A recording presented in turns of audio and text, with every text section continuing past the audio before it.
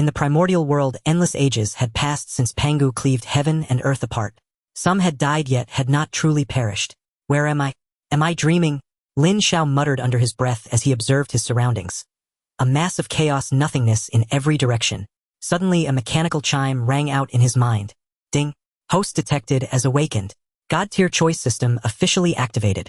Please make one of the following choices. Choice 1: devour Jun and Tai Yi, become the sole golden crow, and receive a reward of a 12th grade pure world white lotus. Choice 2: become the 3rd golden crow, and receive a fragment of the creation jade disc. Choice 3: continue to drift, await transformation, and receive a wisp of Hongmeng purple chi. The abrupt mechanical voice jolted the baffled Ling Xiao awake from his daze. Damn it, have I transmigrated into the primordial wilderness? In his previous life, apart from the grueling 9-9 6-day work schedule, his only pastime as an office drudge had been reading novels. How could he not understand his current predicament? He had not only transmigrated into the primordial wilderness but had also brought along a system. Although he had often fantasized about transmigrating, while reading when the moment truly arrived, Ling Xiao found he could not quite bring himself to feel delighted. It was simply that the world he had crossed into was far too terrifying. Even with a system, it was a hell-level difficulty. Ling Xiao gave a bitter smile and stopped overthinking it, turning his full attention to the choices before him. Since he had come, he might as well settle in. What else could he do? Kill himself? At first glance, the first choice seemed the most enticing, become the only golden crow with a generous reward to boot. Yet once he became the sole golden crow, he might one day have to face 12 ancestral witches all by himself. He was no Ip Man who could effortlessly fight 10 men alone. Even in the primordial wilderness, clinging together in groups and forming alliances was the most reliable law of survival. Take the Sanqing, for instance. Apart from their powerful origins before they attained sainthood, they shared a common enemy and breathed as one through the same nostrils. Having someone to watch your back was far better than going it alone. Thinking of this, Ling Xiao had already made his decision. He could simply rope in Jun and Tai Yi and form a 3 crows alliance.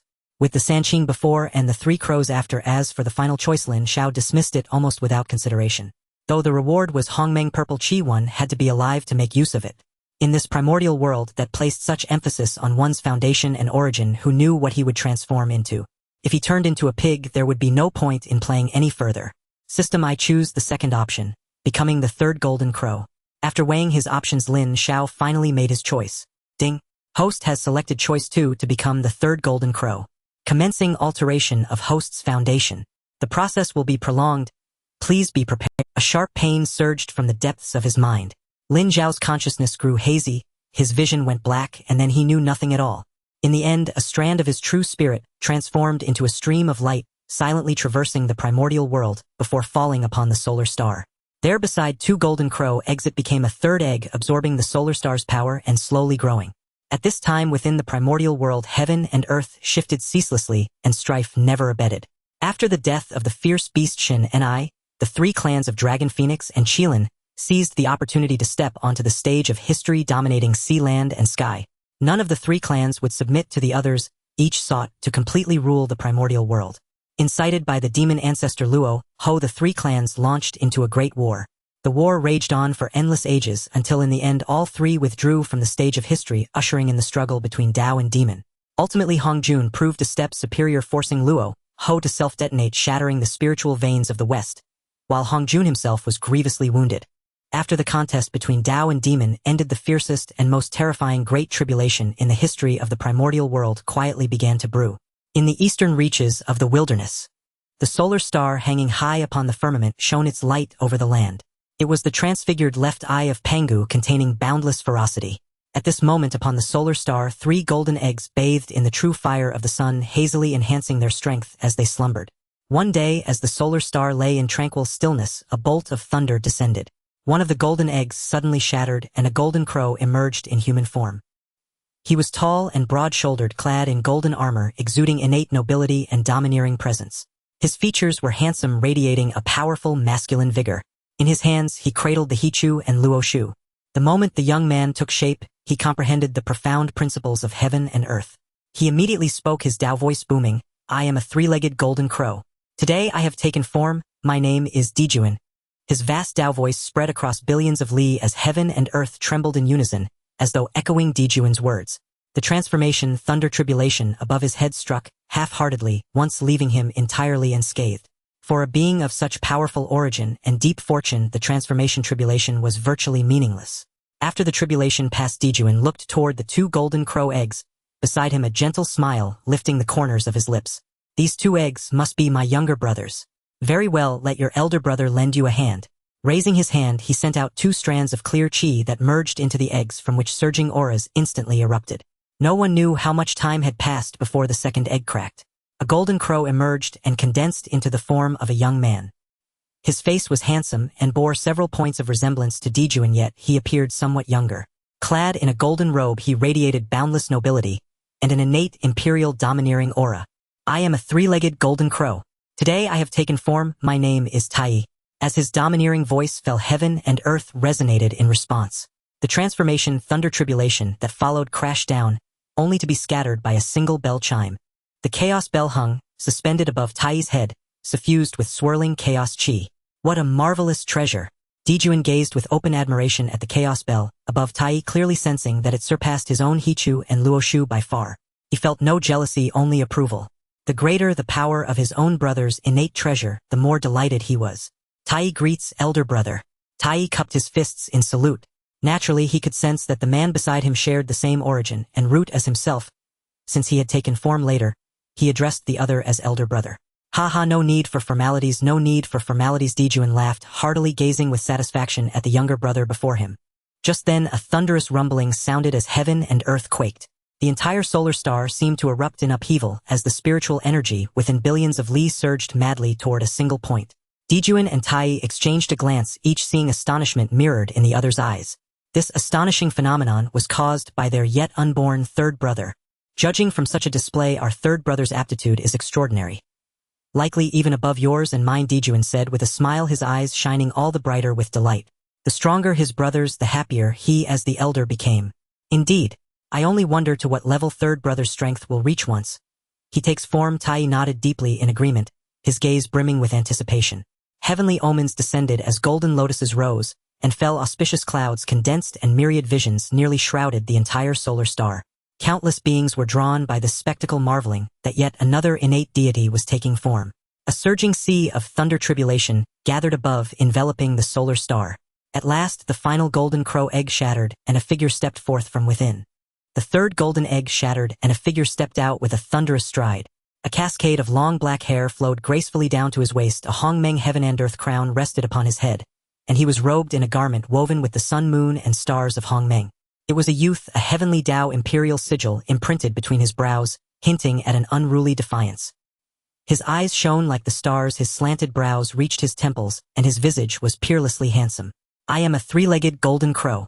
Today I have taken human form, and my name is Ling Xiao. Heaven and earth resonated in unison, Tao sounds rumbling, as if greatly acknowledging the youth's identity. A tribulation of lightning poured down like a vast curtain, yet every bolt was completely absorbed by the cauldron hovering above the youth's head. This person was precisely Ling Xiao. While he was still in the egg before fully taking form, his consciousness had already awakened. On a sudden impulse, he changed his original name Lin Xiao to the homophonous Ling Xiao. Otherwise, with others bearing names like Jun and Tai Yi all exuding overwhelming dominance, if he suddenly appeared with some crude name, the dissonance would have been far too great. From that moment on, he would be called Ling Xiao. When the tribulation lightning dispersed, heaven and earth cleared and brightened. Ling Xiao looked toward Jun and Tai Yi, who were smiling as they sized him up, cupped his hands slightly, and spoke with a gentle smile. Elder and second brother Ling Xiao offers his respects. Haha, no need for such formality. Jun and Tai Yi nodded with easy smiles, evidently very satisfied. As Ling Xiao gazed at Jun and Tai Yi before him, a warm current flowed through his heart. It was an intimacy born from their shared origin, like siblings born of the same mother. The great desolate world was fraught with peril at every turn. The 2 men before him would henceforth be his own people. With a light wave of his hand, the cauldron that had been hovering above his head descended into his grasp. It was his innate companion treasure, and according to the inherited memories, Ling Xiao learned its name, Hongmeng Cauldron. What Ling Xiao had not expected was that it was actually an innate supreme treasure on the same level as Tai Yi's Chaos Bell. Although it bore the name Hongmeng, it had not yet reached the grade of a chaos treasure, which left Ling Xiao slightly regretful. Elder brother, third brother, we have just taken form. What plans do you have next? Tai Yi glanced at his 2 brothers and asked with a smile. The moment he took form, he comprehended the profound workings of heaven and earth, and was born bearing the merit of the act of creation, yet he still had no idea what should be done next. Jun, however, with his straightforward nature and heroic spirit, immediately spoke with great enthusiasm. The three of us brothers possess no small strength. This great desolate heaven and earth is vast and boundless with countless powerful beings, yet if we join hands it will not be difficult to carve out a resounding reputation and establish immortal achievements. In my view, we should first roam the great desolate lands, seek out treasures of heaven and earth, and only then decide on our next course of action. What Jun said was not without reason. Although they had each taken form possessing a companion treasure, it was ultimately still too little. Beyond the sun star they had nothing else. Tai Yi pondered for a moment, then nodded lightly, feeling that his elder brother's words were very reasonable. After that, the two of them turned their gazes toward Ling Xiao, awaiting his opinion. Elder and second brother, I was born with a divine ability of foresight. Allow me to perform a divination first, Ling Xiao said earnestly, not giving an immediate answer. For the very moment Jun proposed leaving the sun star, the system stirred once more. At these words, Jun and Tai Yi's eyes brightened a few degrees. This third brother of theirs had already been extraordinary at the moment of his transformation, his strength formidable. They had not expected that he would also possess an innate divine ability. Thus they remained silent, quietly waiting. Ling Xiao, putting on a show, began to calculate, while his mind fully immersed itself within the system. The host has successfully taken form, and now faces the first great choice of his life. Please make one of the following selections. Option 1. Leave the sun star and display your brilliance before the beings of the great desolate. Reward: a strand of Hongmeng purple chi. Option 2. Remain cautious and refrain from stepping out. Go nowhere. Reward: a postnatal merit supreme treasure, the Hongmeng measuring heaven ruler. Ling Xiao did not choose immediately. He first wanted to understand the current situation. System: what period is it now? He was somewhat uncertain. Moments ago he had used his divine sense to probe the surrounding heaven and earth, but the great desolate world was simply too vast, and he had not gleaned anything truly useful. It is now shortly after the end of the Dao Demon Strife, the system's mechanical voice replied. Ling Xiao was momentarily stunned. According to the great desolate novels from his previous life, Jun and Tai Yi's transformation occurred around the end of the Dragon Phoenix calamity, at the latest during the Dao Demon Strife. Yet now the Dao Demon Strife had already ended, and only then had they taken form. One had to know that after the Dao Demon Strife it would not be long before Hongjun attained sainthood, and then preached in the Purple Heaven Palace. By the time Jun and Tai Yi attended that sermon, their cultivation was already at least at the level of Deluo Golden Immortal. Yet now the freshly transformed Jun and Tai Yi possessed only early-stage Tai Yi Golden Immortal cultivation, while he himself had merely reached the mid-stage of Tai Yi Golden Immortal. The gap was truly enormous. System: why have we taken form so late? Ling Xiao asked, somewhat speechless. This felt utterly absurd. At such a time all the renowned great powers of the Great Desolate had already fully developed, while they had only just taken shape. Especially their future mortal enemies, the Wu clan. The 12 ancestral witches likely already possessed at least Deluo Golden Immortal strength. Any one of them could easily suppress the three brothers. Because your presence diverted a portion of the sun star's energy, the time required for transformation was extended, the system explained. Ling Xiao felt as though he were looking at another version of himself, because he was completely undone. After all that, it turned out he himself was the cause. He had lifted a stone only to smash it upon his own foot. He had thought that more people would make things easier, that banding together with Jun and Tai Yi would help them face the future Lich calamity. Instead, their cultivation had been collectively dragged down, leaving them far behind the others. Ling Xiao recalled the events of the Great Desolate. To his knowledge, behind the Lich calamity, there was an unseen great hand pushing from the shadows, belonging to none other than Hongjun. Of course, it might simply be what people called a conspiracy theory. The truth was yet hard to judge. Ling Xiao pondered in secret, seeking a countermeasure, when suddenly a thought surfaced in his mind, and in an instant everything became clear. In essence, the Lich calamity was two races fighting until they annihilated themselves. As long as he led Jun and Tai Yi to lie low on the sun star, remaining steady and not stepping out, quietly developing in obscurity. Could anyone even drag them out to initiate the calamity? Even if Hongjun schemed from behind the scenes, any plot would be futile when faced with those determined to be salted fish. The Demon Clan, whoever wished to care for it could do so. The Demon Court, whoever wished to build it could build it. What did the affairs of the Demon Clan have to do with their Golden Crow lineage? No matter what happened, they would first quietly strengthen their own power. As for matters of the calamity, they would simply ignore them. As long as they did not unify the Demon Clan or establish the Demon Court, nothing would necessarily happen to them. All these things were but fleeting clouds. In the Great Desolate, strength reigned supreme. Once one's own power was great enough, any scheme could be shattered by sheer force. Having thought it through, Ling Xiao felt much more at ease. Though this approach was indeed somewhat shamelessly cautious, it was still the best method he could currently conceive. He possessed the system, As long as he was given time to develop, there would come a day when he could seize control of everything. With that thought, Ling Xiao already knew which option he should choose. After some contemplation, Ling Xiao declared, "System, I choose option 2. Setting aside other considerations, the Hongmeng purple chi held no allure for him. The host has chosen option 2 and the reward has been issued. Third brother, what was the result?" Finally, Dijun, seeing no response, could not help but ask. Ling Xiao came to his senses, paused for a moment, and slowly spoke. "Eldest brother, second brother, I believe now is not the right time to venture out. After my calculations, the current Honghuang world is filled with powerful beings, their strengths unfathomable. Moreover, we have transformed a bit late. Many treasures have already been claimed. Instead of going out to seek treasures, it is better to cultivate at home and wait until we grow stronger before venturing out." He spoke earnestly, making sound arguments. Jun and Tai Yi pondered briefly and felt that Ling Xiao's words were reasonable, so they agreed. Although they wished to travel, the truth in the third brother's words prevailed. It was wiser to focus on cultivation and strengthen their powers. "Eldest brother, second brother, do not feel disheartened. In fact, there may still be treasures on the Sun Star. We can search for them first," Ling Xiao said with a smile. "Eldest brother, second brother, do not feel disheartened. In fact, there may still be treasures on the Sun Star. We can search for them first. As the saying goes, before expelling external threats, one must first secure their own home. Let us explore our own territory before discussing other matters. In their nurturing ground lies one of the 10 innate roots of spiritual essence, the Fusang tree. This divine tree holds great significance. In the original Honghuang, it was not only the dwelling place of the 10 golden crows, but also a source for crafting the starry flag of the Zhou Tian star array. This is immensely important for their golden crow clan. What the third brother said makes sense. Shall we set off?" Dijun said with a broad smile, unable to contain his eagerness. Tai Yi nodded in agreement, expressing his concurrence. Thus Ling Xiao led Dijun and Tai Yi out of their nurturing ground, beginning their search of the Sun Star. Raging flames surged like billions of dragons, sweeping fiercely and violently, making it difficult for even golden immortals to linger for long. This was the depths of the Sun Star, incredibly perilous, yet 3 figures strolled leisurely, as if on level ground. As expected, they had not searched long before discovering an opportunity. An innate great formation loomed over the Sun Star, exuding boundless murderous intent capable of annihilating even great Luo golden immortals. It was no wonder they could nurture themselves here for so long without disturbance.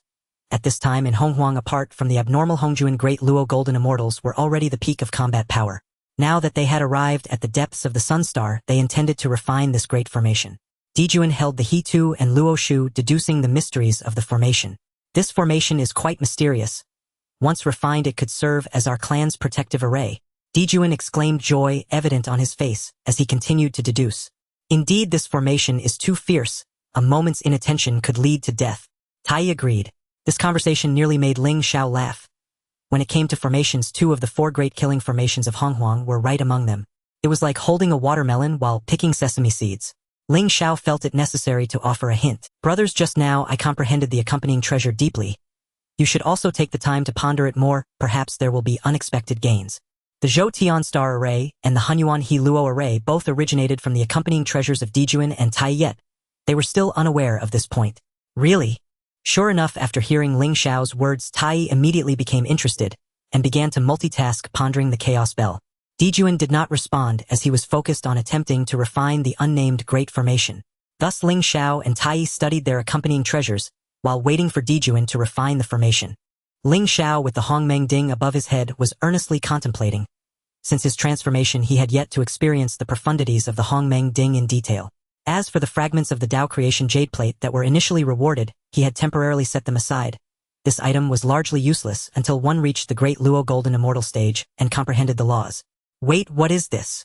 Just as Ling Xiao was introspecting, he suddenly discovered a bead quietly lying within his body, silent and unobtrusive. Had he not noticed it during his introspection, he would have felt nothing. With a thought, Ling Xiao began to probe the mysterious bead, with his divine sense ultimately merging into it. Instantly, he felt a sense of immersion, and the scene before him transformed into a chaotic void devoid of anything. This feeling was strangely familiar, as if he had seen it somewhere before. That's right. Wasn't this the scene from when he first awakened? The scene he saw then was just like this. In other words, at that time, he was within this bead. This item can't possibly be the chaos bead, can it? Ling Xiao was astonished. Having read novels about Honghuang, it was not hard to guess that this might be the essential artifact for traversing Honghuang, the chaos bead. With this thought, Ling Xiao began to attempt to refine and manipulate the chaos bead. but he found it utterly unyielding, completely ignoring his efforts. I won't give up easily.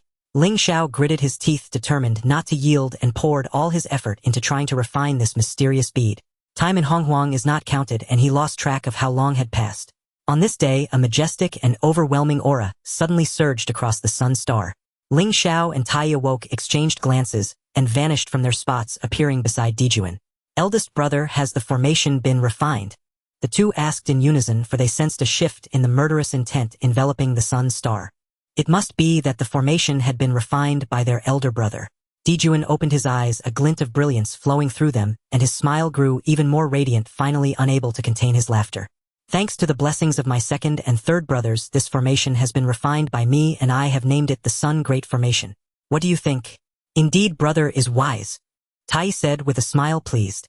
Since this formation has been broken, let us quickly search for treasures. Ling Xiao spoke with a smile. Without the restrictions of the Sun Great Formation, they could roam freely across the sun star. As the third brother suggested, let us set off. Jun nodded heavily. Subsequently, the three of them moved separately, soaring in different directions across the sun star. This search lasted for over 100 years. The sun star was vast, and many perilous areas had yet to be explored. Naturally, developing it would not be quick. Afterwards, the three brothers regrouped, sharing the treasures they had found. Sun essence stones, the source fire attribute, spiritual roots, and everything in between. After dividing the treasures, Jun spoke. Second brother, third brother, I felt something when I refined the Sun Great Formation. There is also a similar formation on the Tai Yi star. I wish to explore it. I wonder what you both think. Jun suddenly spoke, expressing his desire to visit the Tai Yi star, inquiring about the opinions of the... However, Ling Xiao hesitated. He had just chosen to stay low-key, and now if he were to step out, would that be considered exploiting a bug? Host, you can only trigger the next choice. Do not exploit system loopholes. Ling Xiao understood, shrugged, and said, Brothers, I will stay at the Taiyang star to guard the home. You go ahead. Jun and Tai Yi nodded slightly, not pressing the issue, saying, Then you stay at home and wait for your brothers to return with treasures to share with you. Ling Xiao nodded, a warm current flowing through his heart. Soon after, the three parted ways. Ling Xiao returned to beneath the fusang tree, sat cross-legged, and with a thought the orb within him appeared in his hand. After a period of effort, he finally began to gain a preliminary control over this mysterious orb. For now, let's call you the Chaos Orb. Ling Xiao murmured, continuing to attempt to refine the Chaos Orb. No matter how powerful a treasure is, it cannot be effective without refinement. With a thought, Ling Xiao's soul force began to surge into the Chaos Orb. After a long while, he opened his eyes, revealing a hint of astonishment on his face. Goodness, this thing actually has 3,000 prohibitions. Ling Xiao was shocked and speechless. Just moments ago, he had broken through the first prohibition of the Chaos Orb, only to discover that there were still 2,999 more. This isn't right. In the ancient novels of the past, it was mentioned that ordinary treasures had at most dozens of prohibitions. Although the Chaos Orb is impressive, it shouldn't have 3,000, right? Is this really the genuine Chaos Orb? Ling Xiao couldn't help but doubt, feeling a prickling sensation on his scalp. 3,000 prohibitions, how long must he refine it? Thinking about it was one thing, but life must go on, so he could only diligently refine it. Unbeknownst to him, a long period of time had passed. On this day, Ling Xiao opened his eyes from the refinement, a joyful expression flashing across his face. He felt he had made progress. After successfully refining the first prohibition of the Chaos Orb, the subsequent prohibitions seemed much easier to refine. During this time, he had made rapid progress, having refined 100 prohibitions. With a deeper grasp of the Chaos Orb, Ling Xiao's divine sense entered its interior, and the chaotic space before him expanded significantly, no longer as vague as before. He could even slowly draw upon the innate energy within to cultivate, which was much faster than his current cultivation speed. Thinking of this, a look of joy appeared on Ling Xiao's face. As long as he remains in the Taiyang star refining the Chaos Orb, while cultivating, once he reaches the Daluo Golden Immortal Realm, he can use the Chaos Orb to comprehend the power of the laws. So he would cultivate for countless millions of years, remaining invincible and hidden from the world. Once he emerges, he would surely astonish the entire ancient world. Detected that Jun and Tai Yi are engaged in a fierce battle at the Taiying star, please make the following choice. Choice 1, stay firm and unmoved, reward premium innate spiritual treasure Qilin seal.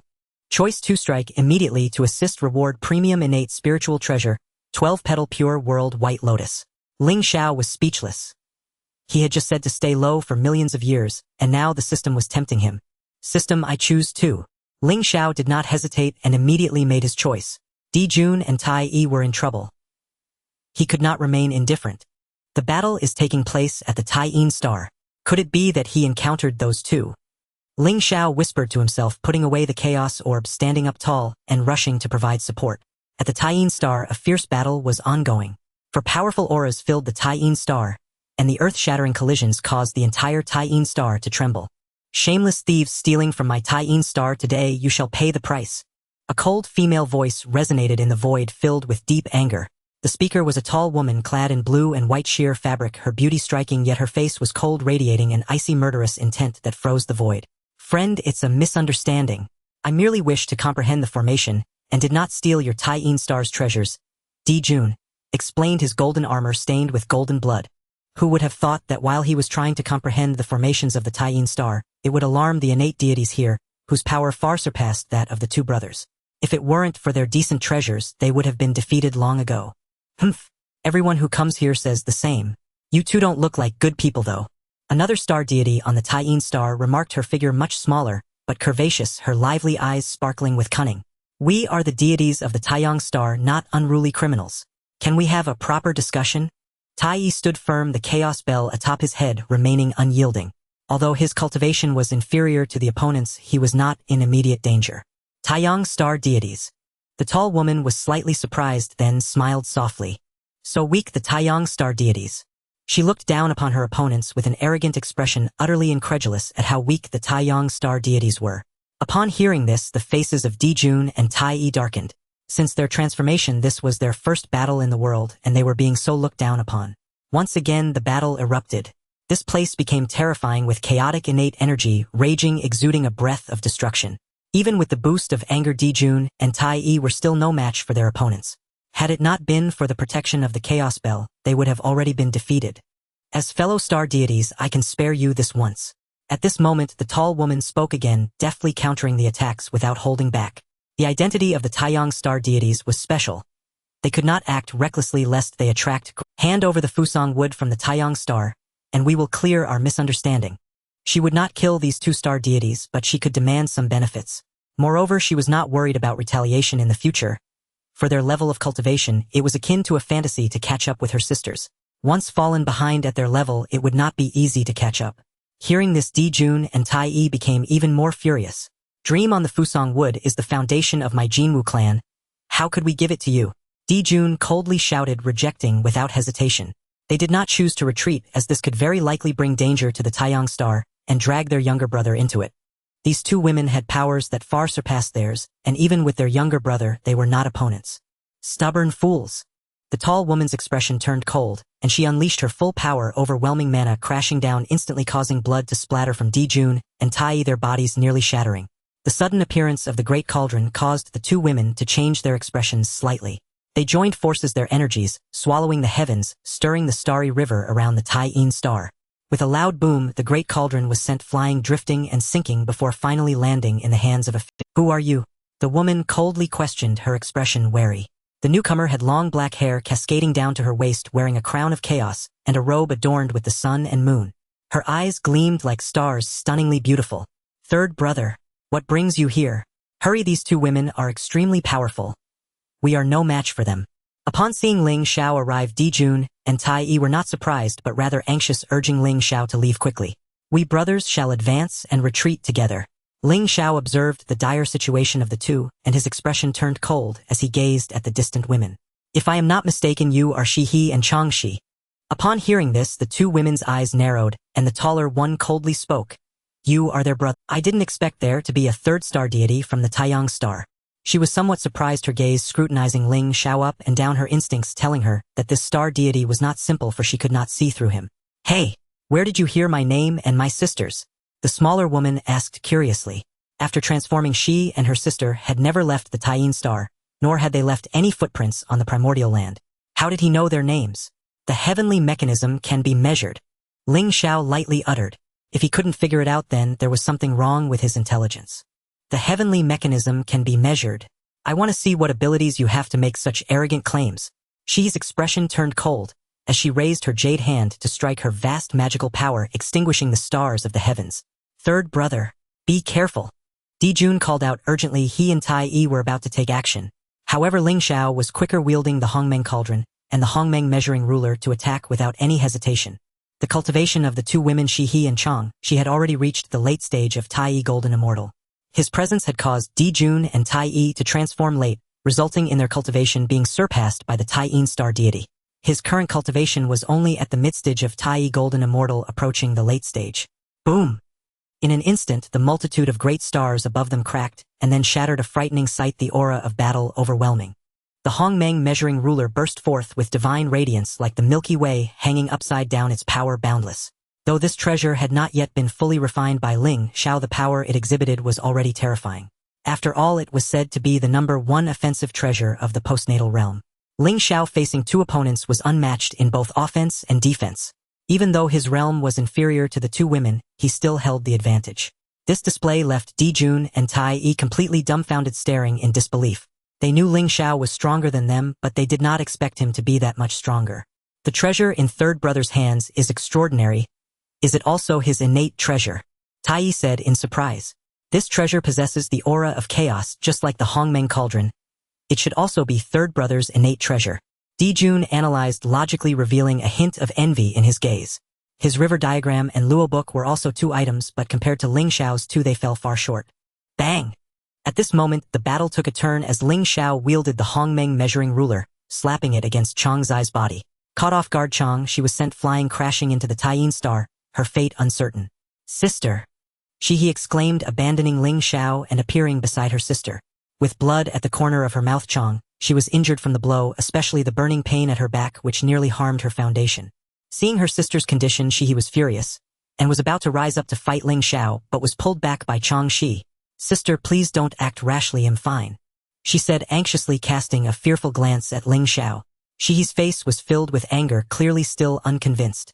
Don't look at me like that. If I hadn't held back, your sister would probably be dead. Ling Xiao said coldly, his long hair moving without wind, exuding a rebellious and unrestrained aura. If anything happens to your sister, I will activate the Tai Yin star's killing formation and keep you here. Chang Shi replied. Ling Xiao chuckled, saying, Don't put on a brave front. I've seen through you. You can't control the Tai Yin star's killing formation at all. Chang Zai's expression changed slightly as she blurted out, How do you know? I've already said the heavenly mechanism can be measured. How could you hide this from me? Ling Xiao said nonchalantly, a hint of amusement flashing in his eyes. Ultimately, she was a bit naive. Although these two women transformed relatively early, they had never left the Tai Yin star, and had experienced too little to understand the treachery of human hearts. He casually tricked them into revealing the truth. In an instant, the gazes of the two women toward Ling Xiao became wary, feeling that in his eyes they had no secrets. First he knew their names, and now he knew they couldn't control the Great Formation. The combination of these two facts was no coincidence. Not only were the two women horrified, but even Jun and Tai Yi felt that their third brother was somewhat overly. Don't get too complacent, the Tai Yin star is our territory. Even without the killing formation, you cannot defeat us. He regained her composure. On the Tai Yin star, she had many means at her disposal, and did not necessarily need to rely on the killing formation. Have you forgotten something? I have brothers, Ling Xiao said with a smile. As soon as the words left his mouth, Jun and Tai Yi exchanged glances, and immediately positioned themselves on either side of Ling Xiao. Shi's expression stiffened. She actually forgot about these two. Although their strength was lacking combined, they were still not to be underestimated. What exactly do you want? Shi fell silent for a moment, before slowly speaking, showing signs of weakness. Very simple, let my brother comprehend the Tai Yin Great Formation, Ling Xiao said. That's impossible. If you comprehend the Tai Yin Great Formation and turn against us, what will we do? Shi said, holding her ground. Turn against you? Don't think too highly of yourselves. The entire Tai Yin star, only the killing formation catches my eye. Ling Xiao retorted. You? He was furious, her jade face frosted with anger. What kind of talk was that? Were they really that unworthy? If you feel at a loss, we will let you comprehend the Sun Great Formation in exchange. Ling Xiao continued. Upon hearing this, he was both annoyed and furious. He spoke, asking for a different condition. What condition? Please tell me first, Ling Xiao replied after a moment. The two sisters exchanged a glance, seemingly inquiring of each other. For a moment, they didn't know what condition to propose. Let's do this, we haven't thought it through yet, and we will let you know once we have made up our minds. You can rest assured. We will not propose unreasonable conditions, only those within your capabilities, he said with a clear voice. As her words fell, it was Ling Xiao's turn to exchange glances with the others. Jun was making frantic gestures, as if telling him to agree quickly. All right, I accept your condition. Ling Xiao hesitated for a moment before nodding, and saying this condition akin to catching a wolf with empty hands would seem foolish if refused. Who knows what the future holds? Both parties hit it off perfectly, and next Jun proudly held the He Tu and Luo Shu openly comprehending the great information. Unbeknownst to them, a long time had passed. On this day, a vast aura rose, and Jun finally achieved success in his comprehension. Thus Ling Xiao and the others swaggered away under the envious and jealous gazes of Shi He and Chang Shi. The two sisters gazed at Ling Xiao's retreating figure, unwilling to withdraw their sight for a long time. On the way back, Jun couldn't help but share his joy with his two brothers. This journey to the Great Een, although we did not acquire any heavenly treasures, having the great information surpasses countless others. He sighed as he spoke. This time thanks to the third brother, otherwise the consequences would have been unimaginable. Brother, we are all family. You are too polite. Ling Xiao shrugged, and then thought of something, looking at Jun as he said, Elder brother, have you thought about merging the Great Een formation with the Sun formation? The fusion of Yin and Yang might lead to a qualitative change. Jun's eyes brightened as he replied, I have thought of this as well, but merging the two formations may not be so easy. I have no clues at all. I have some ideas, you can listen. Ling Xiao described some formations he knew from his past life, such as the two instruments microdust formation, the Zhuxian formation, and the five elements formation. All the formations he was familiar with. Ling Xiao merely mentioned it casually, but Jun became increasingly excited, and a smile gradually appeared on his lips. Wonderful. Third brother, your ideas are truly brilliant. I suddenly see the light. I now have great confidence in merging the two formations to create an even more powerful formation. Jun said excitedly. Initially he was in a state of confusion with no direction, but Ling Xiao's ideas enlightened him, clearing the clouds and revealing the bright sky. Once I merge the formations, our safety will be greatly assured, and we won't fear any enemies we face. Jun spoke longingly, a remarkable light flashing in his eyes. The previous battle made him feel deeply that as an elder brother, he not only lacked the ability to protect his brothers, but had instead become a burden. This left him feeling quite uncomfortable. By the way, elder brother, I have something to give you. Ling Xiao suddenly said, and with a thought the 12th grade cleanse World White Lotus appeared in his hand. Although your He Tu and Luo Shu are extraordinary, they are more auxiliary. In battle you will inevitably suffer losses. This treasure will compensate for your shortcomings in offense and defense. Jun looked at the 12th grade cleanse World White Lotus in shock. What is this? The 12th grade cleanse World White Lotus, a supreme innate spiritual treasure. Ling Xiao smiled and added, I discovered it on the Sun Star after you went to the Great Een Star. Jun snapped back to reality and shook his head, immediately saying, No, this treasure is too precious, keep it for yourself. As your elder brother, I have formations and do not need this. Elder brother, I have the Hongmeng Ding, which integrates offense and defense, and I also have the Hongmeng Liang Tian ruler. I really have no use for this, you need it more than I do. Ling Xiao advised. Compared to himself, it was evident that Jun needed the 12th grade cleanse World White Lotus far more. From the previous battle, it could be inferred that after a great war, Tai Yi had the protection of the Chaos Bell. Even if he was at a disadvantage, he would only sustain some injuries. On the contrary, if Jun were to arrive later, he might be completely defeated. In terms of cultivation, they were about the same, but in terms of treasures, there was a significant gap. What third brother said is correct. Elder brother, just take it. With this treasure, your strength will improve, and you won't hold us back in the future. Tai Yi joked, a bit sharp-tongued. Jun originally did not want it, but upon hearing this, he felt somewhat defensive, glared at Tai Yi, and took the 12th grade cleanse World White Lotus. He vowed to himself that once he returned, he would practice diligently and must impress his two younger brothers. Upon returning to the Sun Star, the three began their long retreat to cultivate. Ling Xiao was immersed in refining the Chaos Pearl, unable to extricate himself. Endless years passed. On this day, Ling Xiao awoke from his cultivation. His eyes filled with chaos, evolving the heavens and earth with countless stars shining, finally converging into his pupils. During this long time, while refining the Chaos Pearl, his cultivation had progressed from the mid-Tai Yi Golden Immortal to perfection. In a realm, there are stages: early, mid, late, and perfection.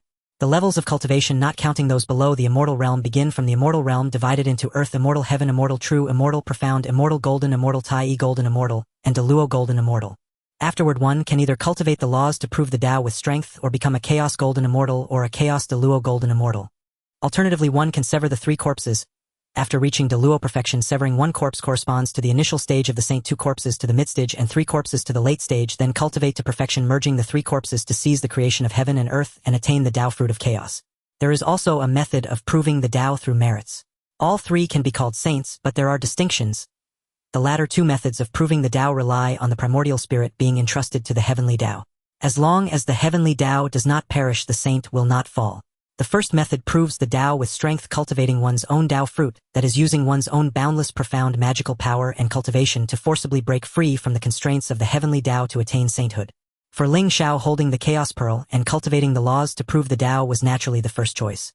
He would not consider the other two options. On this day, Jun and Tai Yi also successively awoke from their cultivation. The three brothers gathered to assess their progress. I am now at the late Tai Yi golden immortal level of cultivation. Second brother, third brother, what about you? Jun said heartily. He was enlightened and had made deep insights, breaking through from the early stage to the late stage.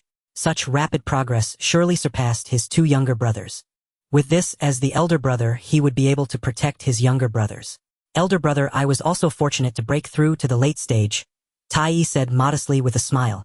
Suddenly Jun's smile froze, but it was not over yet as Ling Xiao also spoke. Elder brother, I was lucky and broke through to perfection. You two are truly abnormal. Jun stared at his two younger brothers, remaining silent for a long time before squeezing out a sentence. At this moment, a distant voice resonated in the sky. I am Jun. Today I attain sainthood. 3,000 years from now I will expound the Tao at the Purple Cloud Palace. Those with fate may come. A sudden sound swept across the vast primal land, resonating in the skies above, grand and boundless, reaching far and wide. Golden flowers fell from the heavens and countless golden lotuses appeared on the ground, filling the air with a fragrant aroma. Above the horizon, a figure flickered in and out of sight, enveloped by endless mysterious yellow energy and the radiance of virtue. The sound of profound music echoed, and the essence of the Tao surged, evoking a sudden response from all living beings. What the hell? Jun has attained sainthood. Upon hearing this voice, Ling Xiao was startled, gazing at the endless extraordinary phenomena enveloping the world, and the indescribable figure, his expression becoming complex. It was quite abrupt. Before he knew it, Jun had actually become a saint, which also meant that the world of the primordial era was about to enter the calamity of the witches and demons. This would be the most ferocious calamity in the entire primordial era, resulting in the fall of witches and demons, leaving very few survivors, with even the primordial world being shattered. From the peak to ruin. Who is this Jun? What does it mean to attain sainthood? He seems to be quite formidable. Just from this voice one can sense the supreme divine might. Second brother, third brother, shall we go listen to his teachings? Emperor Jun said with a hint of eagerness, looking at the extraordinary phenomena filling the world. I never expected there to be such a powerful being in the world. Tai Yi also remarked with some admiration, thinking that if they could listen to the teachings of such an existence, it would greatly benefit their cultivation. After speaking, they turned to Ling Xiao, inquiring about his opinion. Ling Xiao chuckled silently and said, Elder brother, second brother, do you know where the Xiao Palace is? To reach the Xiao Palace, one must traverse through the chaos and go beyond the 33 heavens, and the location of the Xiao Palace is a place where time is eternal. To enter and listen to the teachings requires one to leap beyond the river of time. In other words, without the realm of the great Luo Golden Immortal, even if one were fortunate enough to pass through the chaos, one still cannot enter the Xiao Palace. Ling Xiao explained, gradually relaxing as his thoughts became clear. Although the calamity of the witches and demons is terrifying, I suppose I can just refrain from participating. Accompanying Emperor Jun and Tai Yi, I will focus on my cultivation. As for the demon clan and heavenly court, let those who wish to establish themselves do so. To this he could only say sorry. Listen to the teachings at the Xiao Palace. Laughable, oh, my cultivation is insufficient to even go there. Is there really such a thing? Emperor Jun exclaimed in surprise, not expecting that entering the Xiao Palace required the cultivation of a great Luo Golden Immortal. Given this, they were afraid they would miss the opportunity. Third brother, if you put in some effort, perhaps you might still catch up. After lamenting, Tai Yi spoke to Ling Xiao, as he was the only one among them with any hope. Ling Xiao gently shook his head and said, the road to the Xiao Palace is far away. Just crossing the chaos would take at least 1,000 years, and I won't make it in time. Since I do not intend to participate in the calamity of the witches and demons, I must not have any ties with Jun, let alone attend his teachings. Not to mention, as the suddenly emerging third golden crow, who knows what would happen if I were to appear before Jun? What if Jun recognizes me as an anomaly and directly eliminates me? After hearing Ling Xiao's words, Emperor Jun and Tai Yi felt even more regret. In that case, it seems our three brothers will fall too far behind. Not necessarily, Ling Xiao said with a smile. Jun's first lecture was about the path of the great Luo Golden Immortal. It was not intended to teach you how to break through to the great Luo Golden Immortal, but rather the complete path of the great Luo Golden Immortal. Ever since the dragon and phoenix calamity passed those beings who transformed into great Luo Golden Immortals, have progressed slowly in their cultivation lacking direction. Of course, this issue was insignificant for the three brothers. When the right opportunity arises, he will tell Emperor Jun and Tai Yi about the path of the great Luo Golden Immortal and the cultivation methods that follow. Ding. Detected that Hongjun has attained sainthood. Beings of the Primordial World have started to head towards the Xiao Palace. Please make the following choices. Choice 1. Depart immediately and head to the Xiao Palace to listen to the teachings. Reward the primordial top 10 spiritual roots. Huangzhong Li. Choice 2. Stay steady and become a salted fish. Reward a fragment of the creation jade plate. Just as Ling Xiao made his decision, the long-lost voice of the system rang out. Ling Xiao was speechless. Did this system really wish for him to go out? To make him go out, it even brought out Huangzhong Li, the first among the top 10 primordial spiritual roots. This thing is truly remarkable. With just one fruit, one can achieve the great Luo Golden Immortal. It is evident that the system has invested heavily to entice him outside. It probably lost so much that it needs to take the bus now.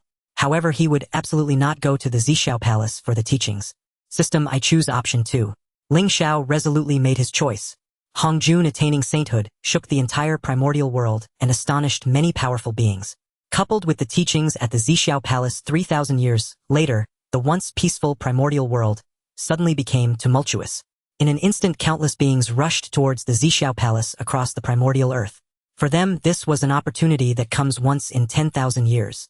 On the mountainside of the Unshausen in the eastern primordial world, three Taoists sat facing each other: an elderly man with white hair, a dignified middle-aged man, and a handsome young man. I never expected there would be beings who attained sainthood before us. Hongjun possesses great fortune and immense powers. I am not as good as him. Shouldn't we as brothers also go listen to his teachings? The young man in black spoke. But before he finished speaking, he was reprimanded by the dignified middle-aged man. As disciples of Pangu, how can we listen to his teachings? Third brother, do not speak such things that disgrace us. The young man in black immediately disagreed, and the two began to quarrel. At this moment, the elderly man who had been silent finally spoke. Enough, be quiet. What Tongtian said makes sense. There is no precedence in the Tao, only the capable are first.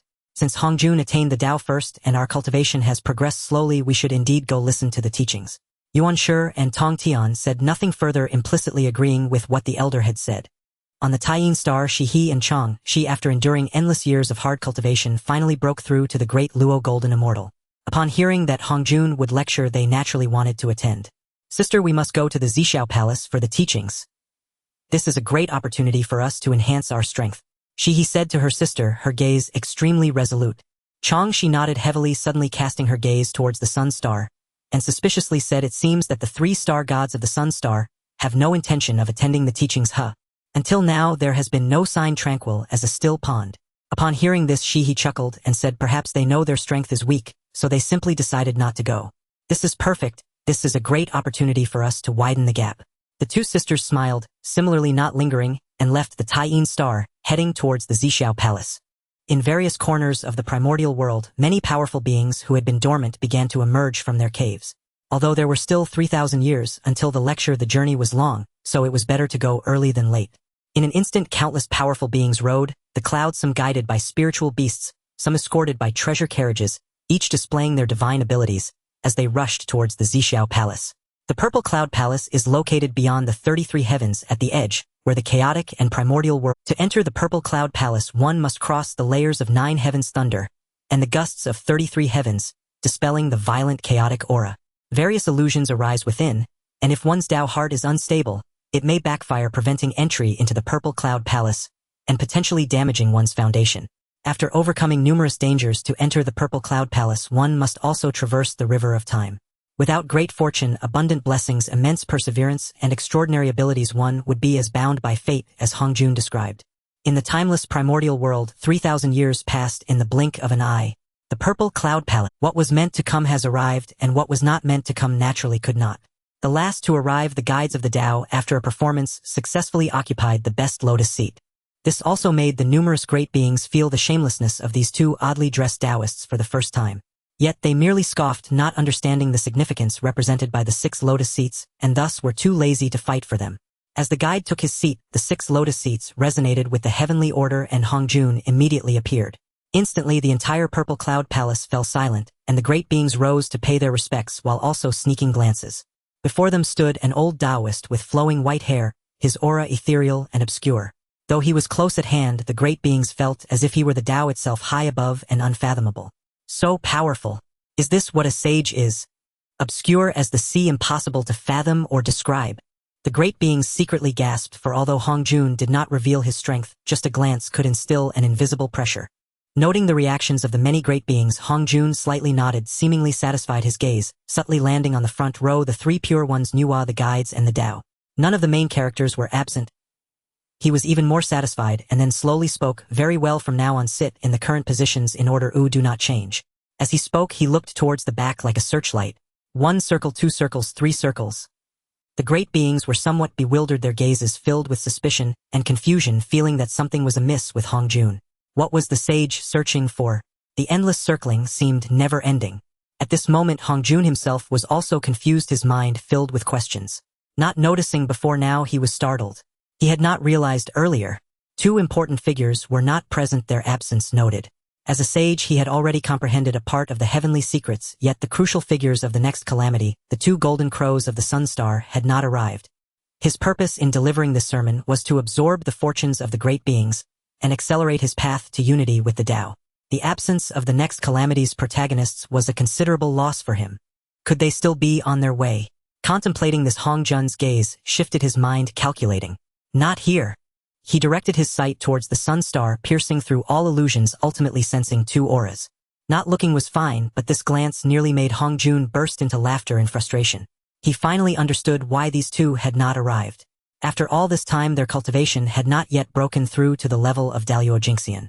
They were quite self-aware, knowing they could not enter the Purple Cloud Palace, so they chose not to come. How could they be so useless? In this moment, Hong Jun actually felt a bit worried. If this continued, where would the battle between the witches and the demons be? It would simply be a one-sided massacre, one ancestral, which would be enough to crush them. Hong Jun frowned, secretly regretting his haste. Had he known these 2 golden crows had such low cultivation, he would have delayed his sermon. Forget it, I'll be more mindful next time. Thinking this, Hong Jun resolved that for the next sermon, he must bring these 2 golden crows along. Just as the great beings were about to lose patience, Hong Jun finally gathered his thoughts and spoke. This time I will impart the great Tao of Daluo. You all must earnestly comprehend within the 3,000-year time limit. Before the heavens and earth were open, there existed a substance that was chaotic, born before the heavens, silent and vast. The great Tao of Daluo, 3 flowers congregating at the apex, 5 energies converging towards the source, based on one's understanding of the rules of heaven and earth. Meanwhile, on the sun star, Ling Xiao slowly opened his eyes. After 3,000 years of effort, his cultivation finally broke through to the level of Daluo Jingxian, perfectly timed with Hong Jun's sermon. I wonder what expression Hong Jun will have upon discovering that Jun and Tai Yi did not attend the sermon. Ling Xiao thought to himself, a slight smile forming at the corner of his mouth. Finally breaking through to Daluo Jingxian, I can now comprehend the laws. For him, this would be a significant transformation. With the Chaos Pearl and the Creation Disc, his cultivation would likely advance even faster than during his time as a Tai Yi Jingxian. Thinking of this, Ling Xiao took out the Chaos Pearl and the Creation Disc. Both of these items contained the laws of the Tao and could be used together. Though the Creation Disc was merely a fragment, its complete form was a chaotic treasure.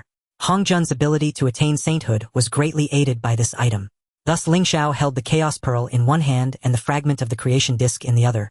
For him, the most fitting and easiest to comprehend would naturally be the Source Tao, the law of Yang. Born from the sun, no being understood the sun better than he. The comprehension would naturally be the fastest. In addition, there was also the law of fire. These 2 laws were simply exceptionally suited to him. Ling Xiao planned to start with these 2 laws to elevate his strength first, while gradually understanding the other profound laws. Meanwhile, during these 3,000 years, Jun and Tai Yi finally cultivated to the peak of Tai Yi Jingxian, attempting to break through to Daluo Jingxian. The Purple Cloud Palace. 3,000 years passed in a flash.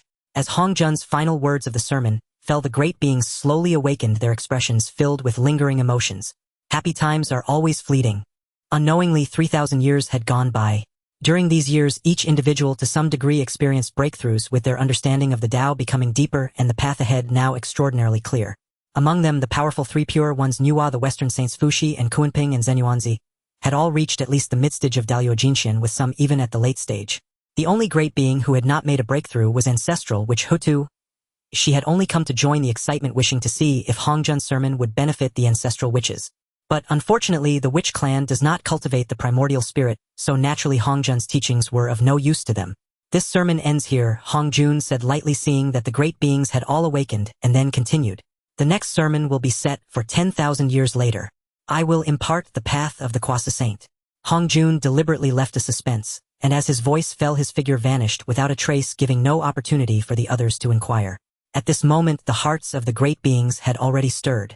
The path of the Kwasa Saint. For the first time they understood that between Daluo Jingxian and Sage there exists a Kwasa Saint. In an instant all the great beings were filled with anticipation. Taiyang Star. 3,000 years passed and Jun and Tai Yi finally broke through to the Daluo Jinxian. The leading elder brother Jun had assumed his cultivation outpaced his two juniors. Yet not only was Tai Yi on equal footing, Ling Xiao had even surpassed him.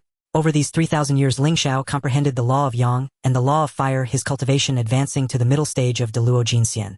As he expected upon entering the Daluo realm, his advantages began to manifest. With the Hundun Pearl and fragments of the Zhaohua Jade Disc grasping the laws came effortlessly like a fish in water, like basking in a spring breeze. Third brother, now that we have become Daluo Jinxian, we count as masters in Honghuang. Why not go out and travel a while? Even cultivation should balance toil and rest. One day Jun and Tai Yi found Ling Xiao and said as much.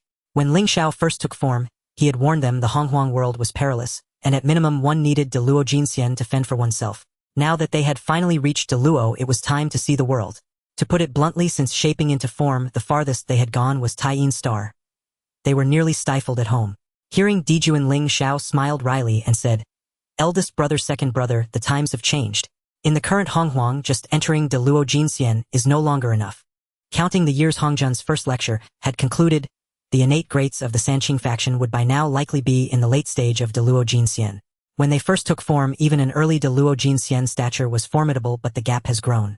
How many went to listen at Zhixiao Palace? The 3,000 guests was only a rough figure. The true number was probably far greater. Hongjun's teaching had directly elevated the cultivation of Honghuang's powerful ones by a whole tier. Is it really that dreadful? Tai Yi asked in astonishment, not doubting Ling Xiao. After all, third brother possessed a prescient knack and would not deceive his own. Nothing to fear. We are not going out to court trouble. Even if trouble comes, the three of us together can flee if we cannot win. Growth through trials is the fastest. Jun declared with a sweeping gesture, full of heroic. Ling Xiao hesitated. Daijun's words made sense. Most importantly, Hong Jun had only just finished lecturing, and those who went to listen likely had not yet returned. At present Honghuang was in a lull. It was an opportunity to act. Excited and about to nod in agreement, the long unheard voice of the system sounded once more. Detected Hongjun's first lecture has ended and the Wuyao Liangjie has officially begun. Please make the following selection. Option 1, leave Taiyang Star, forge a formidable name. Reward Hongmeng Ziki. Option 2, be prudent and remain hidden. Reward Ling Xiao Baodian. Seeing this option, as he prepared to depart, Ling Xiao sat back down. Ling Xiao Baodian. Was this made specifically for me or the same as the one of the later Yuhuang Dadi? Ling Xiao grew curious. A Baodian bearing his own name resonated with him and pleased him greatly. Let me open it first. He did not rush to choose, and instead opened the Ling Xiao Baodian. Ling Xiao Baodian, a postnatal wondrous treasure that can grow alongside its master. A defensive magic treasure that carries its own domain. Any sentient being entering the Baodian will at best have their cultivation suppressed, at worst have their cultivation stripped. Flight is restricted, except for the owner. Outsiders may only walk, thereby manifesting the owner's dignity. A fine treasure. Ling Xiao's eyes lit up. This Ling Xiao Baodian differed somewhat from the Jade Emperors. This thing could actually grow with its master, at most reaching power comparable to a Hundun-level artifact. In that instant Ling Xiao had made his decision. His earlier plan to travel was abandoned. Better to lie low. System, I choose option 2. Ling Xiao made his choice at once. How could he give up a treasure named after himself? He did not so much as glance at the Hongmeng Ziki. Third brother, go quickly, I can hardly wait. Jun urged when Ling Xiao suddenly froze. Third brother has grown sentimental, wanting to refine Taiyang Star into something he can carry as a home. Tai Yi teased, his tongue sharp and startling. Ling Xiao came to himself and smiled helplessly. Eldest brother, second brother, I'm afraid I cannot go. Just now I had a sudden enlightenment. I must remain at home and close myself off. Unable to do otherwise, Ling Xiao offered the excuse. Is that so? Your talent is truly abnormal, Jun exclaimed. In that case, remain in seclusion, Tai Yi, and I will go. Jun revealed a smile of joy and envy. He grasped the situation and knew this was hardly the time for travel. Ling Xiao nodded and admonished. Do not go too far. Avoid dangerous places if possible. Return within 1,000 years at most. He did not beg Jun and Tai Yi to stay, since they wished to venture forth. Constant persuasion would not be right. Besides, those who went to Xiao Palace to listen had not yet returned. With Jun and Tai Yi's cultivation, they would be able to cope. Rest assured, third brother, we know what we are doing. Focus on your seclusion at home. If I find treasure, you will have your share, Jun said with a smile. The two left Taiyang Star in eager haste. After their departure, Ling Xiao concentrated and released the Ling Xiao Baodian, beginning to refine it. He divided his attention refining while continuing to perceive the laws and cultivate. In short, Honghuang is a world where the strong rule. Without great strength, disaster may arrive unexpectedly. Consider the Beihai Xuanggui, its limbs were severed while propping the heavens. It perished for no reason, and its merits went to others. This showed that without power all talk is empty. In the blink of an eye, 1,000 years passed. The greats who had gone to Xiao Palace to listen gradually returned to Honghuang.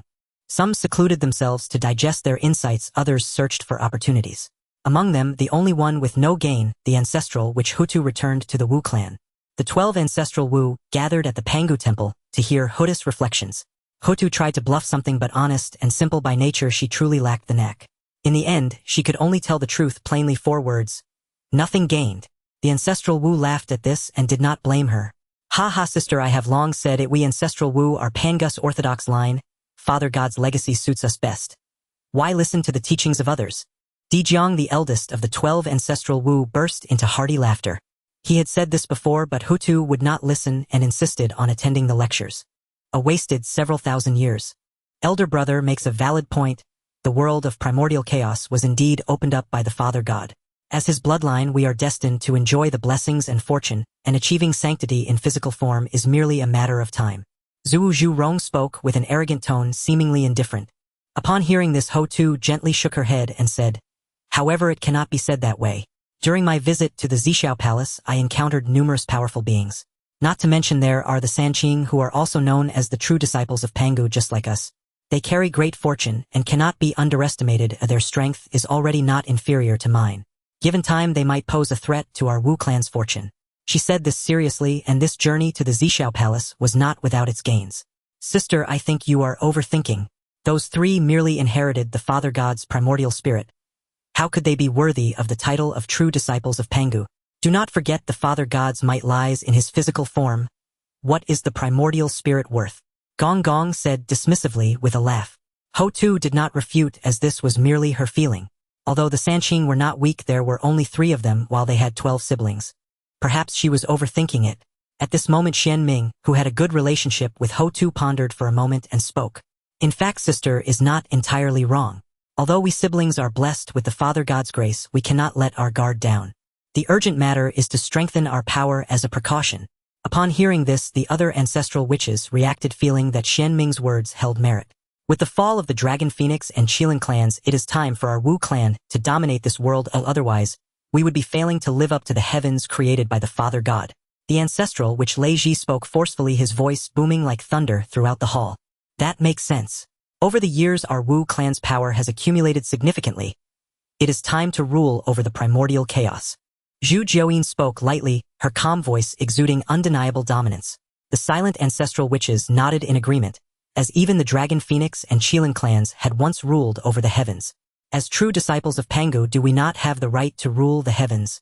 The eldest of the 12 ancestral witches, Dijiang, looked around sharply and asked, is this how all of you think? The ancestral witches exchanged glances, remaining silent, yet all nodded in agreement. Dijiang understood in his heart, and after a brief silence, he slowly spoke. What everyone says is correct, the time is indeed ripe. Our Wu clan currently has no rivals. Perhaps this is also the Father God's blessing, allowing the Wu clan to thrive and grow strong. Since this is the case, we must not disappoint the Father God's grace. Unifying the primordial world is the best way to repay him.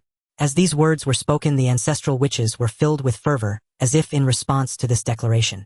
Perhaps this was the Father God's guidance. From today onward, we will rapidly expand, occupying territory until we dominate the entire primordial world. Dijiang stood up and announced loudly. The ancestral witches expressed their agreement, but Hutu was somewhat hesitant and finally could not help but interject. Elder brother, won't this action provoke discontent among some beings uniting against us? She expressed her concern, which elicited hearty laughter from the ancestral witches. Sister, you are thinking too much. Those beings with fur and horns are chaotic. Who can unite them?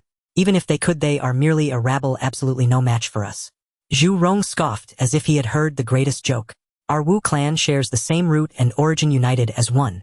Meanwhile, those with fur and horns are an assortment of life forms. Among 10,000 beings, there are 8,000 variations. How could they unite? Zhu Rong is correct. Sister, your worries are entirely unnecessary. This time, even Xian Ming did not come to Ho Tu's defense. In her view, Ho Tu was overthinking, even a bit timid. On this outing, instead of learning anything, she seemed to have learned to be cautious. This was far from the style of their Wu clan. Perhaps I was overthinking, Ho Tu said softly, feeling somewhat guilty and lacking confidence. All right, since there are no objections, let us return and make our arrangements preparing for the expedition. Di Jiang waved his hand and said. Immediately the 12 ancestral witches returned to their respective tribes, and the entire Wu clan was set into motion. These Wu clan warriors, born to be warlike, could no longer contain their excitement. Under the leadership of the great witches from various tribes, they began to push outward, fighting for territory and seizing resources. The Wu clan, burdened with turbid qi, could not absorb the spiritual energy of heaven and earth. Except for the ancestral witches, they all required sustenance. Thus, the demon clan became the Wu clan's ideal food source, at least before the birth of the human clan. The expansion and assault of the Wu clan naturally met with fierce resistance. Constant battles led to severed limbs and rivers of blood, gradually enveloping the primordial world in a thin layer of ominous energy. Meanwhile, at Mount Buzhou, a gathering of powerful beings awaited the emergence of treasures. Buzz! Suddenly, a beam of light shot upwards, accompanied by an astonishing aura. Brilliant rays illuminated the universe, and auspicious light reflected off the mountain, creating a golden world. A gourd vine emitted a 7-colored spiritual rain, expanding in the air, constantly transforming and changing, radiating powerful waves. It has finally emerged. Laozi stroked his beard and smiled, a glimmer of joy flashing in his eyes. The three brothers had just returned not long ago and felt a sense that there was a chance here destined for them. Now that the treasure has appeared, judging by this aura, it must be an extraordinary innate spiritual treasure. Haha, this item seems to have a connection with my Western realm. From another direction, Jane and Juanti laughed as they clapped their hands. Having returned from the Zhixiao Palace, they were not in a hurry to head back to the west, but unexpectedly encountered the emergence of a treasure. Could this not be fate for them? It seems this treasure also wishes to return to the west with them. Nuwa and Fushi, along with Hong Yun and other powerful beings, all revealed expressions of joy, clearly seeing that 7 gourd-shaped treasures of brilliant light hung from the gourd vine. With 7 gourds, surely one of them belongs to them, right? At this moment, at a corner of Mount Buzhou, 2 golden figures were peering eagerly, ready to pounce. Elder brother, is the treasure you sensed over there? Indeed, I feel it. This treasure is very important to me. Di Jun nodded heavily. Fate works in such a way, in the primordial world, that which belongs to you can be sensed from miles away, while that which does not is easily overlooked even when it is right in front of you. Jun and Tai Yi traveled through the primordial world for 1,000 years, and before they knew it, they arrived at Mount Buzhou, because Jun felt that a treasure here was connected to him. All right, I will distract them. You grab it and run, Tai Yi said in a deep voice. Second brother, what about you? Jun asked in surprise, immediately preparing to refuse. Tai Yi shrugged nonchalantly and said, I have the Chaos Bell in hand, which integrates offense and defense. Even if I can't win, I can still escape. There's no need to worry about me. This was truly a helpless move. Each of the powerful beings present had a cultivation level higher than theirs, and a heated confrontation would certainly yield no chances. They could only resort to this desperate tactic. Act according to the situation. Once I succeed, we will escape together, Jun said, solemnly unwilling to let Tai Yi face danger. Tai Yi nodded. They then concealed their auras and quietly moved forward. At this moment, the 7-colored glow converged, and the innate gourd vine finally matured. On the towering gourd vine, 7 gourds of various colors swayed, as if saying, come play with us, dear. Unable to resist such temptation, the powerful beings immediately showcased their abilities to snatch the gourds. That golden gourd is the one I have my eyes on. No one should snatch it from me. I like the green one. That red gourd is beckoning to me. Damn, its behavior is inappropriate. I'll take it back for proper discipline. In an instant, dozens of brilliant lights tore through the sky, unleashing terrifying auras only to entangle with each other in the next moment. Among them, the Sanqing held the advantage. Their cultivation was powerful, and they were extremely in sync. When they joined forces, they were unstoppable, driving back many enemies. Innate spiritual treasures belong to those with fate. You all do not understand the heavenly numbers. Why are you fighting over it? Hurry and retreat. Yuan Shi said arrogantly, his cold voice resonating in all directions. Yes. Those unrelated should retreat quickly. Jun Tai immediately echoed, intending to scold the powerful beings fighting for the gourds. He had already calculated in his heart among the 7 gourds each of them, and the Sanqing would get 1, and as one of the chief disciples of the Zhixiao Palace Nuwa would receive 1, leaving the last gourd to be contested based on skill. The other powerful beings had no qualification to participate. Nonsense. I see that these 7 gourds are all fated to be with me. Why should you not retreat? A hot-tempered powerful being shouted angrily. To think that they could leave just based on fate was simply a pipe dream. Words are useless. Let's rely on skill. Suddenly chaos erupted again, as dozens of powerful beings fought in the void, turning the sky dark. At this moment Jun and Tai Yi quietly moved up. Let's do it. The 2 brothers exchanged glances and transformed into divine rainbows, charging at the 7 gourds. Despite their efforts to conceal their presence, they still attracted the attention of the powerful beings. Bold. The furious voice of Dao Yin rolled down, and instantly 7 or 8 attacks were directed at Jun and Tai Yi. They were engaged in a battle of spells. How could they allow someone insignificant to snatch the treasure right under their noses? Who dares to challenge me? Come and fight. We are the Sun Star Gods, Jun replied calmly. Since they had already been exposed, they simply admitted it openly. Sun Star Gods. Too weak to be worth noticing, leave quickly, this treasure is not something you can covet. A hot-tempered powerful being shouted, his immense power surging fiercely. With only the early stage de Luo Jinxian, Jun and Tai Yi, they naturally dismissed them. Nonsense. You dare to underestimate us. Jun was enraged, and his golden armor ignited with the divine flame of the golden crow, enveloping the void in endless heat. Hehe, your foundation is good, but it's a pity your cultivation is too poor a practice for another 1,000,000 years. Jun Tai said with a laugh, looking down on the suddenly intruding golden crow brothers. Boom! Tai Yi made his move directly, the chaos bell sweeping through heaven and earth, suppressing the battlefield. In an instant, a great battle erupted again, with Jun and Tai Yi also getting caught up in the fray. On the sun star, Ling Xiao slowly woke from his meditation, a glimmer of surprise flashing in his eyes. The law of space. He murmured to himself, unable to hide his excitement. He did not expect to grasp the law of space, which was said to be one of the hardest to comprehend, even if only at its surface.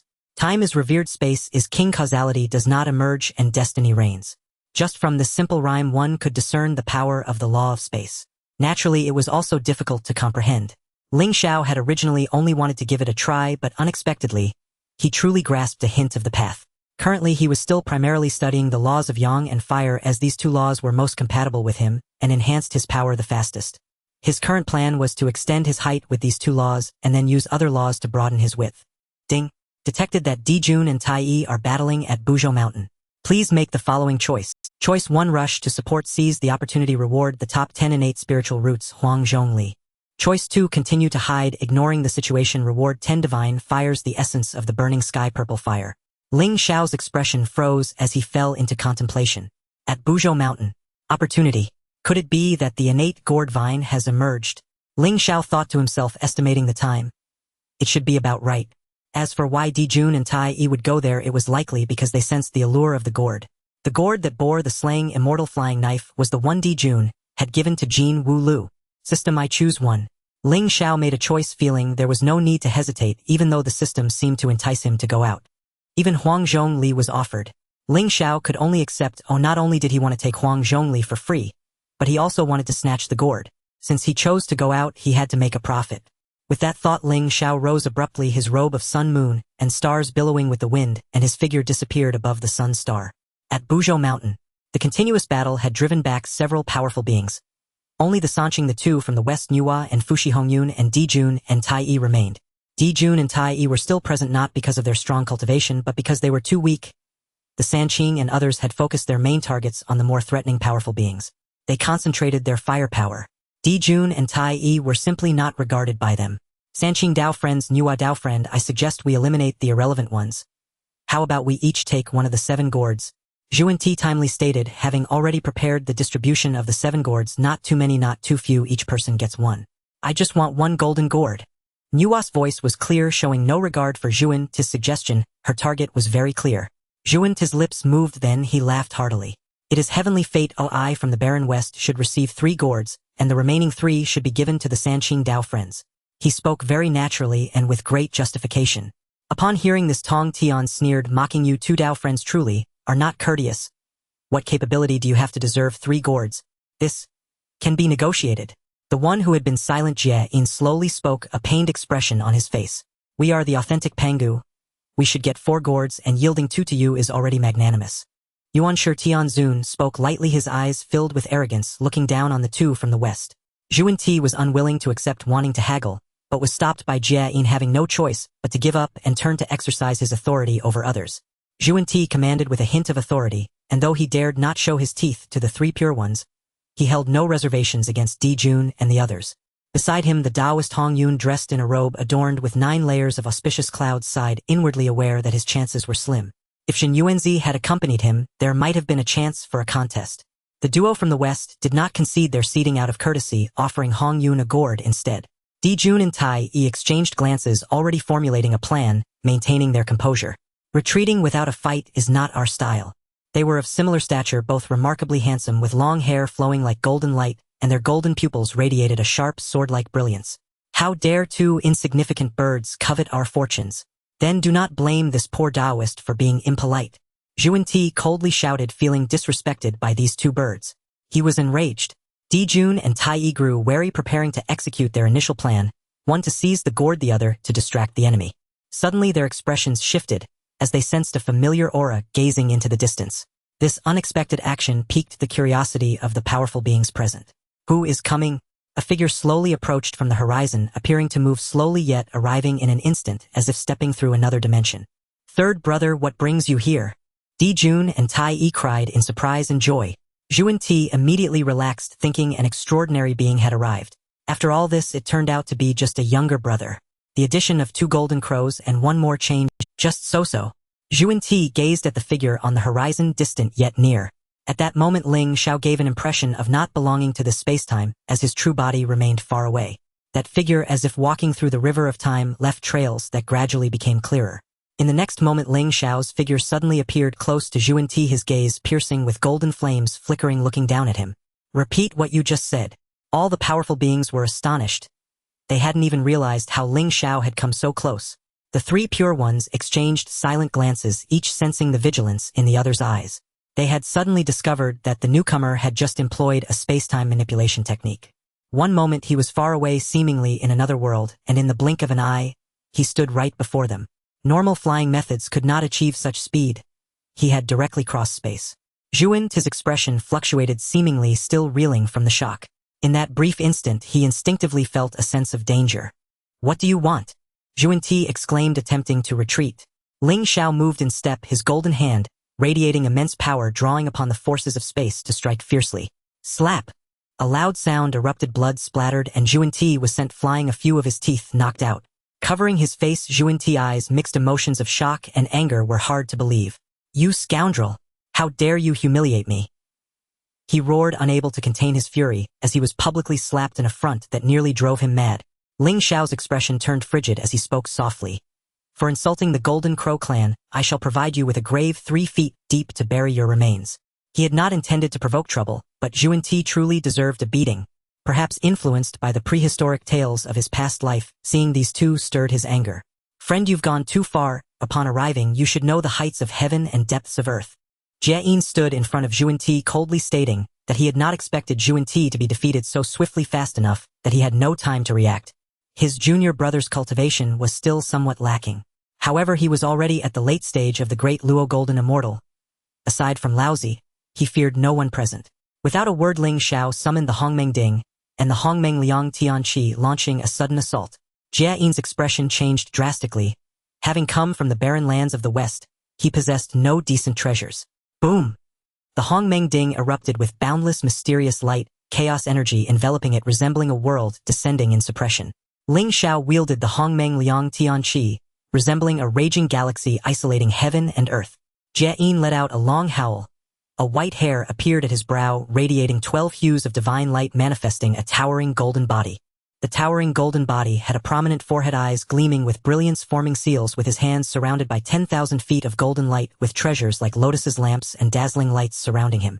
The 3 pure ones, Nuwa and other powerful beings, all showed astonishment. Setting aside everything else, Jia Yin's immense power was indeed formidable. Even Ling Xiao was somewhat surprised at Jia Yin's cultivation was stronger than he had imagined. Without employing treasures, it would not be easy to defeat him. Indeed, he was the foremost figure of the West. Jia Yin revealed his true body and fought barehanded, his momentum soaring like a rainbow, but this state did not last long before he began to cough up blood, his physical body nearing collapse. All the powerful beings were alarmed. It was not that Jia Yin was weak, but rather that those two treasures were simply extraordinary. That Ding emanates chaos energy and even possesses Hongmeng energy. It must at least be a congenital supreme treasure, possibly even a chaos spirit treasure. Tong Tian exclaimed in surprise, a hint of envy flashing in his eyes. It truly is a remarkable treasure. Laozi and Yuan Shi shared similar sentiments. Although they felt envious, they did not entertain thoughts of snatching it. As the true disciples of Pangu, they were exceedingly proud and looked down upon such vile acts. On another side, I never expected that this three-legged golden crow would be so powerful, Fushi couldn't help but exclaim. Had it not been for witnessing Ling Xiao and the others today, he might have forgotten that the Sun Star still held golden crows. He almost felt like an outsider. Indeed extraordinary.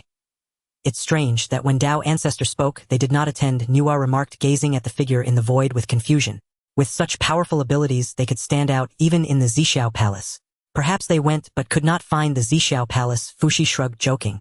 The battle between Ling Xiao and Jie Yin created such a commotion that it attracted the attention of many powerful beings. Jie Yin was familiar to them, but it was the first time they had seen Ling Xiao.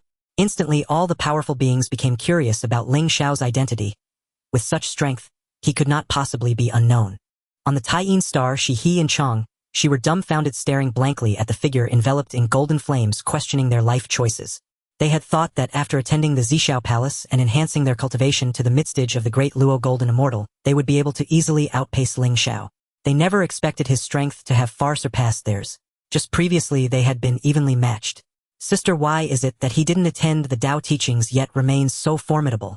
Chang, she asked, bitterly, feeling deeply discouraged. You ask me, who should I ask? Shi He replied, exasperated yet amused, before turning to enter the Guanghan Palace. She intended to enter seclusion for cultivation, refusing to emerge until she achieved a breakthrough. The battle between Ling Xiao and Jia Yin reached a fever pitch, with a spectacular scene unfolding as the atmosphere vibrated with power, dimming the sun and moon. The true fire of the sun engulfed the sky, stirring the sun's essence, and pouring down a cascade of golden holy flames, transforming the realm into an endless sea of fire, overturning the cosmos. Senior brother, I come to aid you. Upon seeing his senior brother Jia Yin in peril, Jun Tai shouted loudly, ready to join the fray, but was intercepted by Jun and Tai Yi. Although they could not defeat Jun Tai, Zhou Xian was capable of delaying time. You scoundrel! Jun Tai roared in anger, and the two sides instantly clashed. On the other side, Jia Yin could no longer endure. He was nearly beaten senseless, his golden body form was damaged, his face bruised and battered, suffering numerous injuries that were difficult to recover from. Fellow Taoist, let us cease for the moment. We can talk things out. Taking advantage of the pause, Jia Yin quickly spoke. Fighting cannot resolve our issues. We are all cultivators, and should not behave so rudely. Oh, what do you wish to say? Ling Xiao raised a hand, summoning the Hongmeng Ding to hover above his head, floating and swaying, standing invincible. Jia Yin glanced at the Hongmeng Ding with trepidation, forcing a smile, and said, all this talk ultimately revolves around these 7 gourds, does it not? Since that is the case, I shall relinquish 1 gourd as an apology to you, fellow Taoist. We in the West only require 1 gourd. At this point, he turned his attention to Jun Tai, who was still engaged in battle, and shouted, Junior brother, do not be rude, quickly stand down. This loud shout bewildered Jun Tai, and in that moment of distraction, Jun and Tai Yi took turns to deliver slaps to his face. Jun Tai was infuriated, wanting to explode on the spot. However, Jia Yin, quick-witted, restrained him, saying, Junior brother, do not be impulsive. Relax, relax. Ling Xiao chuckled silently and said, Jia Yin, these 7 gourds are treasures of the East. They are unrelated to you in the West. Do not think you can take even a single leaf from us. Fellow Taoist, we are all beings of the primordial land. Why should we differentiate between East and West? Jia Yin's expression stiffened momentarily, yet he said cheerfully. He had already conceded by asking for just 1, but did not expect Ling Xiao to refuse even that. This was simply too excessive. Was the strongest duo of the West to be treated with such disdain? I believe that Dao friend Jin Wu is correct. Jia Yin, you should not interfere any further and return to the West to cultivate. At this moment, Taoist Hong Yun suddenly spoke up, showing no intent to add insult to injury, purely believing that Ling Xiao's words made sense. You? Jia Yin glared angrily, not expecting Hong Yun to speak such words. Is this the same good Taoist who offered a seat back in the Zhixiao Palace? Cultivation requires a steadfast Tao heart. Do you not realize that shifting back and forth like this makes you prone to losing your way? Jia Yin, still filled with anger, was further infuriated when Nuwa also spoke, signaling for them to leave. Jia Yin, Jun and Tai Yi, it is time to return to the west. She maintained a serene expression, exuding an unusual tranquility. Ling Xiao shot a surprised glance at Hong Yun and Nuwa. He had merely spoken offhandedly, not expecting these two to stand up as well. Of course, he fully understood Hong Yun's actions. The anguish on Jia Yin's face had long since vanished, and he turned his gaze toward the three clear ones about to speak, wanting them to adjudicate. However, Tong Tian spoke before he could. Jia Yin, Jun and Tai Yi, do not stubbornly linger here. What they say is quite right. These are treasures of the East, and I truly believe you have no connection to them. Fate cannot be forcibly sought. You? Jia Yin and Jun and Tai Yi looked at the three clear ones in shock. Not long ago, they had all sat together calling each other brothers. Now they were actually turning their backs on them. The tide had turned. With these powerful beings uniting, let alone gourds, they wouldn't even be able to take a single leaf. Jia Yin and Jun and Tai Yi exchanged glances, calming their anger. Since they were leaving, they would do so with dignity. In that case, fellow Taoists, until we meet again. Jia Yin said, lightly turning to leave with Jun and Tai Yi. As they passed the primordial gourd vine, he snorted coldly, saying, "Humph. This item has no connection to the West." After the duo from the West departed, the tension rose once again, for there were only 7 gourds, yet 9 people. Esteemed Taoists, us 3 brothers only desire 3 gourds. We hope you will grant us this favor. Laozi was the first to speak, breaking the deadlock. Indeed, we of the 3 clear ones are of the true lineage of Pangu. Asking for 3 gourds is not excessive, Yuan Shi added arrogantly. Upon hearing this, Ling Xiao smiled. How coincidental. We 3 crows were born from Pangus' left eye and are also of the true lineage of Pangu. 3 crows. The 3 clear ones were momentarily taken aback. We are pure and you are impure. Are you consciously opposing us? A poor imitation. How about this? I 3 crows only require 2 gourds. The remaining ones shall go to Taoist Nuwa and Taoist Hong Yun, 1 each. Ling Xiao paused for a moment before continuing. Given that Hong Yun was the first to stand up, Ling Xiao felt that the red gourd that originally belonged to him should be given to him. This gourd was crucial for Hong Yun's future. He could not bully someone just because they were honest. The combined strength of the 3 clear ones was a notch above the duo from the West, especially Laozi, who was stronger than Jia Yin. The 3 crows could not match the 3 clear ones in sheer strength. Furthermore, Nuwa represented the side of the demon clan, and was also a future saint. Ling Xiao did not want to create enmity with her over a single gourd. As his words fell, the 3 clear ones and Nuwa were all greatly surprised. Although Hong Yun was not weak, he was but one person, and this gourd could easily be withheld from him. Even Hong Yun was deeply moved, staring at Ling Xiao in astonishment. At this moment, he felt somewhat touched. Since no one has any objections, let this be the arrangement. Yuan Shi immediately spoke up, fearing that Ling Xiao might change his mind. After all, they still secured 3 gourds, and their interests were not harmed. The other powerful beings remained silent, tacitly agreeing. Yuan Shi's expression brightened with joy, and he was about to use his magic to take the gourds. The 7 gourds varied in color and strength, especially the last black gourd, which was entwined with chaotic energy, definitely surpassing the remaining 6 gourds. Wait a moment. Ling Xiao moved, blocking Yuan Shi's path. We 3 crows have already suffered losses and made concessions. Do we not deserve to choose first? That is not the case. You can take 2 gourds, which is already a tremendous advantage. Yuan Shi, being proud and arrogant, naturally did not want to yield. How could the 3 crows be worthy of being compared to the 3 clear ones? Dao friend Yuan Shi, you have taken 3 gourds. Please do not choose first. Let the 3 crows choose first. At this moment, Hong Yun spoke again, moving to stand beside Ling Xiao. His meaning was very clear. If there were to be a confrontation, he would specifically assist Ling Xiao. Yuan Shi's expression slightly changed as he glared fiercely at Hong Yun. That damned nice guy. Why are you everywhere? Do you think that standing with the 3 crows means that my 3 clear ones are inferior to them? Just as the situation reached a stalemate, Nuwa intervened, completely reversing the tide. Dao friends of the 3 pure ones, the 3 crows have already yielded, so let them choose first. At this, the faces of the 3 pure ones changed. This scene felt strangely familiar, as if they had seen it somewhere before. Indeed, just moments ago, it had been the same way to drive away the 2 from the West. This despicable Jinwu even knows how to win people's hearts. The distribution plan he had just proposed resonated perfectly with Nuwa and Hong Yun. With just a single sentence, it caused Nuwa and Hong Yun to stand on his side, turning to pressure the 3 pure ones. The despicable Jinwu must have had his eyes set on that black gourd long ago, which is why he took the initiative to yield, retreating to advance. For a moment, the gazes of the 3 pure ones looked at Ling Xiao with various emotions. After a brief pause, Laozi slowly spoke. What you 2 Dao friends said makes sense, so let Jinwu Dao friend choose first.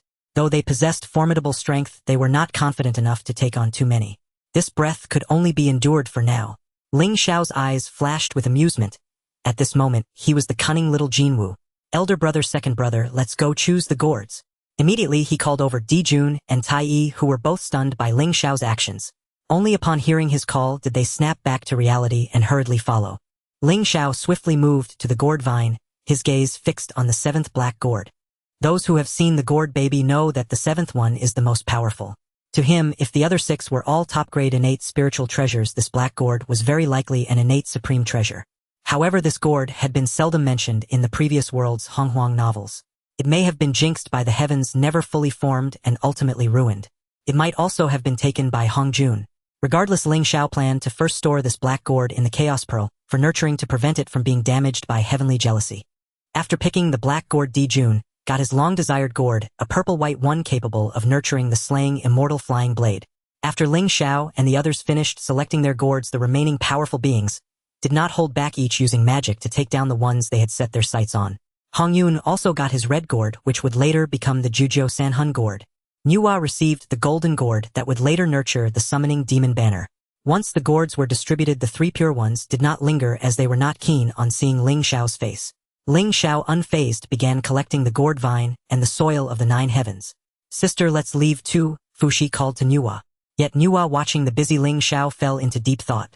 In her heart she sensed that this gourd vine and soil were extremely important to her. However, these items had already caught Ling Xiao's eye. After a moment of hesitation, Nuwa slowly approached. Ling Xiao, Dao friend, I have an unreasonable request. Could you let me have the gourd vine and the soil? I can swap it for a gourd. She spoke earnestly, her words sincere. Her intuition told her that these 2 items were more important to her than the gourd. Ling Xiao gazed at the golden gourd before him, lost in thought. This item was the summoning demon banner, and if he took it, would it create a causal relationship with the demon race? He had no intention of establishing demons. Nuwa, Dao friend, you should keep this gourd for now, Ling Xiao said with a smile. Internally he added, I will entrust the demon race to you in the future. Nuwa was taken aback, feeling surprised. She was willing to forego the treasure before her. Then the gourd vine. She found Ling Xiao somewhat inscrutable. Was he giving it to her or not? The items can be given to you, but this causal relationship will need to be repaid in the future. As Ling Xiao spoke, he tossed the gourd vine to Nuwa, and divided half of the soil for her, keeping the other half for himself to see if he could create a Jinwu on another day. Nuwa was overjoyed, nodding repeatedly, saying, of course, I will repay Dao friend in the future. Ling Xiao nodded, waving his hand, casually signaling her to leave. Nuwa and Fushi bid farewell. The ever-kind Hongyun had not yet left. He approached Ling Xiao and expressed his gratitude, saying, thank you, Dao friend. Without you, I would not have obtained this gourd. No need for politeness. This is what you deserve. Ling Xiao replied nonchalantly. If it weren't for his arrival causing the butterfly effect, this gourd would still belong to Hongyun. Hongyun remained grateful and wanted to repay him. After thinking for a long time, he realized he couldn't produce anything better. Suddenly a flash of inspiration struck him. Ling Xiao, Dao friend, may I be allowed to visit you? I wish to discuss the Dao with the 3 Dao friends. Hongyun shamelessly invited himself. The 3 crows did not go to Zishao Palace to listen to the Dao, but he had and could explain it to them. This was the only thing he could offer in return. Ling Xiao cast a surprised glance at Hongyun. This guy was not only kind-hearted, but also quite skilled at negotiating. Then, let's go together. He did not refuse. As the saying goes, one does not strike a smiling face. Then the 3 crows and a cloud returned to the Sunstar. Hongyun looked around the Sunstar as it was his first time here. What a great place. No wonder it can nurture such talents as the 3 Dao friends. Could the eyes of Pangu the Great be anything less? Tai Yi responded with a smile. Third brother is the real talent. The rest of us are just mediocre. Jun and Tai Yi said this while Ling Xiao's performance this time had once again reshaped their worldview. It was quite outrageous. You two do not need to belittle yourselves. You are both powerful and only lack an understanding of the Dao. Just right this time I had the fortune to listen to the Dao ancestor expounding the Dao, and I can share it with you. Hongyun seized the opportunity to say, is this true? Jun and Tai Yi were instantly filled with joy. Naturally it's true. Hongyun, Dao friend, not only listened to the Dao but also sat at the head of the table. Ling Xiao couldn't help but joke at this. Hongyun was truly warm-hearted, coming over specifically to act as a messenger to share the teachings with them. Just luck, just luck. I was merely fortunate. No, how did you know about this, Ling Xiao, Dao friend? Hong Yun asked curiously, as he had not seen Ling Xiao in Zhixiao Palace. Ling Xiao shrugged and casually said, I heard it from the Dao friends who returned from Zhixiao Palace. Hong Yun nodded astonished.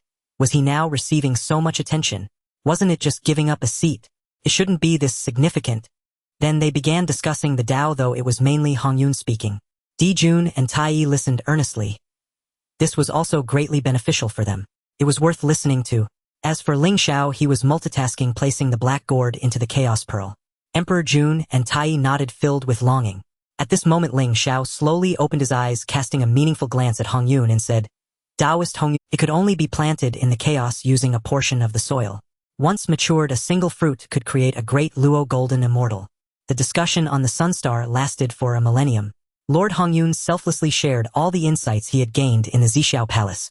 After the lecture, Emperor Jun and Tai Yi both broke through to the midstage of the great Luo golden immortal, marking significant gains.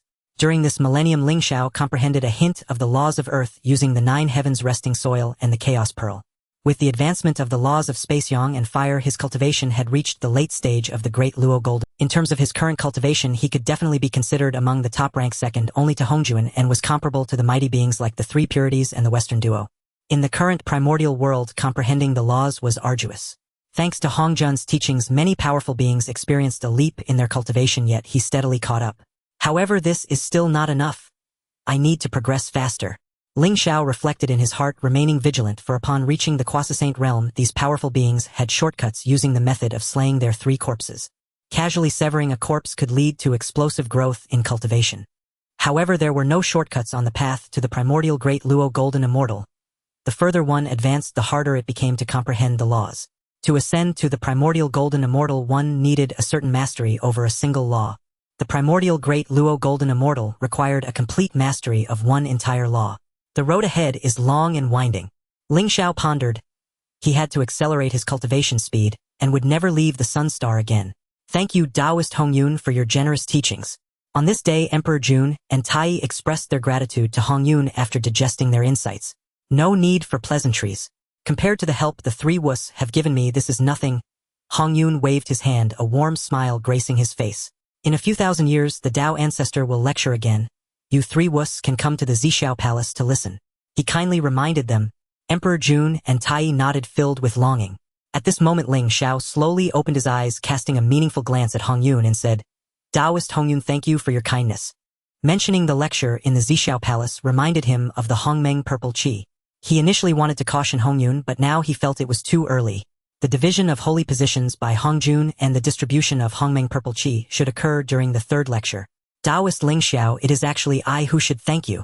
Hong Yun humbly declined, rising and stating, Since the discussion has concluded, I shall take my leave. Please do. Ling Xiao and the others saw him off until Hong Yun departed from the Sunstar. This Hong Yun is indeed a good friend. It is exceptionally pleasant to be with him. Emperor Jun gazed at Hong Yun's departing figure, feeling a sense of admiration.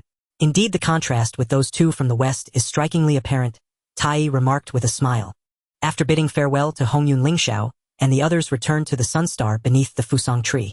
Immediately, Emperor Jun and Tai Yi sat down to continue absorbing their insights. Ling Xiao glanced at the 2 and spoke. Elder brother, second brother, don't rush to cultivate. I have something for you. What is it? Emperor Jun and Tai Yi were somewhat curious, as their 3rd brother always managed to come up with something new. You mustn't be surprised, nor should you get too excited. Ling Xiao said with a serious expression. What you say makes it sound like we are those who have never seen the world. Emperor Jun replied with a laugh, feeling that Ling Xiao was overreacting. Although they had only been out once since transforming, they inherently understood the mysteries of the world, and there were very few things they did not know. There was almost nothing that could excite them. Ling Xiao nodded, raised his hand, and revealed a fragment of the creation, jade disc, its Tao, rhythm swirling, exuding profound mysteries. This is. Emperor Jun and Tai Yi stared blankly, their minds seemingly short-circuited, unable to call it by name for a moment. It felt as if they had seen it before, yet it also seemed unfamiliar. A fragment of the creation jade disc. Ling Xiao calmly revealed the words hanging in the air. Silence. Boom. Emperor Jun and Tai Yi instantly stood up, pointing at the fragment of the creation jade disc, rendered speechless by shock. Not only did Ling Xiao possess a fragment of the creation jade disc, but he even had 2. 3rd brother, where did you obtain this? Emperor Jun calmed his excitement and asked with uncertainty. This was terrifying. A complete creation jade disc was a chaotic treasure.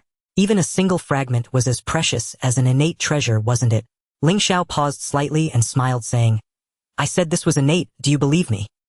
His casual tone left Emperor Jun and Tai Yi momentarily stunned, pondering for a while before slowly responding. Of course we believe you. You are my brother, Emperor Jun said. Third brother, I don't want this. You should keep it for yourself. Tai Yi straightforwardly refused without any sentimentality. Ling Xiao chuckled, saying, I already have another fragment. It is enough for me. The great Luo Golden Immortal needs to comprehend the laws, and with this cultivation becomes much more efficient. In truth, he only had 2 fragments of the creation jade disc, but with the chaos pearl present the fragments didn't seem as the calamity of the witch and demon approaches, enhancing strength is paramount. Although Ling Xiao does not intend to involve himself with the demon race and get caught up in the great calamity, unexpected events are inevitable. Emperor Jun and Tai Yi are his source brothers, and under the great calamity they are his most capable helpers, so their strength cannot lag behind too much. To avoid being constrained by Hongjun in the future, they all need to walk the path of the primordial great Luo Golden Immortal. The method of slaying the 3 corpses is naturally not viable. Gaining merit to become a saint is the same. The primordial spirit needs to be entrusted to the Tao. Only by achieving the primordial great Luo Golden Immortal can one truly roam freely in the world. Emperor Jun and Tai Yi were completely speechless. They had not expected Ling Xiao to have another fragment, so this thing can be obtained in bulk. Second brother, let's take this. We can't keep holding back. Third brother, can we? Emperor Jun said solemnly. This statement caught Tai Yi off guard, and without a second thought he took the fragment. You must remember, never reveal the creation jade disc fragment outside. Ling Xiao reminded them. Emperor Jun and Tai Yi nodded gravely, fully understanding the implications. They then eagerly returned to comprehend the fragment of the creation jade disc. Ling Xiao similarly continued to refine the chaos pearl while comprehending the laws. Since his cultivation reached the great Luo Golden Immortal, his speed in refining the chaos pearl had markedly increased. Among the 3,000 prohibitions, he had already refined over 500. Ling Xiao silently entered a meditative state while refining the prohibitions and comprehending the laws. The Sun Star was engulfed in a frenzy of cultivation. Outside, the conflicts between the witch and demon races grew increasingly frenzied. At this time, the demon race was still not unified, and the myriad beings of the primordial world were scattered, posing no threat to the witch race. As the witch race expanded, its power disputes erupted throughout the primordial land, with the situation almost entirely tilted in one direction. At this point, the myriad races of the primordial world had no choice but to place their hopes on some mighty beings, hoping that a powerful figure would emerge to lead them in resisting the witch race's advances. In the great battle between the witch clan and the myriad tribes of the primordial era, several powerful beings began to. They were all top experts among the myriad tribes, originally hidden and unwilling to emerge, but as the witch clan expanded, their existence was gradually threatened, forcing them to unite. Most of them were at the early stage of the great Luo Golden Immortal, but faced with the ferocity of the ancestral witches, they felt utterly outmatched. On this day, several great demons gathered together to discuss strategies. Friend Bai Zhe, you are said to know the heavens and the earth. Can you calculate when those damned witches will be destroyed? The ghost chariot said angrily. A few days ago he encountered an ancestral witch and barely escaped. Bai Zhe smiled helplessly, saying, the workings of heaven are difficult to predict. With the current chaos in heaven and earth, even I find it hard to unravel the mysteries. Rather than wait for the witch clan to be destroyed, it would be more useful to discuss something practical. At this rate, if the witch clan does not perish, we will all be dead first, Ji Meng said with a gloomy expression. The 12 ancestral witches are immensely powerful. We cannot withstand them. All that awaits us is destruction. Another great demon spoke, expressing a lack of faith in the current situation. For the witch clan, the most important beings are the 12 ancestral witches. They not only possess unmatched combat strength, but can also create witch clan warriors with their blood. Unless someone can defeat the 12 ancestral witches, the myriad tribes will not be able to withstand the witch clan. They could exhaust us to death. Bai Zhe, a refined young man with the demeanor of a wise sage, shook his feather fan and spoke. In my view, the witch clan's actions are injurious to heaven and earth. Even the witch clan with its rampant killings will deplete its fortune. The myriad tribes are filled with grievances, and one day they will retaliate against the witch clan. The great demons seemed to grasp Bai Zhe's words, yet felt as if he had said nothing at all. Who can truly predict the workings of fortune and causality? Now that Tao Ancestor is expounding the great Tao, those powerful beings who go to listen are rapidly increasing in strength. The witch clan is inherently flawed and cannot comprehend the great Tao. They must be anxious and are expanding wildly in an attempt to bolster themselves and enhance their power. Ji Meng echoed, sharing his perspective. I believe the urgency lies with us. Is there not a single good strategy among all of you friends? Ling Xiao said eagerly. The great demons fell silent, looking left and right, ultimately focusing their gaze on Bai Zai. If there was any brainwork to be done, it would rely on this friend. Bai Zai naturally did not disappoint them, nor did he expect anyone else present to come up with a good strategy. Actually, I have an idea. We are all ears, friend Bai Zai. The great demons said excitedly. In my view, the strength of the myriad tribes is not weak. They can stand toe-to-toe with the witch clan. The issue lies in their disunity. To change this predicament, a capable and influential being must step forward to unite the myriad tribes. Only then will there be a chance to resist the witch clan's aggression. Bai Zai spoke logically and methodically. After hearing his words, the great beings felt enlightened. How could they not have figured out such an obvious truth? What friend Bai Zai said is correct. I find it feasible, Ji Meng immediately agreed. If that's the case, then let friend Bai Zai take on the great task of uniting the myriad tribes. The other great demons remained silent, tacitly accepting this suggestion. However, Bai Zai gently shook his head and said, I do not have the stature for this. None of the friends present are sufficient for such a great responsibility. His words were straightforward, completely negating not only himself but also extinguishing any budding ambitions of the great demons present. Such words needed to be said to avoid intrigue and unnecessary conflicts. Then friend Bai Zai, who do you think can take on this great responsibility? Currently the most suitable candidates are two. Bai Zai revealed his thoughts. One is Kunping, who is undoubtedly the most esteemed among the myriad tribes. The great beings nodded. They had heard of Kunping's fearsome reputation. In the current primordial era, he was undoubtedly among the top powerful beings possessing both strength and prestige. And the second? A great demon asked. Bai Zai paused for a moment and slowly said, You must have heard of the existence that briefly appeared 1,000 years ago. The sun star San Wu. San Wu. The great beings displayed expressions of surprise, recalling this somewhat peculiar title. Since the competition for the gourd at Buzhou Mountain, Ling Xiao's name had officially made its mark in the primordial era. This also made many powerful beings remember this name, realizing that such an existence resided on the sun's. I have heard that San Wu can stand alongside the Sanqing, and there are even rumors that they are called the Upper San Wu and Lower Sanqing. Is it true that San Wu resides on the sun star? Ghost Chariot asked dismissively, having only heard the name of San Wu from others, and not thinking much of it. Some even believed it was an empty title. The Sanqing represented a magnificent existence recognized, since the time of Pangu, glowing brightly, since the age of Dragon Phoenix and Qilin. As for this San Wu, one could not tell where it had emerged from. Just hearing the title gave a sense of unreliability. Bai Zai pondered for a moment and said, It's about 90% likely. I have looked into it. Jin Wu Ling Xiao once repelled Jane and Juanti, so its strength is assured, and its status is sufficient, though its prestige may be lacking. What do you all think, friends? As his voice fell, he looked around seeking opinions. He had merely proposed two options, and it would ultimately depend on the thoughts of those present. I believe Kunping is the more reliable choice. He has it all, while San Wu is merely a name. No one has seen him. It's hard to ascertain his strength. We've only heard that he repelled Jane and Juanti. Who among us has seen it with their own eyes? I support Kunping in uniting the myriad tribes. Aside from Bai Zai, several powerful beings expressed their opinions, nearly all favoring Kunping. After all, in their eyes, San Wu felt too abstract. Bai Zai pondered for a while and said, How about this? We will act separately. You all go seek Kunping and I will go find San Wu. Let's first inquire about their opinions, and then we can make further plans when we return. How does that sound? Bai Zai Ji Meng pay homage. Beneath the Fusong tree, Ling Xiao, deep in cultivation, was startled awake by this sudden voice. Bai Zai Ji Meng, are they not the divine deities of the demon race? Why have they come? Could it be? A subtle shift crossed Ling Xiao's expression. Calculating the timing, he realized this was precisely when the war of the Wu clan had reached its fiercest intensity. These two were almost certainly here on behalf of the demon race. Even after retreating so thoroughly from the world, I'm still remembered. Having deduced Bai Zai's intent, Ling Xiao sighed inwardly. Since his emergence into the world, he had ventured forth only once. Yet even that brief appearance had drawn the demon race's unwavering attention. Is destiny truly inescapable? Bai Zai and Ji Meng, let us go out and meet them. Emperor Jun rose and prepared to soar from the sun star. Wait, elder brother. Ling Xiao's voice halted him. Emperor Jun turned back, his brow furrowed in quiet confusion. Do you know why Bai Zai and Ji Meng have come? We haven't even met them yet. How could we possibly know? Emperor Jun replied bluntly. From what I understand, their arrival bodes no good. The Hong Huang world is already engulfed in ceaseless strife. Why now of all times? Their timing speaks volumes. Indeed, Ling Xiao said with a faint smile. Seeing Emperor Jun and Tai Yi's hesitant comprehension, he continued, "Here is what you shall do: go out first.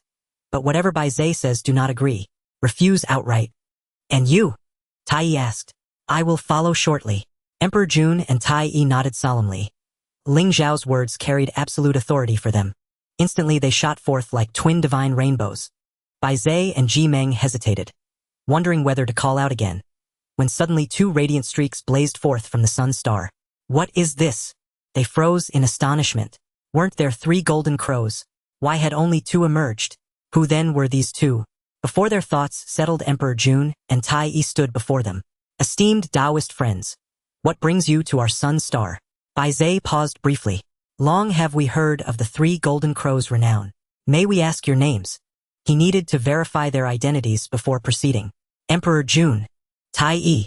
As they declared themselves, a subtle flicker passed through Bai Zai's gaze. Rumors claimed Ling Xiao, the third among the 3 golden crows, was the strongest. So why was esteemed Taoist friends? Bai Zai asked warmly, his smile as gentle as spring breeze. "We've heard of Ling Xiao, your third brother. Why does he not join you today?" "My younger brother is cultivating. Speak plainly. No need for circumlocution." Emperor Jun cut straight to the point, impatient with veiled speech. He despised such roundaboutness, finding it utterly unbecoming of a true sovereign. Third brother. So Ling Xiao was the youngest of the 3 golden crows. Bai Zai felt a ripple of doubt. Rumor held him as the strongest. Yet he was neither eldest nor leader. Did that mean Emperor Jun and Tai Yi were stronger? No, that couldn't be right. Yet these 2 golden crows exuded no overwhelming aura of power. Esteemed Taoist friends, surely you are aware of the current state of the Honghuang realm. The Wu clan expands, recklessly slaughtering countless sentient beings. Grievances echo across the myriad races of Honghuang. Chaos has spiraled beyond control. Bai Zai spoke with vivid eloquence, dissecting cause and consequence with meticulous precision. Truly, Emperor Jun and Tai Yi felt their blood surge, ready to charge forth and tear the Wu clan apart limb from limb. But recalling Ling Xiao's instructions, they steadied themselves. "Taoist friend Bai Zai, do you propose we step forward to unite the myriad races and resist the Wu clan's onslaught?" Emperor Jun asked, his tone grave and earnest. "Precisely. The 3 golden crows possess both the celestial mandate and the requisite strength. None other can rally the myriad races or withstand the Wu clan's advance." With a soft chuckle, Bai Zai waved his feather fan. He had observed Emperor Jun and Tai Yi's reactions closely, and now held nearly 7/10 certainty of success. Golden crows bore the innate mandate of sovereignty. The prospect of ruling over all races, of ascending as emperors, held irresistible allure for them. Refusal seemed improbable. Indeed, Emperor Jun and Tai Yi were born sovereigns, drawn instinctively to dominion and grandeur. Yet circumstances had changed. "Taoist friend Bai Zai, your praise is generous, but our cultivation remains modest. We fear we are ill-suited for such monumental responsibility." Emperor Jun added, his words half-truth, half-evasion. Their recent battle at Buzhou Mountain had laid bare their limitations. More crucially, Ling Xiao had expressly instructed them whatever Bai Zai proposed, they were to refuse without exception. "Esteemed Taoist friends, may I inquire, what is your current realm of cultivation?" Ji Meng interjected. Such a personal question was one only he dared pose. Bai Zai would never broach it himself. Emperor Jun and Tai Yi, eager to deflect, saw no reason to conceal the truth. "To speak plainly, we stand at the midstage of the great Luo immortal realm." Midstage of the great Luo immortal realm. Bai Zai and Ji Meng exchanged glances, doubt flickering in their eyes. That level was unremarkable, slightly above theirs, yet hardly a decisive advantage. Were not the 3 golden crows said to rival the 3 pure ones? This cultivation level fell far short of theirs. Then perhaps Ling Xiao's cultivation was extraordinary, yet that made little sense. Brothers sharing the same origin should not differ so vastly in strength. At most parity. Or was Ling Xiao a mutated golden crow? Did he bear 4 talons instead of 3? For a moment Bai Zai and Ji Meng stood adrift in uncertainty. "Esteemed Taoist friends, your strength is already formidable. You are fully capable of bearing this great charge." After a brief silence, Bai Zai smiled, his words tinged with quiet insincerity. Perhaps viewed differently, the golden crow's collective might, though individually unexceptional, could still rival a single peerless cultivator. At least they surpassed them. Enough discourse. For the foreseeable future, we shall remain upon the sun star. Tai Yi waved dismissively, already ushering them away. His mind was fixed solely on returning to cultivate, to fathom the profound laws of existence, not entangle himself in political machinations. Bai Zai was momentarily speechless. How could sovereign-born golden crows display such lack of ambition? Might we request an audience with Taoist friend Ling Xiao? He refused to abandon hope, placing his final wager upon the third golden crow. If rumors held any truth, this last one possessed something extraordinary. Just as Emperor Jun and Tai Yi prepared to decline, a serene voice resonated from the sun star's innermost depths. Even if I appear, the outcome remains unchanged. As the words faded, Ling Xiao stepped forth. Calm, unhurried, sovereign in bearing. Taoist friend Ling Xiao. Bai Zhe and Ji Meng watched him approach. Robed in the primordial robe of sun, moon, and stars, his features flawlessly handsome, brows slanting sharply upward, youthfulness accentuated by an unmistakable air of defiant pride. You would do well to depart. Do not waste further time upon us. Ling Xiao spoke with quiet, unambiguous finality, leaving no room for illusion or lingering hope. Taoist friend Ling Xiao, the heavens are in upheaval. This is the perfect moment to rise, to seize destiny itself. Such an opportunity once missed will never return. Bai Zhe, undeterred, spoke in a serious tone. Upon seeing Ling Xiao, his innate intuition solidified his thoughts. He was knowledgeable in astronomy and geography. Although he couldn't see through Ling Xiao's fate, his remaining intuition told him that this golden crow was extraordinary. Ling Xiao fell silent, not in contemplation, but because the system had presented a choice once again. Detected a dispute between the witch and the Lich tribes. It has reached a critical moment. Please make the following choice. Choice 1. Agree to Bai Zhe, integrate all tribes, reward of the Pangus legacy cultivation method. 9 turns mystic art. Choice 2. Refuse Bai Zhe, stay steady and not act, reward of the doppelganger technique, transforming 1 into 3 pure ones.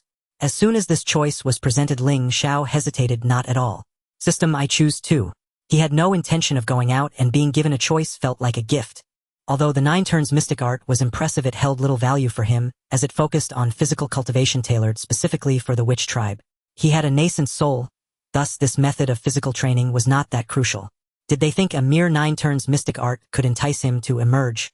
Unfortunately, he was a principled crow. If he said he wouldn't go out, then he wouldn't go out. Ling Xiao, my friend, have you considered? As long as you agree, I, Bai Zhe, will wholeheartedly assist you. Seeing Ling Xiao's silence, Bai Zhe further laid out his conditions. Who, in the primordial world, didn't know that Bai Zhe was knowledgeable in astronomy and geography, a great auspicious omen, the spirit of destiny. Ling Xiao came to his senses and smiled, saying, Bai Zhe, my golden crow tribe has no intention of integrating all tribes. You should seek a better candidate. Bai Zhe's expression changed slightly, a bit troubled, his gaze flickering, as he said, Ling Xiao, in my heart, you are the only suitable choice. If you refuse, I truly don't know who else to find. Upon hearing this, Ling Xiao revealed a somewhat profound smile. As I know it, there are others more suitable than me, such as the North Sea Kunping. Did he also refuse you? As his words fell, Bai Zhe was about to speak, but unexpectedly, the silent Ji Meng was a step ahead. That's not the case. We will act separately. Ji Meng. Bai Zhe blurted out, glaring fiercely at his companion beside him. At this moment, Ling Xiao's smile widened. As he had expected, Bai Zhe and the others had their backup plans. Gentlemen, with the conversation reaching this point, please take your leave. He no longer wished to say more and issued a dismissal. Ling Xiao, my friend, you must listen to my explanation. In my heart, you are the most suitable to lead all tribes. Bai Zhe spoke helplessly, sounding almost like a defense, but truly that was how he felt. Otherwise, he wouldn't have come personally to Sunstar. Beside them, Ji Meng shrank his neck, realizing he had spoken out of turn earlier. Yet he couldn't be blamed. When Ling Xiao had asked a question, his gaze was fixed on him, as if inquiring, and he inadvertently spoke out. One could only say he had been subtly indicated by Ling Xiao and fell into a trap. Bai Zhe, you need not explain, regardless of your thoughts, it has nothing to do with me. My golden crow tribe will not emerge. Ling Xiao said earnestly. He had no intention of stepping out, and how Bai Zhe and the others thought was irrelevant to him. Bai Zhe sighed helplessly, feeling deeply regretful, casting a resentful glance at Ji Meng, thinking that if he hadn't spoken out, there might still have been a chance. Seeing this, Ling Xiao felt it necessary to say a few more words. Bai Zhe, you need not be disheartened. Although we will not emerge, I can offer you a few suggestions. Ling Xiao, my friend, please speak. Bai Zhe managed to muster some enthusiasm, but compared to the suggestions, he wanted Ling Xiao to take action more. In my view, not only my golden crow tribe or Kunping, other mighty beings could also integrate all tribes. Moreover, they are more suitable than us. Ling Xiao spoke slowly, preparing to broaden Bai Zhe's perspective. Bai Zhe's expression was dubious as he asked, who does Ling Xiao refer to? Most of the innate mighty beings are currently hidden away. Who would be willing to step forward? There are indeed some, it all depends on how you approach them, Ling Xiao continued. You can try at Buzhou Mountain. Buzhou Mountain? Bai Zhe exclaimed in surprise. There are many mighty beings at Buzhou Mountain. When he wanted to inquire further, He saw Ling Xiao shake his head. That's all I have to say, go now. Bai Zai hesitated, ultimately refraining from asking, and had to take his leave. Three crow friends, we bid you farewell. Safe travels, no need to send us off. Ling Xiao and the others watched them leave. Third brother, I don't quite understand why we can't agree to Bai Zai. Eldest brother, have you forgotten? Third brother possesses foresight. There must be a reason for his refusal. Tai Yi spoke up, unconditionally believing in Ling Xiao. Ling Xiao glanced at the two. Tai Yi's thoughts were acceptable, but Jun's were somewhat dangerous. He seemed very eager to establish the demon clan, which Ling Xiao could understand. If Jun didn't desire that, he wouldn't have the innate royal bloodline. However, this line of thought was somewhat perilous. He needed to enlighten him. Ling Xiao thought to himself and spoke up. Brothers, I know you don't quite understand why I rejected Bai Zai. Integrating all tribes and vying for supremacy in the primordial world is indeed appealing, but times have changed. Nowadays Hong Jun has become a saint and is preaching in the future many mighty beings will emerge in the primordial world, even surpassing worldly powers. By then, even if one occupies the entire primordial world, in their eyes they would still be akin to ants. No way. Is it really that terrifying? Jun and Tai Yi looked astonished. Do not be deceived by the current strength of the witch clan. The 12 ancestral witches are fierce, but in the eyes of beings like Hong Jun they are as weak as ants. Ling Xiao continued reshaping Jun and Tai Yi's worldview. The struggle for supremacy in the primordial world is an illusion. Even if one truly dominates the primordial world, what difference would it make? Everything is fraught with uncertainty. Only possessing a powerful cultivation base is real. Striving to cultivate and become an existence like a saint is our true goal. Jun and Tai Yi wore dazed expressions, suddenly recalling the scene of Hong Jun becoming a saint, exerting pressure over the primordial world, omnipresent, high above, indescribable, where any living being before him was but an ant. In light of this, compared to integrating all tribes and leading them against the witch clan, remaining at home to cultivate peacefully seemed far more appealing. As Ling Xiao said, even if they conquered the entire primordial world, what would it matter? Could it guarantee that they would become as powerful as a saint? If not, then, in the eyes of the saints, they would merely be slightly larger ants. Third brother, we understand. Bai Zai and Jimeng left the Sunstar and arrived at Mount Buzhou. According to Ling Xiao, there exists a being here capable of uniting the myriad races, so they came to try their luck. Bai Zai pondered deeply. The only renowned powers associated with Mount Buzhou are the Sanqing and Nuwa Fushi. Other powers lack such capability. Could it be that Ling Xiao was referring to the Sanqing? Standing at the foot of Mount Buzhou, Bai Zai's eyes flickered as he considered this possibility, but he quickly dismissed it. The Sanqing claim to be the true lineage of Pangu and are exceedingly proud. Apart from the great Pangu himself, they likely look down on everyone else. The possibility of them leading the myriad races of Honghuang is too low. It would be akin to asking a phoenix to lead the mountain sparrows. They simply cannot stoop to such a level. Bai Zai, where are we going? Jimeng, seeing that Bai Zai had not made a move, could not help but ask after remaining silent for a while. Bai Zai retracted his thoughts and said, we are going to find Nuwa and Fushi. Nuwa and Fushi. These two siblings are innate deities. It might not be appropriate to ask them to lead the myriad races, right? Bai Zai smiled confidently and said, whether it's appropriate or not can only be determined through trial. I trust that Ling Xiao wouldn't have brought us to Mount Buzhou for no reason. Jimeng nodded slightly in agreement, remaining silent. Bai Zai glanced at him and cautioned, Jimeng, do not speak recklessly later. I will handle everything. This was a guy with a history needing a little reminder. Bai Zai, rest assured, this time I won't say a word. Jimeng pledged, patting his chest. Bai Zai nodded and then flew into Mount Buzhou. Upon arriving outside the sanctum of Nuwa and Fushi, before Bai Zai could say anything, a voice rang out from inside. Two friends, please come in to speak. Bai Zai and Jimeng did not hesitate and walked into the sanctum. As soon as they saw Fushi and Nuwa, they approached warmly. We come to disturb, please excuse us. Bai Zai said with a smile, feeling quite good, since Nuwa and Fushi allowed them in. It meant there was hope, unlike at the Sunstar, where they didn't even get through the door, and the outcome was predictable. It's no trouble. May I ask what brings you two here? Nuwa asked with a faint smile. Bai Zai did not hide anything, creatively repeating what he had said at the Sunstar. After listening, Nuwa and Fushi exchanged glances and slowly said, Bai Zai, how can we intervene in the matters between the myriad races and the witch clan? This was said by Fushi. As innate deities, they naturally could not be compared with ordinary beings of Honghuang. Even if the witch clan were powerful, they posed no threat to them. To take the lead in uniting the myriad races, isn't that a thankless task? Bai Zai maintained his composure, having anticipated this question. He had been secretly calculating on the way here how to persuade these powers to take action. Now the opportunity had come, and fortunately he was well prepared. Fushi Nuwa, the witch clan, is recklessly expanding, indiscriminately killing innocents, and the entire Hong Huang is filled with grievances. Such acts that disturb the natural order are certainly not tolerated by heaven and earth. If someone can stand up at this time and lead the myriad races of Hong Huang to resist the witch clan's brutality, not only would they enjoy the fortunes of the myriad races, but they might also gain great merits. Although you two are innate deities, you are also part of the land of Hong Huang. Apart from you, no one else has this qualification. Bai Zhe spoke with utmost seriousness, providing a thorough analysis.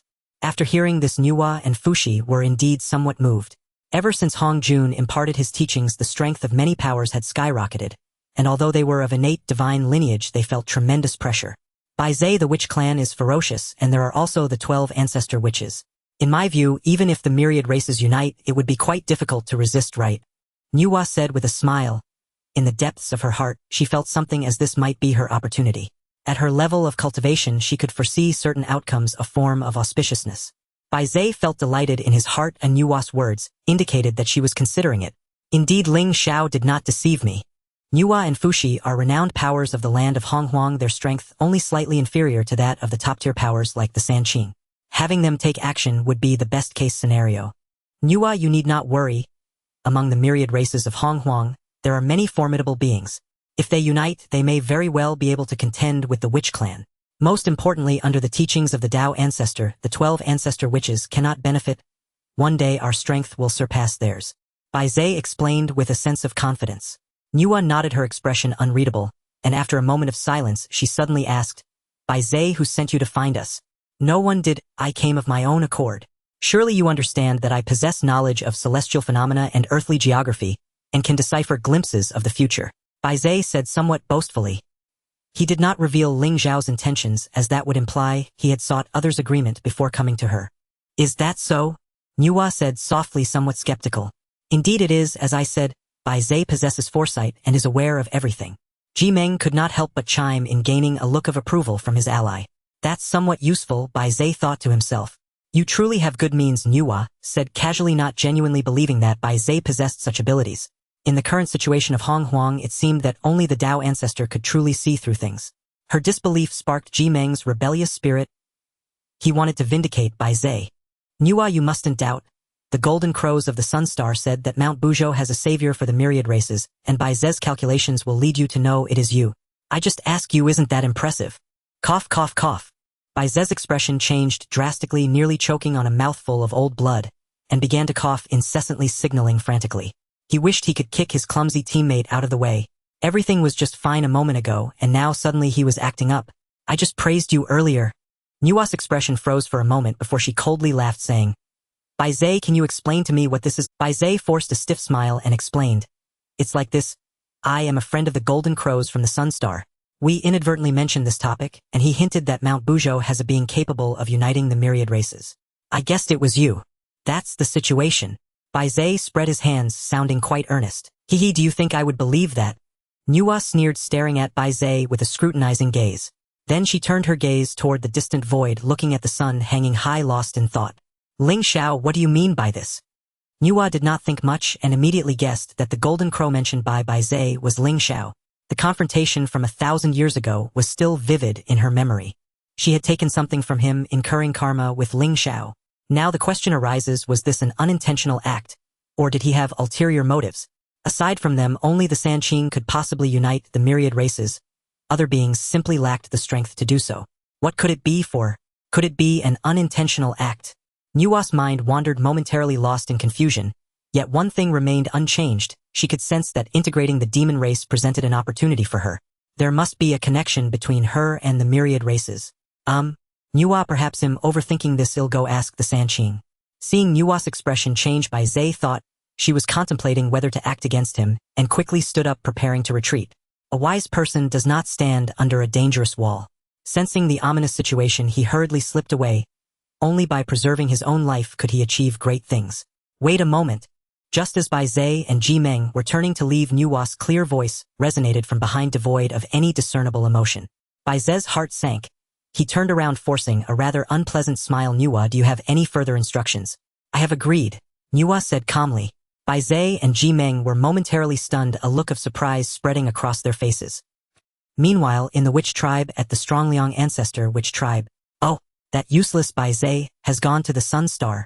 Upon receiving the news from the grand witch ancestor witch Strongliang revealed a disdainful smile. Since the war began, the volatile thunder ancestor which had always taken the lead. Naturally, he had encountered powerful beings like Bai Zhe, and had they not been so elusive, he would have torn them apart long ago. He never expected them to appear at the Sun Star. Watch how I tear you apart. Strongliang's voice rumbled like thunder as he prepared to head to the Sun Star to crush Bai Zhe. Currently, he was at the mid-stage of Deluo Jinxian, just a step away from the late stage.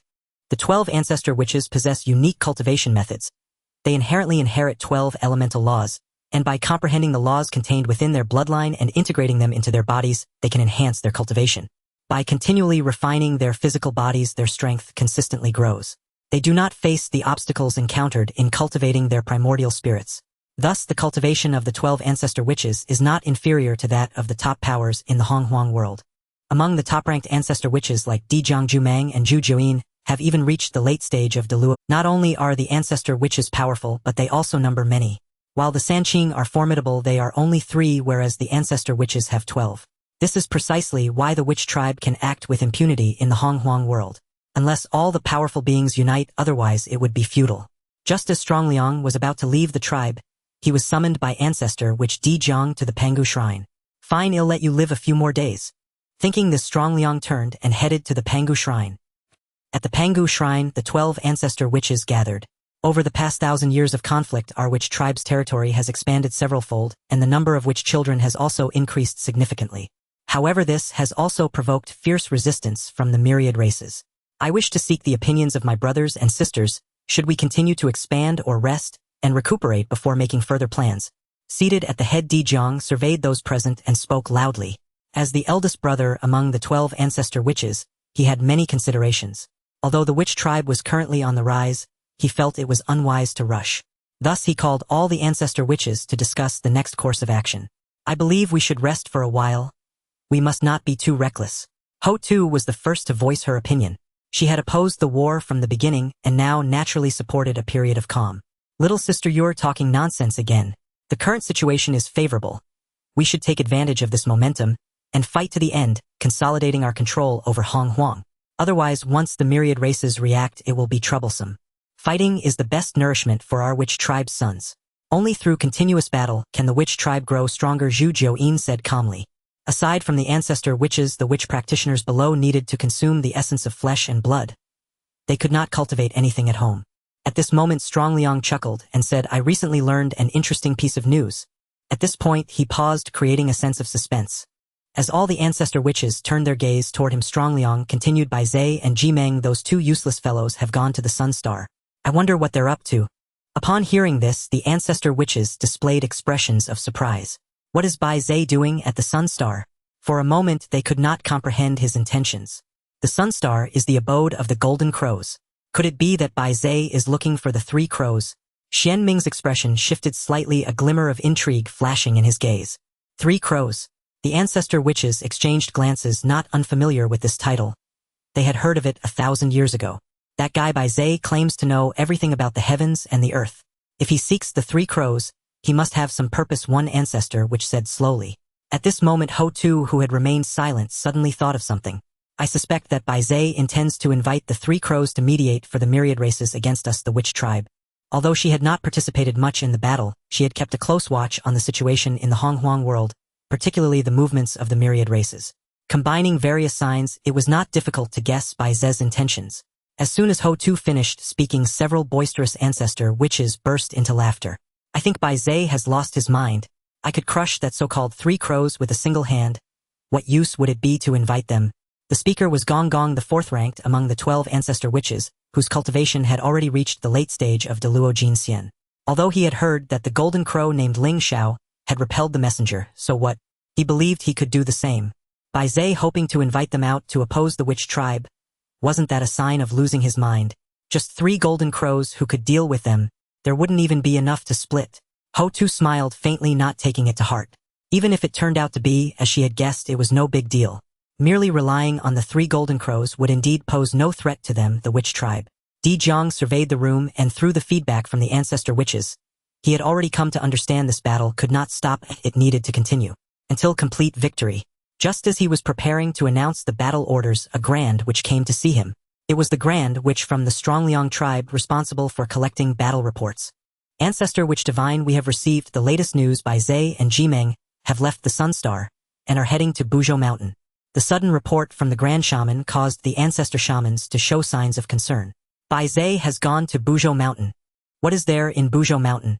The three pure ones. Nuwa and Fushi. What does this waste Bai Zhe want? Leaving the Sunstar and going to Buzhou Mountain, what is his intention? Chongliang waved his hand, signaling the Grand Shaman who brought the news to withdraw. Isn't it obvious? He probably got rejected by the three crows, and this waste has now set his sights on the three pure ones. The three crows and the three pure ones, what a pair of oddities. A certain Ancestor Shaman said with a smile showing disdain. Is there a possibility that Bai Zhe wants to unite the three crows and the three pure ones to oppose us, the Witch Clan? Zhu Mang revealed a contemplative expression and said, upon hearing this, most Ancestor Shamans rebutted. There is no possibility. Those powerful beings are not fools. How could they heed Bai Zhe's words? Zhu Rong said dismissively.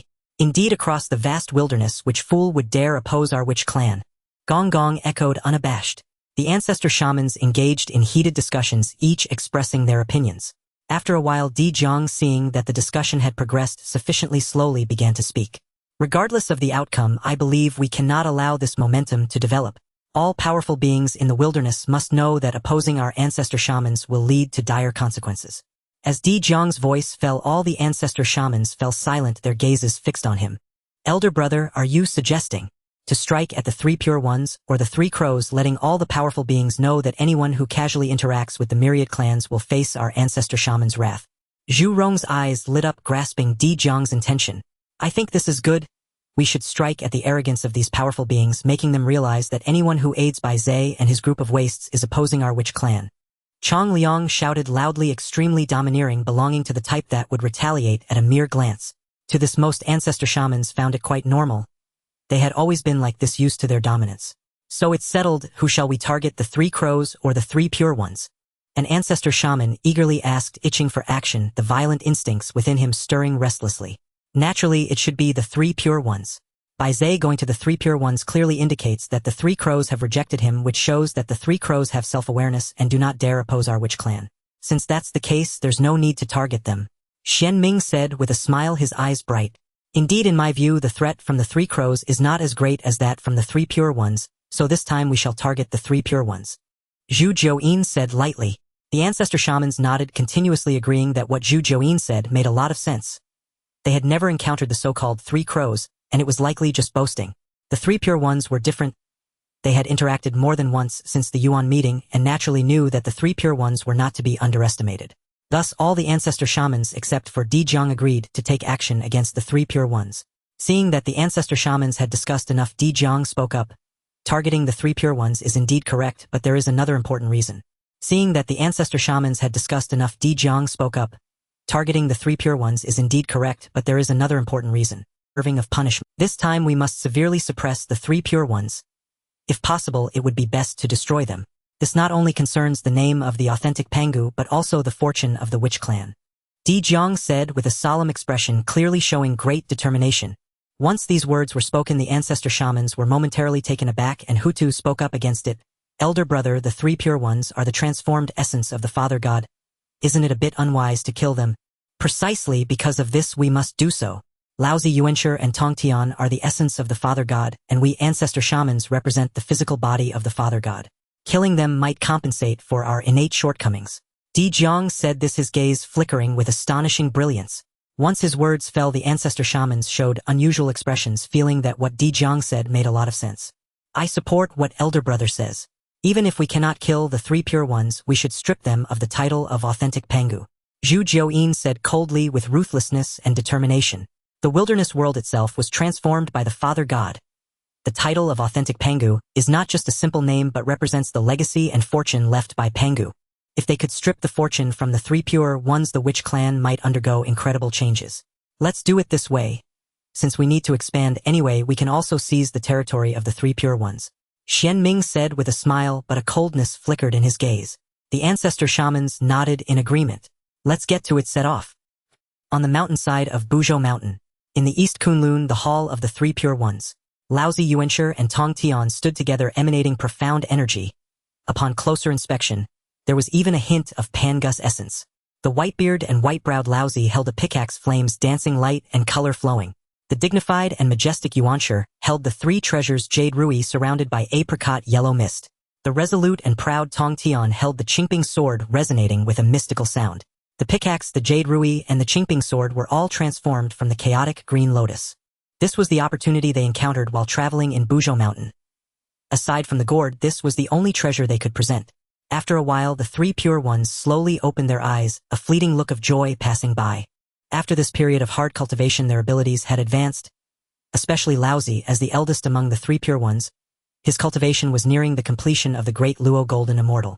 When the Tao Ancestor next gives a lecture, the path of the Great Luo Golden Immortal is expected to reach perfection. In today's wilderness world, there seems to be no powerful being whose cultivation surpasses that of the three of us brothers. Tong Tian spoke, unable to hide his joy. Indeed, what's laughable is that the world actually claims that the three golden crows of the Sunstar can be compared to us.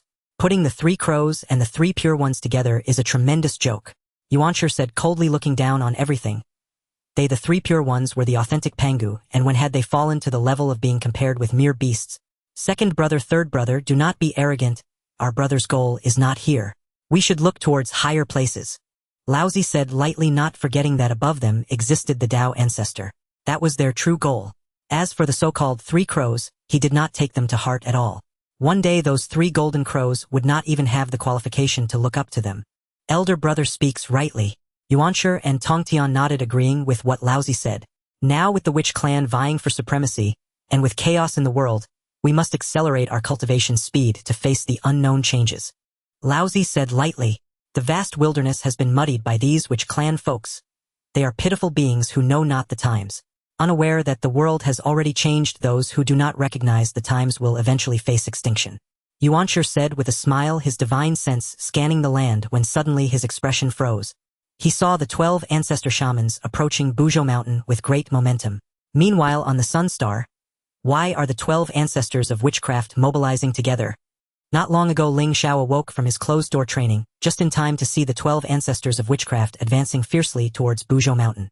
The aura gathered by the 12 ancestors of witchcraft rose like smoke signals soaring into the sky above the primordial land, spreading grandly into the 9 heavens, even enveloping the sun star. In the eastern part of the primordial realm, countless beings were filled with dread, as billions felt that doomsday was upon them. The bodies of the 12 ancestors of witchcraft were towering and invisible, akin to chaotic divine demons traversing between heaven and earth, capable of annihilating everything with a mere gesture. Fortunately, the 12 ancestors of witchcraft did not have the insignificant creatures beneath them as their target. Ling Xiao stood on the sun star looking down at the 12 colossal figures. He had to admit that the manifestations of the 12 ancestors of witchcraft were all exceedingly ugly. Just their appearance alone could terrify their opponents to death. One of them caught Ling Xiao's attention longer. This ancestor had a human body with a serpent tail, 7 arms behind and 2 hands in front, holding a writhing serpent extremely fierce. This must be Hutu. Ling Xiao thought to himself, unable to suppress a smirk. It turned out that the novels from his past life were deceiving. They claimed Hutu was extraordinarily beautiful, but upon seeing this, it could scare someone into a state of impotence. Could there be another side to this? Ling Xiao pondered, unable to help but chuckle.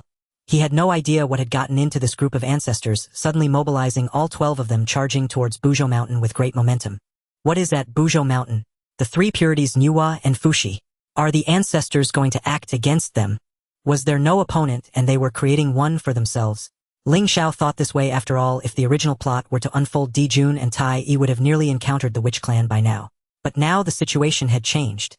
Jun and Tai Yi were no longer seeking dominance. They were cultivating immortality. Ever since they had their minds reset last time, these two had been practicing even more fervently than himself.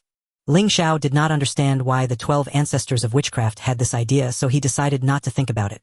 As long as they didn't come to the Sunstar to cause trouble, that was enough. Everything else was irrelevant to him. At Buzhou Mountain, Laozi, Yuanshi, and Tong Tian had already stood up, their expressions grave as they gazed in a certain direction. The 12 figures, brimming with malevolence, swiftly approached, now coming close. Why have the 12 ancestors of witchcraft come? Laozi and Yuanshi exchanged silent glances. They had just mentioned the ancestors, and this group had already arrived. Could they sense it and anticipate that someone was speaking ill of them? This was outrageous. The newcomers do not mean well, Laozi said with a serious expression.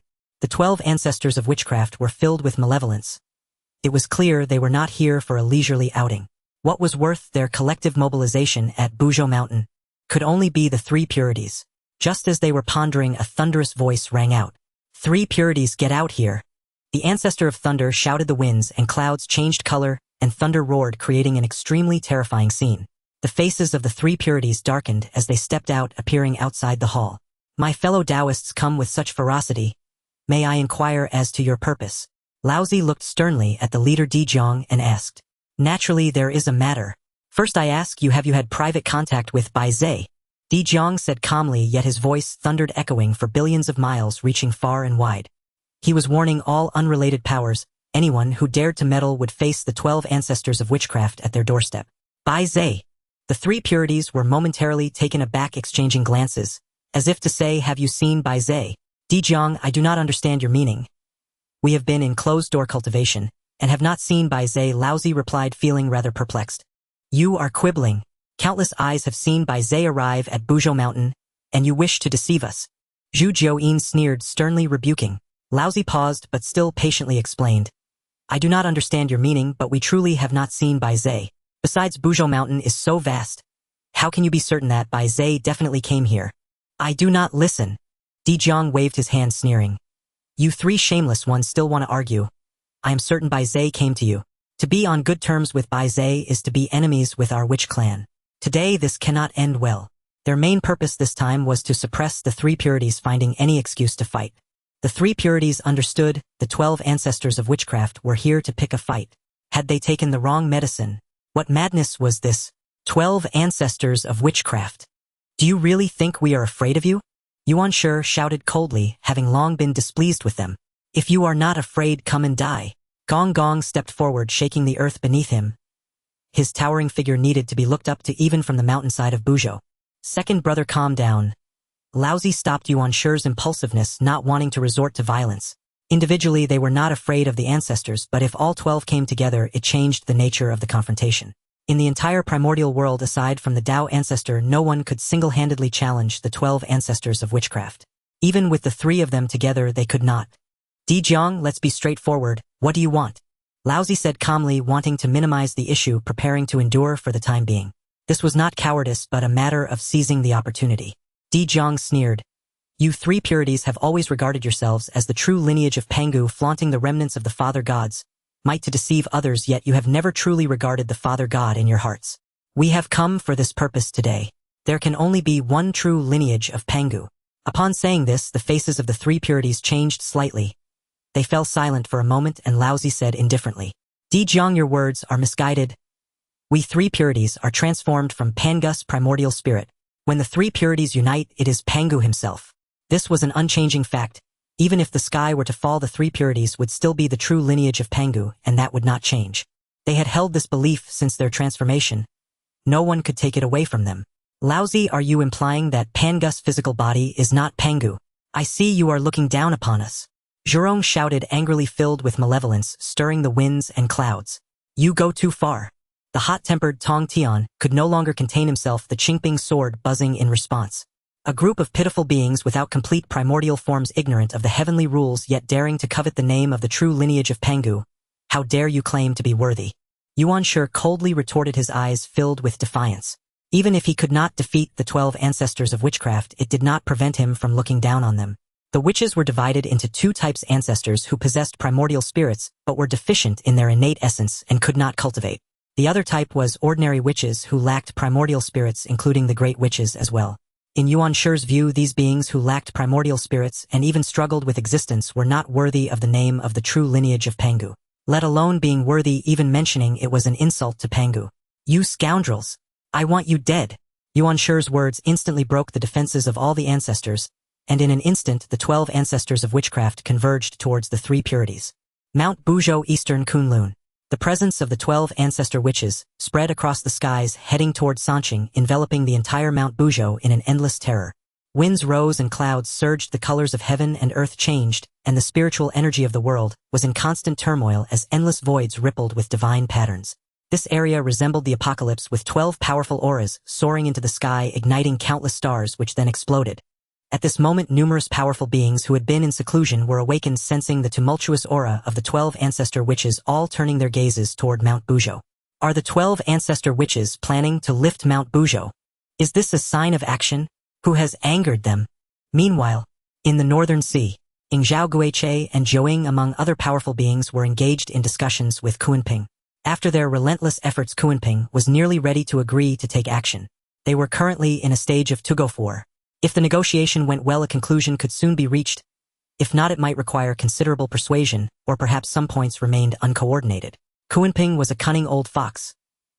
He understood that unifying the myriad clans had its benefits but also posed significant risks. He was still in contemplation. Brother Kunping, rest assured, as long as we can unify the myriad clans, the witch clan is nothing to fear. There's no need for undue concern. I don't believe the 12 ancestor witches will come knocking at our door. Guiche replied with an exaggerated grin, his 9 bird heads bobbing. Ling Xiao, Zhouing, and the others nodded in agreement. They had dealt with the witch clan for many years and had never seen the 12 ancestor witches mobilized together. They must be stationed within the witch clan, fearing a sneak attack. Thus, most of the battles between the witch clan and the myriad clans would depend on the lower-level minions. The leaders would not act lightly. The few of them exchanged words, tugging back and forth, enticing Kunping to agree. As long as he took that final step, the psychological hurdle would be overcome and things would become easier. Upon hearing this, Kunping felt it made some sense. Besides, with his speed as a Kunping, he could easily escape if he couldn't win. It was quite safe. He set down his wine cup, standing up. A surge of heroism welled up within him. Right, this is the feeling. Ling Xiao, Guiche, and the other demons also set down their cups, rising to accompany Kunping, awaiting his declaration. At this moment, Kunping's expression froze as he suddenly looked toward the void, sensing a subtle yet terrifying. The explosive aura of the 12 ancestor witches was felt even across endless time and space. What are these 12 madmen doing? They actually mobilized together. Kunping's heart was shaken, yet he maintained a calm exterior. No, this is still too dangerous. It's not the right time to unify the myriad clans. He quickly solidified his resolve, the scales tipping completely to one side. To take action and unify the myriad clans at this moment would be akin to sticking his head out. If the 12 ancestor witches came to his door, even with 12 wings, he wouldn't escape. Thus, under the expectant and encouraging gazes of Ling Xiao, Guiche, and the others, Kunping waved his hand. See them off. Ha! They were stunned, their faces filled with confusion. What was Kunping doing? Just a moment ago, he had appeared so full of bravado, and now he wanted to send them off. Soon Ling Xiao, Guiche, and the others understood. They gradually sensed the explosive aura of the 12 ancestor witches. This old fox Kunping has backed down. Meanwhile, at another location on Mount Bujo, Nuwa and Fushi also wore bewildered expressions. The conversation between the ancestors and the Sanqing was crystal clear to their ears.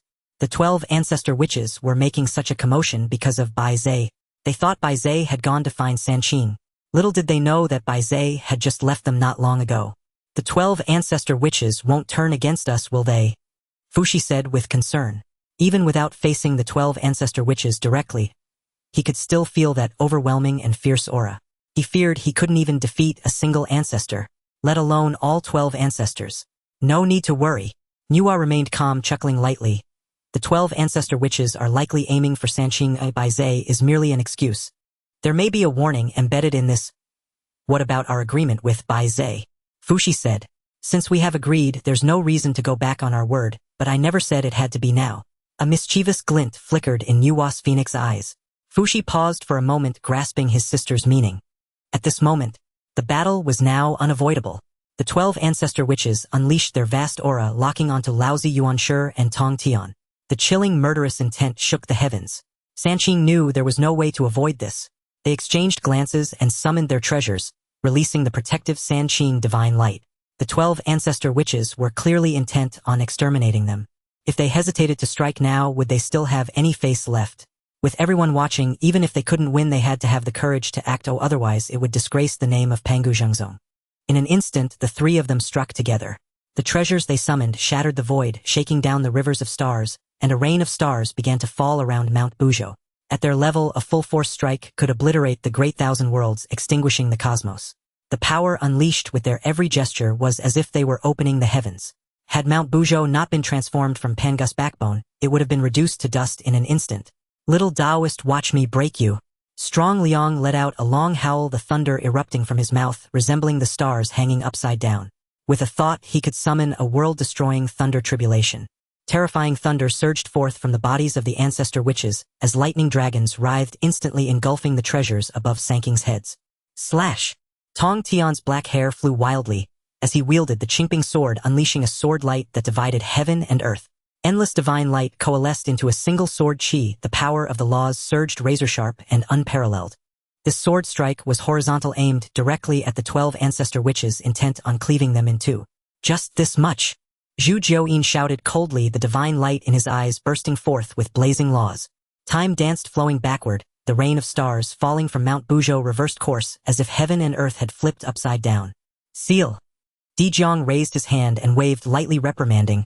The power of space distorted the void, separating the heavens. Tong Tian pointed his sword, the laws of the sword, stirring the universe, agitating the rivers of stars, forming a formation that enveloped Zhu Jiuyin. Seal! Di Jiang raised his hand and waved lightly, reprimanding. The power of space distorted the void, separating the heavens and earth. Sanking's expressions changed. In an instant, they were drawn out of Mount Buzhou by Di Jiang, arriving in the endless void. The fierce winds howled as time flowed. But it wasn't over. Di Jiang's actions sealed them in an isolated space akin to a great thousand worlds.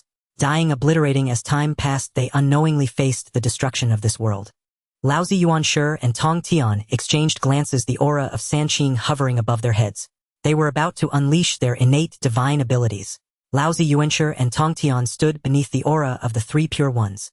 The scriptures resonated like the grand sound of a yellow bell thundering through the universe. 3 streaks of 7-colored lightning flashed above their heads.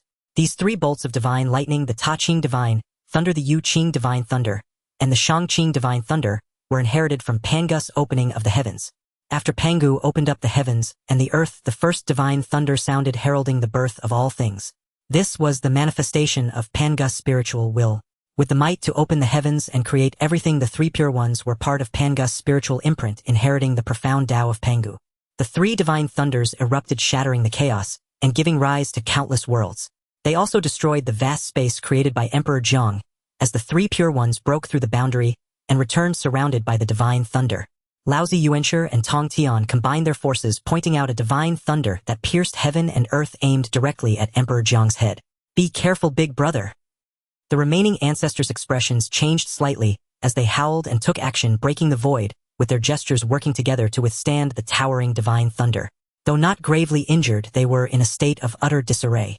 Emperor Jiang's face darkened. In that moment, he felt a chilling sense of crisis. Had it not been for the assistance of his brothers and sisters, he would have either perished or been severely wounded. Let's all strike together and kill the 3 pure ones. He shouted coldly, his killing intent boiling, causing a rain of malevolent blood to fall in this world. No more games. It was time to get serious. The battle erupted instantly, with 12 ancestors striking together. In just one exchange, the 3 pure ones were nearly blown apart. A terrifying battle stirred the endless winds and clouds. Solar Star. Ling Xiao had already stood up in excitement, his gaze fixed on the 12 ancestors darting between them. It wasn't that he found them beautiful or aesthetically pleasing, but rather the power of the laws they wielded opened his eyes. Although he possessed the Chaos Pearl containing 3,000 laws, he still needed to comprehend it slowly. The 12 ancestors personally demonstrated the laws, and with the Chaos Pearl, the effects were even better. Ling Xiao's pupils flickered with a strange light as he recorded the scenes of the 12 ancestors fighting. This was a rare opportunity. It was not easy to encounter training partners like the 3 pure ones. If they were facing ordinary opponents, they would have been crushed long ago without the need for the 12 ancestors to join forces. Keep going, just hold on a bit longer. Ling Xiao cheered for the 3 pure ones in his heart, while he focused on recording and comprehending. The 12 ancestors specialized in the power of laws a level beyond that of ordinary cultivators. Any one of the ancestors had an extremely deep mastery of their own laws. For Ling Xiao, this was also immensely beneficial. Are the 3 pure ones planning to escape? At that moment, Ling Xiao noticed that as the 3 pure ones fought, they began to look for an opportunity to break through. Their endurance was somewhat lacking. The endless void surrounding Buzhou Mountain was filled with the aura of destruction. The 3 pure ones were disheveled blood splattering into the void. The 12 ancestors became serious and fierce. In a short time, they had brushed past death countless times. Had it not been for the protective light of the 3 pure ones, they would have long been ground to dust.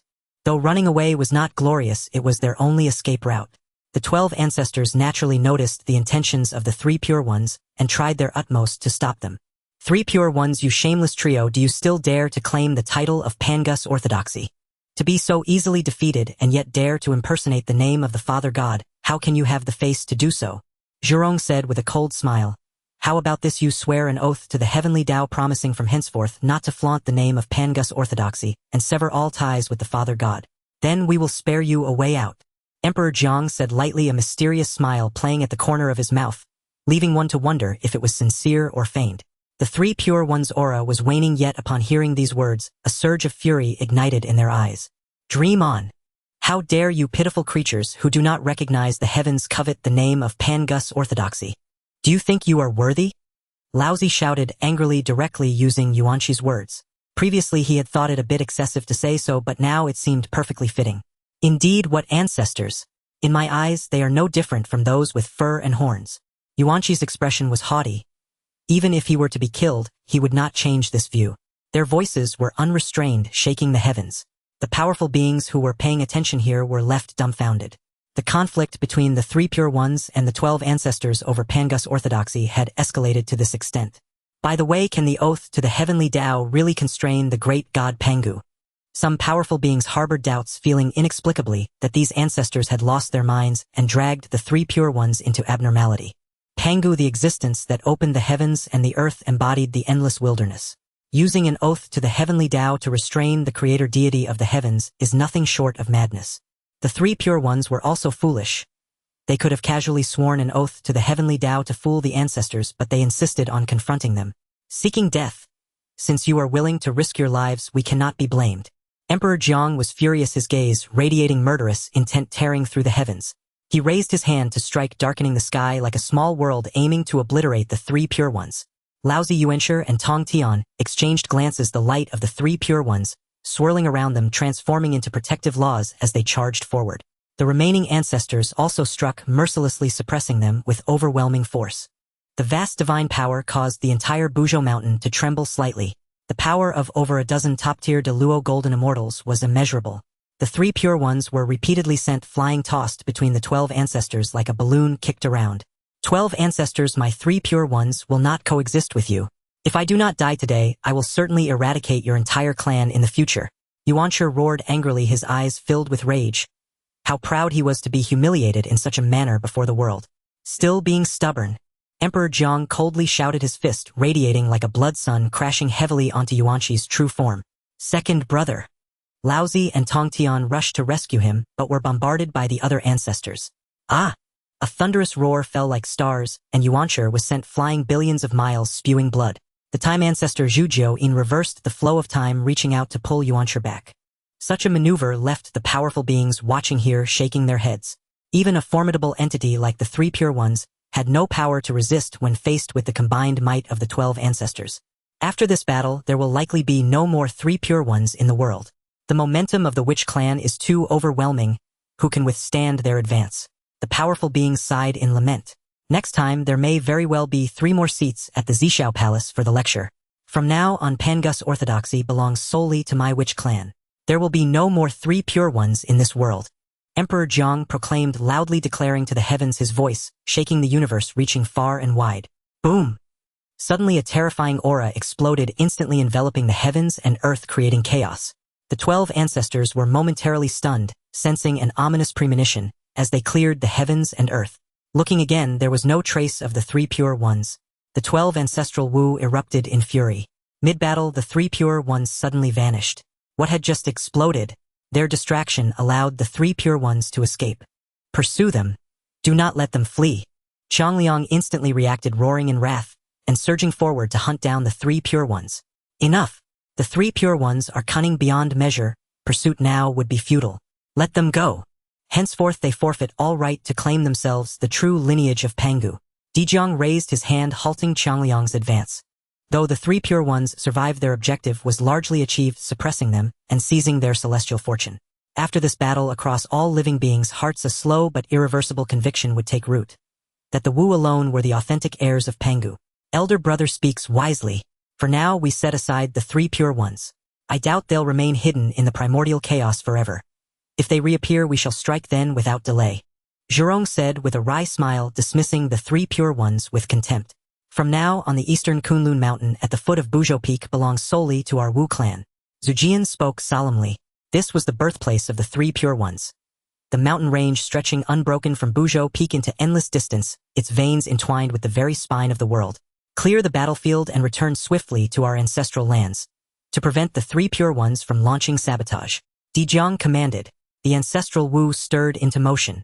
In a remote valley of the Primordial Chaos, three battered Taoist immortals sat in silent meditation, restoring their vital energies. Cursed beasts! Unless this vengeance is exacted, we shall no longer bear the title of Pangu's true lineage. Tong Tian raged, his chinkping sword resting unsheathed at his waist, its edge blazing with lethal intent. While the 12 ancestral Wu remain at Buzhou Peak, why not strike directly at their ancestral realm and seize the hall of Pangu itself? Yuanchu's gaze flared with incandescent fire. Oh, his fury still burned unquenched, demanding immediate vent. Had they not detonated that gourd at the critical moment, they would surely have been decapitated then and there. A priceless treasure, lost. Laozi remained composed. Though anger seethed within him, reason held firm.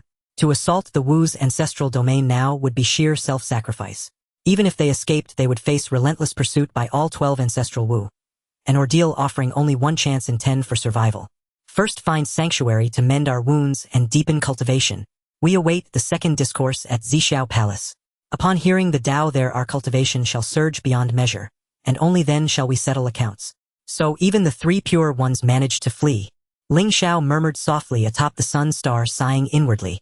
Though he had foreseen this outcome, a quiet melancholy still lingered. The three pure ones were beings of immense celestial fortune, never easily slain. Even after the 12 ancestral Wu descended upon them as one, reducing them to tattered wretches, they still slipped away. Truly their vitality was astonishingly tenacious. Though the struggle for Pangu's rightful legacy appeared won by the 12 ancestral Wu, only Ling Xiao knew the truth. The Wu had irrevocably sealed their enmity with the three pure ones. One day when the three pure ones attained sagehood, this karmic debt would demand reckoning. And thus the looming Wuyao War might well transmute into a Wuqing War. A faint smile curled Ling Xiao's lips. Perfect. Now he could dwell peacefully upon the sun star, undisturbed, cultivating in serene seclusion. Brother 3. What has you smiling so? Emperor Jun and Tai Yi approached Ling Xiao grinning.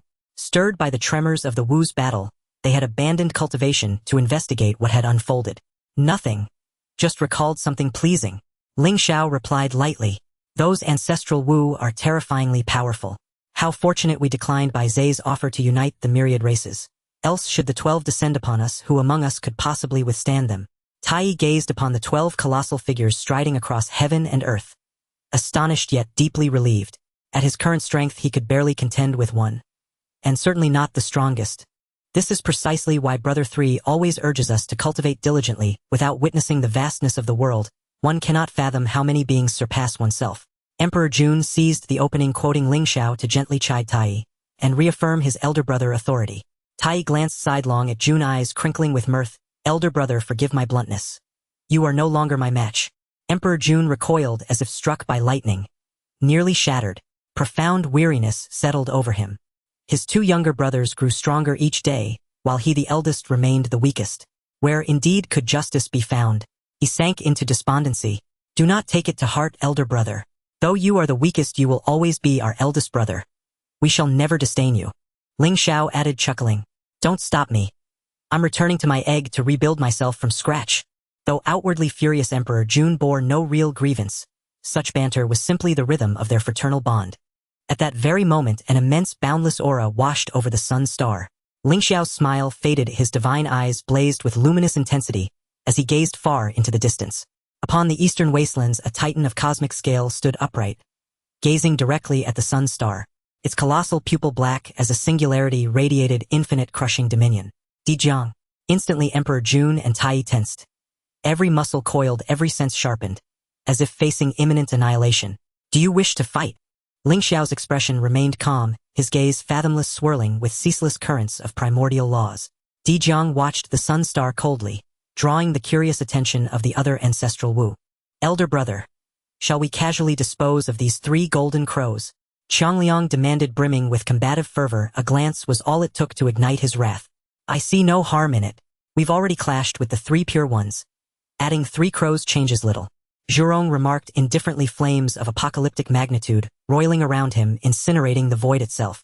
In his view, these so-called golden crows were vastly inferior to the three pure ones. He could subdue them single-handedly. Empty reputation. Zujian echoed the sentiment with supreme arrogance. Around him time itself fractured. Shards of past and future swirling in chaotic, ceaseless metamorphosis. Elder brother, spare them. They pose no threat to us. Xianming smiled serenely. Where she stood, ice spread across a billion li. She was the sole ancestral Wu who mastered two elemental laws, rain and ice. Though ranked second to last among the 12, her power placed her firmly among the top tier. Sister, Xianming speaks truly. Our assault upon the three pure ones was justified. A righteous contest for Pangu's authentic lineage. But to strike these three crows without cause may provoke alarm and resistance from other great existences. Should those great existences unite against our Wu clan in consequence, it would become a grave complication. Ho Tu analyzed calmly, her gaze fixed upon the three silhouettes shimmering upon the sun star. Dijiang did not reply immediately. He weighed consequences, measured risk against reward, pondering whether to strike or withdraw. Dijiang's eyes flickered the void, transformed. After a moment he coldly sneered and said, "Enough, let them." His gaze remained fixed on three figures on the sun star. Two of them exuded weak auras, but the one in the middle was somewhat inscrutable. Dijiang did not take it to heart. The three Wu had a common root, just like their ancestral shaman, and their strengths would not differ significantly. Even if they were strong, it wouldn't be by much. As Ho Tu said, their attack on the Sanqing was understandable due to the contention for inheritance. However, attacking the three Wu again might alert all the powerful beings to unite against them, which would be counterproductive. Let's go back. Dijiang retracted his gaze and said with a smile, while the remaining ancestral shamans nodded in agreement, having no objections. After all, it was just a casual matter. Whether to act or not was inconsequential. Finally, they're gone. On the sun star, Jun and Tai Yi breathed a sigh of relief as the 12 ancestral shamans departed one after another. The atmosphere had been too tense, a precarious situation at any moment. The pressure from the 12 ancestral shamans could only be truly understood through personal experience. It was terrifying. I need to enter seclusion. I won't come out until I reach the perfect state of the great Luo Golden Immortal. Jun felt deeply affected, and not only was his brother stronger than him, but he couldn't even contend with the ancestral shamans. This left him somewhat unable to accept. Take me with you. Tai Yi said, nothing more, appearing less lively than earlier, evidently feeling the pressure. Ling Xiao chuckled silently. With the provocation from the 12 ancestral shamans, Jun and Tai Yi's fighting spirit was also rekindled. They must have truly sensed the crisis. This was the right approach. Staying in the sun star to cultivate was far better than anything else. I should also begin cultivating. Ling Xiao returned to the Fusang tree where he could draw closer to the laws of the sun, and similarly cultivating the laws of fire deep within the sun star would be greatly beneficial. Now his comprehension of these two laws had already advanced his cultivation to the late stage of the great Luo Golden Immortal. If his understanding of the laws of space and earth could catch up to these two laws, his cultivation might not increase much, but his combat prowess would significantly rise. Ling Xiao's gaze flickered as images rapidly flashed before him. These were scenes of battle between the 12 ancestral shamans and the Sanqing. He repeatedly experienced and felt the profound power of the laws. At the same time, he was multitasking, comprehending the 3,000 laws within the Chaos Pearl. Understanding the laws was a slow process. Unless one could reach a state of sudden enlightenment, even spending countless years might yield no results. In the blink of an eye, 3,000 years had passed. During these 3,000 years, the friction between the Wu and myriad races had intensified, and the once scattered myriad races had gradually become more astute. If they couldn't win, they would change locations or strike and then relocate. Yet the vastness of the Honghuang world was immeasurable. Even if the Wu were infuriated, there was nothing they could do. Although the myriad races couldn't contend with the Wu, escaping was still within their capabilities. On the sun star, Ling Xiao also awakened from his seclusion. The moment he opened his eyes, lightning flickered, and a single ray tore through the void. Creation and destruction, life and death intertwined. The law of thunder. Ling Xiao murmured to himself, and the smile on his face gradually intensified. During these 3,000 years, he had comprehended the law of thunder. As one of the most violent forces in the universe, the law of thunder could greatly enhance his destructive power. Go! With a flick of his finger, a stream of clear energy shot out, landing on the ground before him. Thunder surged and rampaged, gradually transforming into a humanoid form identical to himself. One Qi transforms into 3 Wu. Ling Xiao pointed repeatedly as fire source power and earth source power surged out, morphing into the forms of Jun and Tai Yi. This was the clone technique rewarded by the system. One Qi transforms into Sanqing. had now become his naturally changing to one qi transforms into Sanwu. This method differed somewhat from the one used by Laozi in the original storyline. Laozi's one qi transforms into Sanqing had more of a deceptive effect lacking inherent combat power. Otherwise, during the Fengshen period, Laozi alone would have been able to shatter the Juxian formation. The one qi transforms into Sanqing rewarded by the system could create clones with up to 90% of their original combat power sustained for a period. A truly heaven-defying divine technique. Ling Xiao raised his hand and retracted the clones, or otherwise if Jun and Tai Yi saw them, they might think he had done something to them. For instance, Laozi's one qi transforms into Sanqing might have been cultivated by him after stealing the essence of Yuanshi Tiangong. As the eldest brother among the Sanqing, Laozi transformed first, and it was easy for him to do some tricks while Yuanshi Tiangong had yet to transform. In contrast, he was the last to transform among the Sanwu. At this moment Ling Xiao sensed something and suddenly looked towards the west. There the colors of heaven and earth shifted, winds rose, and endless fortunes surged, seemingly being drawn by some force. Meanwhile, in the western part of Honghuang, at the ancestral vein of the West Mount Shumi, Jane and Juanti were verifying what they had learned. The Tao taught by the Tao ancestor had been fully absorbed by them, and they had new insights. They were contemplating the mysteries of heaven and earth together, capturing heavenly secrets and deducing the profound enigmas of all things. Now they truly sensed a hint of heavenly secrets, which was to bind their own fortunes with the West, leading to immeasurable merits and great fortunes.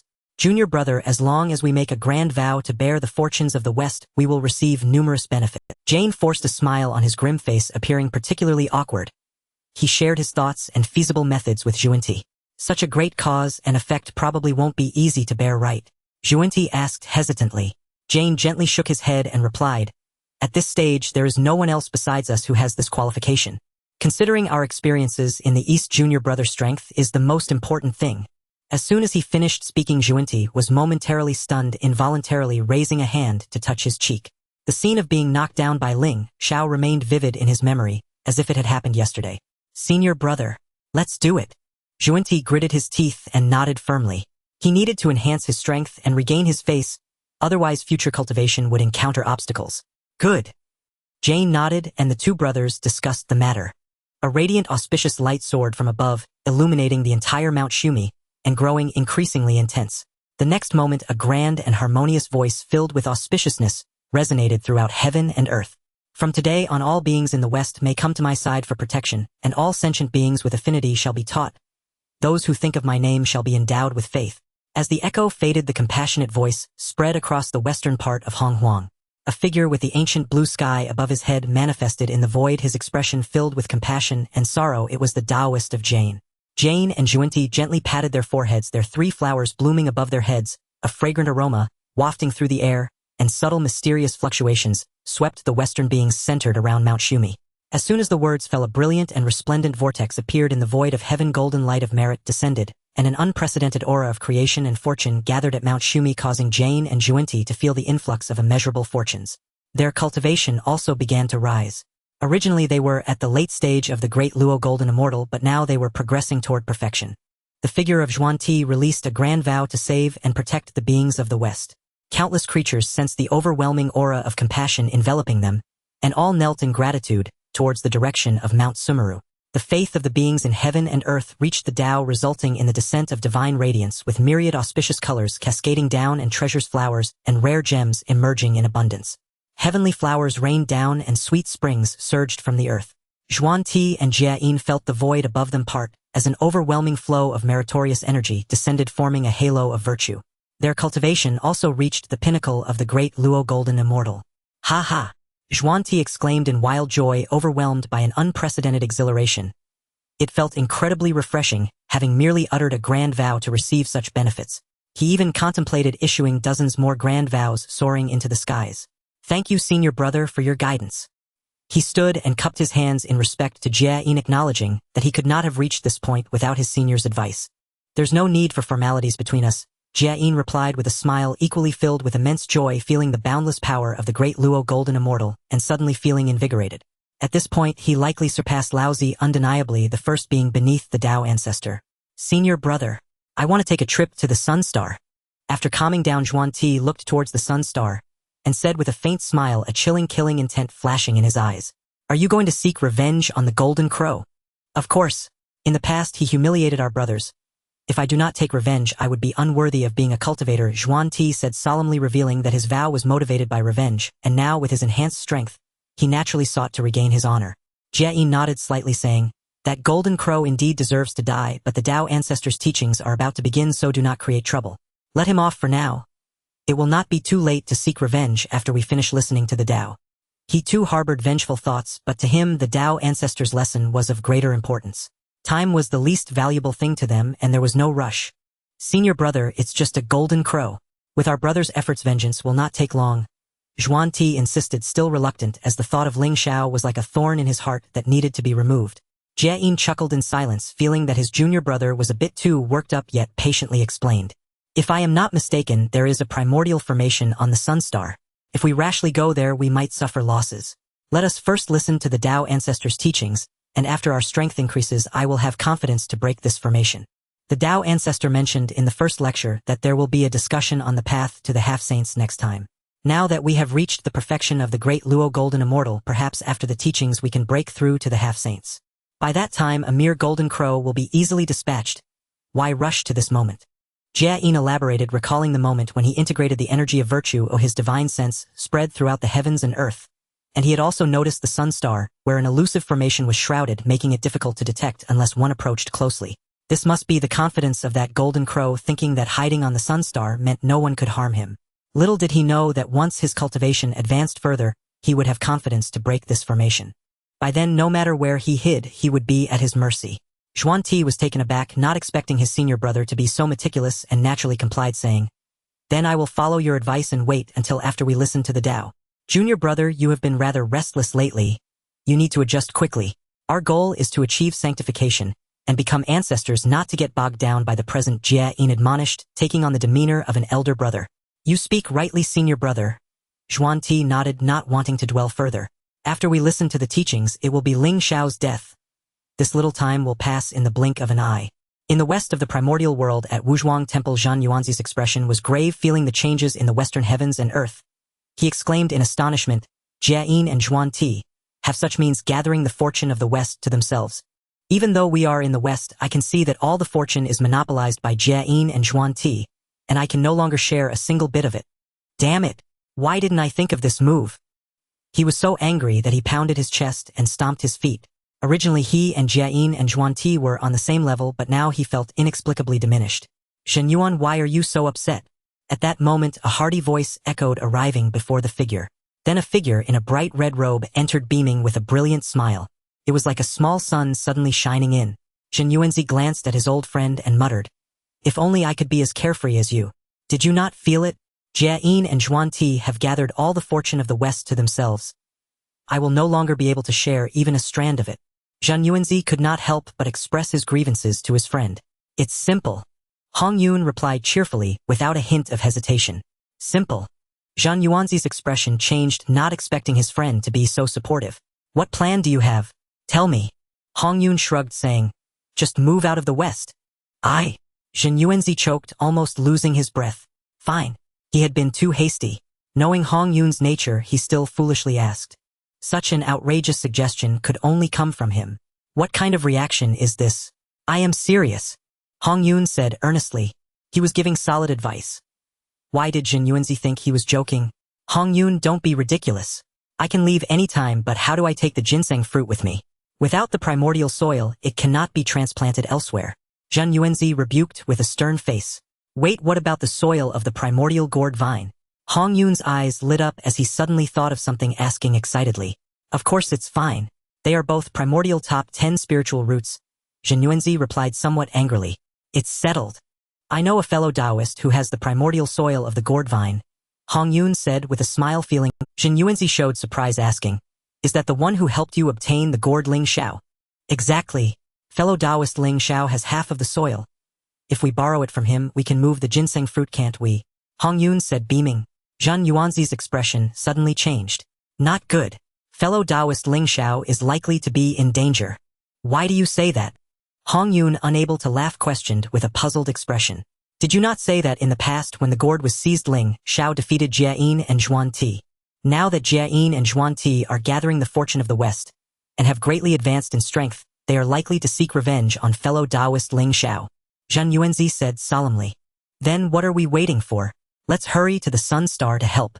Hong Yun could no longer sit still and stood up heading towards the door. Elsewhere on a celestial mountain in the eastern reaches of Honghuang, the Sanqing their divine eyes like blazing torches perceived a disturbance from the west. Two vast streams of spiritual energy surged heavenward. Jane Zhuan-Ti has achieved consummation, Yuanshi said with a sullen expression. If not for the interference of the Shire Zuwu that grievously wounded him and stole his Dao ground, he too should have by now attained the Luo Golden Immortal Consummation. Unwittingly, the Sanqing found themselves surpassed by Jane and Zhuan-Ti. To bind the Western fortune to oneself. This is an immeasurable great opportunity and vast merit. Jane and Zhuan-Ti truly possess a deft stratagem, they murmured. Laozi spoke in a grave voice, his face solemn. Such methods may work in the West, he thought, but in the East they would surely fail.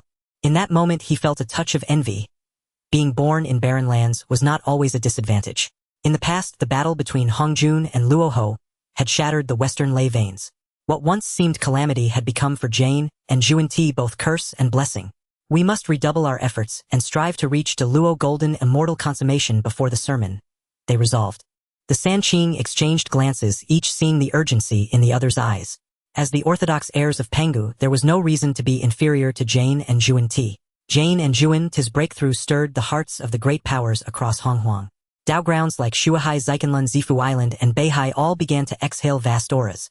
With Hongjun's second sermon drawing near, these mighty beings intensified their efforts seeking to raise their cultivation to Luo Golden Immortal Consummation, so that when the Daozu expounded the path to near sainthood they might more readily perceive and absorb it. On Taiyang Star, Ling Xiao was deeply surprised. He had not expected Jane and Zhuan-Ti to have learned to make such grand vows so early. By voicing a pledge to bind the Western fortune to themselves, they aimed to achieve the Luo Golden Immortal Consummation. This sudden maneuver was indeed startling. No wonder that later they would issue the 48 great vows to attain sainthood. The seeds of that were already visible now. Some attained sainthood by righteous deeds. These two seemed to rely on little more than words. In Ling Xiao's world, they would be master persuaders, consummate architects of popular success. Ling Xiao's eyes flickered as 3 radiant flowers manifested above his crown. A golden figure seated in meditation appeared, suffused with endless daoic resonance and an aura of completion. He himself had reached the Luo Golden Immortal Consummation. With one further deep comprehension of a law, he could become a Hun Yuan Golden Immortal. The road of grasping a law is arduous, and his pace was not slow. Yet it was not enough, he needed to be faster. He had a grudge with Jane and Zhuan-Ti, and if both of them became saints it would spell considerable trouble. Therefore he resolved to hasten his progress, ideally to attain a Hundun de Luo Golden Immortal before Jane and Zhuan-Ti achieved sainthood. Hongjun's second sermon is imminent. For all the greats of Honghuang, this is another leap in cultivation. I must outrun them and become a Hun Yuan Golden Immortal first, he thought. As Ling Xiao prepared to continue his cultivation and contemplate the law, he suddenly sensed 2 powerful auras drawing near to Taiyang Star. Hong Yun. One aura was familiar, the other was very likely Zenyuanzi. What do these two seek here? He wondered. Hong Yun and Zenyuanzi had already arrived outside Taiyang Star. Before they could speak, an ethereal voice issued from deep within the star calling them in. Fellow Taoists, please enter. We have arrived, Hong Yun replied with a smile. A flash of surprise crossed Zenyuanzi's eyes. This golden crow named Ling Xiao seemed stronger than he had imagined. Though unable to gauge precise cultivation, he felt a native intuition of power. Ling Xiao, let me introduce you, this is Wu Zhuangguan's Zenyuanzi, Hong Yun said warmly. After exchanging courtesies, they came to the point. Fellow Taoists, what brings you here? Ling Xiao asked with a smile. Hong Yun replied earnestly. We have come to assist you. Jane and Zhuan-Ti have gathered Western fortune, and their strength is now unpredictable. I suspect they will come to trouble you, so I brought Zenyuanzi with me. Hong Yun spoke with a serious face, appearing as if facing a great enemy. Ling Xiao listened and felt both moved and amused. It matters not. If Jane and Zhuan-Ti dare come, I will see that they do not return, he said casually, unconcerned. Zenyuanzi's expression turned odd, taken aback by such brash words. Hong Yun looked skeptical and was about to protest, but Ling Xiao raised a hand to interrupt. Thank you both for your goodwill. I have matters under control. There will be no problem. Hong Yun fell silent. Zenyuanzi, however, perceived a clue. The formation that cloaked Taiyang Star carried a latent killing intent, subtle and elusive, profoundly arcane. Surely this was Ling Xiao's support. By the way, Ling Xiao, we have a favor to ask. Hong Yun What is it? Ling Xiao asked with a smile. We would like to borrow the soil of your gourd vine to relocate a ginseng fruit tree, Hong Yun said, grinning. At Hongyun's words, Zenyuanzi grew anxious. Ling Xiao, do not heed his nonsense. I have no such plan for now, he blurted. From beginning to end, the idea of moving had been Hongyun's alone, as Zenyuanzi never intended it. Ling Xiao smiled faintly and said, when you need it, simply tell me. At that moment, Jun and Tai Yi arrived. They exchanged introductions and Jun suggested, Hongyun, Zenyuanzi, why not let us discuss the Tao together? Jun made the proposal, inexperienced but eager. Among them, his Tao cultivation was the most shallow, yet his appetite for discourse was keen. Big brother, did you not promise never to emerge until you reached consummation? Ling Xiao teased, prompting Tai Yi to try to stifle a laugh with a helpless shrug. Jun flushed and stammered, a visiting Taoist must be greeted. Laughter followed, and under his insistence, the group sat together to debate the Tao. At their level, discussing the Tao was commonplace, a single debate could span millennia. Testing and corroborating each other's paths often yielded unexpected gains. Unwittingly, more than 1,000 years passed. One day, the once calm heavens trembled, the Jotian Hundun shook as a pillar of chaotic light descended, sweeping across the universe. A purple great hall appeared across the sky, hanging between heaven and earth like a mirage among the clouds. No bells were seen, yet a deep, weighty sequence of 81 resonances radiated from the endless dome. Instantly across Honghuang, countless meditating greats opened their eyes. The manifestation of Zhixiao Palace signaled that the second sermon was about to begin. In that moment, the Honghuang world swelled with wind and cloud. Sacred mountains and treasured sites emitted surging auras. Great powers emerged from their dojos, hastening toward Zhixiao Palace to hear the teaching. The mighty beings of the Primordial World emerged from their seclusion, hastening towards the Purple Cloud Palace. In the western Shumi Mountain, the two figures of Jun Ti and Jiayin, who were deep in meditation, were suddenly filled with joy. Ever since they attained the perfection of the great Luo Golden Immortal, their cultivation had not progressed a single step. Now that the Tao ancestors' preaching was finally about to begin, they eagerly anticipated the arrival of the Quasi-Saints. Let's go, senior brother. Last time we were slow and almost missed our seats. This time we must be the first to arrive. Jun Ti said with a smile, unable to contain his joy. He had waited too long for this day. Indeed, we must be the first to arrive and showcase our magical powers. Jiayin nodded and stood up. The two of them rushed side by side towards the Purple Cloud Palace. At Mount Buzhou, had spent years in seclusion, raising her cultivation to the perfection of the great Luo Golden Immortal. Fuxi, however, was slightly behind, only reaching the later stages without attaining the complete path. In the North Sea, Kuanping had been diligently cultivating ever since being startled by the aura of the 12 ancestors of sorcery. Finally, just before the preaching, he reached the perfection of the great Luo Golden Immortal.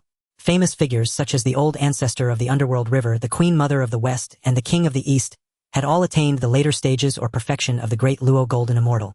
Renowned pioneers against the witch clan like Bai Zhe Jimeng, Ing Zhao Guiche, and Zhouing also reached the mid or later stages of the great Luo Golden Immortal, only a step away from the top figures. On the lunar star Shihi and Chang, she awoke from their closed-door training, having reached the later stages of the great Luo Golden Immortal. Since their first attendance at the Tao lecture, their cultivation had already reached the mid-stage of the great Luo Golden Immortal, and nearly 10,000 years of closed-door training had elevated them by a small realm. Sister, let's go, Chang, she urged Shihi eagerly in the Guanghan Palace. Shihi nodded, glancing back at the solar star, one last time before leaving. Strange, still not planning to attend the Tao lecture, she thought curiously. The first time they missed it might have been due to insufficient cultivation, but now there was still no movement. Was the Tao ancestors' lecture truly so uninspiring? Shihi was somewhat puzzled and decided to disregard it, leading her sister towards the Purple Cloud Palace. This time the Tao ancestor was about to teach the path of the Quasi-Saint. Although she was still some distance from that realm, listening was better than not listening at all. Once she reached the perfection of the great Luo Golden Immortal, she could cultivate the path of the Quasi-Saint. At that time it would be a whole new domain. She couldn't believe that, after listening to the Tao ancestor twice, she wouldn't surpass that golden crow. On a celestial mountain in the eastern part of the Primordial World, 3 vast and majestic auras soared into the sky, ascending rapidly. The pressure of the great Luo Golden Immortal's perfection struck awe into all beings. After tireless efforts, the 3 pure ones finally broke through. This was much later than they had anticipated. The reason being that they were severely injured by the 12 ancestors of sorcery at their source. Just healing took a significant amount of time. After breaking through, the 3 pure ones did not linger and immediately rushed towards the Purple Cloud Palace. Meanwhile, in the Pangu Divine Hall, the 12 ancestors of sorcery, who were in a meeting, also sensed the aura of the 3 pure ones. These 3 shameless ones actually broke through to great Luo perfection. Chang Liang exclaimed, leaping into a rage, unable to believe it. Despite being suppressed like this, these three old fellows somehow managed to achieve perfection. He himself was still one step away from perfection. It must be said that since they suppressed the three pure ones, their fortunes seemed to have increased significantly, even accelerating their cultivation speed. They came out just in time. Let's ambush the three pure ones and prevent them from reaching the Purple Cloud Palace, letting them die on the way. Zhu Jiuyin said, coldly, leaving no room for negotiation. No need, it's already too late to act now. Di Jiang replied calmly. Unless they could catch the three pure ones off guard, sealing their escape route directly as they did last time. Without meticulous preparation, killing the three pure ones was not that simple. Elder brother, what if the three pure ones return from the Purple Cloud Palace and become quasi-saints? What shall we do then? Xian Ming asked worriedly. Her concern drew the agreement of the other ancestors. When the realms are similar, they can easily overpower them with numbers, but if the opponent's realm is much higher, it becomes difficult to gain the upper hand. No worries, because your elder brother is about to take that step, Di Jiang said with a smile. Then a vast and boundless aura emanated. It seemed to have surpassed the realm of the great Luo Golden Immortal. Elder brother, are you about to cultivate to quasi-saint? The other ancestors were instantly overjoyed, realizing why their brother seemed so calm. He was on the verge of becoming a quasi-saint. Indeed, I only need to take one final step, and I can break through at any time, Di Jiang said confidently. The fortune gained from suppressing the three pure ones has indeed accelerated our cultivation speed. This time, the lecture at the Purple Cloud Palace is also an opportunity for our witch clan. While the great powers are absent, let us quickly expand our territory and seize resources. In this way, you all have the chance to break through to quasi-saint. By then, even if the three pure ones' cultivation increases significantly, what is there to fear? Di Jiang expressed all his thoughts and plans. The eyes of the ancestors of sorcery lit up as if they had received enlightenment, and they instantly felt invigorated. When that time comes, who in the entire primordial world could stand against their 12 ancestors of sorcery? Their ancestors practiced the power of the physical body and laws, and within the same realm they had rarely faced opponents. As long as they continued to expand their territory, seize resources, and enhance their cultivation, they would be able to maintain an undefeated position. While the 12 ancestors of sorcery were discussing fervently, the usually quiet Ho Tu suddenly spoke up. Elder brother, I want to go to the Purple Cloud Palace to listen to the Tao. As soon as these words were spoken, the entire hall fell silent for a moment before a storm of opposition erupted. Sister, you said before that Hong Jun's teachings are of no use to us. Why do you still want to listen? Now that we have become mortal enemies with the three pure ones, what if they harm you? Di Jiang asked, sternly scolding her for being idle and not focusing on expanding their territory. Ho Tu stubbornly explained, perhaps the path of the quasi-saint may be useful to us. Besides listening to the Tao, we can also gain a clearer understanding of the strength of the various great powers. There's no need to worry about danger. They wouldn't dare to act recklessly in the Purple Cloud Palace. After the lecture, you can just escort me back. In the end, she still couldn't let go and wanted to listen to the Tao once more. Go ahead, go ahead. Di Jiang understood Ho Tu's nature and decided not to persuade her further. On the solar star, the discussion that had lasted for a millennium finally came to an end. This round of discourse had benefited everyone greatly. They originally wanted to continue discussing, but with the Tao lecture at the Purple Cloud Palace imminent, no matter how they debated, they couldn't surpass the Tao ancestors' teachings, and they clearly understood what was more important. Thank you, fellow Taoists. This discussion has been immensely beneficial. Di Jun expressed his gratitude. No need for such politeness. The lecture is about to begin. Taoist San Wu, shall we go together? Hong Yun said with a smile. At this, Jun and Tai Yi's gazes unconsciously turned towards Jun and Tai Yi turned their gazes towards Ling Xiao, seeking his opinion. The system detected that Hong Jun's second sermon was imminent and presented the following choices. Choice 1, go to the Xiao Palace to listen to the sermon, rewarded with the complete method to slay the three corpses without any side effects. Choice 2, reject Hong Yun's invitation and resolutely stay away, rewarded with a fragment of the creation jade. Choice 3, do not go personally, let Jun and Tai Yi go, instead rewarded with a supreme innate spiritual treasure, the Qilin seal, along with a fragment of the laws of time and demons. 3 choices. Ling Xiao pondered. System, how many fragments of the creation jade disc do you read? Ling Xiao was at a loss for words. It was clear from the 3 choices that the system wanted to I must say the complete method to slay the 3 corpses is quite tempting. Theoretically, achieving the mixed Yuan de Luo would be much easier than proving the Tao through force, and there's no need to worry about being schemed against by Hong Jun. Unfortunately, if you had come earlier, I might have considered it. Ling Xiao thought to himself. Now he was already halfway on his journey, and had put in so much effort to comprehend so many laws. How could he give up easily? He dismissed the first choice. Just as he was about to select the second, Ling Xiao suddenly had a thought. and looked at Jun and Tai Yi asking elder brother second brother, do you want to go listen to the sermon? He wanted to seek their opinions.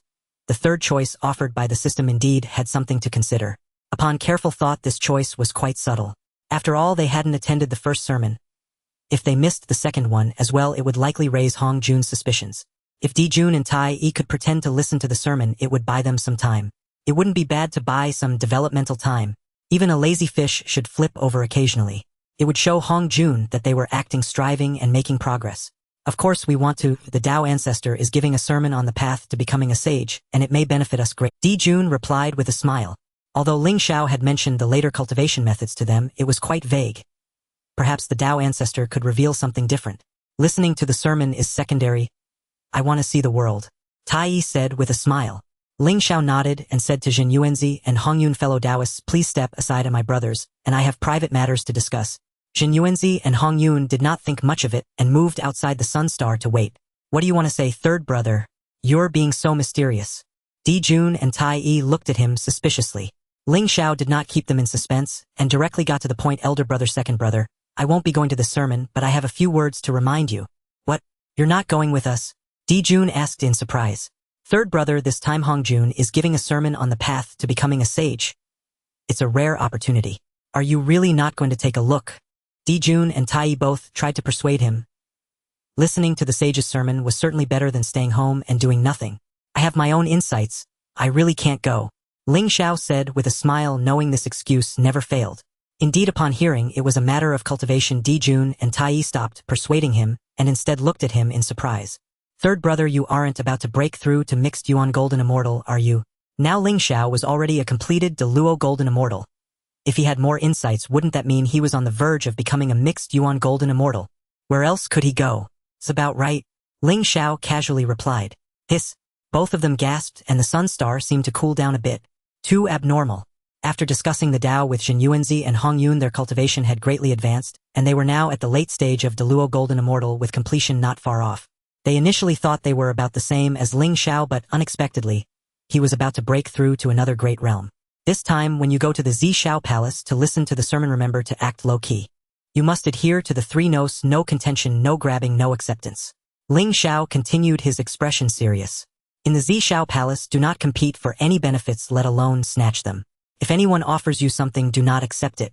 In short, just focus on listening to the sermon, and do not concern yourselves with anything else. Now that it was Hong Jun's second sermon, according to the original plot, the demon tribe's heavenly court was nearly established. If Hong Jun did not follow the script and directly let Jun and Tai Yi establish the heavenly court, based on their personalities, they would likely accept. Wouldn't that cause chaos? So it was necessary to clarify to them in advance, just listen to the sermon. Don't engage in anything superficial. Third brother, we're only going to listen to a sermon. It shouldn't be a big deal, right? Jun said with a smile. This is a matter of great importance. It could be significant or trivial. Just keep it in your hearts. Ling Xiao said earnestly. Seeing Ling Xiao's serious tone without any hint of joking, Jun and Tai Yi also put away their smiles and nodded gravely. Although they could not understand third brother's meaning, since he said so, it would be wise to follow. Third brother, is there anything else? If not, we'll take our leave. Go ahead. Ling Xiao waved his hand, watching Jun and Tai Yi depart. System, I choose 3. The reward for the third choice was a supreme innate spiritual treasure, the Qilin Seal, along with a fragment of the laws of time and demons. The Qilin Seal is a companion treasure of the Primordial Qilin, alongside the ancestral Dragon Pearl and the Yuan Feng Furnace. Although it was powerful, Ling Xiao was not too concerned. He was more interested in the fragment of the laws of time and demons. The laws of time are among the most powerful laws and are also the most difficult to comprehend. With the fragment of the laws of time and demons combined with the Chaos Pearl, he could quickly reach a profoundly deep understanding of the laws of time. The laws of time. Here I come. Ling Xiao thought to himself, beginning to absorb the fragment of the laws of time, immersing himself in cultivation. Meanwhile, Jun, Tai Yi, Jin Yuanzi, and Hong Yun left the Sun Star, soaring into the boundless chaos. It was the first time for Jun and Tai Yi to go to the Xiao Palace, but Jin Yuanzi and Hong Yun were already seized. The 4 of them traveled together, exuding a powerful aura that deterred any ordinary person from approaching. Upon entering the chaos, Jun and Tai Yi, having learned without a teacher, successively summoned their treasures to shield themselves, bravely breaking through the thunder-fire layer unaffected by the countless lightning strikes. Jin Yuanzi and Hong Yun did the same, summoning their treasures, or using their great divine powers to protect themselves, remaining untouched by the myriad of lightning. They passed through the thunder layer and entered the 9 heavens wind layer where countless azure wind blades transformed into swords, knives, and axes densely packed and overwhelming. Jun and Tai Yi, Zhan Yuanzi, and Hong Yun thought they had arrived early, but outside the Xiao Palace a group of formidable beings was already gathered. Jun and Tai Yi gazed at the Xiao Palace, feeling a sense of awe. The vast aura emanating from the palace oppressed their divine senses, compelling all beings to submit. The Tao was being expounded in a spectacular, ever-changing, and indescribable manner. Only by experiencing it up close could one truly comprehend the terror of the saints. The grandeur of the Taoist venue alone was overwhelming. No wonder Ling Xiao constantly urged them to practice diligently. In the face of such existence, power and influence were mere illusions. Only one's own strength was eternal. While Jun and Tai Yi were observing the Xiao Palace, the 3 purities Jiayin and Zhu Ti along with other great beings were also watching them, their expressions revealing curiosity. They understood that the Golden Crow had come to listen to the Tao, but why were there only 2? Where was the other one? The one named Ling Xiao hasn't come. The 3 purities communicated privately. They had suffered losses to Ling Xiao during the competition for the gourd on Mount Buzhou, so they remembered it very clearly. How could he be so blind to the celestial numbers? The Tao ancestor offers such a grand opportunity, yet he doesn't come. Is this blind confidence or sheer foolishness? Yuan Shi chuckled. How can he expect to find the way on his own, without attending the lecture on the Tao of the Saints? Even if he could, the time spent would be immeasurable. There are countless powerful beings in the primordial world who are not present. It's not surprising at all. Perhaps he truly has his own methods. Tong Tian said nonchalantly. While the 3 purities were quietly debating, Jiayin and Zhu Ti were intently observing Jun and Tai Yi. If it weren't for their presence outside the Xiao Palace, they would have already taken action. However, they were not in a hurry. They would deal with Jun and Tai Yi after the lecture. What made them feel imperfect was that Ling Xiao had not come, which meant they couldn't deal with him together, and would have to visit the Sunstar separately. Fellow Taoists, why has Ling Xiao not arrived? Nu Hua and Fu Shi greeted them. My 3rd brother is currently in seclusion and cannot come. Jun replied with a smile. Seclusion? Nu Hua's gaze flickered with surprise. Was the allure of the Tao ancestor's lecture not compelling enough for him to break his seclusion? She felt a bit disappointed. She had planned to ask Ling Xiao about the myriad races, and why he hinted for Bai Zai to seek her, but he hadn't shown up. Reluctantly, she returned to her original position with Fu Shi. Time passed slowly, and more powerful beings gathered outside the Xiao Palace. Finally, the doors of the Xiao Palace opened and a boy and girl emerged to announce the others to enter. The pair were Hao Yin and Yao Qi. The great beings slowly streamed into the Xiao Palace. Since their previous positions had been arranged, there was no need to scramble for seats. Jun and Tai Yi sat behind Zhan Yuanzi and Hong Yun, their gazes wandering as they curiously examined the Xiao Palace while engaging in casual conversation. It's truly a pity that Ling Xiao is not here. We cannot listen to the words of the saint. It is indeed a pity, but it is not a problem. When we return, we can discuss the Tao with Ling Xiao and convey what the Tao ancestor has taught him. Hong Yun smiled. Jun and Tai Yi nodded in agreement, sharing the same intent. Soon after all the great beings had arrived, Hong Jun's figure appeared on the cloud bed ahead, and the entire Xiao Palace fell silent, as if a pin drop could be heard. Even Jun and Tai Yi focused their attention on the figure ahead. So powerful. Although there was no terrifying aura, merely a glance conveyed an indescribable sense of strength. At that moment, their desire to attain sainthood intensified.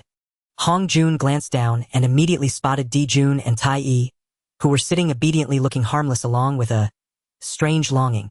Not bad. Hong Jun silently nodded. This time the Golden Crow did not disappoint him and finally came to listen to the Tao. Wait. Is there an unexpected development? Suddenly he paused, his expression changing as anomalies flickered in his eyes and the laws surged. Is there still one Golden Crow that hasn't come? Thinking this, Hong Jun could not help but frown. The Tao has its 50 and the celestial transformations are 49. Unexpected developments are normal. As long as the overall situation does not change, everything is predetermined. What surprised him was that the Sunstar had actually given birth to 3 Golden Crows. He had previously overlooked this while busy with attaining sainthood and preparing for the merging of the Tao. Upon further reflection, this additional Golden Crow might not be a bad thing. It could help compensate for the weaknesses of Jun and Tai Yi. After all, with their current cultivation level, it was truly difficult to compete with the 12 ancestor witches. As for the Golden Crow that hadn't come to listen to the Tao, Hong Jun did not take it to heart. As long as the destined people Jun and Tai Yi arrived, that was sufficient. Now that everyone is here, why hasn't the lecture started? Inside the Xiao Palace, the expressions of the great beings were filled with suspicion, and some even appeared bewildered. This feeling reminded them of the first lecture. A classic replay, however this time felt a bit different. They all sensed that the Tao ancestor seemed to be looking at Jun and Tai Yi. Could it be because they were new arrivals that the Tao ancestor paid them extra attention? Jie and Jun sitting in the front row exchanged knowing smiles. These two fellows Jun and Tai Yi, could it be that they have offended the Tao ancestor upon arriving? If that were the case, it would be wonderful, saving us the trouble of taking action. In an instant, all the great beings' gazes fell on Jun and Tai Yi, secretly pondering whether they had committed some offense that displeased the Tao ancestor.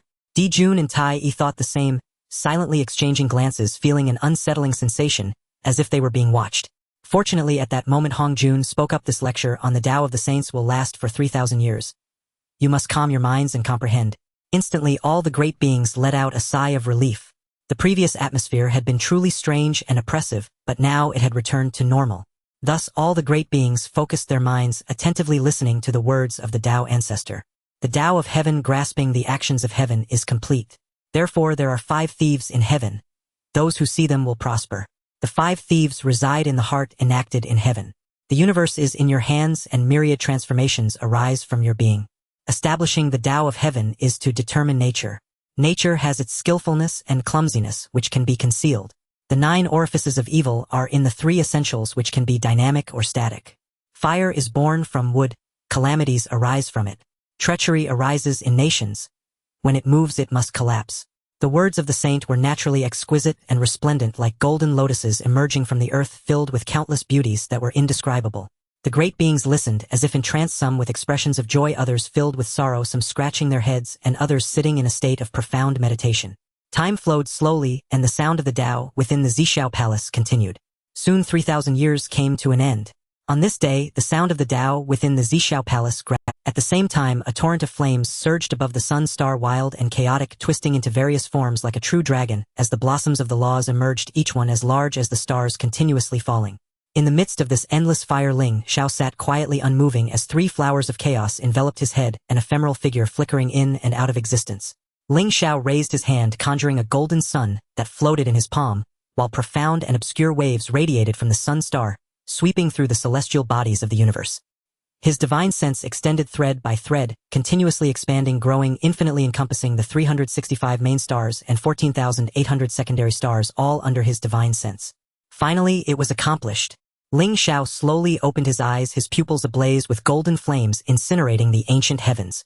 Through this period of effort, he had finally broken the shackles of his original path of fire, achieving a further step towards the realm of the Primordial Golden Immortal. Though only one law had advanced to the level of Primordial Golden Immortal, his power had undergone a monumental transformation. This was not merely a manifestation of the Tao, it represented a leap in the level of life. It was akin to a domestic cat evolving into a fierce tiger. Moreover, the fragments of the Time God's law had deepened his comprehension of the law of time, only slightly inferior to that of the fire law. If he had another 100 or 80 fragments, he could likely cultivate a complete law of time. Isn't Hong Jun's teachings about to conclude? Strange, still not planning to attend the Tao lecture, she thought curiously. The first time they missed it might have been due to insufficient cultivation, but, however, he could not afford to be complacent or careless. After the Quasi Saints stage, the 6 appointed saints would unleash their full potential. Everything would stem from the birth of humanity. Ling Xiao did not consider stopping Nuwa from creating humanity. Both emotionally and logically, he found it impossible to do so. To take a step back, even if he withheld the gourd vine and the 9 heavens soil from Nuwa. Under the guidance of the heavenly Tao, there would still be other methods for creating humanity. To simply obstruct Nuwa's endeavors would be akin to courting death, provoking the heavenly Tao, which might very well lead to his own demise. Minor matters can be altered, but major ones cannot be reversed. At most, it would only delay the development time. Let's continue cultivating. Just as Ling Xiao was about to retract his divine sense and focus on cultivation, he was suddenly drawn by a subtle aura. What is this?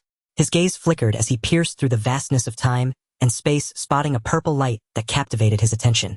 The aura emanated from their Z-Way star. After a moment of hesitation, Ling Xiao stood tall and took a step forward, entering the boundless void. Crossing the infinite emptiness and surpassing countless stars, he finally arrived at the vicinity of Z-Way star. This star, stretching across the endless void, was surrounded by purple chi exuding an air of nobility. It was colossal, and on its surface there was even a world of ephemeral beings. The purple torrents resembled primordial chi, making it appear more like a primordial grand world. No wonder it is called the Emperor Star. Ling Xiao could not help but praise. In his past life, Ziwei Star was renowned as the foremost among the myriad stars, the source of all phenomena and the Emperor of Stars. It is said, when Ziwei does not emerge, the sun and moon are exalted. However, these are merely sayings from my past life. In the primordial world, the sun and moon are transformations of Pangus dual eyes. It would be more reasonable to say, when the sun and moon do not emerge, Ziwei is exalted. Moreover, with me here, regardless of the star, it can only play second fiddle. How can a rudimentary concealment formation block me? Ling Xiao immediately saw the formation on Ziwei Star. Strictly speaking, it could no longer be called rudimentary. Had it not been for his breakthrough to the primordial golden immortal and his divine sense, he might not have discovered it. Thinking this, Ling Xiao stepped out, his laws surging, dispelling the endless purple chi as he arrived on Ziwei Star, where he beheld an inconceivably towering tree. This giant tree stood at the very center of Ziwei Star, surrounded by swirling starlight, its entire form a deep black, as if countless stars were hidden within. Most remarkably, this giant tree had 365 branches, each bearing 365 buds, neither more nor less, perfectly matched. Upon seeing this, Ling Xiao understood the origin of this tree. The tree of celestial stars. The tree of celestial stars feeds on the power of the stars, devouring the celestial bodies for countless ages to bear fruit. Its fruits number only 365 each time, corresponding to the oldest 365 stars. Consuming a star fruit allows one to transform into the corresponding star's celestial body, wielding the primal power of that star. Furthermore, the 365 branches of the tree of celestial stars can also be used to create the celestial star flags, arranging the grand formation of the celestial bodies. Who are you, and why have you intruded into my domain? At this moment, a clear, vigilant voice rang out as a youth appeared beneath the celestial tree.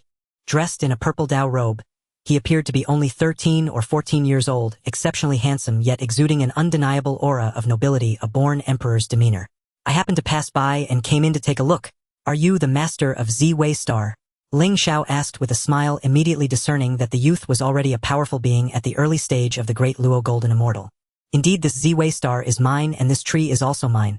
I am the Ziwei Emperor. The youth relaxed his vigilance, answering Ling Xiao's question, earnestly, his expression quite proud. Ziwei Emperor. Ling Xiao could not help but chuckle at this youth, seemed like he had just transformed, and had not yet undergone worldly training, his mind not very sharp. I am Ling Xiao. A pleasure to meet you.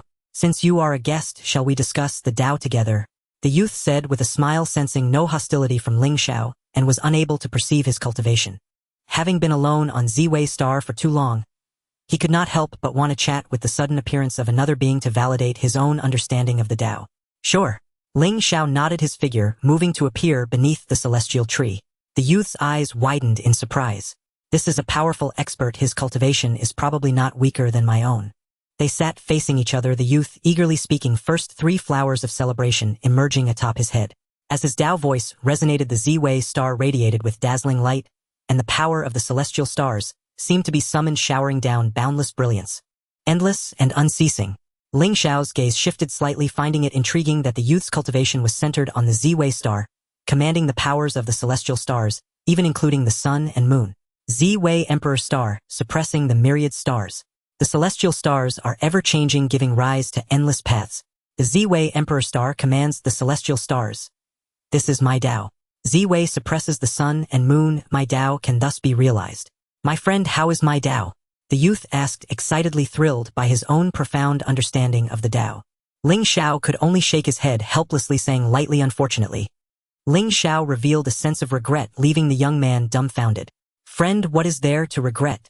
Once I dominate the stars and suppress all celestial beings, my path will be realized. What is wrong with that? The young man asked in confusion. Ling Xiao smiled mysteriously and said, of course it is wrong, because I am the solar celestial being. The young man pointed at Ling Xiao, about to speak, but saw that Ling Xiao in his eyes became more and more majestic, his form growing vast and unfathomable, immeasurable and invincible. He looked on in shock, his expression frozen, unable to utter a word. Is this an illusion? It is not an illusion. The young man cried out in his heart, his scalp tingling. Why, as the same celestial being, could he be so powerful? This level of existence extinguished any thought of resistance, for any defiance would be futile. It was far beyond anything. I will give you a choice. Do not dream of being an emperor who suppresses the stars. Instead, be a disciple by my side. Ling Xiao said with a smile filled with affection for talent. A choice. A disciple. The young man's expression darkened, his mood fluctuating. What kind of choice was this? He, the dignified Ziwei Emperor, was actually asked to be a disciple.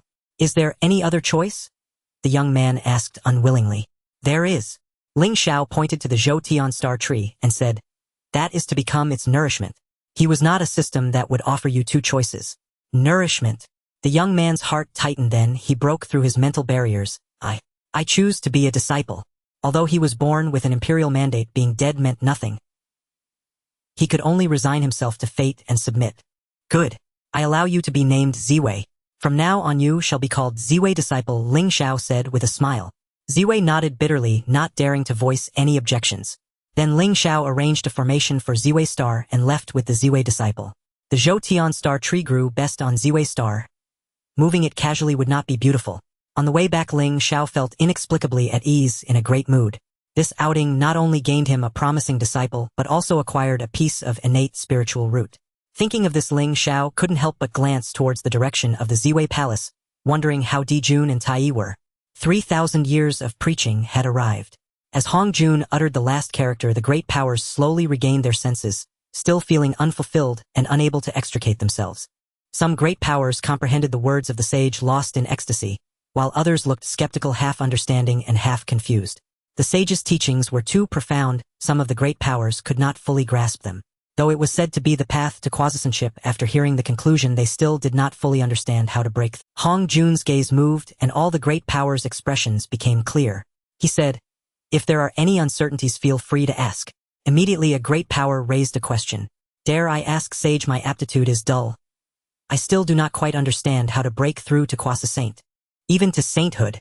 His question garnered unanimous approval from many great powers. Some among them already knew how to attain quasi-saintship but still lacked depth. This friend not only inquired about the path to quasi-saint but also brought up how to achieve sainthood. Even Jun and Tai Yi were quite curious. In fact, they already understood the method to sainthood, but wanted to hear the sage's unique insights.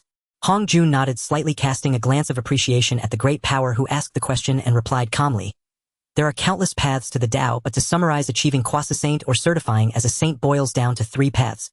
The first method is to prove the Tao through strength, that is to comprehend the laws of the Tao using one's own law power to break through the limits of the Great Luo Golden Immortal. This realm can be called the Hunyuan Golden Immortal, and beyond that is the Hunyuan Great Luo Golden Immortal. However, nowadays the Tao is hidden and understanding the laws is difficult, as this path has already been cut off. The second method is to prove the Tao through merit, which involves doing great deeds that contribute to the heavenly Tao. The heavenly Tao bestows boundless merit, merging the merit into the primordial spirit, thus achieving the Tao. The specific methods will be discussed in detail later. Upon hearing this, the great powers felt somewhat disheartened. These 2 paths were too abstract. One had already been severed, while the other required contributions to the heavenly Tao. Without specific actionable methods, they could not be called methods.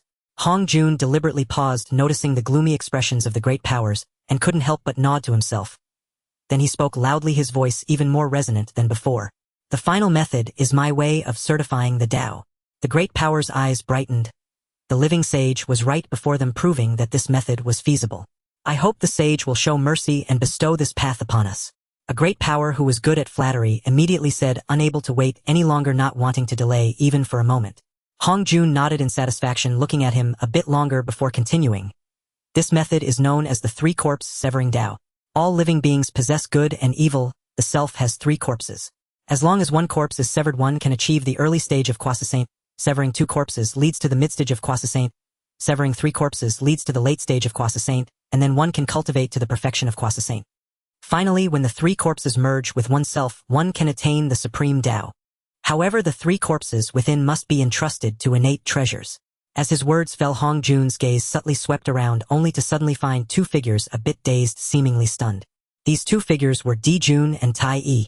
Hong Jun felt somewhat puzzled and asked, Jun, Tai Yi, do you understand what I have explained? If there are any doubts, feel free to ask. He was already showing signs of giving them special attention, as Jun and Tai Yi's cultivation was somewhat lacking. Hong Jun was concerned and wanted to help as much as possible. All the great powers turned their gazes towards Jun and Tai Yi. How should one put it? It was understandable. After all, it was their first time attending the preaching, and having missed a session, it was completely normal not to understand. Jun and Tai Yi regained their senses. They were not unable to understand, just not very interested in listening, as their third brother had already told them everything. Moreover, Hong Jun stated that the path of the laws was cut off, but their third brother was about to become a Hunyuan Golden Immortal. Wasn't that pretending to understand and talking nonsense? Though they thought this in their hearts, they did not dare to show any sign of it on the surface. Since the sage had already asked them, it was inappropriate not to say something. After pondering for a moment, Jun's heart moved, and he asked, "Dare I ask, sage, which of the 3 methods to become a saint is the strongest?" As soon as these words were spoken, all the great powers were momentarily stunned, then looked at Jun with admiration. They couldn't tell whether he was genuinely foolish or pretending. The sage had already said that the path of the laws was cut off, and yet he was still asking which of the 3 methods was the strongest. Wasn't that looking for trouble? How did you manage to treat the sage's words as nonsense? The purple cloud palace fell into an instant silence. All the powerful beings' gazes focused on the 2 brothers Jun and Tai Yi. Most of them were gloating. Jane and Zhuan almost laughed out loud. This golden crow is so bold. Has he always been this brave? Perhaps staying on the Sun Star for too long has cooked his brain. Hong Jun frowned slightly, a hint of imperceptible anger flashing in his eyes. This wretched obstacle. Wasn't what he said clear enough? There are only 2 methods you can use. Why did you ask for 3? Is your hearing impaired, or are you deliberately looking for trouble? Or are you still unwilling to accept the laws of the Tao? If it weren't for the importance of Jun and Tai Yi, Hong Jun would have truly wanted to send these 2 useless beings away to avoid the annoyance they caused. He emphasized the path of the 3 corpses to pass on his Tao lineage and prepare for the future. Yet under the gaze of all, Jun actually asked such a question. Hong Jun naturally understood which of the 3 methods of Tao certification was the strongest. It was not the right time to speak about it. Thus he smiled faintly and provided an answer. There is no priority in the Tao, no strength in the laws. All strength comes from within oneself. Therefore, the 3 methods of Tao certification are equal. It ultimately depends on oneself. Hong Jun was too embarrassed to outright praise his own path of the 3 corpses as the strongest, so he gave a vague answer. "Thank you for your answer, Saint." Jun's eyes lit up and he stopped speaking, sitting there obediently. However, in his heart, a different scene unfolded. What Hong Jun said had some commonality with what the 3rd brother mentioned.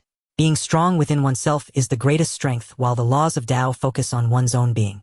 The key point is that the 3rd brother once said that the path of Tao certification is the strongest and unconstrained as it cultivates one's own power. In contrast, other methods of becoming a saint require the primordial spirit to rely on the heavenly Tao, which brings constraints. How can a saint with limitations be called strong? Hong Jun clearly did not tell them the truth. Jun and Tai Yi exchanged silent glances, and at that moment their thoughts were similar. What the saint said was not necessarily correct. He claimed that the path of Tao certification had already been severed. Unbeknownst to him, their 3rd brother Ling Xiao was close to achieving the status of a Hunyuan golden immortal. Slowly, Hong Jun's prestige in their hearts was no longer that unattainable. The things he said could not convince them at all. The 2 brothers pondered, and both wanted to stand up and leave, having no interest in continuing to listen. After this little interlude with Jun, Hong Jun continued to elaborate on the path of cutting the 3 corpses. The 3 purities Jiayin and Zhuan Tinhua and Fushi Kunping Dong Wanggong and other powerful beings all felt a sense of inspiration attempting to cut away their inner 3 corpses. Some among them had already reached the completion of the Great Luo Golden Immortal, and after hearing about the method to achieve quasi-saint status, naturally began to cultivate. Those who had not yet completed could only listen and take notes.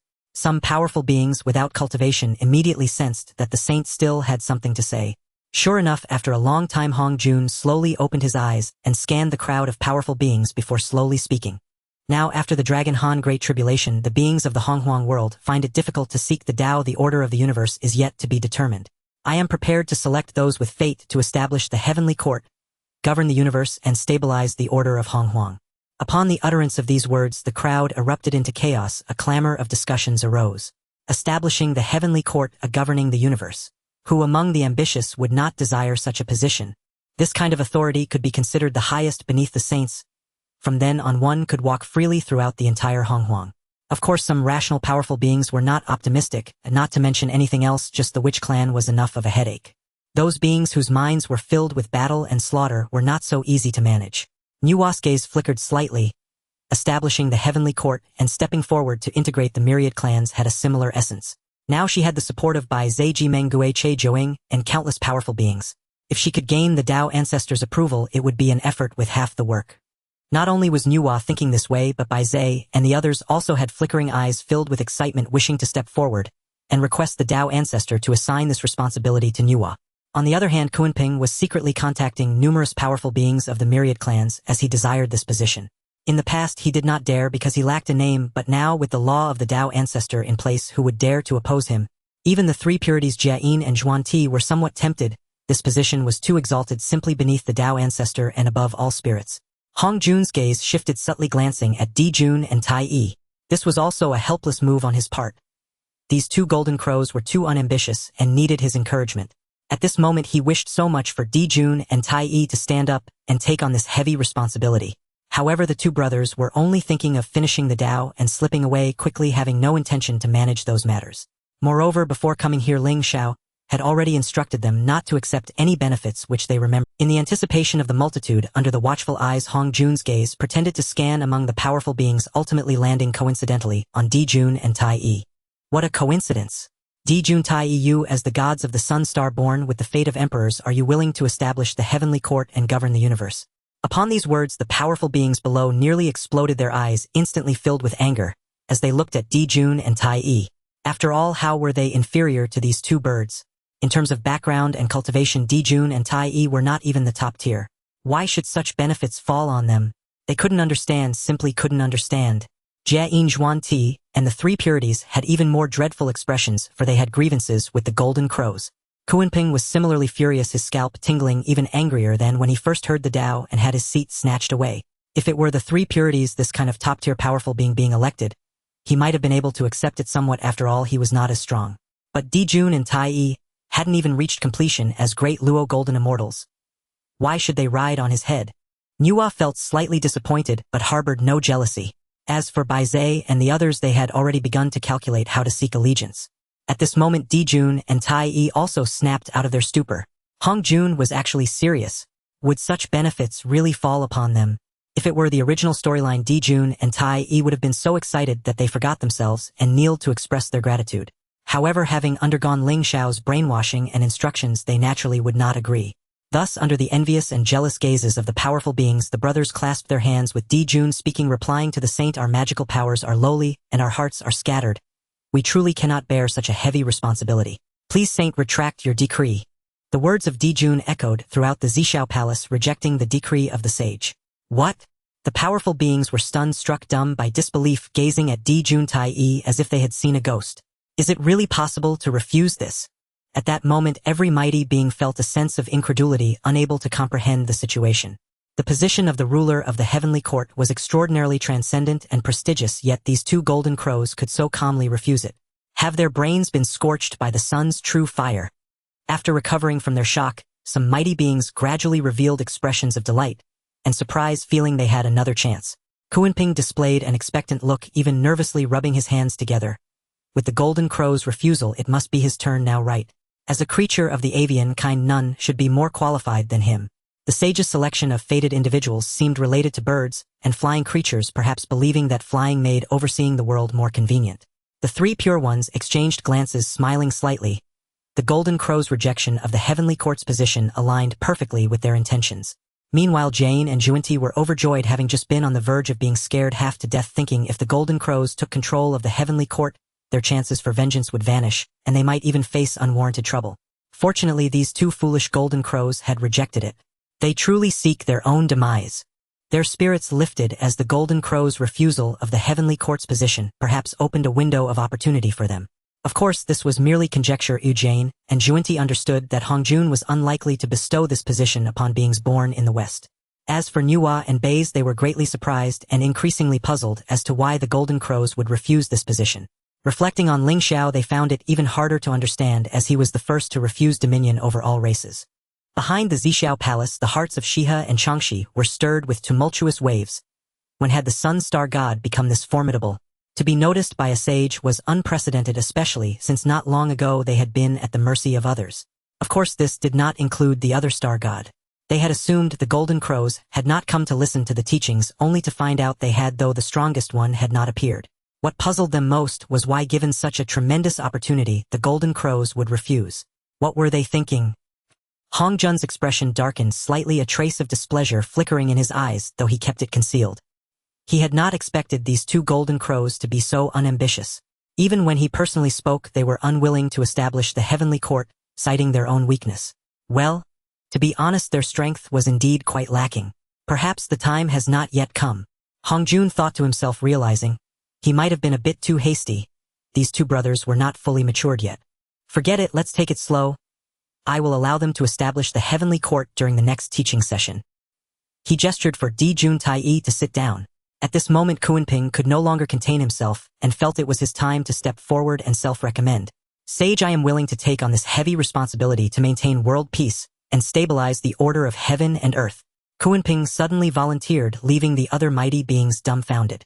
By the time they reacted, they were filled with a mix of shock and anger, cursing inwardly.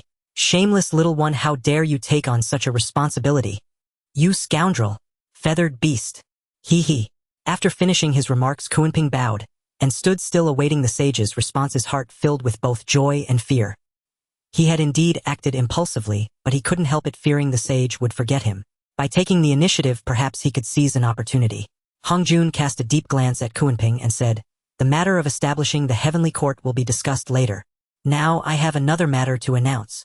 At these words, the expressions of the mighty beings changed slightly, feeling a bit disappointed. It has been postponed.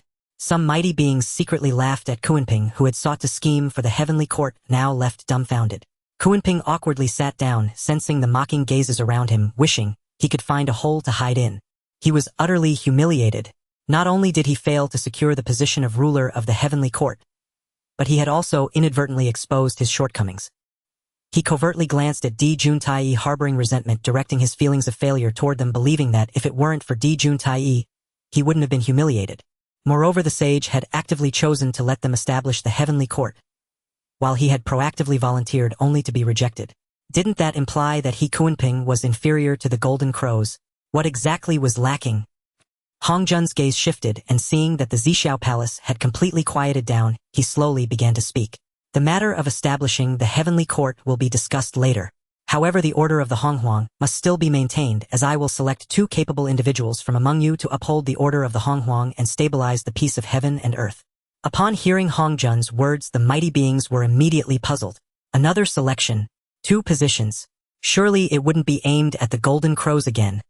In an instant, numerous gazes unconsciously turned towards Jun and Tai Yi. Hongjun inwardly chuckled and continued, "These 2 capable individuals will manage the male and female immortals of the heavens, acting on my behalf to maintain the order of the Honghuang world." A male and a female. The eyes of the mighty beings brightened. Overseeing the male and female immortals, though it sounded less impressive than establishing the heavenly court, was still a position of considerable power. Becoming the head of either the male or female immortals, wouldn't they have free reign over the vast lands of Honghuang in the future? After all, they would be managing the Honghuang on behalf of the sage. Upon realizing this, the gazes of the mighty beings gradually intensified. Another beautiful task. In an instant, they held their heads high, showcasing their talents, hoping to catch the sage's attention. Hongjun was well aware of the dynamics. After scanning the crowd, he looked at a female figure and said, "Shi Wangmu, you are the embodiment of the first lunar essence of heaven and earth, and should rightfully be the head of the female immortals." Shi Wangmu paused for a moment, quickly standing up, surprised that such unexpected joy would suddenly fall upon. "I now bestow upon you the Western Plain Cloud Brocade Banner, which is a supreme innate spiritual treasure. I hope you utilize it well to lead the female immortals of the Honghuang and maintain order." Hongjun raised his hand, pointing, and a small white flag flew towards Shi Wangmu, quietly hovering before her, radiating profound waves. "I shall comply with the sage's decree." Shi Wangmu nodded lightly, gently accepting the treasure. Clad in a white palace dress, her demeanor was dignified and graceful, and at this moment she couldn't help but reveal her excitement. She had been worrying about not having a good innate spiritual treasure to slay the 3 corpses, and unexpectedly this opportunity had arrived. To become the head of the female immortals was accompanied by such benefits. It was truly an unexpected delight, a supreme innate spiritual treasure. The other mighty beings looked at her with envy. Or treasures of this caliber, if presented to the outside world, would have people fighting over them. Except for the sage, no one could resist the allure of a supreme innate spiritual treasure. Especially after learning of the method to slay the 3 corpses, the value of the supreme innate spiritual treasure seemed even more precious. In an instant, the mighty beings were filled with hunger for power and eagerly anticipated the remaining position of the head of the male immortals. Some female immortals even wished they could transform into male immortals to compete for the position. The 3 clear ones, the receiver and the guide, Kunping, the river of darkness, and Fushi, among many powerful beings, all wore expressions of anticipation. The dual allure of status and supreme innate spiritual treasures made it difficult for them to extricate themselves. Especially the East King, who was so excited, he could hardly contain himself, almost ready to stand up. The West Queen Mother was the first manifestation of the primordial energy, while he was the first manifestation of the primordial yang energy. In this case, wouldn't the title of the foremost male immortal belong to him? It was reasonable and justified. Hong Jun glanced around, his gaze sweeping over the powerful beings, finally resting on Jun and Tai Yi. The powerful beings who noticed this scene instantly felt uneasy. No way. Is the position of the foremost male immortal also for the Golden Crow? What now? Even Jun and Tai Yi looked confused. Another one. In the next moment, Hong Jun shifted his gaze as he anticipated that the Golden Crow would likely refuse, so he sought an alternative and focused on Hong Yun. He sensed that the relationship between Hong Yun and Jun and Tai Yi seemed good, so he wanted to leverage Hong Yun to draw them both into the mix. Given Hong Yun's qualifications, it would be difficult to gain the recognition of the others as the foremost male immortal, and they would inevitably need the Golden Crow's assistance. In this way, wouldn't everything fall into place? As long as they got involved and a conflict broke out, everything would naturally come to fruition. Hong Yun, you are the first manifestation of the red cloud between heaven and earth, blessed with great fortune, and should be the foremost male immortal. Hong Jun said lightly, his expression commanding and extremely solemn. As soon as he finished speaking, a wave of uproar erupted among the powerful beings, who all displayed expressions of indignation. How could Hong Yun be worthy of the title of the foremost male immortal? What merit does he possess? Just the first manifestation of the red cloud. With such connections, any powerful being sitting in front of the Xiao Palace could easily defeat him.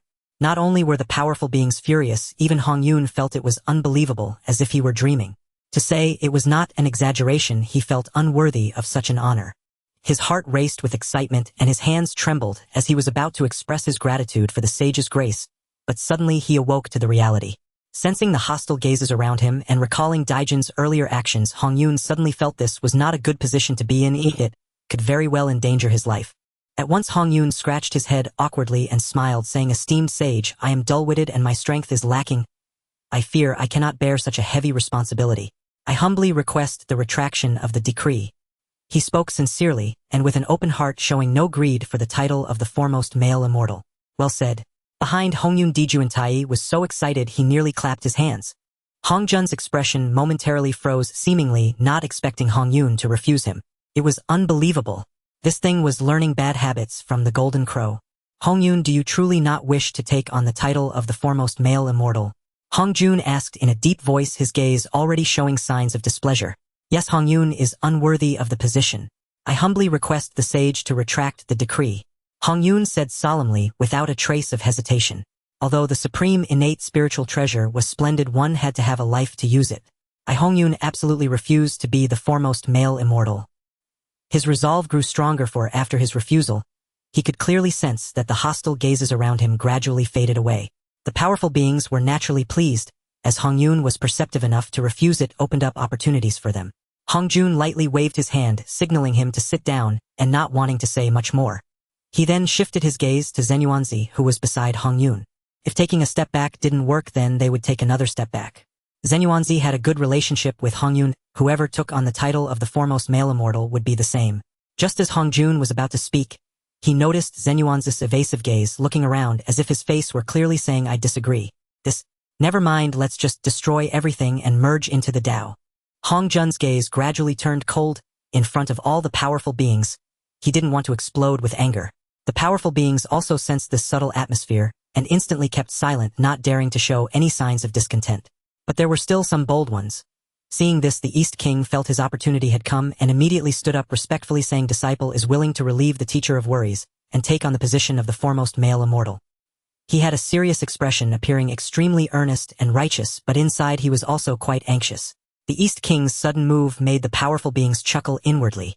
This is simply courting death. The sage's expression was somewhat off.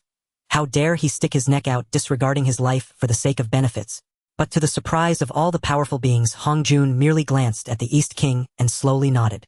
"Very well, since that is the case, the position of the foremost male immortal will be held by the East King. I grant you a supreme innate spiritual treasure, the Dragon Head Staff. I hope you make good use of it, maintain the leadership of the male immortals in the Honghuang, and uphold order. Do not let me down." With a wave of his sleeve, Hong Jun sent a sparkling golden dragon head staff flying to the East King. The East King received it with both hands, kneeling and bowing excitedly, saying, "The East King will not disappoint the sage." All the powerful beings were stunned. Was it really that simple? They had thought the East King would be torn apart, but the sage casually bestowed the title of the foremost male immortal upon him. Some of the powerful beings were filled with regret, thinking they should have stepped forward as well. I could do it too. The powerful beings were filled with jealousy and resentment, believing that the East King obtained the title of the foremost male immortal simply because he stepped forward early. The only ones who felt relaxed and joyful might be Jun and Tai Yi Zenyuanzi and Hong Yun. Especially Zenyuanzi, who was indifferent to fame and fortune, preferred tranquility over action. For whatever reason, he did not want to take on the title of the foremost male immortal. So when Hong Jun's gaze passed over him earlier, he guessed that the sage wanted him to take on the title of the foremost male immortal. After all, even his good friend Hong Yun was favored by Hong Jun. He had no reason to be inferior to Hong Yun. Alright, this lecture ends here. 10,000 years later, it will be my last lecture. At that time, I will impart the complete path to becoming a saint, and in addition, I will select a group of fated ones to take as disciples. As his words fell, Hong Jun's figure gradually dissipated. After a moment, the Xiao palace erupted in chaos, and the powerful beings were in an uproar. The sage is going to take disciples. It must be said that the last words left by Hong Jun made them all unable to contain their excitement. Although those who came to the Xiao palace to listen to the teachings often considered themselves disciples, they were essentially not even considered the sage's named disciples. They were nameless and unacknowledged. Now, with the sage's own words indicating he would take in a group of disciples, the exact number of this group was not specified. Every powerful being felt they had a chance. Once they became the sage's disciple, their status would instantly change.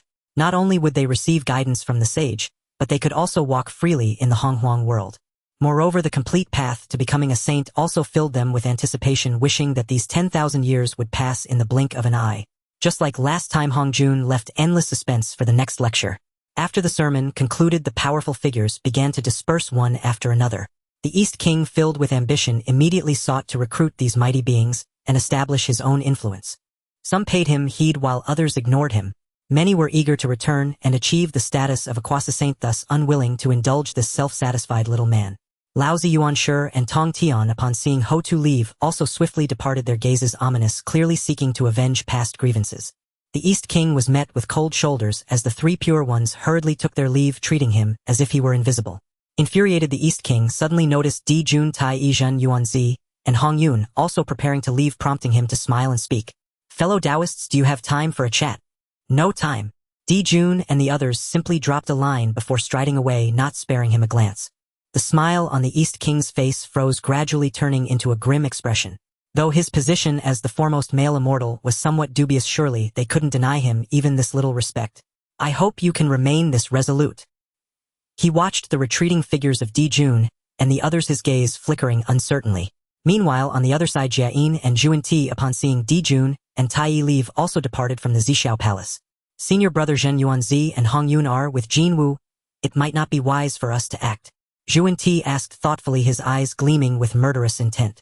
This was a good opportunity for revenge. They could first collect some interest before returning to slay the corpse and achieve quasi-saint status, then head for the Sun Star.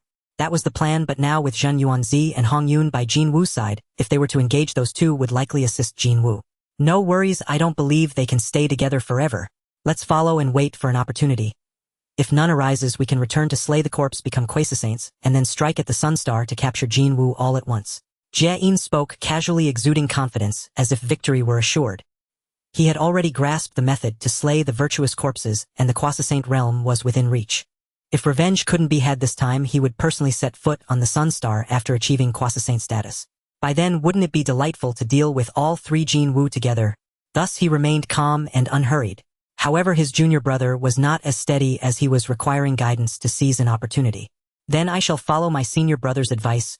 Juan-Ti nodded, feeling that his senior brother's reasoning was sound. They had already reached the pinnacle of the great Luo Golden Immortal stage, and slaying corpses would be a trivial matter for them. Jun and Tai Yi, along with Zenyuanzi and Hong Yun, emerged from the chaos. Jun, Tai Yi, as we part ways, we will return to our seclusion. Zenyuanzi and Hong Yun stood side by side. This time of learning had greatly enlightened them, and they were ready to return and attempt to slay the corpse. Goodbye then. Jun and Tai Yi cupped their hands in farewell. Soon after, Zenyuanzi and Hong Yun departed together. Just as Jun and Tai Yi were about to leave, they sensed a shocking wave of battle fluctuations far away in the heavens. Though far removed, they could still feel the heart-pounding aura. The ancestral witches are fighting the three pure ones. They employed divine powers to observe, discovering that Xianming Ho Tu and the 6 ancestral witches were besieging the three pure ones. These ancestral witches have grown stronger again. Jun exclaimed in astonishment. Compared to last time, these ancestral witches had vastly improved, now possessing at least latest-stage or even perfect great Luo golden immortal cultivation. It seems the reputation of the Pangu Orthodox sect is immensely significant, affecting both the three pure ones and the ancestral witches, seemingly influencing their cultivation. My third brother once said that we Jin Wu can also be considered part of the Pangu Orthodox sect. I wonder if the fortunes of the Pangu Orthodox sect have any impact on us. Tai Yi smiled, recalling what Ling Xiao had said to the three pure ones at Mount Buzhou. According to him, all beings in the primordial world could be regarded as part of the Pangu Orthodox sect. Let's return to seclusion.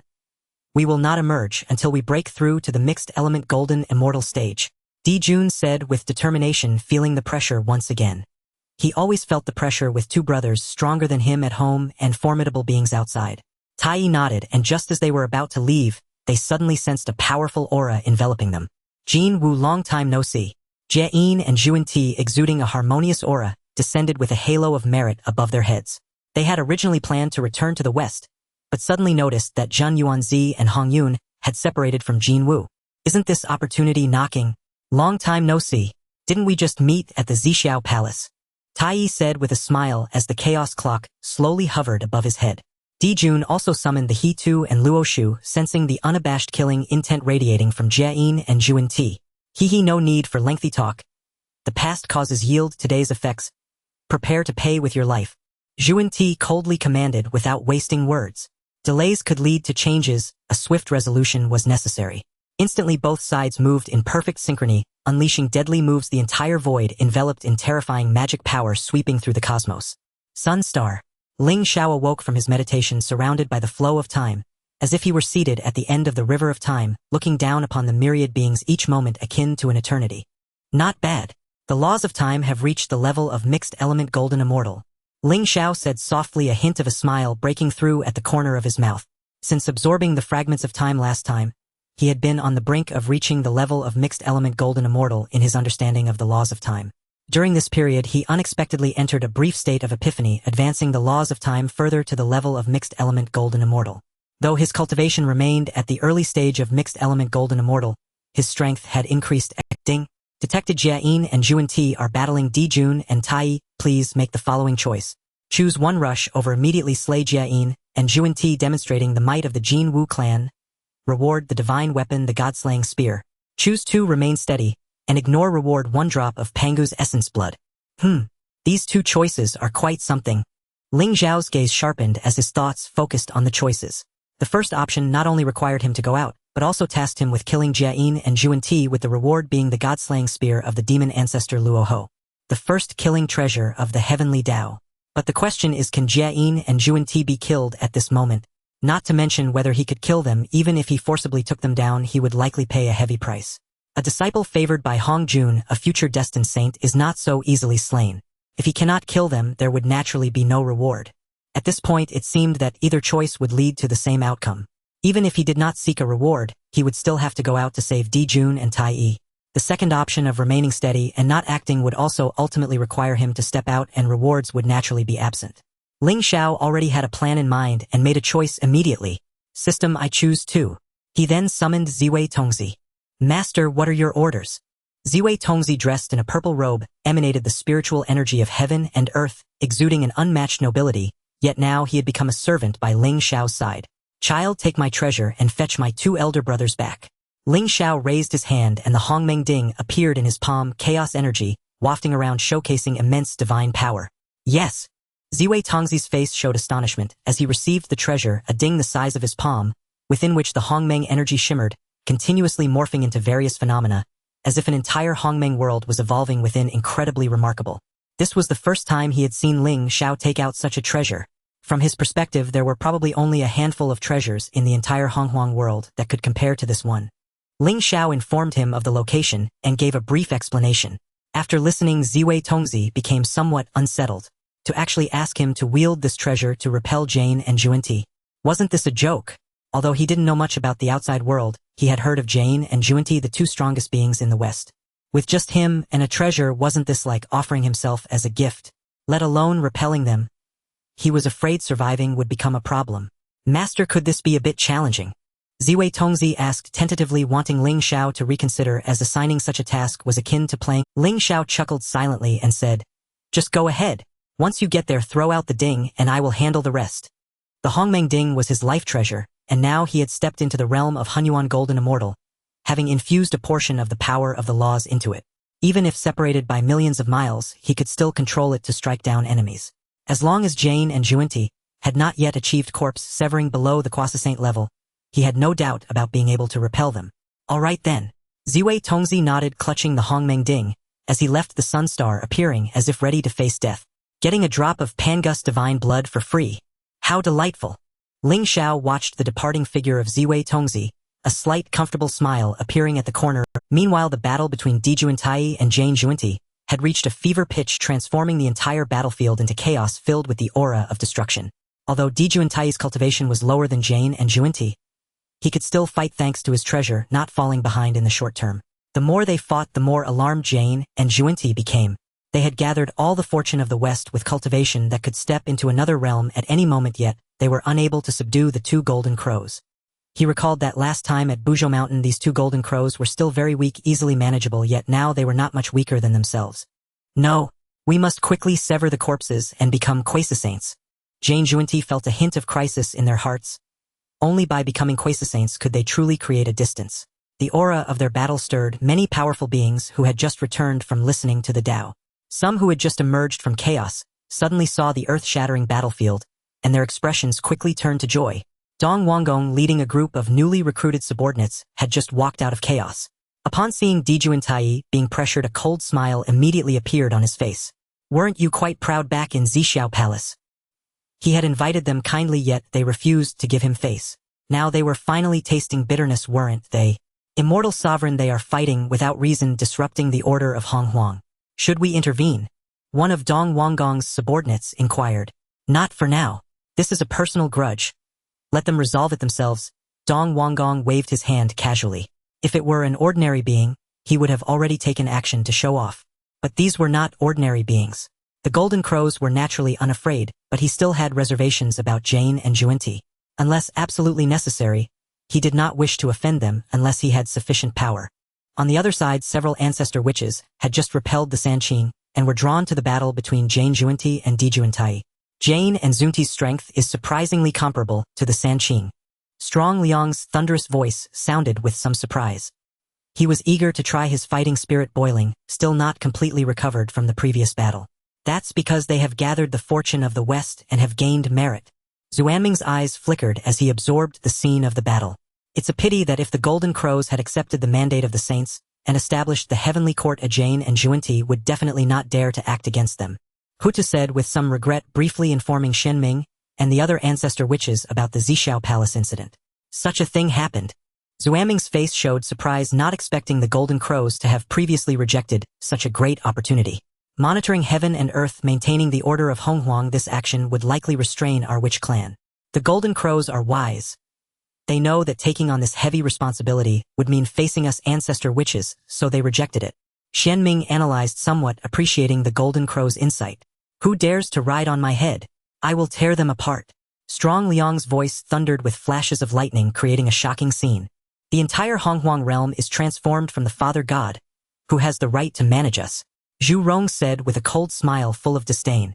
Logically speaking, the entire Honghuang world should be inherited by them, and they could do whatever they wanted in their own territory. Who had the right to interfere? Hey, what is that? Just as the ancestor witches were discussing, they suddenly saw a purple light streaking across the sky towards the battlefield. Ziwei Tongzi finally arrived, holding the Hongmeng Ding in his arms, bravely rushing towards the battlefield. This action surprised many powerful beings. Upon seeing a cultivator at the early stage of Deluo Golden Immortal, they were even more perplexed. Is this seeking death? Have they lost their mind? Could they casually intervene in such a top-tier Deluo Golden Immortal battle? Everyone, stop! Ziwei Tongzi took a deep breath and shouted, his heart racing, because he was genuinely uncertain how he could repel Jane and Juanti with just a ding. Who are you to meddle in our affairs? Juanti stared at Ziwei Tongzi with an unfriendly expression and shouted. If he hadn't sensed the unusual aura of the newcomer, he would have already struck him down. My master sent me here. You should leave quickly. I don't want to fight. Ziwei Tongzi swallowed hard and shouted bravely, trying to put on an air of a master. At this moment, Jun and Tai Yi suddenly noticed the small ding in Ziwei Tongzi's arms. Isn't this my third brother's treasure? They exchanged glances and understood each other. Little thing, who is your master to intervene in our affairs? Zhuanti asked coldly, his gaze lingering on the Hongmeng Ding. This thing seems familiar. Could it be? Ziwei Tongzi hesitated and loudly declared, my master is the sun star god Ling Xiao. As Ziwei Tongzi finished speaking, Jane and Zhuanti instantly grasped the truth. Ling Xiao, divine sovereign of the sun star. No wonder the small cauldron looked so familiar. Long ago, during the scuffle at Buzhou Mountain over the gourd, he had been struck by this very artifact. How could it not be unforgettable? Who dares intrude? It is that craven crow, too cowardly to appear in person, yet sends a mere child to his doom. How utterly laughable!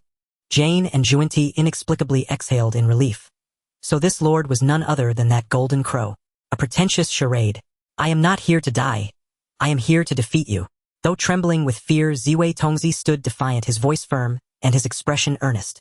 At these words, even the celestial sovereigns observing from afar could not suppress their laughter. Had Ling Xiao himself, the third golden crow of the sun star, appeared in person and the three crows united there, might perhaps they truly could overcome Jane and Zhuanti. Yet dispatching only a newly ascended great Luo immortal as envoy, how wildly fanciful it is to imagine he might best Jane and Zhuanti. Still, one must admit, this golden crow named Ling Xiao possesses extraordinary acumen. Even his attendants attain the rank of great Luo immortals. Dong Wanggong and his entourage exchanged amused glances, settling in to watch the spectacle unfold. Rumors claim Ling Xiao is the strongest among the three crows, but today's display suggests those rumors may be hollow. How can one be formidable without daring to face adversaries directly? Does victory bloom within the confines of one's own abode? Even Emperor Jun and Tai Yi found themselves perplexed, uncertain how Ling Xiao's envoy, a mere child, intended to subdue Jane and Zhuanti. Child, come stand beside us. We shall shield you from these treacherous elders. Emperor Jun discerned Ziwei Tongzi's forced bravado and sought to draw him into protective proximity. Brother Ling Xiao truly has no regard for the child's plight. Ziwei Tongzi shook his head and replied, there is no need. I have not yet fulfilled my task. With that, he lifted the Hongmeng cauldron high above his head, poised as if to hurl it down. Emperor Jun and Tai Yi exchanged a glance, gave a slight nod, and then silently began to step backward. Ha! You presume a mere artifact can conquer us? Preposterous. Today I shall claim this treasure for myself. Jane laughed. Not in mirth but in bitter indignation. Ling Xiao's contempt stung deeply. Were they not the foremost sovereigns of the Western realms? To challenge them solely through an object was less a contest than an insult. Boom! Ziwei Tongzi hurled the Hongmeng cauldron forward, with all his might, sending it hurtling toward Jane and Zhuanti like a celestial hammer. The cauldron spun outward, exhaling primordial chaos. A swirling mist suffused with cosmic law.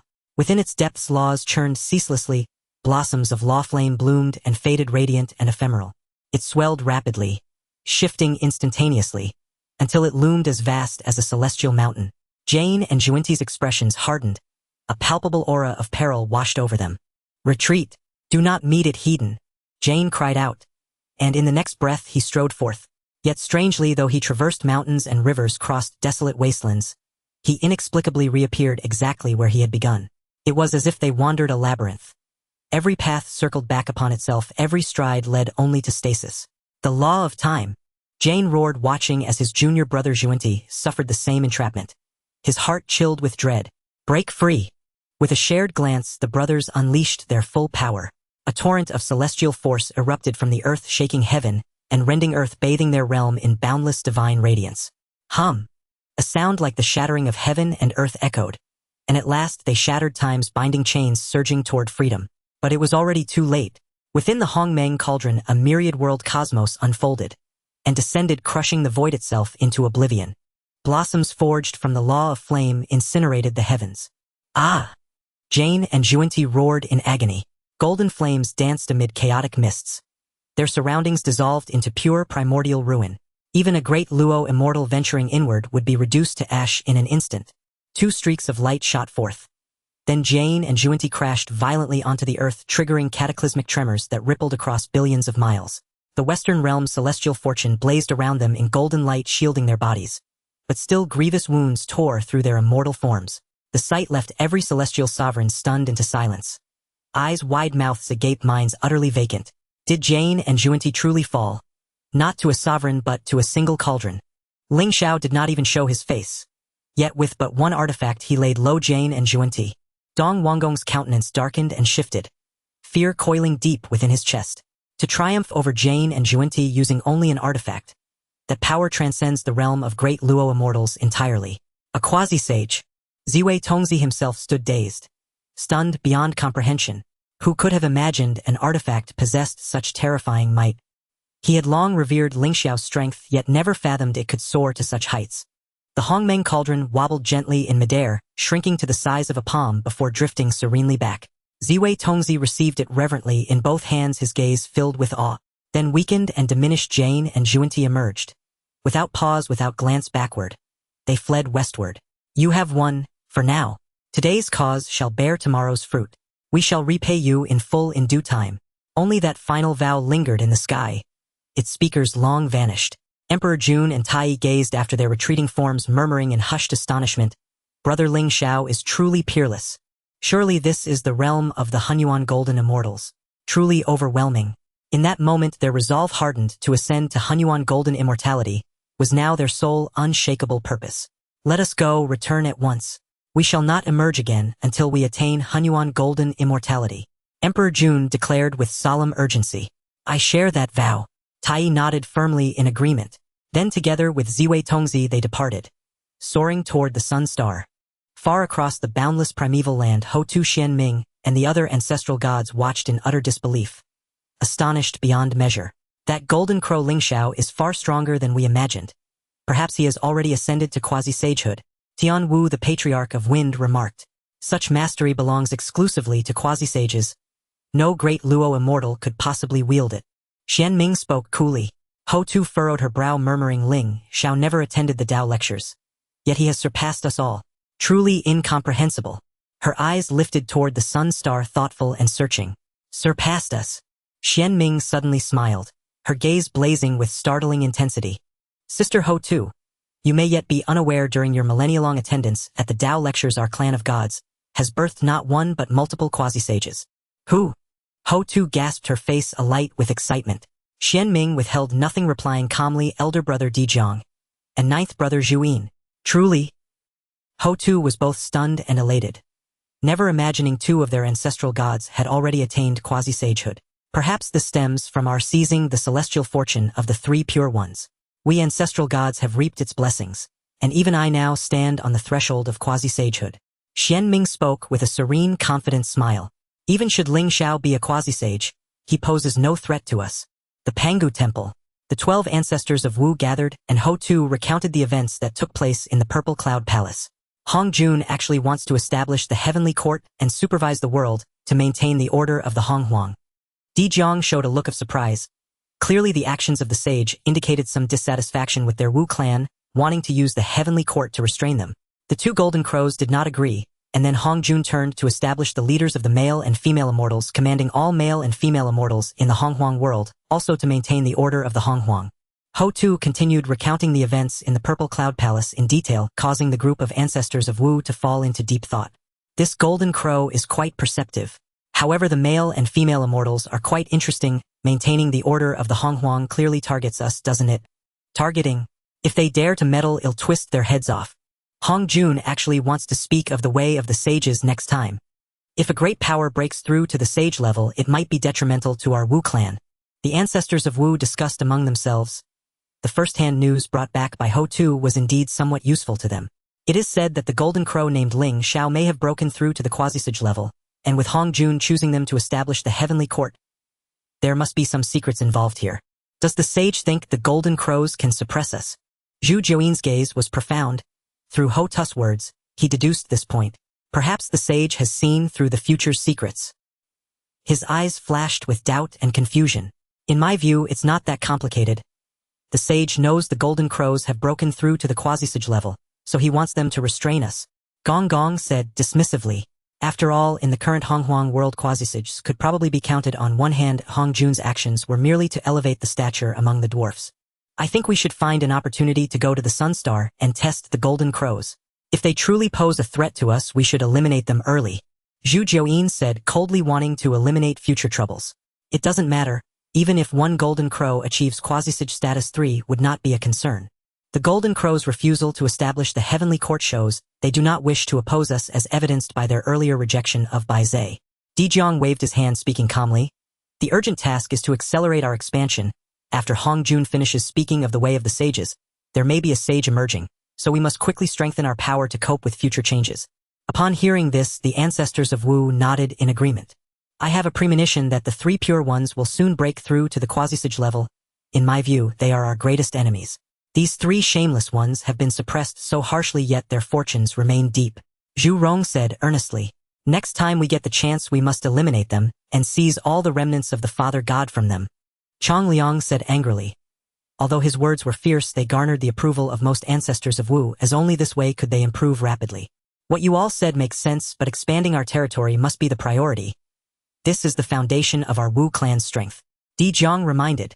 After this, the meeting concluded, and the 12 ancestors of Wu left the Pangu Temple, mobilizing the Wu clan warriors to launch a new wave of fierce attacks.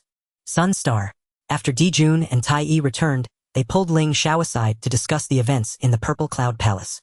Upon hearing that Hong Jun wanted them to establish the heavenly court at Ling, Xiao secretly gave a thumbs up.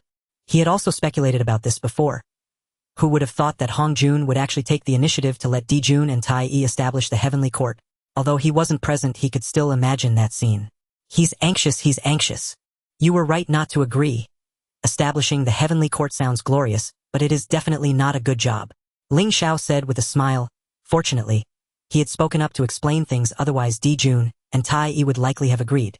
If they went out to listen to a sermon and came back having established the heavenly court, then boasted about it, who could stand that? Third brother, you are absolutely right. Oh, what good is it to establish the heavenly court? It's exhausting and thankless to be busy. Where is the joy of cultivating at home? But thanks to your prior explanation, I would have truly accepted it in a fit of excitement. Jun laughed heartily. After all, sometimes being hot-headed could easily lead to impulsiveness. The most interesting part is that when Hong Jun saw we were unwilling to establish the heavenly court, he actually gave up on it. He then turned around and created the leaders of the male and female immortals, also to maintain order in the Honghuang world. Tai Yi also laughed, not quite understanding why the sage would do such a thing. Did he really want them to establish the heavenly court? Ling Xiao nodded. This was within his expectations, and said with a smile, did the leader of the male immortals also let you take it? Jun waved his hand. Not at all. The sage wanted Hong Yun to be the leader of the male immortals, but who knew that Hong Yun also rejected it? Hong Yun. Ling Xiao's expression changed. He hadn't expected Hong Jun to be so deranged as to want Hong Yun to be the leader of the male immortals. Could he not find someone else to take the fall? After all, he would still need the primordial purple energy. It's likely that Hong Jun thought Jun and Tai Yi would not accept it and wanted to use Hong Yun to pull them into the turmoil. But unexpectedly, Hong Yun suddenly became enlightened and learned to refuse. Perhaps Hong Yun also felt it wasn't a good job, so he did not accept it, and then Dong Wanggong stepped up to volunteer and the sage gave him the position. That's right. Ling Xiao nodded. If there were a list of those who sought death in the Honghuang world, Dong Wanggong would definitely rank among the top.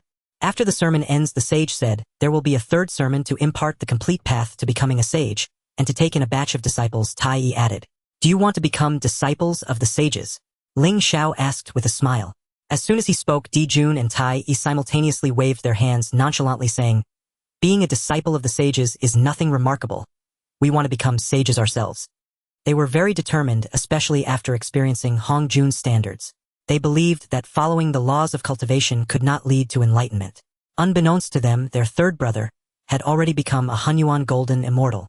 If you can think this way, that's the best outcome. Ling Xiao nodded, seeing that Jun and Tai Yi's visit to listen to the sermon was not in vain. At least it strengthened their belief in becoming sages. Once I become a Hunyuan golden immortal, I will definitely twist off the heads of Jiayin and Zhuan Ti. Jun said coldly, a murderous aura surrounding him. He became angry thinking of recent events. By the way, third brother, why has the Ziwei star god become your disciple? Ziwei star is one of the strongest and most revered star gods, second only to the sun and moon. He couldn't understand why his third brother had subdued him. Jun and Tai Yi revealed curious expressions. It's like this. Ling Xiao briefly explained the situation, downplaying it. After hearing this, Jun and Tai Yi displayed surprise. The Zhou Tian star tree. Jun and Tai Yi wore looks of astonishment. They had never imagined that while they were away, Ling Xiao would discover an innate spiritual root, the Zhou Tian Xingshan tree. Ling Xiao felt no great surprise, for within his Hundun pearl, He had nurtured a Huangzhong Li, the foremost of the 10 innate roots. Elder brothers, I have lately pondered the Hongmeng Ding and grasped an array formation. I suspect that within each of our symbiotic treasures lies an array, so you must diligently study them and not grow lax. At the mention of the Zhoutian Xingchen tree, Ling Xiao thought of the Zhoutian Xingdo Great Array. He meant to hint to Jun and Tai Yi that in idle hours they should contemplate their treasures, striving to unveil both the Zhoutian Xingdo Great Array and the Hunyuan Hulua Great Array. To have no sword in hand and to have one are different matters. With those two supreme arrays, at the very least they would possess an additional trump card. Really? Then we must study them thoroughly. Jun and Tai Yi were overjoyed and immediately decided to return to seclusion to cultivate. We shall not emerge until we reach Hunyuan Golden Immortal. They left with those words. Ling Xiao smiled, quietly sat in lotus, and began to cultivate. With a single thought, he absorbed the Pangu essence blood awarded by the system. Pangus essence blood embodied the strength of Pangus physical form. Its greatest efficacy lay in training the body. Upon swallowing it, Ling Xiao felt his bloodline swell with burgeoning power. It was as if millions of volcanoes erupted within him. A surging violent force ran through his limbs and bones into every inch of flesh. Through inner vision, Ling Xiao discovered that each thread of his flesh, driven by Pangus essence blood, felt like the opening of Primordial Chaos worlds unfolding as an immense power welled forth from within. Hidden chambers inside him opened one after another, and every pore harbored a miniature world. And as his body transmuted, those microcosms began to expand toward the boundless myriad world. In other words, at this moment Ling Xiao, even without invoking law force, could with mere physical might and by a simple gesture shatter the myriad world. Of course, when bodily power rises to a certain plane, one may begin to comprehend the law of force. The law of force. Ling Xiao's gaze shifted as a torrent of lawly energies flowed through him. He activated the Hundun Pearl, working in tandem to perceive the law of force. Since his breakthrough to Hunyuan Golden Immortal, he had refined 1,000 of the 3,000 prohibitions contained within the Hundun Pearl. Now the chaotic world inside the Hundun Pearl was vast without boundary. What he could sense now was magnitudes greater than before. Within that chaos, the Huangzhong Li bathed in gale winds of chaos, and ninefold seas of thunder. Destructive forces nurtured it, and it had already borne 9 nascent fruits. When matured, a single fruit could give rise to a Deluo Golden Immortal. Ling Xiao concentrated on comprehending the law, while the Pangu essence blood within him slowly depleted. Meanwhile, in the ancestral land of the Wuzu, Dijiang suddenly lifted his head and looked toward the Taiyang star. Strange, I seem to have sensed the breath of the Father God just now. Or perhaps one of my brethren of common origin. Dijiang murmured to himself, his eyes flickering with puzzlement. Could it be my illusion? He could not make sense of it and bowed his head in thought, sinking into self-doubt, for neither the father's aura nor that of a same origin brother was likely to manifest here. He soon reasoned it out. The Taiyang star had been formed from the father's left eye. The father's aura there was therefore unsurprising. That was the only sensible explanation. After Hongjun's second discourse, the great powers returning from Zhixiao Palace sealed themselves to contemplate the way of slaying the 3 corpses. Only the Wuzu and the myriad clans continued their bitter slaughter. The primordial world lay tranquil yet chaotic. Thus it continued for 3,000 years. One day, on the shore of the eastern sea, an immortal mount, 3 Taoists sat upright upon a tide-borne cloud bed. Auspicious mists gathered into a vast swath of chaos-colored clouds, and upon those clouds a world unfolded. Scenes of Pangu wielding the heaven-opening divine axe to cleave chaos and establish heaven and earth, fixing earth, wind, fire, and water appeared. Those 3 Taoists were Laozi, Yuanshi, and Tongtian. Since returning from Zhixiao Palace, they had been contemplating the slaying of the 3 corpses, and now there was finally movement. Suddenly the auspicious cloud above Laozi roiled without end, waves and surges alternately manifesting the opening of heaven and earth, the Taiji and its dualities, and the sequence 1 begets 2, 2 begets 3, 3 begets the myriad things. A ripple then revealed atop the cloud an aged Taoist with pale face and crane-like hair, wearing a 9-cloud crown and crimson robes embroidered with white cranes and violet silk. His features bore a 9-fold resemblance to Laozi's, all the more benevolent. He descended and addressed Laozi midair. Fellow Taoist, great joy. Laozi smiled broadly and replied, Rejoice, rejoice. The Taoist instantly merged into Laozi's body, and at the same moment a vast aura shot skyward. Every living being along the eastern sea's shore felt their hearts seized by dread, nearly breathless. Some mighty ones wore expressions of horror. Who has achieved the quasi-saint? But that was not all. Not long after, atop Yuanshi's crown strode a stern-faced Taoist who exuded a menacing evil, as if he were the source of all malice, chilling to behold. He cupped his hands and merged into Yuanshi's body, lodging within a spiritual treasure. The overbearing aura spread across heaven and earth without concealment, staggering the assembled greats. Close behind atop Tongshan's cloud appeared a tall youth with sword-like brows and starlit eyes radiating a keen sword intent. With a single step, he merged into Tongshan's body without any superfluous motion. The three purities had succeeded in slaying the corpses. Their grand aura pierced the firmament. Celestial light shone across the 9 heavens like towering pillars. They did not restrain their breath, as if proclaiming the return of Pangus orthodox three purities. The quasi-saint's aura pressed upon heaven and earth. Those great beings who felt it were pale and restless, gripped by urgency. As expected of the three purities returned from Xiao Palace, and in merely 3,000 years they have succeeded in slaying the corpses. Sensing the quasi-saints might, they grew yet more eager for the core-slaying to reach true sainthood. At last it is accomplished. Tong Tian breathed out and withdrew his aura. We should be the first to succeed in slaying the corpses. The quasi-saint's strength exceeds my expectation, Yuanshi said, feeling the vast power within and wearing a more defiant visage. Let us strike the ancestral land of the Wuzu to avenge past humiliations, and seize the Pangu Temple while we are at it. The old disgrace inflicted by the ancestral Wuzu was carved into his bones. Recalling that battle, he longed to tear the 12 ancestral Wuzu limb from limb. Not prudent. Though our strength has advanced greatly, do you suppose the 12 ancestral Wuzu have stood still? They have claimed most of Pangu orthodoxy's fortune. Their cultivation may not lag far behind ours. Laozi, more measured though he desired vengeance, utterly opposed striking into the Wuzu stronghold. Are we to let it pass like this? Yuanshi asked, unwilling to yield. Of course not. First we reclaim our own Dao grounds. Laozi said in a deep voice. First we must reclaim our Taoist temple before making any further plans. The old one spoke, his eyes revealing a shrewd glint. If we manage to reclaim the temple and the 12 ancestral witches do not take action, it will mean they are afraid. At that point we will strike at their ancestral land. Good. Let it be so. With these words, he received unanimous approval from Yuanshi and Tong Tian. Thinking of avenging old grievances, a joyous laugh involuntarily escaped him. Immediately they did not linger and set off for the Kunlun mountains of Buzhoushan. The Sanqing Taoist temple atop East Kunlun had been guarded by 2 great witches ever since it was seized by the 12 ancestral witches. The 12 ancestral witches had their reasons for doing so. There was a certain element of temptation involved, luring the Sanqing to reclaim the temple, after which all 12 ancestral witches would descend together to annihilate them. This was far less troublesome than searching for the Sanqing all over the world. However, the Sanqing were not fools. They had no intention of reclaiming the temple without absolute strength. But now things were different. On this day, 3 terrifying auras suddenly descended upon East Kunlun, startling the guarding witches into standing up abruptly. Sanqing, do you dare to return? One of the great witches bellowed bravely. You mere mountain watchdogs, how dare you bark at us? Yuanshi's gaze shifted, unleashing 2 beams of destructive light that directly melted the 2 great witches, utterly annihilating them. He then raised his hand to clear the area, wiping out a host of witch soldiers. Returning to their long-lost temple, Laozi, Yuanshi and Tong Tian felt a sense of satisfaction and nostalgia, as if their entire aura had been elevated. This was a sign of rising fortunes, for this was their birthplace, holding great significance. Now we just have to see if those pitiful beings dare to come, Yuanshi said with a cold smile, his eyes flashing with intense killing intent. The 12 ancestral witches might not even know that we have broken through. If they truly come, we will give them a surprise.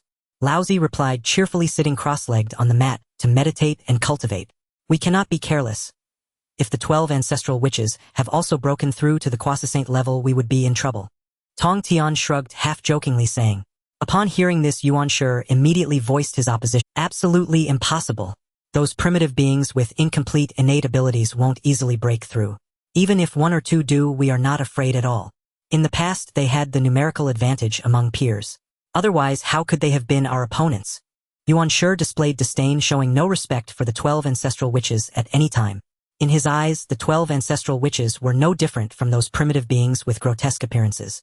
Tong Tian nodded, refraining from rebutting him. His second brother was always so extreme. He wanted to express a different opinion, but feared it would upset him, so he chose silence. They are coming. At this moment, Laozi suddenly stood up, his expression serious. The witch clan was already very close, so the 12 ancestral witches would not take long to arrive. Good. They come. Yuanshi looked pleased, eager to take action with revenge just ahead. Moments later, boom. With a loud bang, the entire mountain range trembled slightly, as the colossal figures of the 12 ancestral witches had already surrounded Buzhoushan. The overwhelming malevolence instantly changed the color of the surrounding heavens and earth. The fierce wind howled and the world darkened as various laws surged. Sanqing, in the past we spared your lives, yet you return now seeking death. Di Jiang said with a cold smile. Laozi Yuanshi and Tong Tian stepped out of the temple, nonchalantly entering the void with remarkable composure. How do you think you are worthy? You pitiful creatures with incomplete innate abilities still living in the past. Yuanshi's words struck hard, filled with mockery. Upon hearing this, the smiles on the faces of the 12 ancestral witches vanished, replaced by deep murderous intent. After 10,000 years, Yuanshi's tongue was still so sharp. Yuanshi, soon I will personally tear you apart, making you regret uttering such words.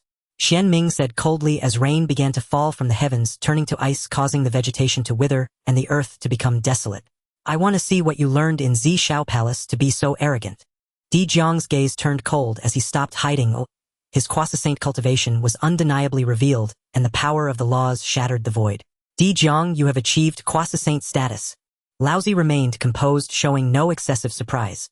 As the leader of the 12 ancestral witches, if he couldn't break through to quasi-saint, it would be rather unbelievable. One quasi-saint posed no fear to them. In the same realm, he considered himself not weaker than any being. Hey, if even you 3 shameless ones have broken through, how could I not? Di Jiang said with a cold smile. Do you know that we have achieved quasi-saint status? The faces of the Sanqing turned solemn, gradually realizing the significance of the 12 ancestral witches daring to come after their breakthroughs. Given your cautious nature, how could you dare to return for revenge if you hadn't broken through? Di Jiang said calmly, no longer pretending. Stop pretending and reveal your cultivation. Upon these words, the faces of the Sanqing changed drastically, and in the next moment they felt several vast auras spreading, shaking the heavens and earth.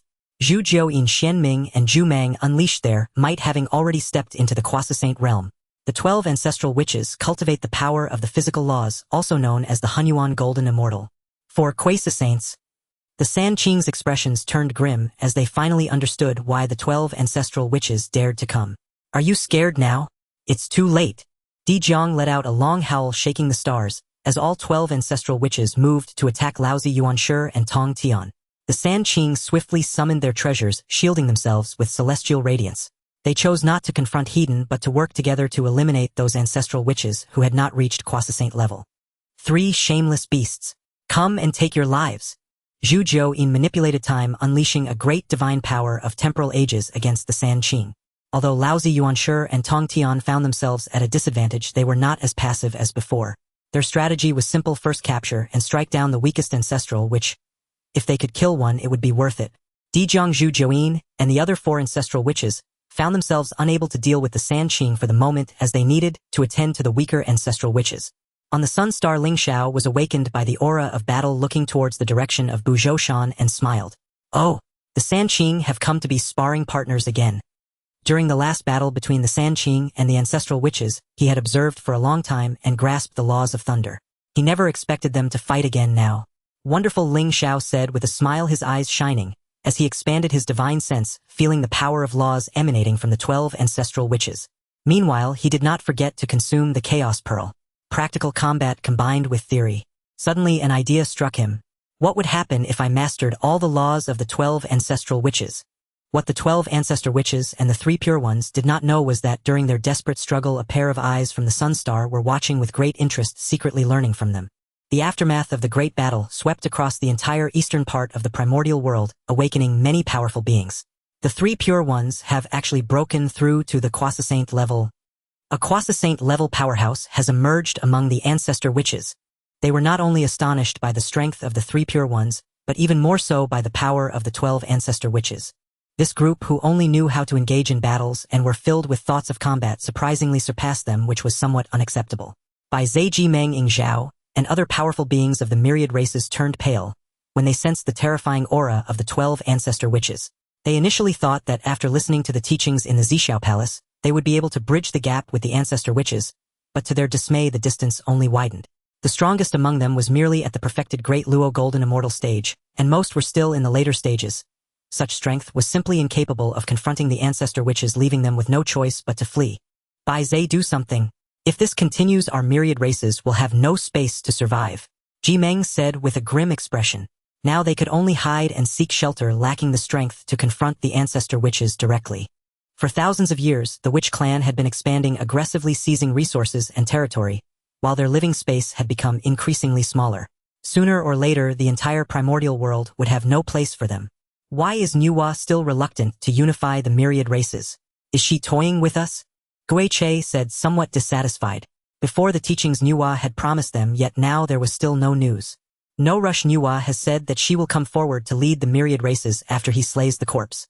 Bai Zhe said calmly. All of this had been mentioned during the time in the Zhixiao Palace. What a pity. It would be great if the Golden Crow could make an appearance. Ji Meng said with a look of regret. It is said that Ling Xiao has already broken through to the Quasi-Saint level. I wonder if that's true. Bai Zhe, why don't we visit the Sun Star again? As Ji Meng spoke halfway, his eyes lit up with a question. Bai Zhe paused for a moment and gently shook his head, saying no need. Hong Jun Shangren asked them to establish the Heavenly Court, yet they are still unwilling to do so. How could they come forward to unify the myriad races? Forget it, forget it. In my opinion, the Golden Crow wouldn't dare face the 12 ancestor witches. What use would it be to bring them here? Even if that one called Ling Xiao is a quasi-saint, it cannot change the current situation. Can he really challenge the 12 ancestor witches alone? Zhou said, dismissively amused by the notion. The way you say it makes it seem as if having Nuwa come forward would change the situation. Ji Meng, what do you mean by that? Do you think I am wrong? Zhou said with a frown, loudly questioning him. Ah, yes, yes, yes. Ji Meng nodded repeatedly, not intending to argue. You. Zhou was so angry that he wanted to take Ji Meng out for some practice. Enough.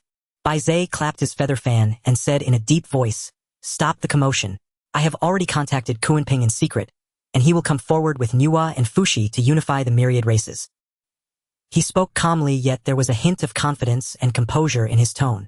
The powerful beings present cast astonished glances at Bai Zhe, not expecting that this young man had secretly brought Kuanping over. Kuanping Taoist will soon slay the corpse and become a quasi-saint. Along with Nuwa and Fushi, as well as all of you present, we might just be able to contend against the witch clan. Bai Zhe said with calm confidence, waving his feather fan. Once Nuwa and Kuanping come forward to unify the myriad races into a cohesive force, there will be a chance to fight against the witch clan. The reason the myriad races could not defeat the witch clan was on one hand the lack of high-end combat power, and on the other the disunity among them. As long as these two issues are resolved, there may still be a chance to confront the witch clan. So does that mean we will have 3 quasi-saints on our side? The powerful beings were overjoyed. The situation suddenly took a turn. With 3 quasi-saints and their combined forces, they indeed had a chance to resist the witch clan. No wonder Bai Zhe did not intend to seek the 3 crows. It turned out he had already arranged everything in secret. This configuration was indeed much stronger than the 3 crows. Even if Ling Xiao is a quasi-saint, they have already secured 3 quasi-saints on their side. Both Yi and the 3 fools know how to choose. Now that the 3 pure ones are occupied with the 12 ancestor witches, perhaps this is our opportunity. Let's take advantage of this chance to secretly mobilize the myriad races. I will sneak over to Mount Buzhou to discuss this matter with Taoist Nuwa. Bai Zhe stood up and addressed the gathered powerful beings. Ji Meng, you don't need to accompany me this time. He expressed his concerns with an additional remark. Soon after, the powerful beings left the cave and flew to various locations in the Primordial World. In the west at Mount Shumi, Jane and Juanti, sensing the 3 pure ones achieving quasi-saint status, became somewhat agitated. They had once again been surpassed by the 3 pure ones. They should have been the first to slay the corpse. They had already reached the perfected Great Luo Golden Immortal stage before the teachings. However, they had been delayed by the severe injuries from the Hongmeng Cauldron. Damn the Golden Crow, damn Ling Xiao. If it weren't for them, we would have definitely achieved quasi-saint status before the 3 pure ones. Zunti's face darkened and he grew angry just thinking about it. Originally wishing to avenge the humiliation of Mount Buzhou, they ended up heavily injured again, adding insult to injury. Not only was there humiliation, but there was also a sense of powerlessness. Who could have imagined that Ling Xiao could defeat them with just a treasure? Once we become quasi-saints, we must avenge this great hatred. Juanti looked at his senior brother Jane, seeking agreement. Jane paused for a moment and said, in my opinion, even if we become quasi-saints, seeking revenge won't be. Once we achieve quasi-saint status, Ling Xiao's strength will likely advance further, plus the 2 other golden crows and the formations of the Sunstar. Seeking revenge won't be so simple. At most we can suppress Ling Xiao, but we absolutely cannot kill him. What should we do then? Are we just going to let this grudge go unavenged? Juanti was very unwilling. He had thought breaking through to quasi-saint would allow him to seek revenge, but it seemed he could not fulfill his wish. Why is Ling Xiao not going to listen to the teachings? How can his cultivation be higher than ours? Juanti posed a soul-searching question, one that he could not comprehend. Jane smiled wryly and said, perhaps he has received a great opportunity. However, not attending the teachings is also a tremendous loss. The next time the sage gives teachings, he will accept disciples. As long as we become the disciples of the sage, even a small golden crow would be easily handled. Upon hearing this, Zunti's eyes lit up with joy. Indeed, if we can become disciples of the sage, then achieving sagehood should not be too difficult. The urgent matter is to slay the corpse. Only by becoming quasi-saints can we secure the lead and become disciples of the sage. Jane said solemnly. In the eastern wilderness, the battle between the 12 ancestor witches and the 3 pure ones was turning in favor of the former. Laozi Yuanshi and Tong Tian realized they could not gain an advantage and were preparing to flee. As they fought while retreating, the 12 ancestor witches filled with murderous intent shattered the void in pursuit. 3 pure ones. Even if you escape to the ends of the earth, I will not let you go. Di Jiang bellowed angrily. This time the stakes were high and they did not intend to let the 3 pure ones escape, wanting to eliminate all future threats. Compared to the last encounter, the 3 pure ones had become significantly stronger and they could no longer be easily crushed. Di Jiang had a premonition. If they could not destroy the 3 pure ones this time, the future would be even more troublesome. You shameless scoundrels, dare you confront me, heathen? The ancestor of Thunder Chong Liang roared, his thunderous voice sweeping across the land, reaching far and wide. A primitive barbarian, incomplete in essence, I can turn you to dust in a unknown fight. Yuanshi replied with disdain and arrogance. Boom! The chase had long left the bounds of Buzhou Mountain. The battle raged on, with the 12 ancestor witches determined to kill the 3 pure ones, showing no sign of letting up. Not long after they left Buzhou Mountain, Bai Zhe, accompanied by Zhou Ying, silently infiltrated the Buzhou Mountain range. Nuwa Fushi, it has been a long time. Bai Zhe greeted Nuwa and her brother Fushi with a bow, his face beaming with warmth. Bai Zhe, have you come today regarding the matters of the myriad clans? Nuwa replied with a faint smile, fully aware of Bai Zhe's intentions, knowing he was not here to reminisce. Good news, good news. Not long ago, I persuaded Kunpeng to join us. Bai Zhe got straight to the point. He had not mentioned Kunpeng's joining before. Kunpeng. Nuwa frowned slightly, a strange smile forming on her lips. Bai Zhe, you truly possess remarkable skills to have persuaded Kunpeng. However, if Kunpeng joins, who will take the lead, him or me? Kunpeng's character was ruthless and cunning, making it difficult for him to willingly take a subordinate role. Even if he appeared willing, he likely had his own ulterior motives. Bai Zhe's approach was somewhat hasty, having brought Kunpeng into the fold without her consent. Nuwa expressed some dissatisfaction, her phoenix eyes glinting with authority, as she stared at Bai Zhe, awaiting his explanation. Naturally, Nuwa will take the lead. I have already discussed this with Kunpeng. Bai Zhe explained with a smile. He did not overthink as Nuwa did, he simply knew that the myriad clans needed powerful guardians. Although Kunpeng's disposition was somewhat unruly, his strength was unquestionable. That is good to know. Nuwa paused for a moment, saying no more. The insights gained from the Purple Cloud Palace had led her to grasp a hint of the heavenly mechanism, such as Hongjun's desire to establish a heavenly court to maintain order in the wilderness. From a certain perspective, this bore a resemblance to the integration of the myriad clans. Even the leaders of the male and female immortals acted to maintain order in the wilderness, demonstrating the significance of this endeavor. This may be a great opportunity. Nuwa thought to herself, so she did not mind Bai Zhe's decisiveness, and felt even more compelled to unite the myriad clans. Kunpeng likely sensed this hint of heavenly mechanism as well, which is why he agreed to join Bai Zhe. Otherwise, given Kunpeng's temperament, why would he undertake such thankless tasks? Currently, the 12 ancestor witches are dealing with the 3 pure ones, which presents us with a golden opportunity to unite the myriad clans. Bai Zhe continued, his gaze intense and brilliant, radiating the light of wisdom. He was a born, auspicious beast capable of predicting fortune and misfortune. Had it not been for the recent chaos in the heavenly mechanisms, he would have sensed even more. Thus, based on his current feelings, this was the best time. Bai Zhe, that may be a bit too hasty. We have yet to achieve the status of quasi-saints. If the ancestor witches come for us, wouldn't that spell disaster? Fushi spoke slowly, his expression grave, not perceiving this as a good opportunity.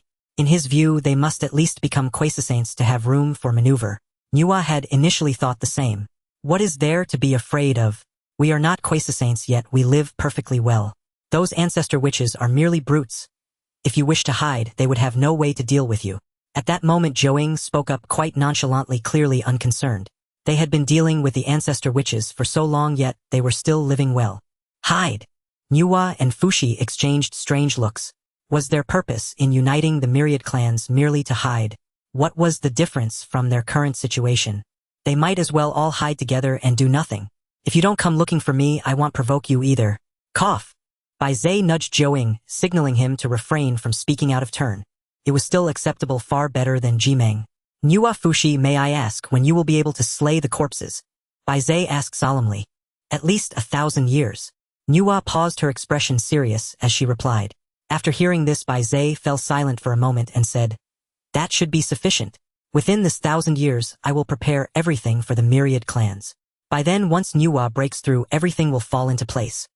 He was quite capable, these tedious matters were easy for him. By the way, have you ever been to the Sun Star? Nuwa suddenly asked, her gaze flickering. No. Bai Zhe quickly shook his head, showing no hesitation. Since I invited Nuwa to take the lead, I naturally want reach out to Sanwu. Nuwa did not respond, but instead gazed at the Sun Star, lost in thought.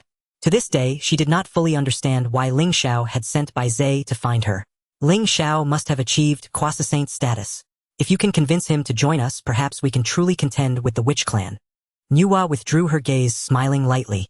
Upon hearing this, Bai Zhe immediately smiled wryly and said, Nuwa, let's forget about that.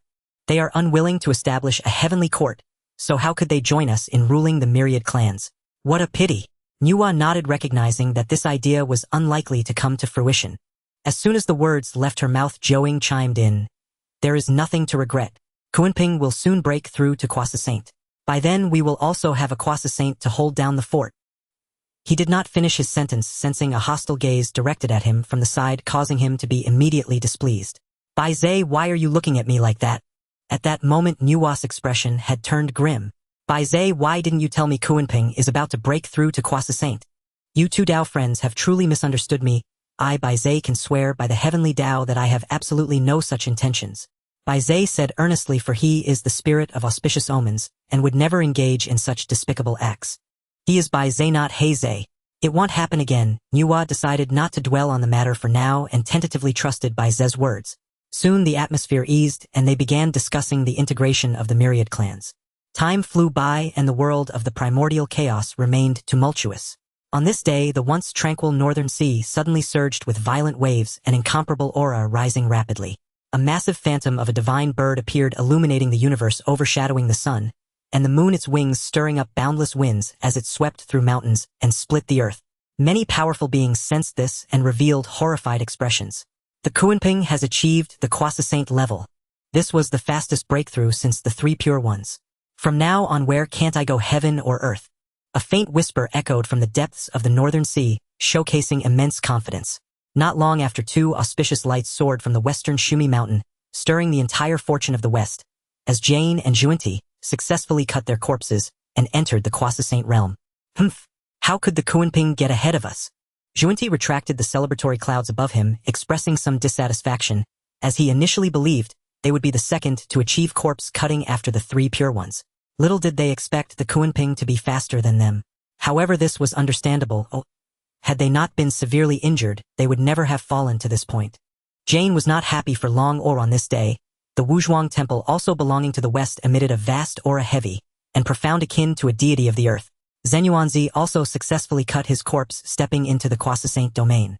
In the ensuing 1,000 years, places like the Blood Sea, West Kunlun, Buzhou Mountain, Fire Cloud Cave, and Purple Mansion Island all emanated the aura of Quasi-Saints. The top-tier beings from the Zhixiao Palace, who were comprehending the Dao, all achieved the Quasi-Saint level, marking the beginning of the Quasi-Saint era in the Primordial Chaos world. The Wu clan felt immense pressure, thus intensifying their offensive. The powerful beings of the myriad clans showed no desire to fight, and Bai Zhe along with Jimeng rushed towards Buzhou Mountain. The timing for Nuwa and Fushi to break through to the Quasi-Saint level and integrate the demon clan had come. The leading male and female immortals who had broken through to the Quasi-Saint level also began to take action, rallying forces to maintain the order of the Primordial Chaos. They aimed to present a perfect answer at the third preaching session, hoping to gain the saints' favor, thus making it easier for them to accept them as disciples. Among them, Dong Wanggong worked the hardest, frantically gathering a group of male immortals, leaving no famous ones unaccounted for. In a moment, the Primordial Chaos world was in turmoil, with hidden currents surging. On the sun star, Ling Xiao woke up slowly, his eyes reflecting the sun and moon, life and death endlessly cycling. During this time, he had comprehended the principles of rain and metal. Among the 5 elements, he had comprehended metal, fire, and earth. Once he understood the principles of water, and he would be able to grasp the laws of the 5 elements. Among the 3,000 laws, their strengths varied. The laws of the 5 elements, for instance, ranked among the top even among the 3,000 great laws. The disparity in the strength of laws naturally resulted in different levels of power. Moreover, the principle of Yang had also reached the level of Hunyuan Golden Immortal. If he comprehended the principle of yin, he could then understand the laws of yin and yang, which are equally powerful. I wonder how Emperor Jun and Tai Yi are doing, Ling Xiao murmured to himself, glancing at the place where they were in seclusion. To avoid disturbance, the two had burrowed deep into the sun star. The sun star was transformed from Pangus left eye, vast and immense, even larger than the Hongmeng world.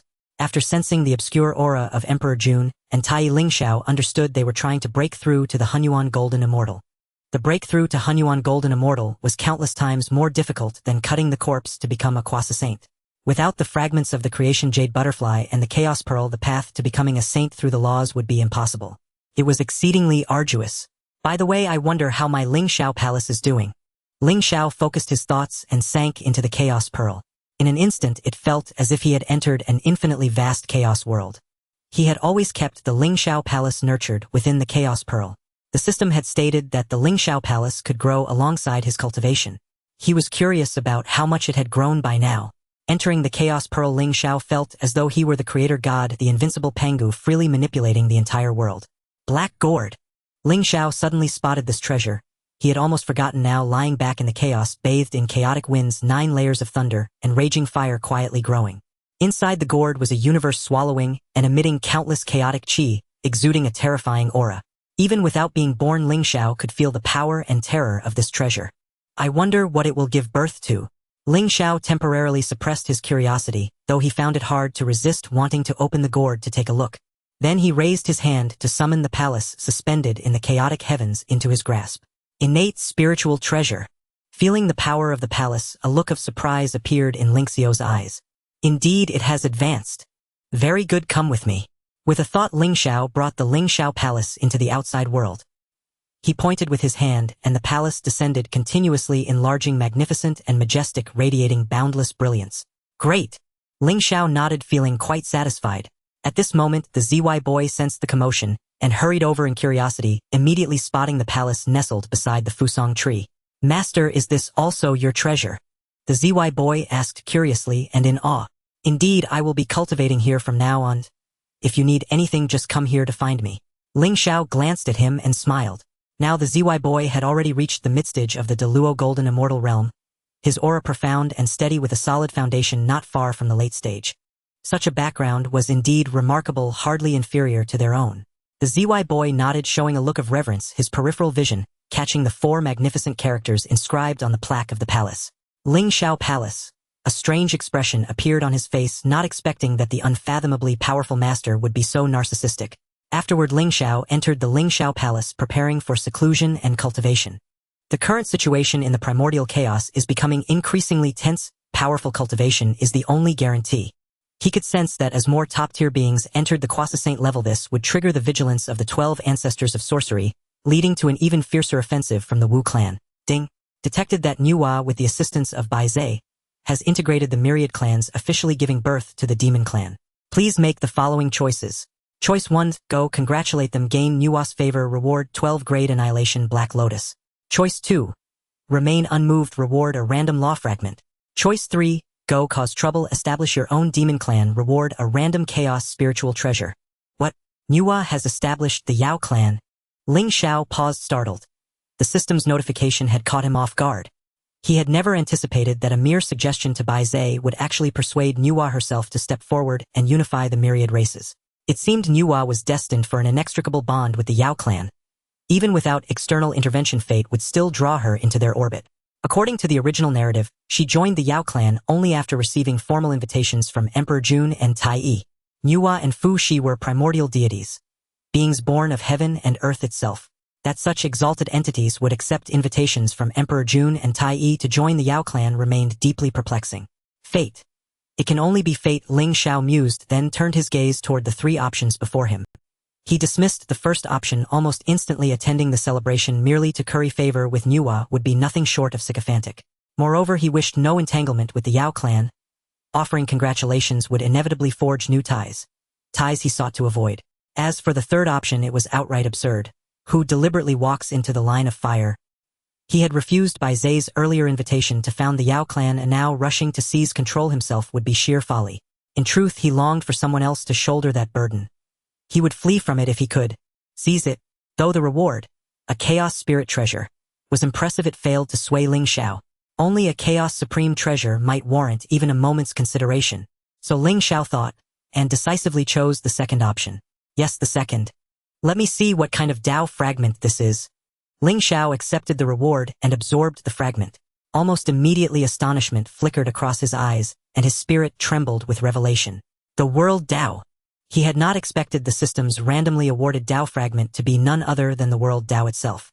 Among the 3,000 great Tao principles, strength varied greatly, and the World Tao ranked among the absolute pinnacles, surpassed by only a handful of others, perhaps fate or causality, those ethereal, ineffable principles that hovered beyond comprehension.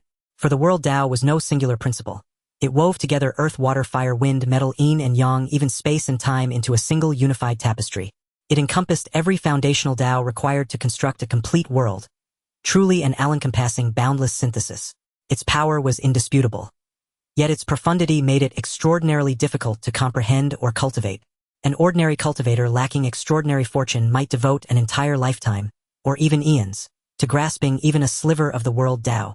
Yet now, with this fragment in hand, Ling Xiao possessed a rare shortcut.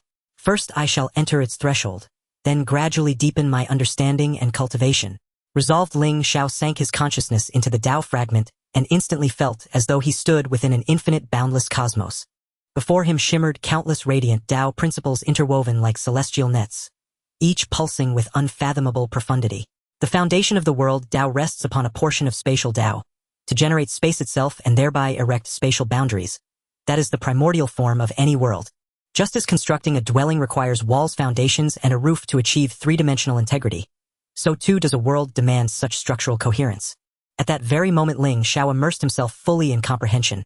As the Tao fragment gradually dissolved his insight into the world, Tao deepened with every passing instant. As his understanding of the world Tao intensified, his mastery of spatial Tao likewise advanced. Ling Xiao sat cross-legged within the sacred hall, seemingly adrift in endless void, while around him surged terrifying currents of spatial energy. While Ling Xiao cultivated in serene stillness, the Honghuang world had already been shaken to its core. A vast ethereal voice, pure, resonant, and transcendent, pierced across heaven and earth. Heavenly Tao, witness this. I, Nuwa, hereby establish the Yao clan. All beings born of plants and trees of moisture and eggs of fur and horns shall henceforth belong to this clan. I further found the Yao sect, declaring myself its sect master. All who fall within this clan may now enter my sect and receive my protection. A thunderous rumble shook the heavens.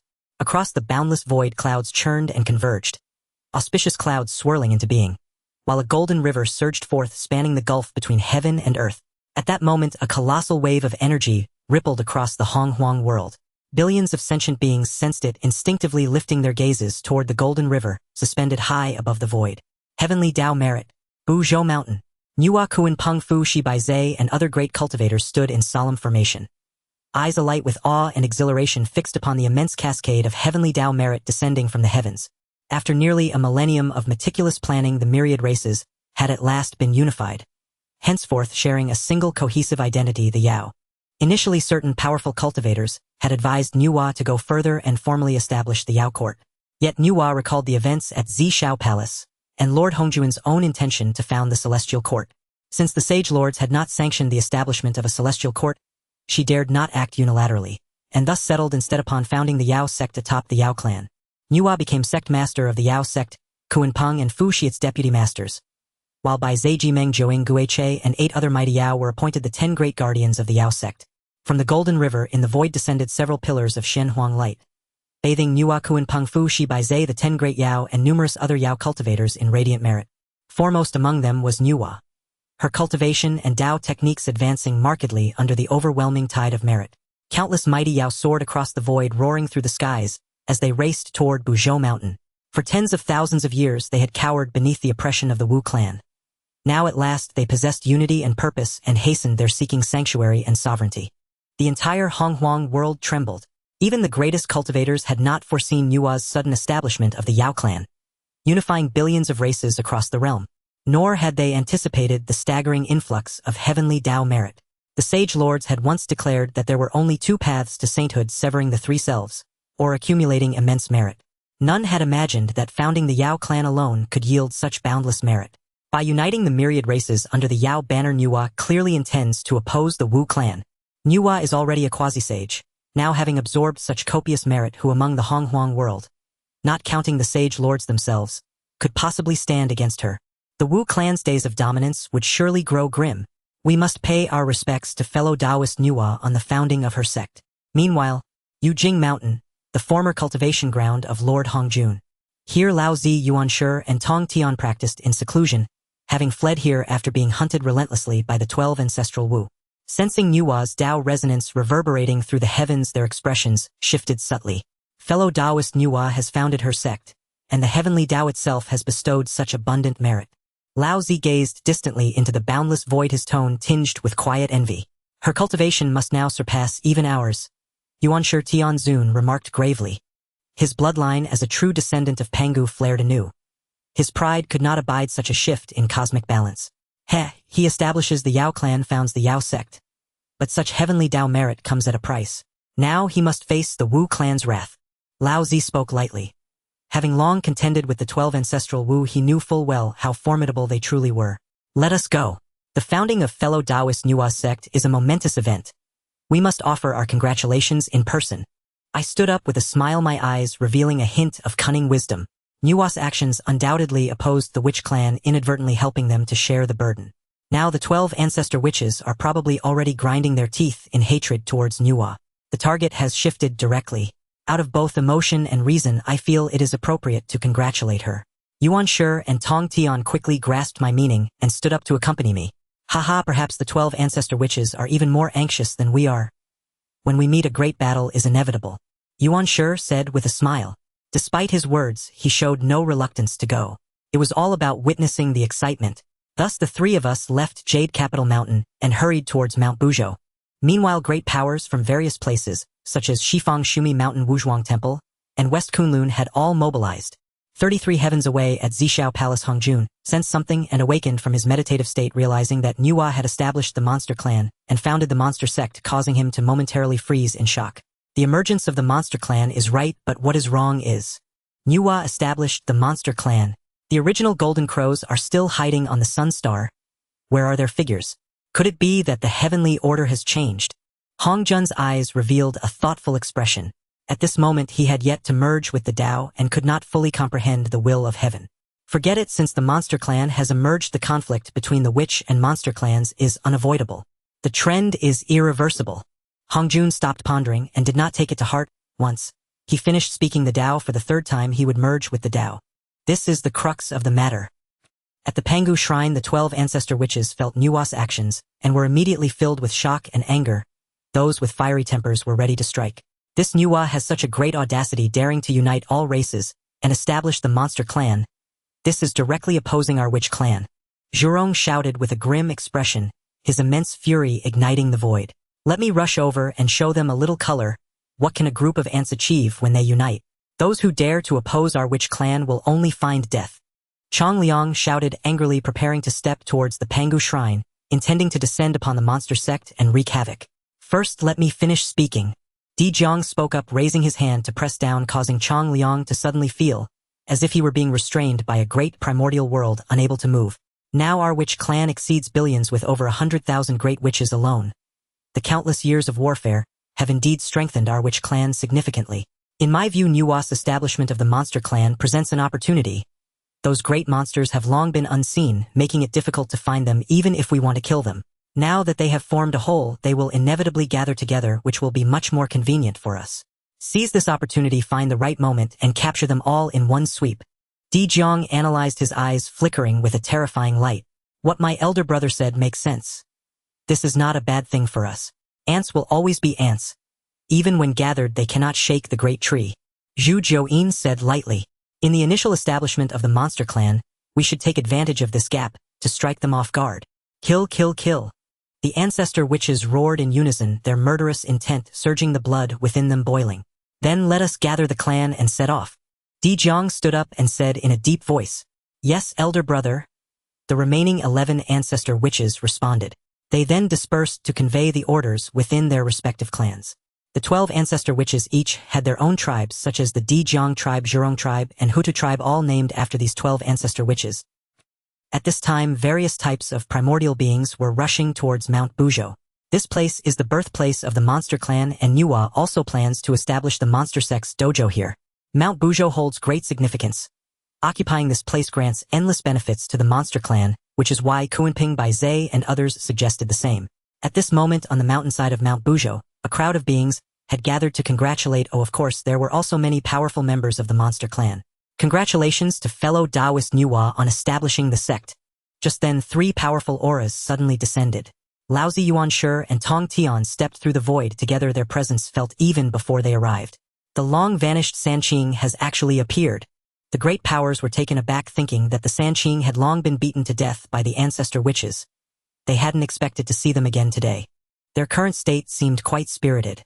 3 fellows, please come in. The current deputy head of the monster sect Fushi personally welcomed them. The arrival of such great powers as Sanqing brought considerable prestige to their monster sect.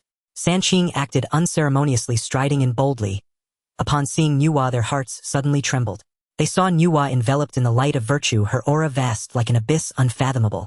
This establishment of the monster clan has brought great benefits to Nuwa. They thought, silently feeling a tinge of envy. Just as the 2 sides were exchanging pleasantries, the foremost male immortal Dong Wanggong also arrived. Dong Wanggong's intention in coming was simple: to win over the great powers, and to ally with the monster clan to maintain order in the primordial world. Nuwa's integration of the monster clan coincided perfectly with Dong Wanggong's wishes. The previously scattered myriad races were now much easier to manage as a whole. As long as he accomplished the tasks entrusted to him by the saints beautifully, he would surely be greatly rewarded. Congratulations to fellow Taoist Nuwa on the establishment of the sect. Such a merit that benefits all beings should be celebrated throughout the world. Dong Wanggong exaggeratedly congratulated. Sanqing frowned slightly, feeling some disdain. Although Nuwa's establishment of the sect brought down merits, it couldn't be as exaggerated as he claimed right. Dong Wanggong's actions were also very straightforward. He simply wanted to establish a good relationship with the monster sect to assist him in maintaining order in the primordial world. Fellow Taoist Dong Wanggong speaks too highly. Nuwa replied nonchalantly, fully aware that Dong Wanggong must have ulterior motives. Kuanping fellow Taoist, Fushi fellow Taoist, congratulations. Dong Wanggong laughed heartily, also flattering the 2 deputy heads of the monster sect beside him. Fushi nodded in response, while Kuanping, lost in thought, paid him no mind. At that moment, a group of celestial maidens flew in from afar, led by a strikingly beautiful figure, the head of the female immortals, Shi Wangmu. The female immortals behind her were all of considerable cultivation, at least Tai Yi golden immortals, and some even great Luo golden immortals. The arrival of Shi Wangmu stirred the hearts of many beings. Who would have thought that, with Nuwa establishing the sect, both the heads of male and female immortals came to congratulate her. Congratulations to fellow Taoist Nuwa on establishing the sect, Shi Wangmu said with a smile, and as her voice fell, the maidens behind her presented congratulatory gifts. Fellow Taoist Shi Wangmu, you are too kind, Nuwa said with a smile, personally welcoming her, completely opposite in attitude to how she treated Dong Wanggong earlier. Dong Wanggong's expression changed slightly, his gaze flickering uncertainly as he secretly calculated. Shi Wangmu might be here to win over Nuwa. As the head of the female immortals, she enjoys an advantage over him. I must think of a way to make an impression. Dong Wanggong thought to himself, suddenly looking up at the sun star in the sky. At the foothills of Buzhou Mountain, in the lair of the demon cult, many powerful beings gathered. Those connected to Nuwa or the demon race, especially those attending the Xiao Palace for teachings, were all present. At this moment Dong Wanggong looked around and unexpectedly said, Friend Nuwa, why has the Jinwu not come to congratulate us? The Jinwu is also a creature of the demon race. It would be inappropriate for them not to come and celebrate. As soon as these words were spoken, the powerful beings showed expressions of surprise, for indeed, as Dong Wanggong said, there was no sight of the 3 Jinwu. Laozi Yuanshi and Tong Tian exchanged knowing smiles, as they had nearly forgotten the Jinwu after such a long time. I heard that someone named Ling Xiao has broken through to the quasi-saint level. I wonder if it's true. Once claimed to be on par with the Sanqing, but now it seems they have begun to lag behind. Dong Wanggong, as the foremost male immortal, the Jinwu is also under your jurisdiction. Why don't you go and invite them over? Kuanping broke the silence, smiling as he spoke. In the past, at the Xiao Palace, Emperor Jun and Tai Yi had embarrassed him for no reason.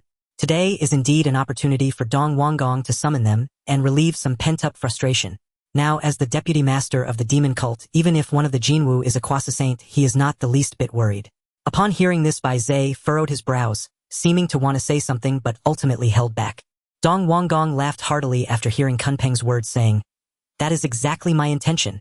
On the day of the establishment of the demon cult, it is only fitting that the Jinwu as part of the demon race comes here to celebrate. He and Kuanping quickly agreed and decided to send someone to the Sun Star. Dong Wanggong's actions were primarily to exercise his rights as the foremost male immortal, and to gain the respect of Nuwa and other powerful beings of the demon race. The arrival of Shi Wangmu left him no choice but to act this way. As long as he used his title as the foremost male immortal and the name of the demon cult to summon the Jinwu, Dong Wanggong believed that even if Ling Xiao was quite powerful, he would not dare to refuse easily, unless he no longer wished to exist in the Honghuang. Hold on, this matter can be set aside. Whether the three Jinwu come to congratulate or not is their freedom, so there is no need for you to worry, Dong Wanggong. Nuwa, who had remained silent until now, finally spoke, her tone flat and already somewhat cold. Dong Wanggong shrugged and called his subordinate back. Since the main party had already refused, it was naturally inappropriate for him to insist. At this moment, the entire Buzhou mountain trembled, lightly followed by a series of violent shakes. What's happening? A creature stood up and asked in confusion. The faces of the Sanqing, Nuwa, Dong Wanggong, and other powerful beings changed dramatically as they sensed the impending danger. Boom! Ha ha ha, the witch clan is here to congratulate, and the gift is your heads. A long howl echoed from below the mountain, followed by 12 dark shadows that grew larger and larger, obscuring the sky until they loomed over the foothills of Buzhou Mountain, looking down upon them. Di Jiang used spatial divine powers to silently bring the ancestral witches to Buzhou Mountain, revealing their true forms, suddenly to prevent the demon cult from sensing their presence and fleeing. The figures of the 12 ancestral witches stood like 12 heavenly pillars, their combined aura incomparably overwhelming, causing even the quasi-saint beings present to feel a crushing pressure.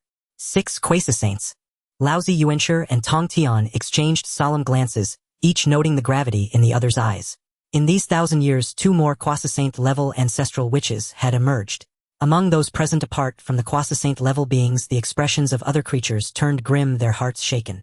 They had merely come to offer congratulations, yet did not expect all 12 ancestral witches to mobilize. On the Honghuang land behind the ancestral witches, a murderous aura surged, with millions of witch clan warriors roaring their momentum like a rainbow. They were densely packed, stretching as far as the eye could see like an unrelenting war machine pushing towards Buzhou Mountain.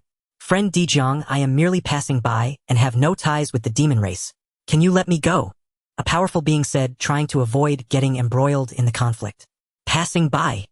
Di Jiang let out a cold laugh, his gaze sweeping across the powerful beings present, quickly landing on the Sanqing. Those 3 shameless ones are also here. If a fight breaks out, it wouldn't be good for them to side with the demon race. After a moment of contemplation, Di Jiang put away his smile and said lightly, "This is a matter between my witch clan and the demon race. Those unrelated should leave quickly." He had already made up his mind to deal with the demon race first and then turn around to handle the Sanqing. Laozi Yuanshi and Tong Tian exchanged glances and swaggered away. They were only there to watch the excitement and naturally would not engage in a fight for the sake of the demon cult and the 12 ancestral witches.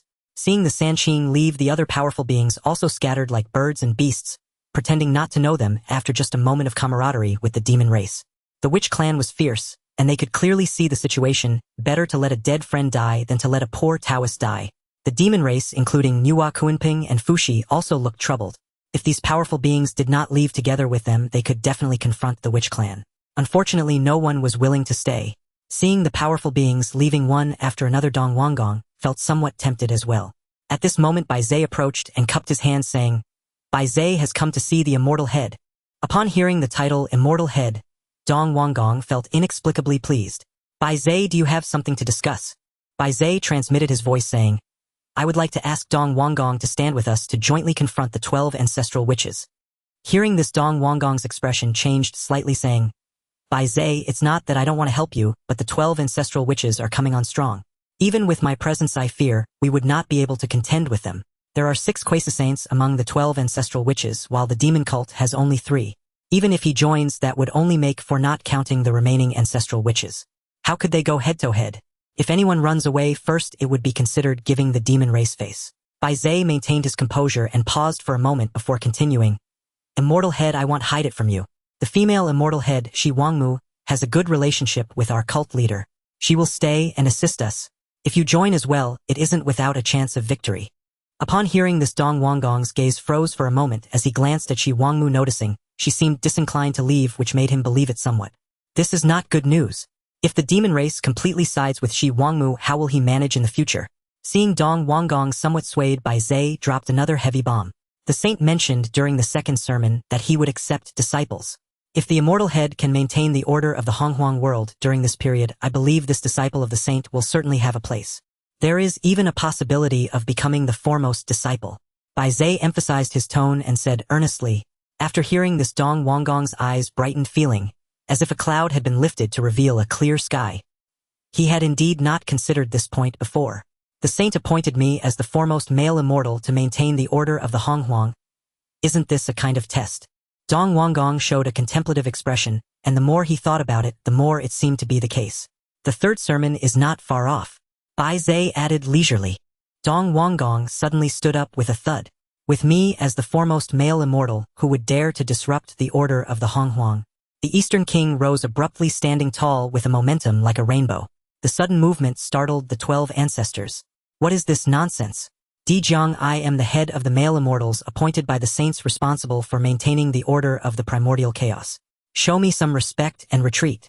The Eastern King said with a stern expression, his grand voice resonating across the heavens and the earth. Everyone was bewildered. When did the Eastern King become so formidable? Is he not afraid of death? Even Nuwa Kuanping and Fushi, powerful beings of the demon race, looked astonished. What did Bai Zai just say to the Eastern King? So you think you are the head of the male immortals? Chong Liang's tongue unleashed thunder, distorting the void, his powerful aura, causing many demonic beings to change their expressions. The thunder he emitted was a faint purple roaring towards the Eastern King like a true dragon. Impudent! The Eastern King rebuked, his dragon head staff radiating golden light, dispersing the thunder. However, there was an even faster strike. A straight bolt of lightning descended from the heavens, not very thick but astonishing, carrying chaotic energy and appearing crimson red. Boom! The heavenly fire spread, instantly resembling the eruption of countless volcanoes. The ancestral witch Zhurong also made his move. He was at the quasi-saint level, joining Chongliang to confront the Eastern King.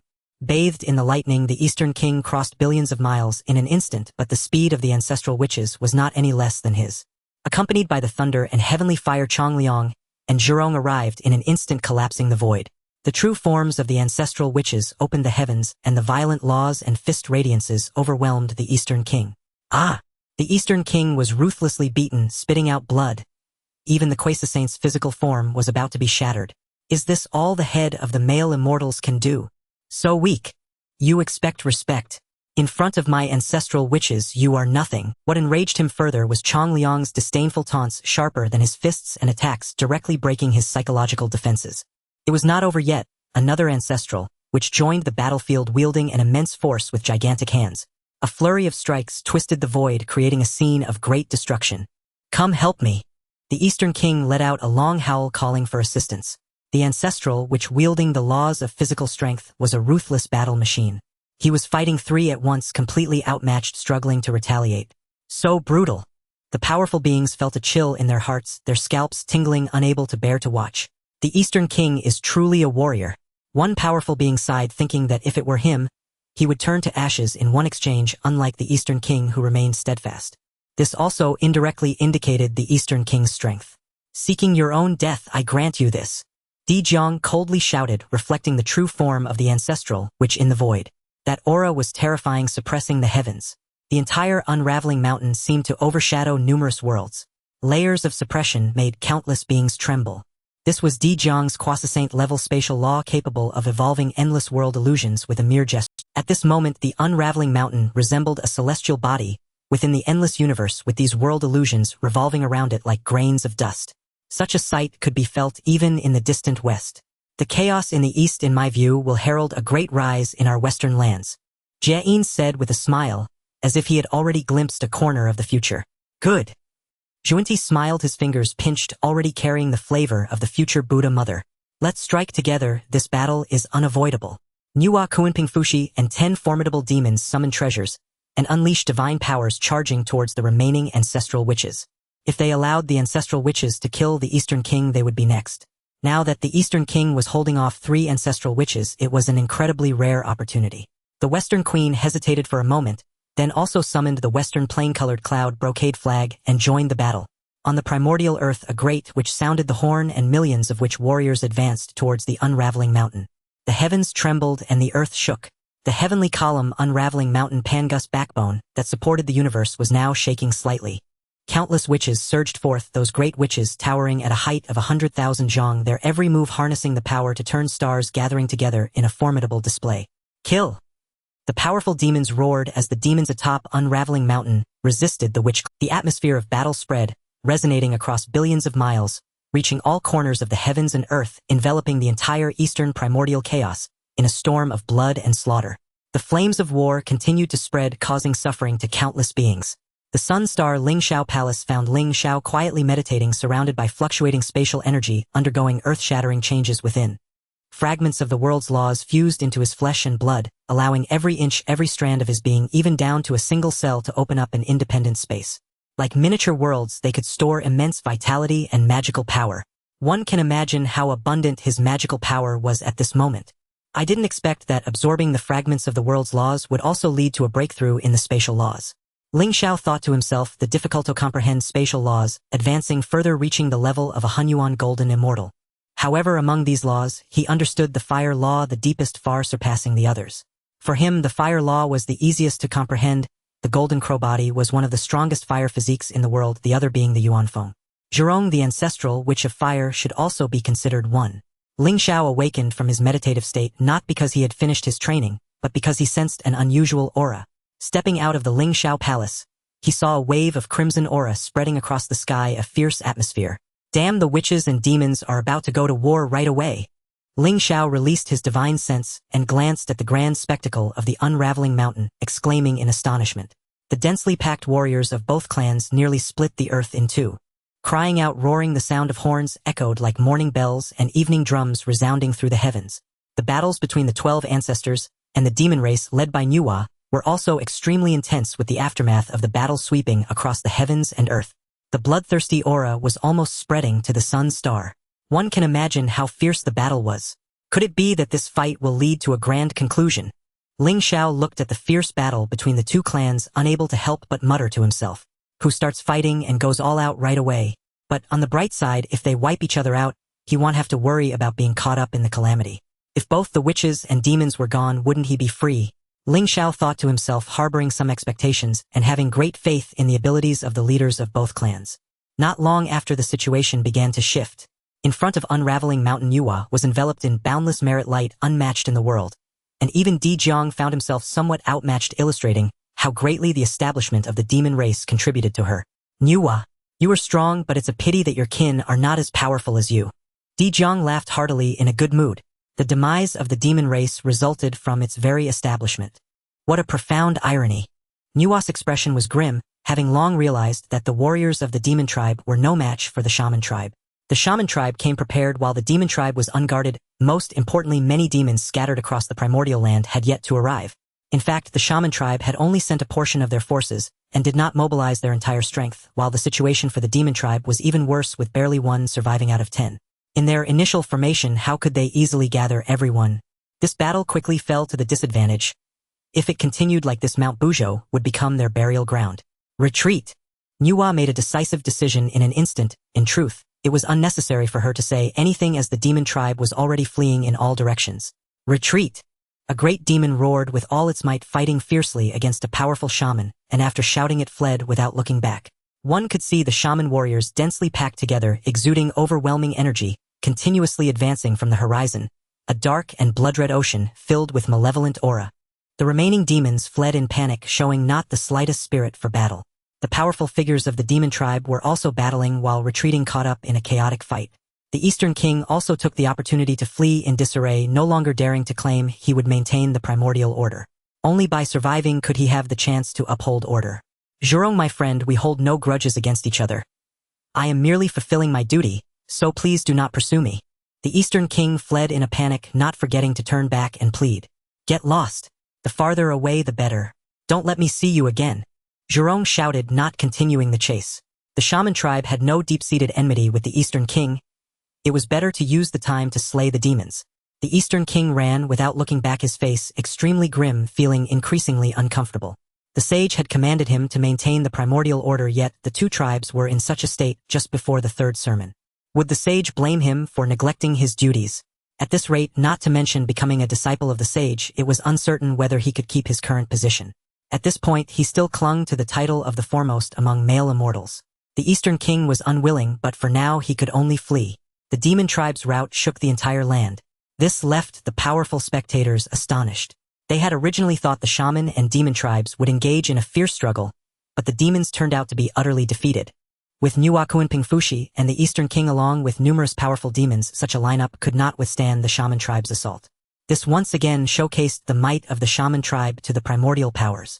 The shaman tribe is invincible, with the 12 ancestral shamans working together, who can stand against them without the sage's intervention. They felt unwilling. Why did the legacy of the Pangu god have to be divided so much among the shaman tribe? Did these brutes who only knew how to kill and destroy truly deserve it?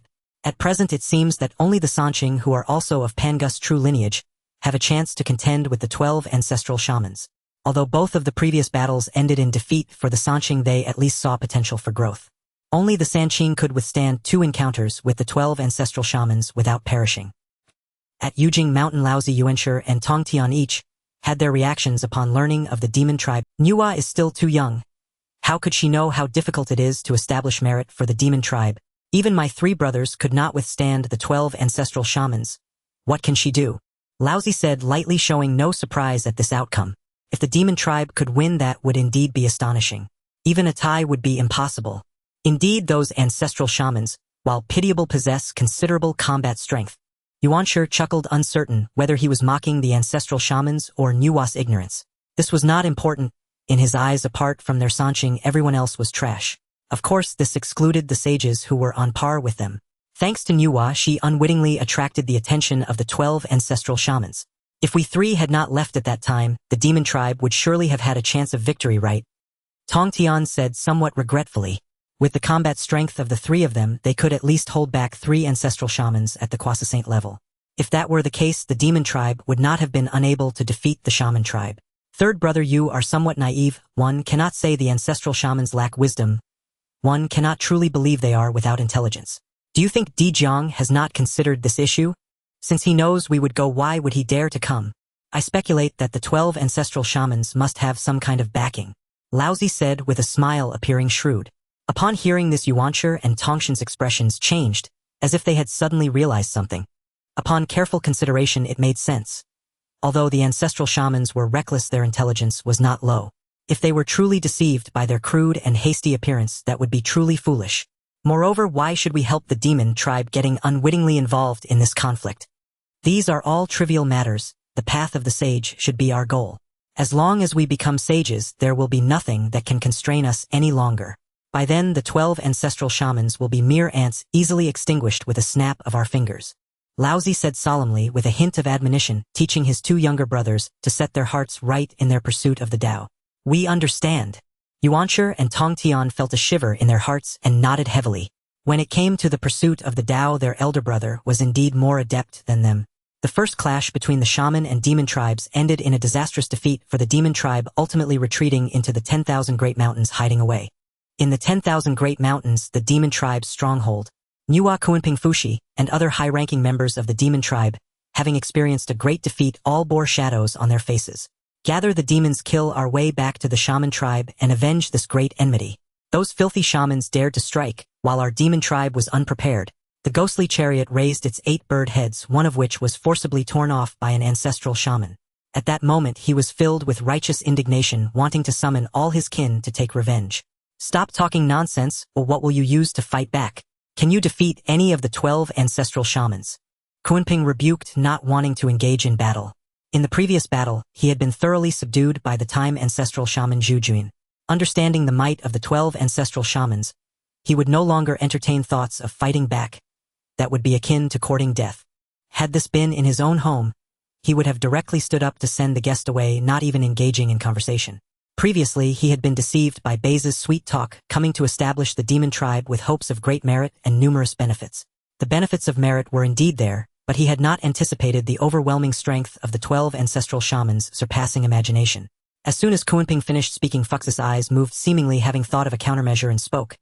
Indeed, even if we gather all the demons now and fight back, the chances of victory are slim. At most it will end in mutual destruction.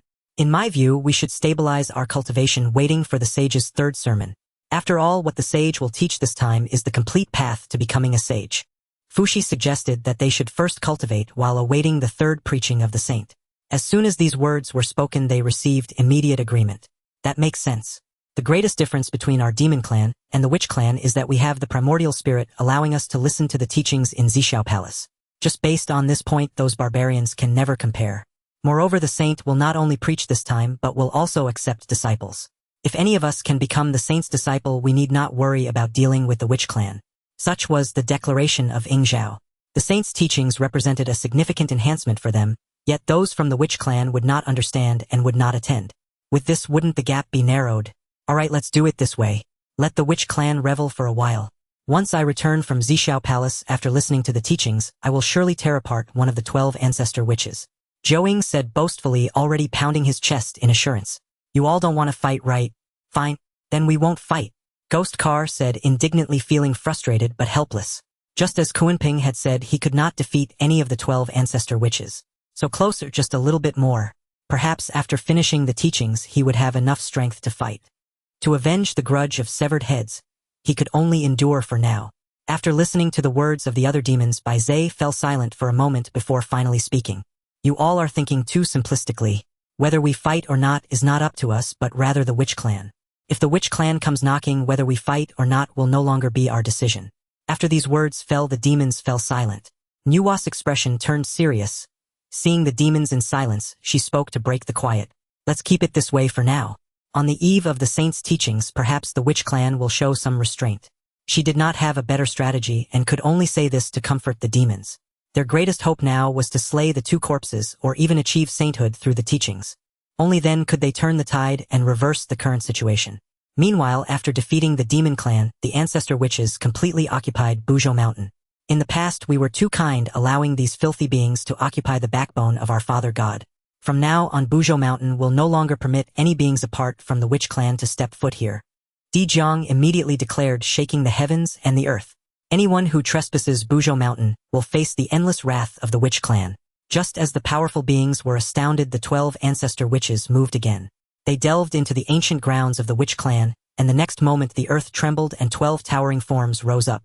Above their heads, an ancient palace appeared suspended in the sky, casting a vast shadow obscuring the sun. The ancient palace radiated light entwined with countless laws. Chaos energy permeated, terrifying beyond measure, shaking the past and future, illuminating the entire expanse of time and space. The Pangu Temple, a powerful being exclaimed, gazing in awe. This temple was so terrifying that even the Hongmeng Great World could not compare. Spanning between heaven and earth, it issued a sound that shook the world. The 12 ancestor witches raised the Pangu Temple, slowly yet powerfully stepping towards the high heavens, towards Buzhou Mountain. Are they really going to move the Pangu Temple to Buzhou Mountain? The beings along the way were astonished as they watched the actions of the 12 ancestor witches and realized their intention. Boom! The earth shook violently, the chains of laws sweeping in all directions. The Pangu Temple crashed heavily onto the ground, stirring up vast clouds of dust, engulfing the heavens and the earth, ultimately settling in front of Buzhou Mountain. Ah, good. Now that looks like something. Strong Liang clapped his hands, summoning winds and thunder, very pleased with their accomplishment. With Buzhou Mountain formed from the backbone of our father god, together with the temple, the fortune of our witch clan will surely increase again. Zhurong laughed heartily, speaking without any basis, but he felt that this would be beneficial for the witch clan. Those foolish demons still dream of occupying Buzhou Mountain. From now on we will reside here and see who dares to come. Gong Gong chimed in with a laugh, gazing at Buzhou Mountain with an inexplicable sense of closeness, feeling a strong desire to embrace and snuggle up to it. Move our clan here as well. Di Jiang wasted no time arranging for the subsequent matters, and thus the witch clan began to move again. In the Sun Star, Ling Xiao observed the actions of the 12 ancestor witches, revealing a hint of surprise. It must be said that while the 12 ancestor witches seemed reckless, their actions were indeed traceable. Buzhou Mountain is formed from the backbone of Pangu, containing numerous remnants of Pangu, and the backbone is the pillar of the body.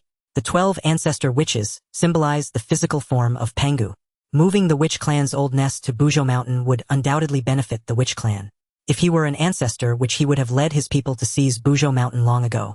What a pity, I didn't expect the demon clan to be so easily defeated. Ling Xiao sighed, lamenting that if the 12 ancestor witches acted swiftly, they might wipe out all the powerful beings of the demon clan. The karmic retribution of the demon clan has come back to haunt them. Nuwa, my friend, you must strive harder. Kunping Fushi, go on the offensive. Bai Zhe, do something useful. Ling Xiao cheered for the demon clan in his heart. Currently the demon clan was still too far behind the witch clan. Others might not know, but as someone who had experienced it, he was very clear. The witch clan still had a powerful weapon they had never used. The 12 heavenly gods and demons' great formation. It was unclear whether the 12 ancestor witches had yet to comprehend this formation, or if they simply lacked opponents to use it against. In any case, he had never seen the ancestor witches use this formation. The 12 heavenly gods and demons great formation is undoubtedly one of the top formations throughout the Honghuang era. Such a formation would give even the saints a headache. Apart from formations countering formations, no one below the level of a saint could withstand it. The demon clan still has a long way to go. Ling Xiao lamented, but he did not dwell on it.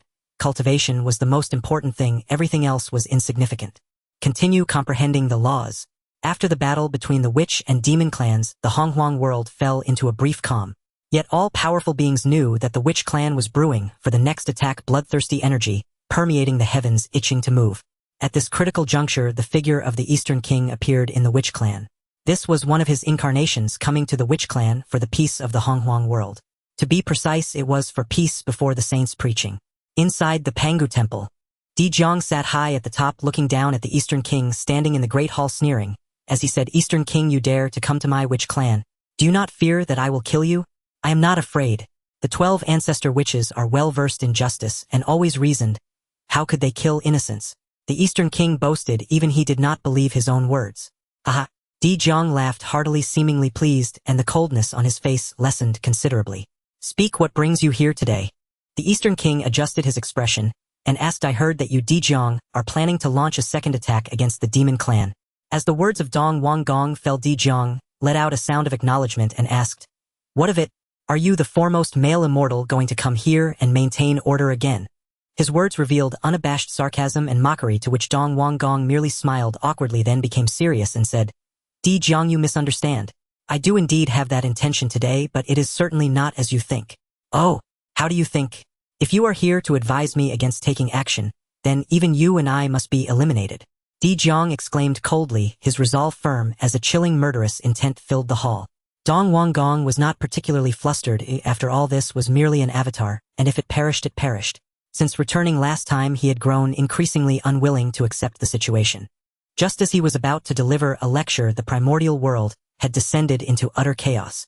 Not only had he failed to complete the task assigned by the sage, but it had also spiraled further out of control.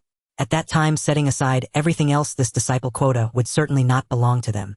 He could not allow this to happen, so he came to the Wu tribe today to take a gamble. As long as he could persuade the Wu tribe not to act against the demon clan before the lecture concluded, the situation would be temporarily stabilized. Once he became a disciple of the sage, he could return to deal with any disobedient ones. Truly marvelous. Thinking this, Dong Wang Gong slowly spoke. "Please bear with me, Di Jiang. As you know, I am the foremost male immortal appointed by the sage, and I mention this not to boast. Rather, with my status, I can know many things that ordinary beings do not, especially in front of the sage, where I hold a fair amount of influence." Dong Wang Gong spoke methodically, a hint of pride faintly visible. However, Di Jiang was becoming impatient and snapped. "Spit it out quickly. Stop beating around the bush. What exactly do you want to say?" Dong Wang Gong's expression stiffened, no longer pretending, and went straight to the point. "What I mean is, as long as you, Di Jiang, promise me not to take action against the demon clan before the sage finishes lecturing, I may be able to gather information about the Wu tribe's path to sanctification from the sage." He spoke surprisingly, his face serious, yet he did not make his words too absolute. Upon hearing this, Di Jiang's expression changed, and he stood up with a thud. "Dong Wang Gong, do you take me for a fool? How could Hong Jun know our Wu tribe's path to sanctification when we do not even have a primordial spirit?" The Wu tribe, Di Jiang spoke of, excluded those primordial witches among their 12 ancestors. Their ancestors possessed primordial spirits, but they were incomplete at birth, while the lesser witches, including the great witches, had no primordial spirits at all. Nevertheless, for any type of witch, the notion of achieving sanctification was pure nonsense. Dong Wang Gong was speaking such wild words in front of him. Was he not seeking death? A violent killing intent surged forth, and Dong Wang Gong felt like a leaf caught in a storm floating aimlessly. His avatar was simply unable to withstand Di Jiang's terrifying might. "Friend," the sage once said, "among the 3,000 great paths, each can lead to the Tao. This is known to Ho Tu as well. If that is the case, the Wu tribe naturally has its own path to sanctification." Dong Wang Gong spoke rapidly, appearing very calm on the surface, but inwardly, he was in a state of panic. However, he could not back down. Having come this far, he had to finish what he started. "Oh, is there really such a thing?" Di Jiang's gaze shifted, recalling what Ho Tu had said upon returning from the Zixiao palace. It seemed like there was, yet it also seemed there wasn't. "If there is any falsehood in my words, let you deal with me as you wish." Dong Wang Gong's expression became stern, presenting himself with an upright demeanor. As long as you Jiang do not act against the demon clan before the lecture concludes, then, as a condition of exchange, I will inform you of the Wu tribe's path to sanctification. For you Wu tribe, there is no loss at all. It is merely a matter of not acting against the demon clan for a period of time. What do you think, Jiang? Dong Wang Gong spoke with conviction, fully letting go. He. After hearing this, Jiang sneered coldly, saying, even if the sage truly has a path for the Wu tribe to achieve sanctification, how can you guarantee he will tell you? To be honest, Jiang, the reason the sage appointed me as the foremost male immortal is for a reason. Once I maintain the order of the primordial world and become a disciple of the sage, asking for a path to sanctification will be as easy as pie. Dong Wang Gong spoke with a confident expression, having completely committed himself, thinking, as he spoke very smoothly. Once you become a disciple of the sage, will you still regard us Wu tribe with any significance? Jiang looked down at Dong Wang Gong, a smile on his face as he said, Dong Wang Gong, you jest. Even if I become a disciple of the sage, wouldn't I still be at your mercy? Humph. At least you are perceptive. Jiang snorted coldly, clearly not putting the so-called disciples of the sage in his eyes. They of the Pangu sect were all equally proud. Apart from Pangu, even the sage would not be held in particularly high regard, let alone a mere disciple of the sage. Dong Wang Gong, remember what you said today? I will give you a period of time. If you cannot satisfy me, I will ensure your complete annihilation. Jiang waved his hand coldly, using this time to recuperate and prepare for the next battle. A few thousand years meant nothing to them.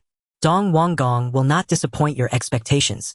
Dong Wang Gong solemnly said, then took his leave. Following this, he wandered around before finally contacting Bai Zhe and arriving at the 10,000 mountains. Having persuaded the Wu tribe, he still needed to communicate with the demon clan. Otherwise, he feared the demon clan might provoke the Wu tribe. Upon reaching the stronghold of the demon clan in the 10,000 mountains, Dong Wang Gong met with the high-ranking members of the demon clan, including Nuwa Fushi and Kuanpeng. After that, he briefly explained the situation regarding the Wu tribe. The powerful beings of the demon clan were left utterly bewildered upon hearing this. Dong Wang Gong actually went to the Wu tribe alone and persuaded Jiang. No one had anticipated that Dong Wang Gong possessed such courage. Even Bai Zhe was taken aback. Had Dong Wang Gong perhaps opened a door to a different space, as he mentioned last time? His persuasive skills were quite impressive. Even he himself lacked the confidence to sway Jiang. Then, thank you Dong Wang Gong for your assistance, Nuwa said, and with this the demon clan could await the sage's lecture in peace. Dong Wang Gong, as the foremost male immortal, is truly deserving of the title. I am impressed. A powerful demon gave a thumbs up, praising him, which made Dong Wang Gong feel quite flattered, as if he were basking in springtime. Haha, you are all too polite. Maintaining the order of the primordial world is my duty. Dong Wang Gong waved his hand, casually sounding polite, but it was evident he was relishing the attention. Subsequently, a host of powerful demons personally escorted him until he was out of sight. The primordial world fell into a temporary peace. Both the Wu and demon clans rested and recuperated, while all the powerful beings in the world awaited the sage's third lecture. Time flew. Several thousand years passed. On this day, the projection of Xiao Palace illuminated the heavens, and the earth vast and boundless. The sage's third lecture was finally about to commence. On the sun star, two powerful auras surged and soared into the sky, embodying the profound laws of the mixed yuan golden immortal, blossoming into a myriad of grand Tao laws. In the Ling Xiao hall, Ling Xiao suddenly opened his eyes. With a flicker of his form, he arrived deep within the sun star, waving his hand to calm the myriad phenomena and the disturbances of breakthroughs. Eldest brother and second brother are finally about to emerge from their seclusion, Ling Xiao said with a smile. After nearly 10,000 years, Emperor Jun and Tai Yi had finally stepped into the realm of the mixed yuan golden immortal. In the path of cultivating the laws, this progress was not slow. Without the fragments of the creation jade plate, even after 100,000 years, it would still be improbable. After a long while, two streams of radiant light flew in like meteors from the depths of the sun star, transforming into two golden-haired men. Third brother, I have broken through to the mixed yuan golden immortal, finally catching up to you. Emperor Jun exclaimed with uncontainable joy, his excitement evident. Heaven knows how happy he was at this moment. This elder brother finally started to show some promise. Eldest brother, don't be too quick to rejoice. I am already at the midstage of the mixed yuan golden immortal, Ling Xiao said with a smile, delivering a merciless blow to motivate Emperor Jun and Tai Yi, ensuring they had a sense of urgency. In truth, he had held back. Currently, he had 5 laws that had broken through to the level of mixed yuan golden immortal. Regardless of the strength of the laws, even at the same initial stage, his combat power was at least equivalent to 5 Emperor Juns. Including the powerful laws of time and space, he was even stronger. Moreover, his current realm surpassed that of Emperor Jun and Tai Yi. Third brother, you are truly monstrous. I need to go back to seclusion, Emperor Jun said, feeling disheartened and deeply impacted. He understood well the difficulty of progressing along the path of the laws. Even at this level, Ling Xiao could still outrank them by a minor realm. It was a severe blow to the Golden Crow. Forget it, eldest brother, you shouldn't compare with third brother. Just focus on surpassing me first. Tai Yi was not too affected as he still had Emperor Jun to lean on. At least he was not the weakest among them. Emperor Jun was a bit dazed, shouting that he wanted to return to seclusion. I will not emerge until I reach the mixed Yuan Great Luo Golden Immortal. Eldest brother, think twice. I fear I may never see you again. Tai Yi pleaded earnestly. Ling Xiao smiled nearby. Suddenly his gaze shifted towards the endless void. Boom, boom, boom. The 9 heavens chaos trembled. The projection of the Xiao Palace spread across the sky, sweeping through the universe like a mirage, with grand Dao sounds radiating in all directions, reaching far and wide. The third sermon is about to commence. Emperor Jun and Tai Yi put away their smiles, their expressions turning serious. Meanwhile, in the world of the Primordial Chaos, many seated mighty beings simultaneously opened their eyes. In places like Mount Shumi, Wuzhuang Temple, Fire Cloud Cave, and Yujing Mountain, the powerful figures emerged, exuding a vast aura. The third sermon is finally about to begin, murmured a mighty being, their eyes glinting with excitement. This day had finally arrived. In an instant, the world of the Primordial Chaos surged with waves. During the last sermon, no one wished to miss it. This time the saint would accept disciples, a tremendous opportunity. If one became a disciple of a saint, they would ascend to greatness. Detection: Hongjun's third sermon is about to begin. Please make the following choices. Choice 1, remain steadfast, absolutely do not listen to the sermon and continue pursuing the creation jade plate fragments. Choice 2, give Hongjun a chance and attend the sermon, receiving 36 Chaos Qinglian seeds as a reward. Choice 3, let Emperor Jun and Tai Yi attend the sermon, receiving a 12-grade Annihilation Black Lotus and the 10 origins of heaven and earth divine fire. When Ling Xiao saw the Xiao Palace emerge, the system activated. There was no surprise. It was to be expected. It would be abnormal if it did not appear. To entice me to attend the sermon, even the Chaos Qinglian seeds have appeared. Ling Xiao thought with a cold smile, believing that unless a complete Dao Law was offered as a reward absorbing, it would grant him the mixed Yuan Great Luo Golden Immortal. Otherwise, any reward was mere fluff. 3 choices, just like during the second sermon. Especially the option of sending Emperor Jun and Tai Yi to attend. Ling Xiao initially intended to refuse directly, but then reconsidered. If they had attended last time, it would seem suspicious if they did not this time. Given the current calamity of the Wu and Yao, as long as Hongjun still expected them to fulfill their role in the calamity, there would be no danger. Ling Xiao weighed the situation and concluded that attending was better than not attending. He still needed to maintain appearances. According to the original plot, after the third sermon, Hongjun would merge with the Dao. From then on, the situation would not change. Hongjun would not emerge. As long as it wasn't too excessive, dragging it out would allow him to achieve the mixed Yuan Great Luo Golden Immortal with greater safety. However, he still needed to ask for Emperor Jun and Tai Yi's opinions. If they did not wish to go, Ling Xiao would not force them. Eldest brother, second brother, do you wish to attend the sermon this time? Ling Xiao retracted his thoughts and did not rush to choose.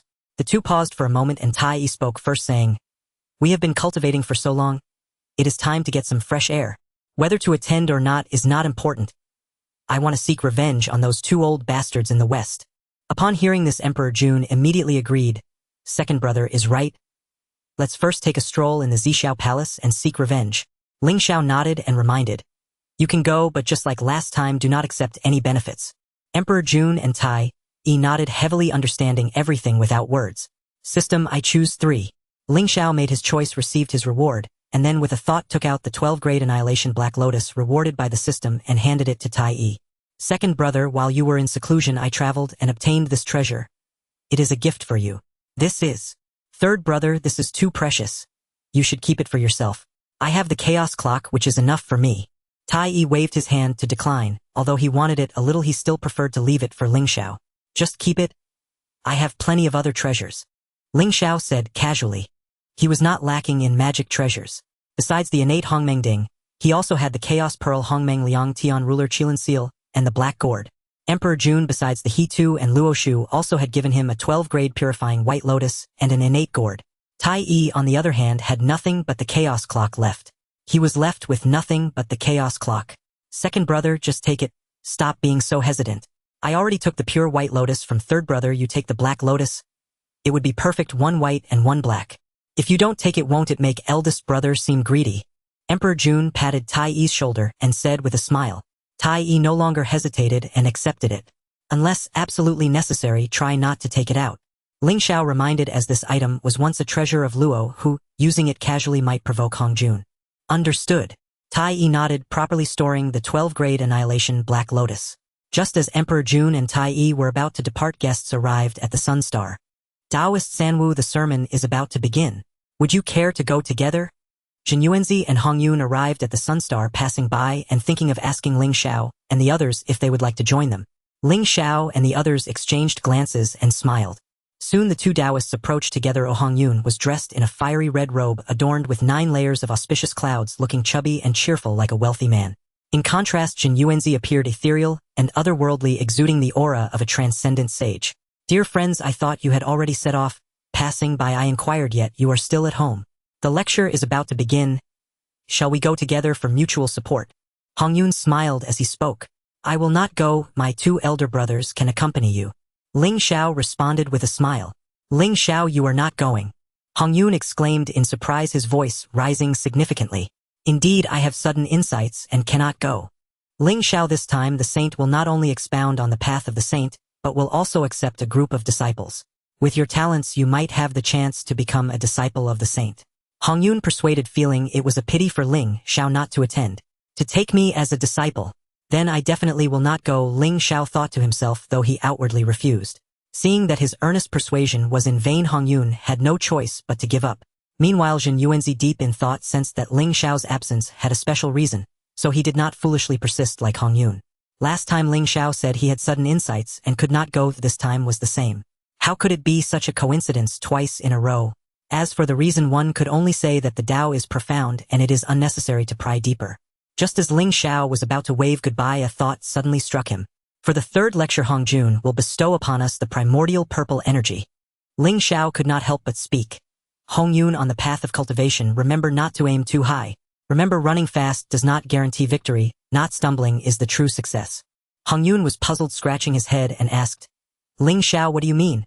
Just say it directly. I don't understand. Ling Xiao coughed lightly, calmingly replied. What I mean is, some things do not belong to you, do not attempt to take them. Especially those that you would never expect. At this moment Ling Xiao turned into a riddle master, fearing that directly stating it would lead to trouble. Hong Yun was even more confused, but Ling Xiao no longer explained. Let's go. We understand Ling Xiao's meaning. In short, when outside, do not compete or take and nothing will happen. Di Jun, acting knowledgeable, solemnly said. In truth, he did not quite understand either. He simply, not competing, not taking. Hong Yun murmured, savoring the phrase, and unconsciously followed Di Jun, Tai Yi, and Jun Yuanzi as they left. Ling Xiao watched the 3 leave, fell into silence for a moment, then turned back to the Ling Xiao palace to continue his cultivation. Di Jun, Tai Yi, Jun Yuanzi, and Hong Yun left the Sun Star, heading toward the Zixiao palace. Along the way, Jun Yuanzi and Hong Yun were quite enchanted by the prospect of being disciples of the saint, yearning for the complete path to becoming a saint. Di Jun and Tai Yi, however, were disinterested, showing no interest in this so-called disciple. They searched their surroundings for the 2 old rascals. Fortune favored the diligent. Just as Di Jun and Tai Yi were about to enter the chaos, they vaguely saw 2 figures ahead with halos above their heads and draped in auspicious clouds, looking remarkably enchanting. They're coming, they're coming. Di Jun and Tai Yi were overjoyed, their eyes shining, as if they had discovered a treasure. Old rascals. Stop right there. The 2 figures moved, transforming into fiery red divine rainbows, chasing after them. The sudden shout startled Jane and Juanti, causing them to turn around and burst into laughter, their laughter tinged with a chilling, murderous intent. I wondered who it was. Turns out it's the 2 clumsy birds from the Sun Star. So anxious to come, do they wish to seek death? Juanti said with a smile, pleasantly surprised. Not long ago he had discussed with his senior brother whether the golden crows from the Sun Star would come to listen to the Tao, and now they had indeed come. What delighted them the most was that it was still these 2 they had previously subdued, and Ling Xiao was not coming along. Since Ling Xiao was absent, the retaliation would have to be borne by Di Jun and Tai Yi. Seek death. We have come to end your lives. Tai Yi's thoughts stirred, and the chaos clock hovered above his head, vast chaos energy spreading, exuding an astonishing might. Haha, we meet again after thousands of years, and you have learned to talk big. Don't think just because you've made some progress that you can defeat us. Juanti chuckled lightly, not taking it seriously. There will always be some fools who are self-righteous, living in their own world, thinking that with their significant improvements they can look down on everything. Do they think others have not progressed? During these thousands of years, they too had made considerable advancements, and they were no longer what they once were. While they might not claim to be the strongest beneath the saints, defeating two clumsy birds was still within reach. Then come at me. Jun wasted no time summoning his treasure and attacking. His body glowed dazzlingly bright. In an instant he was enveloped in golden light and his aura surged. At the same time Tai Yi also made his move, the bell tolling melodiously, cleansing the world. With every action, endless powers of the laws transformed into fierce assaults. Jane and Zunti's expressions changed slightly, and they hurriedly summoned their treasures, instantly engaging in battle. The laws churned divine patterns, surged to the battle, at the quasi-saint level, reached its peak, obliterating everything with a wave of their hands, extinguishing stars. Yet as soon as they clashed, Junti sensed that something was amiss. Have you both reached the quasi-saint level? He asked, horrified, unable to believe it, and momentarily at a loss. Boom! Tai Yi coldly laughed and did not answer. His hand entwined with the laws, the golden crow darted through time, capable of striking down the laws that could obliterate worlds, landing a blow on Zunti's face. Peft! Junti spat blood flying out and crashing into the endless chaos. With just a single palm strike, he suffered significant injury. You worthless thing, in the past you pressed me with your realm, but now we are at the same level and you turn out to be this weak. Tai Yi said with disdain, feeling inexplicably pleased. Junior brother.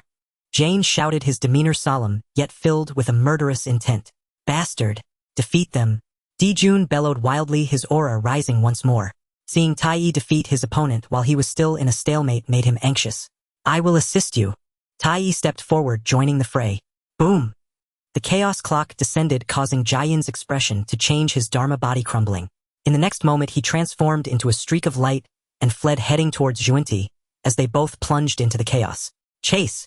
Jun and Tai Yi shattered the void and pursued. In the distance, Jin Yuanzi and Hong Yun exchanged glances, both in a daze. They had just wanted to lend a helping hand, but then Jun and Tai Yi suddenly unleashed chaos, directly overwhelming Jian and Junti.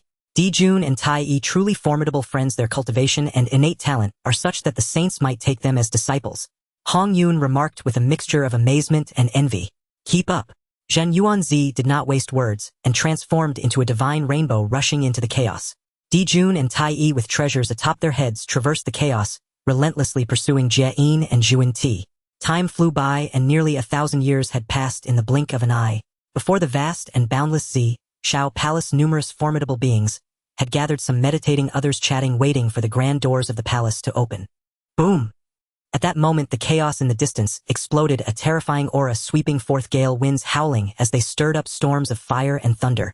Jian and Junti rushed out, flustered, their auras diminished, their robes stained with blood, and even the halo above their heads seemed dimmer. What happened? The great beings were stunned, ceasing their meditation and conversations, staring at the two. Is it really necessary to look so disheveled for being late? Could it be that they encountered something terrifying in the chaos? Following this, two beams of golden light appeared as Jun and Tai Yi's figures chased after them. You two old rascals, you run quite fast. Where has your former grandeur gone? Tai Yi said with a cold smile. Come and settle this once and for all. Jun shouted, his golden armor splattered with blood, but it was not his own. Jian and Junti rushed to the entrance of Xiao Palace, desperate to push the door open and hide inside. Jun, Tai Yi, do not be too reckless. How can one shout and kill in such a sacred place, tainting it with filth? Jian composed himself, pretending not to want to fight, but it was clear to everyone that they had just been so frightened that they nearly crashed into the door. It was evident that they had been brutally beaten by Jun and Tai Yi. Thinking of this, the great beings could not help but feel a chill. The last time they had spoken, Jun and Tai Yi were not even a match for Jian and Junti. Now the roles had reversed and Jian and Junti could only flee. No wonder they emerged from the chaos in such a state. Nu Wafu, Shi Kuanpeng, and other powerful beings of the demon race looked at Jun and Tai Yi in astonishment. The strength of the Golden Crow is unexpectedly formidable. Last time they were still younger. Now they had directly become the fathers of Jian and Junti. Such a rate of growth is indeed terrifying. If the Golden Crow were to join the demon race, their strength would surely rise to a new level, making them qualified to contend with the witch race. For a moment the great beings of the demon race looked at Jun and Tai Yi with a hint of envy. Yuan Shi cast a glance at Jian and Junti, a trace of disdain flashing in his eyes. Once upon a time he had thought that Jian and Junti were barely worthy of his attention, a worthy opponent to observe. But now it seemed he had overestimated them. If even Jun and Tai Yi couldn't defeat them, it truly was a regression. Jian, Junti, do you think we wouldn't dare to act against you here? Jun, filled with murderous intent, was about to charge forward, when Tai Yi pulled him back. At that moment, the grand doors of Zi Xiao Palace opened and two young attendants, Hao Tian and Yao Qi, emerged. Esteemed immortals, the lecture is about to begin. Please enter. Upon hearing this, Jia Yin and Jun and Tai Yi were overjoyed, eager to rush in first, only to be shoved aside by Yuan Shi. You think you two are worthy to go in first? Yuan Shi said arrogantly, his eyes filled with contempt. If these two were allowed to enter before him, what would become of the dignity of the Pangu Orthodox? Although the location of Zi Xiao Palace was already determined, it was a matter of face.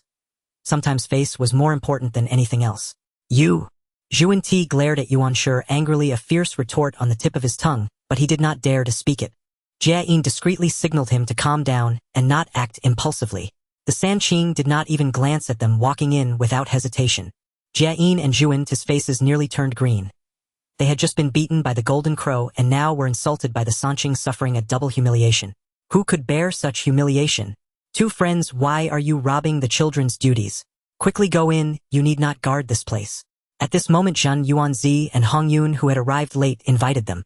Hong Yun's chubby face was filled with a kind smile, making it hard to tell if it was genuine or feigned. Jia Yin and Jun and Tai Yi felt their blood surge, their faces shifting from green to red, nearly exploding on the spot. Hong Yun paid no heed to this, pulling them inside, while offering an apologetic smile to Hao Tian and Yao Qi. Seeing this scene, Jun and Tai Yi nearly laughed out loud. Truth be told, they could not discern whether Hong Yun was being intentional or unintentional. The great beings surged into Zi Xiao Palace, sitting obediently waiting for the arrival of the saint. In this lecture, there was no presence of the witch race. After being struck twice, Ho Tu finally saw through it all. The great beings displayed anticipation, silent yet secretly imagining. This was the last lecture and also the most important one. The complete path to becoming a saint was truly a tantalizing thought. They had not forgotten what the saint had said after this lecture. He would accept a batch of disciples. The term "a batch" was very suggestive. Many powerful beings felt they had this opportunity. Among them, the most intense feeling came from Dong Wang Gong. He had waited too long for this day. With great effort, he had managed to broker a temporary truce between the witch and demon races, bringing order to the chaotic world of the primordial era, presenting a scene of peace. As the leader of the male immortals, he had fulfilled his duties completely. Would the saint not reward him for being so capable? Thus he was determined to become a disciple of the saint. Whether in terms of cultivation or merit, Dong Wang Gong had that qualification. Thinking of this, a smile emerged on Dong Wang Gong's face, an uncontrollable smile. The great beings of the demon race were equally eager. With the ancestral witches being powerful, only by attending the lecture could they significantly enhance their own strength to contend with the ancestral witches, thus giving the demon race a chance. Sitting in the front row, Jia Yin and Jun and Tai Yi were meditating to heal their injuries, filled with internal resentment. Before coming, they had been fully confident about this saint's disciple, but after being beaten by Jun and Tai Yi, their confidence suddenly vanished. They began to feel anxious. They could only strive to recover from their injuries, returning to their peak state, to showcase their impressive sides to the saint. Only then would they have a chance. Beside them, the Sanqing closed their eyes to cultivate. What they most wanted to understand was the complete path to becoming a saint, and they were not particularly concerned about the saint's disciples. Just as the great beings were lost in thought, an inexplicable pressure descended, and the figure of Hong Jun gradually appeared. We greet the saint. We welcome the saint. A powerful being spoke up, full of enthusiasm, already beginning to show their reverence. Hong Jun nodded slightly, his gaze sweeping over the great beings as it always had.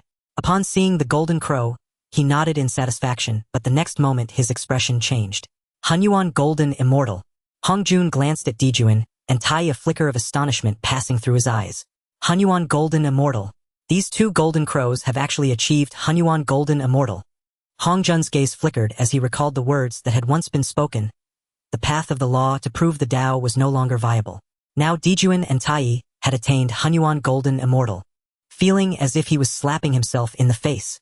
No wonder these two miscreants would inquire about which of the three paths to prove the Tao was the strongest, as they had been secretly cultivating the laws all along.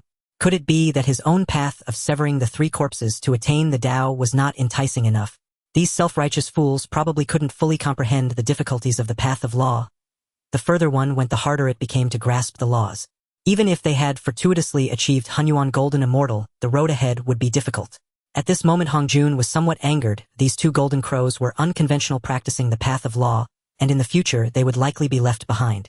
Because once he finished speaking the Tao this time, he would merge with the heavenly Tao. At that time, the suppression of the heavenly Tao would be even more forceful, making the path of the law even harder to comprehend until it was completely severed. When you realize that the Hunyuan Daluo Golden Immortal is utterly out of reach, the demon race will ultimately become your refuge. Thinking of this, Hong Jun cast a subtle glance at Nuwa. Nuwa had ties to the demon race, a predetermined fate, though this fate had deviated. Once Nuwa became a saint, the causality of the demon race would naturally be severed, and at that time it would be perfectly taken over by the Golden Crows. Perfect. Just as Hong Jun was pondering, the gazes of the great powers turned strange once again. What's going on? Is it starting again? Why does a saint always seem to pause for a moment before delivering a sermon? Is this a draft in their mind? Hong Jun withdrew his gaze and spoke lightly, the sound of his voice melodious. This time I will impart the path of the saint for 3,000 years.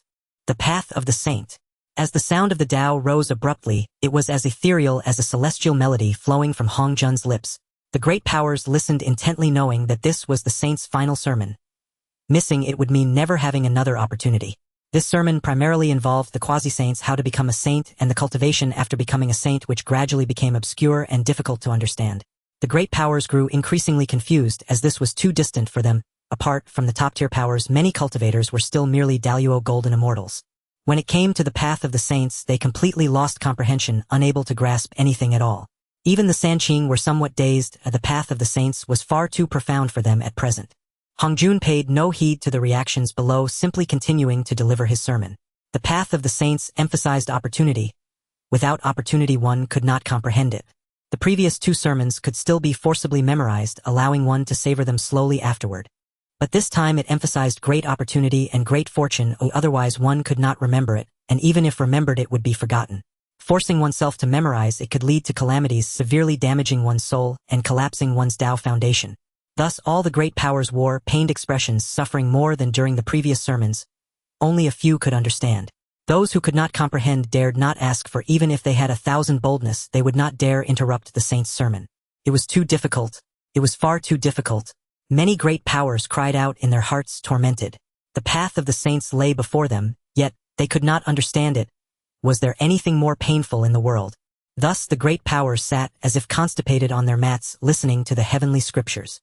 Finally 3,000 years passed, and with the last character spoken, Hong Jun ceased, concluding the sermon. The great powers secretly breathed a sigh of relief. During these 3,000 years they had nearly gone mad. Who knew how they had endured it? For the first time in their lives they felt that listening to the Tao was such a painful affair. Compared to the previous 2 times, it was like heaven and earth apart. Fortunately, there was a disciple of the saint worth looking forward to, otherwise this visit to listen to the Tao would have been a complete loss. This was the sentiment of the vast majority of the great powers, but a very small portion felt as if they had gained something quietly meditating and cultivating. Jun and Tai Yi were indifferent. What Hong Jun spoke was the path of severing the 3 corpses to become a saint, which was not very relevant to them. They only needed to diligently comprehend the laws. After Hong Jun finished his sermon, he looked around and said lightly, "If you have any questions, feel free to ask one by one." Upon hearing this, the great powers exchanged glances, unsure of how to pose their questions. Having not understood anything, what could they ask? After a brief silence, the Sanqing Jane and other great powers gradually asked a few questions. After Hong Jun answered, he was about to move to the next segment. Dong Wanggong stood up hesitating, but after some determination he finally asked, "May I ask, Master, is there a path for the Wu clan to become saints?" He took a risk. Dong Wanggong mustered his courage to ask this. He had been compelled by Dijiang to inquire about the path to becoming a saint for them, and this was the opportunity. If he missed it, he would feel too embarrassed to speak up. When this question was posed, all the great powers were taken aback. They had not expected Dong Wanggong to ask such a bizarre question. What does this mean? Could it be that Dong Wanggong had some Wu clan bloodline? Have you not understood your own cultivation, yet you ask about the Wu clan's path to becoming saints? The great powers of the demon race wore displeased expressions. Dong Wanggong's actions were akin to slapping their faces, helping the Wu clan inquire about such matters. Did he think they had not died fast enough? Hong Jun furrowed his brow, a flicker of displeasure flashing in his eyes. How could this fool Dong Wanggong ask such a question? Although he felt some dissatisfaction in his heart, Hong Jun still provided an answer, as it was a matter of great importance in front of many eyes. Failing to say something would undermine his authority. The Wu clan lacks completeness from birth, does not understand the changes of heavenly mechanisms, and does not grasp the means of seeking fortune and avoiding calamity.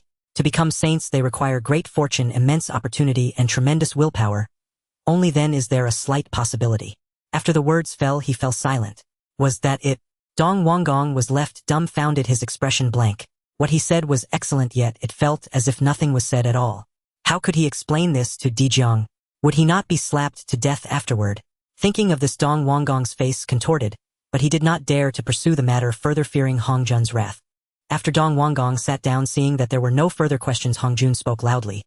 I have received the favor of the heavenly Tao and bear the responsibility of teaching all beings. It is decreed that I must impart the Tao 3 times, each time lasting 3,000 years. Now the 3 sessions of the Tao have concluded, and I will select those with affinity among you to take as disciples to shepherd the 4 directions in accordance with the heavenly Tao. From now on I will merge with the heavenly Tao to complement it.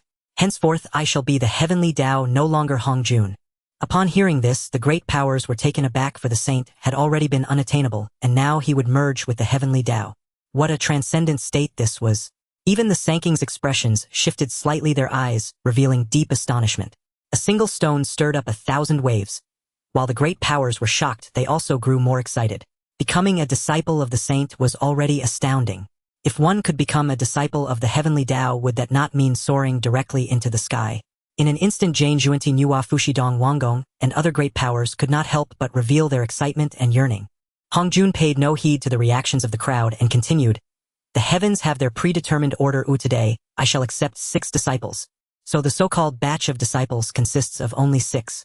With 3,000 of them here, how can only 6 be chosen? They initially thought there would be many disciples in a batch, that they might have a chance, but now that there are only 6, their hopes. In an instant, all the powerful beings grew anxious. The number was too sensitive for them to dare touch it. Hong Jun observed the stirrings below his heart undisturbed before turning his gaze to the 3 pure ones. 3 pure ones, you are the transformed essence of Pangu, possessing the great virtue of creation. You are worthy to be my personal disciples. As these words fell, the expressions of the 3 pure ones subtly changed, their gazes complex, particularly Yuan Shi, who felt a deep sense of pride and reluctance at the thought of becoming someone else's disciple. Hong Jun glanced at the 3 pure ones, well aware of their thoughts. He then raised his hand, revealing 7 spiraling strands of purple qi in his palm. This is the primordial purple qi, the foundation of the Tao. Upon receiving it, you must cultivate diligently to attain sainthood. I bestow it upon you today. He then separated 3 strands of primordial purple qi, which landed before the 3 pure ones. Laozi, Yuan Shi, and Tongshan's expressions shifted rapidly, ultimately reaching an agreement to accept it. Thank you, Master. Upon reflection, becoming a disciple didn't seem so unacceptable after all. Hong Jun nodded slightly, the first smile appearing on his face, clearly satisfied. At this sight, the breaths of the other powerful beings quickened. This was a genuine boon. Jane Juanti, Nuwa Fushi, and the other powerful beings looked at Hong Jun with eager eyes. Most eager of all was Dong Wanggong, who was nearly ready to stand up.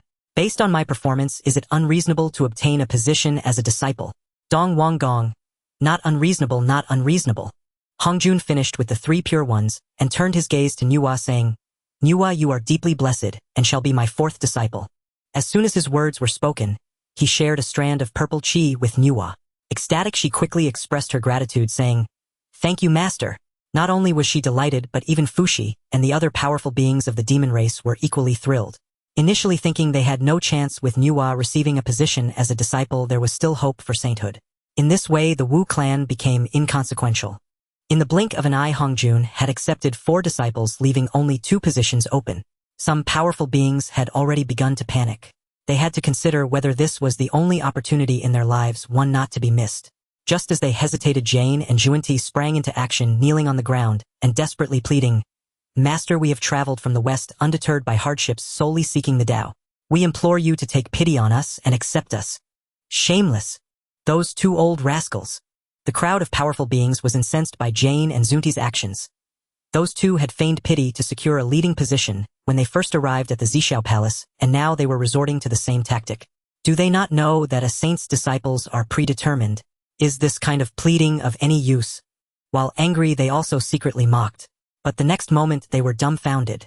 Hong Jun raised his hand and said, Your fates with me are shallow, but you may temporarily be my registered disciples. With that, 2 strands of primordial purple qi flew from his hand and landed in front of Jane and Juanti. Jane and Juanti were overjoyed, unable to believe that their trilander approach had actually succeeded. Indeed, being thick-skinned paid off. Seeing this scene, the other powerful beings could only wail in despair, while Dong Wanggong's face turned green with anger, nearly causing him to faint. It was unbelievable that he had been left out. How could Dong Wanggong be inferior to those 2 old rascals from the west? In terms of contributions to the Honghuang, He could easily overshadow Jane and Jun, who only cared about seclusion and cultivation, neglecting all else.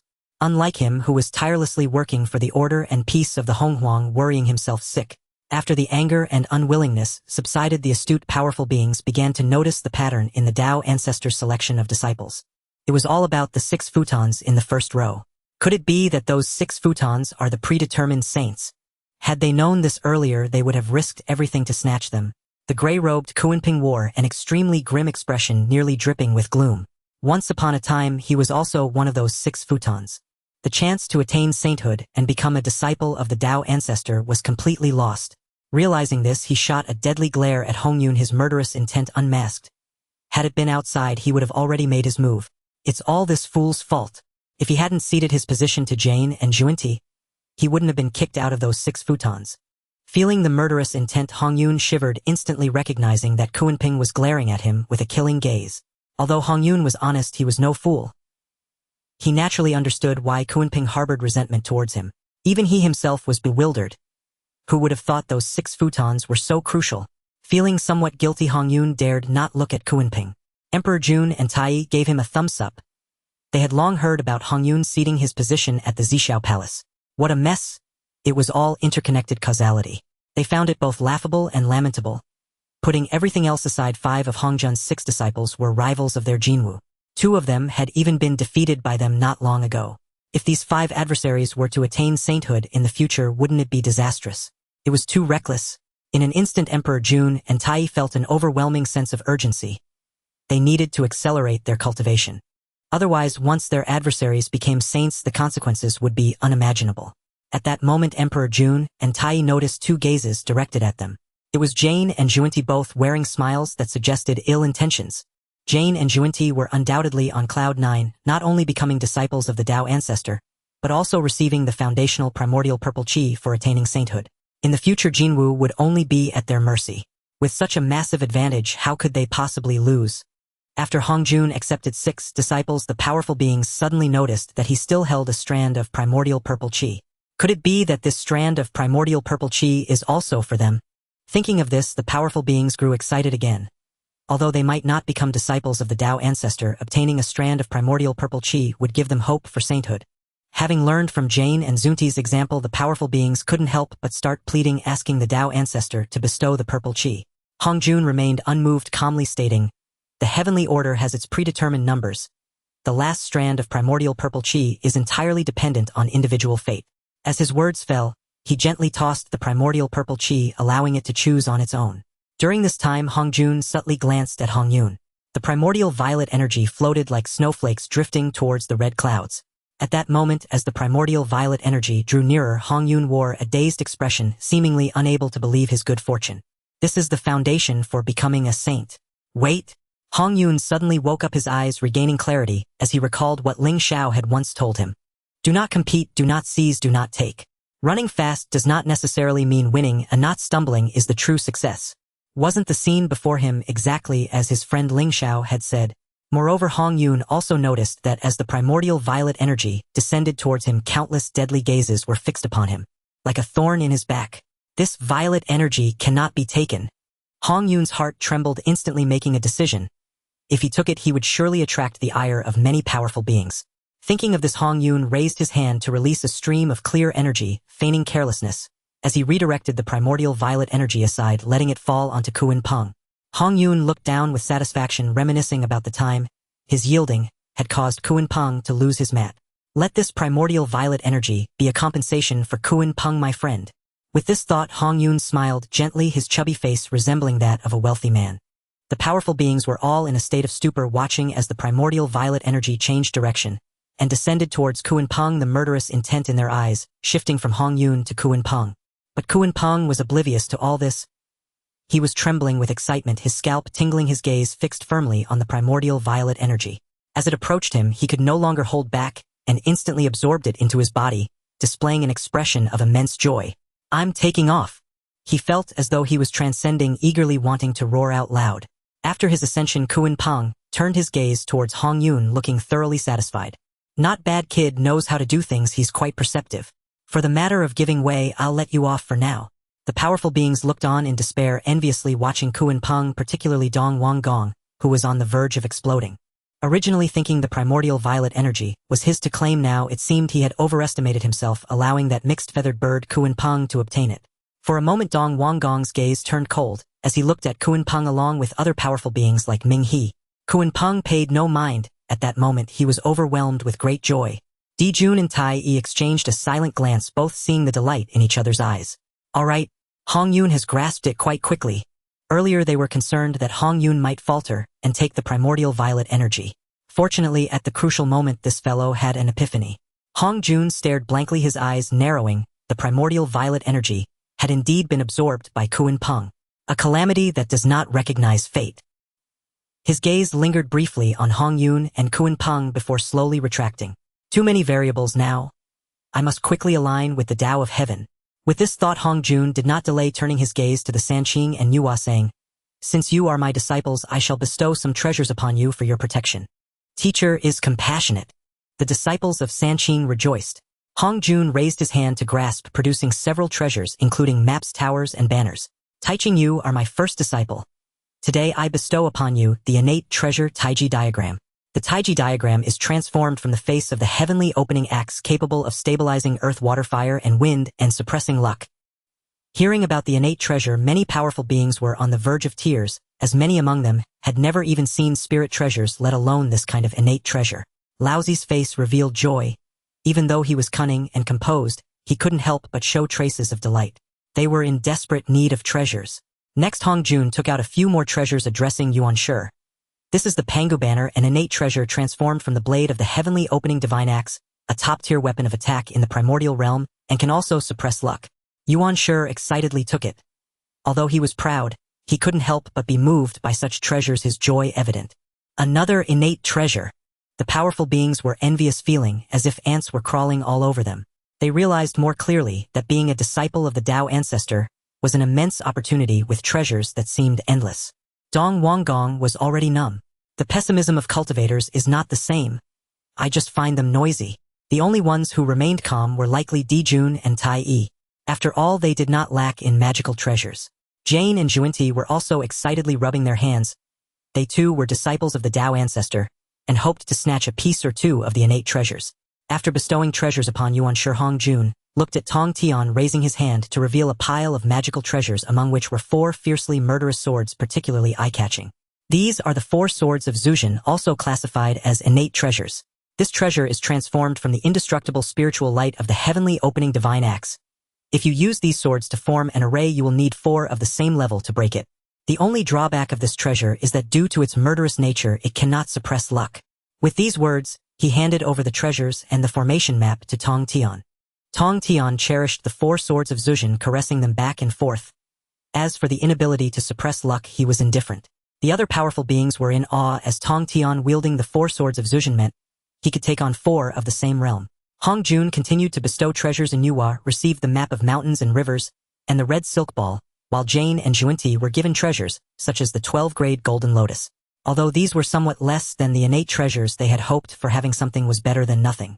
With these magical treasures, their combat power would rise once again. After obtaining the treasures, Jane and Juanti felt a surge of confidence, as if their lives were nearing perfection. As disciples of the Tao ancestor, they had obtained the foundation for becoming saints, and now they even had innate spiritual treasures. Once the distribution of treasures to the disciples was complete, the powerful beings looked on eagerly as Hong Jun said calmly, "There are still some magical treasures on the treasure distribution rock behind the Purple Cloud Palace. Go take them according to your own fortune." The powerful beings expressed their thanks and rushed to the treasure distribution rock. The grand treasure distribution rock hovered amidst the chaotic air, radiating countless spiritual lights, all of which were magical treasures. Jun and Tai Yi followed along, casting a glance at the treasure distribution rock, unable to help but curl their lips. The truly good treasures had all been personally distributed by Hong Jun. What remained on the treasure distribution rock were merely leftovers, with not many good treasures left. At this point, the powerful beings had already begun to seize treasures. The Sanqing who possessed innate treasures were naturally unstoppable. With just a casual move, they could sweep away several magical treasures. Jun and Tai Yi seemed to have no intention of taking action. They were too lazy to move for a few trifling discarded treasures. If they took them, it would imply they owed Hong Jun a favor. However, while they wouldn't take for themselves, they could prevent others from taking. Observing Jane and Juanti, Jun and Tai Yi began to make their move to disrupt. They had already become irreconcilable enemies with Jane and Jun, so it was only fitting that they should make it harder for them to acquire a few treasures. At this moment Jane and Jun were diligently collecting treasures, and occasionally resorting to underhanded tactics to seize others' magical artifacts. The powerful figures whose treasures were being taken could only seethe in silence, for Jane and Jun were now disciples of the Tao ancestor, their status elevated beyond comparison, making them untouchable by ordinary beings. Jane and Jun exchanged glances, their faces beaming with pride. Just as they were about to continue their treasure hunt, Emperor Jun and Tai Yi appeared beside them, standing like two guardians with mischievous smiles. "Dear friends, you must be tired from your treasure hunting. Let us assist you." Emperor Jun, Tai Yi, you still fail to grasp the reality. If you seek trouble, step aside, and I shall deal with you later. Jun was momentarily flustered, but quickly regained his composure. There was no need to panic, as their current status was far superior, holding great treasures and esteemed positions, rendering the Jinwu completely insignificant. These two Jinwu must be jealous of their status as disciples of saints, having lost their senses to dare. "No waiting, let's do it now," Emperor Jun and Tai Yi said with smiles. Sensing Jane and Jun preparing to collect treasures, they immediately intervened. "I don't want the treasures. I just want to play. You reckless fools. Are you seeking death?" Jane and Jun roared in anger, witnessing their hard-earned treasures fly away. "Come on, if you dare make the first move, I'll dare to kill you." Tai Yi was unyielding, standing his ground. Jane and Jun were entirely focused on the treasures, having no thoughts for battle. Yet every time they tried to claim a treasure, Emperor Jun and Tai Yi were quick to snuff out the attempt. The treasures on the treasure distribution rock were abundant, but with so many distractions they were quickly diminishing. Jane and Jun used every trick. They had finally finding a small opening to seize a treasure. Suddenly the magical artifacts on the treasure distribution rock transformed into spiritual light, scattering in all directions. These magical artifacts scattered across the vast wilderness, waiting for the right moment to emerge. Jane and Jun were left dumbfounded, their faces darkened with fury. Before they could act, the Tao ancestor summoned them again. The powerful figures returned to the Purple Cloud's palace, where Hongjun surveyed the room and said lightly, "This matter is settled. I will merge my being with the Tao to supplement its numbers." The expressions of the powerful figures grew serious, their thoughts returning to the present. If the Tao ancestor merges with the Tao, does that mean that during this time the Honghuang world will be without the restraint of saints? In that case, the Honghuang world may find it difficult to remain peaceful. As the powerful figures contemplated, Hongjun waved his hand, his gaze lingering on them briefly, and said calmly, "You may disperse now." The powerful figures nodded and began to leave. Emperor Jun and Tai Yi did not linger either. They couldn't shake the feeling that the Tao ancestor had looked at them with hidden meaning. What does this mean? What is he hinting at? They thought little of it, unable to comprehend, and upon exiting the Purple Cloud's palace they found Jane and Jun waiting outside with inexplicable smiles on their faces. "Prepare to die, birds." With those words they unleashed their freshly acquired magical artifacts and attacked directly. "Hee, do you think a few worthless magical artifacts can defeat us?" Emperor Jun coldly laughed, showing no courtesy as he summoned the river map and Luo book along with the 12-grade pure world White Lotus. "We haven't come looking for you, yet you come knocking on our door. Did you not get beaten enough before coming here?" Tai scolded, taking a simpler approach by summoning the Chaos Bell entirely. Boom! Both sides engaged in a fierce battle, plunging into the chaotic void, their overwhelming divine might akin to the act of creating the heavens and the earth. The powerful figures who had not left yet could not help but stop to watch. Jane and Jun have become disciples of the Tao ancestor and acquired so many magical artifacts. The Jinwu are likely to suffer losses now. Before the teachings commenced, the Jinwu had chased Jane and Jun, but now the tide was likely to turn. As they were discussing, a loud crash echoed, reminiscent of the collision of heaven and earth, and a figure was seen flying out, leaving a trail of blood red in the sky. "It's Jun!" A powerful figure exclaimed in surprise. Just after praising him, he was sent flying by the Jinwu, bruised and battered, looking utterly defeated. Jun was both shocked and furious, unable to accept that, even with powerful artifacts in hand, he still could not match Tai Yi. Right? That is because Tai Yi's Chaos Bell is a primal treasure.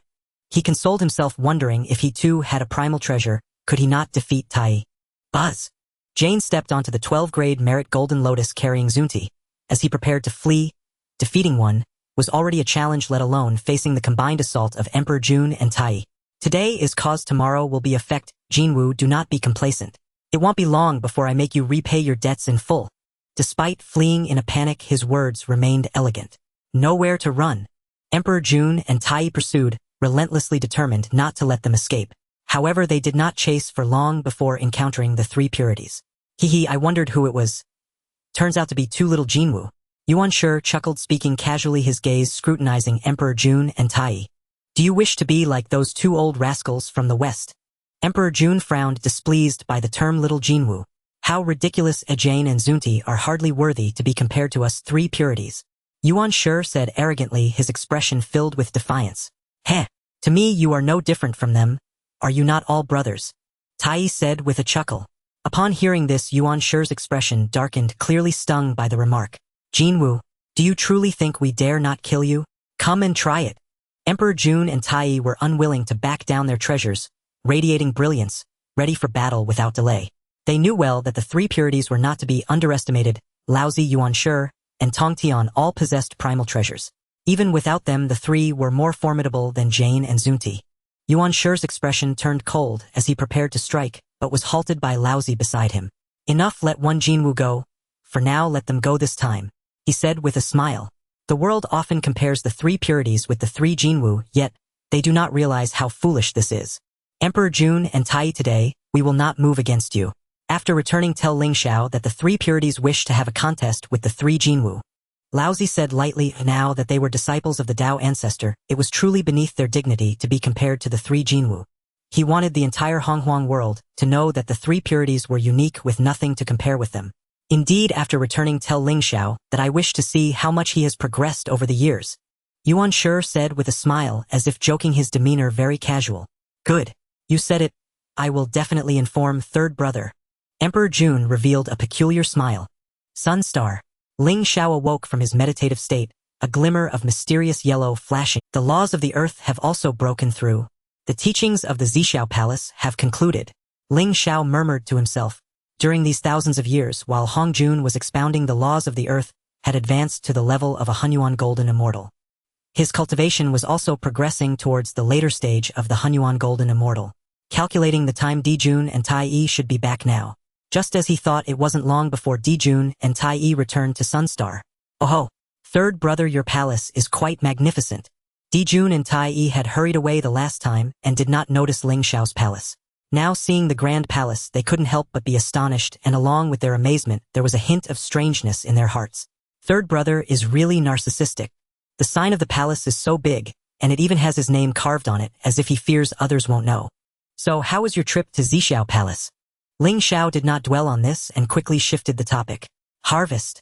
I didn't fully understand the teachings, but the gains were significant. Those two old coots, Jane and Zunti, were sent fleeing by us. Jun laughed heartily and recounted the details of the incident. Ling Xiao found it hard to suppress his laughter, as he could imagine the embarrassing state of the duo from the west. By the way, tell me about what happened after the lectures. He suddenly wanted to know if Hong Jun had granted Hong Yun the primordial purple energy. Tai Yi replied and roughly summarized the events after the lectures. Hearing that Hong Yun had pushed the primordial purple energy onto Kunping, Ling Xiao was quite surprised. Was Hong Yun really able to resist the temptation of the primordial purple energy? Could it be that his words had an effect? If that's really the case, then it wouldn't be in vain for him to have put in so much effort. Without the primordial purple energy accompanying him, Hong Yun's calamity should be gone. By the way, there's one more thing. Jun suddenly said, having momentarily forgotten about it in his excitement. What is it? Ling Xiao asked, curiously, wondering if there was some outrageous event that had occurred in Zhixiao Palace. On our way back, we encountered the three clear ones. They said they wanted to have a direct confrontation. Jun briefly recounted the details. After listening, Ling Xiao's face revealed an inexplicable smile. It seemed the three clear ones had grown somewhat arrogant after receiving their treasures. Since the three clear ones want to fight us, let them have it. Ling Xiao said with a calm demeanor, as he wanted to see how long the three clear ones could last against him. All three of them possess innate supreme treasures which cannot be underestimated. Jun said seriously. Hey, innate supreme treasures are nothing special, who doesn't have one? Tai Yi said with a smile, unconcerned. Upon hearing this, Jun instantly felt displeased. Who was he implying? Among the three of them, only his own birth treasure was not an innate supreme treasure. If you add the three clear ones, then among the six of them, he would be the only one without an innate supreme treasure. This was no longer a hint, this was a clear statement. It's fine as long as we have ours, it's enough. Ling Xiao shrugged and said, next time we encounter the three clear ones, we must determine superiority. I will go cultivate now. At this time, I won't leave my seclusion until I surpass both of you. Jun said resentfully, nearly unable to bear it. Big brother, why must you make things difficult for yourself? Tai Yi called out from behind as he also left. Ling Xiao smiled faintly watching Jun and Tai Yi depart. With the conclusion of the three teachings, Hongjun has aligned with the Tao. At this time it could be said that it was the most open period in all of Honghuang. There were no saints suppressing them, no overwhelming powers imposing restrictions. With this in mind, Ling Xiao felt that it was time for him to go out and stretch his limbs. After the Tao Ancestors' third lecture concluded, many powerful beings returned to Honghuang one after another. The events that occurred in Xiao Palace gradually spread. The Tao Ancestor aligned with the Tao along with 6 predetermined saints. In an instant, these 6 disciples of the Tao Ancestor, the predetermined saints, became the focus of the entire Honghuang world. Pangu Divine Palace. The 12 ancestor witches also learned of this news, which was akin to a bolt from the blue for them. It was because among the 6 predetermined saints, 4 had deadly grudges against their witch clan. They were competing for the authentic Pangu with the 3 clear ones, as well as Nuwa from the demon clan. There was even Kuanping, who had acquired the primordial purple energy and established a foundation for sanctification also from the demon clan. This news was simply devastating for them, as once the 3 clear ones and Nuwa achieved sanctification, it would be a catastrophic blow to their witch clan. Big brother, we can't wait any longer. We must expand quickly. Only then can our witch clan's strength grow stronger. Zhurong said, urgently, being naturally impetuous and unable to sit still upon hearing such news. Indeed, we can only expand now, seize resources, and even occupy the entire Honghuang world. Perhaps that way we can compete with the saints. Zhu Jiuyin said coldly. Upon hearing this, most of the ancestor witches expressed their agreement. Expanding their territory and seizing resources would be immensely beneficial for them, and if they could occupy the entire Honghuang, it was unimaginable. By that time, even the saints could be fought against. I think we don't need to think so much. The 3 clear ones haven't achieved sanctification, so wouldn't it be perfect to get rid of them while we can? Chang Liang said, straightforwardly, sounding quite blunt. It's not that simple. Since they are predetermined saints, killing them is nearly impossible. Ho Tu spoke up. She had attended the lectures twice and had some insight on this matter. No worries. How can we know if we don't try? Xian Ming said with a smile, not very concerned. The ancestor witches began to discuss heatedly. Di Jiang listened to the opinions of the ancestor witches without expressing his stance. At this moment he was thinking of someone. Dong Wanggong. Dong Wanggong had returned from Xiao Palace after hearing the teachings, but had not come to seek him out. This indicated that the matter regarding the witch clan's path to sanctification had fallen through, or perhaps he hadn't even bothered to ask for him. That damned fellow actually dared to play me. Di Jiang was furious, standing up abruptly at this. Launch and attack, expand. While the demon clan has yet to fully grow, we must crush them in one go. Additionally, keep an eye on the movements of the 3 clear ones. If there are any signs, immediately set out to kill them. Between the ancestor witches and the 3 clear ones, it had already reached a state of animosity that would not cease until one side was destroyed. Therefore, regardless of whether they became future saints, it was better to kill them if possible. Otherwise, once the 3 clear ones achieved sanctification, they would be in deep trouble. Yes, big brother. The ancestor witches responded loudly, and then left the Pangu Divine Palace, returning to their respective tribes to carry out their duties. Di Jiang also left the Pangu Divine Palace, but he did not return to the tribe. Instead, he rushed outward. No one has ever been able to play me and still live well. He was headed for Zifu Island, where Dong Wanggong was located. Zifu Island. Since Dong Wanggong returned, he had been contemplating future plans. The Eastern King displayed a thoughtful expression. Although he had not become a disciple of the Tao Ancestor, he was after all the foremost male immortal appointed by the Tao Ancestor, tasked with leading all male immortals and maintaining the order of the Great Wilderness. Such a title cannot be wasted. In that case, I shall seize the opportunity to establish my own path. The Eastern King thought to himself. In truth, he had this thought long ago, but he had been preoccupied with the title of disciple of the Tao Ancestor, preventing him from acting on it. Now that hope was shattered, everything had to rely on himself. The Tao Ancestor once mentioned the heavenly court. So I shall establish a immortal court. It makes perfect sense for the foremost male immortal to establish an immortal court. The brilliance in the Eastern King's eyes grew increasingly fervent, and in this moment he had already mapped out the future. Without hesitation, he stood up, ready to put his plans into action.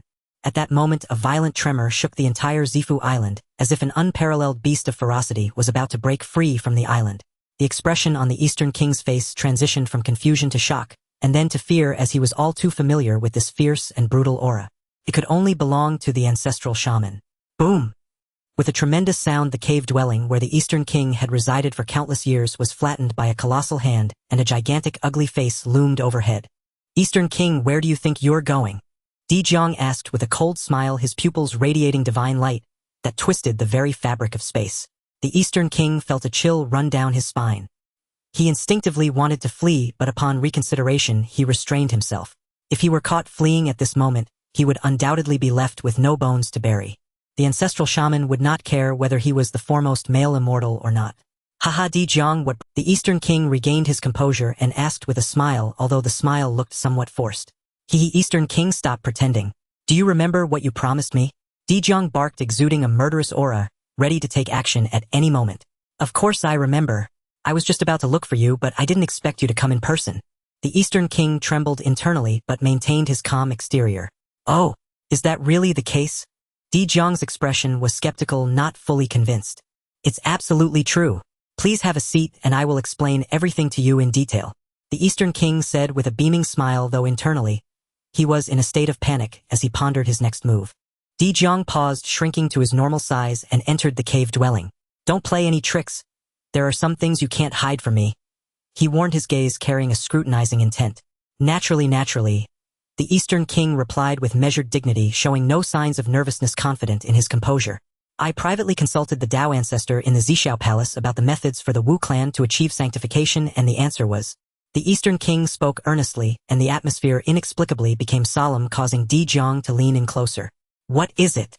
Pangu. The Eastern King said, heavily uttering the two words with emphasis.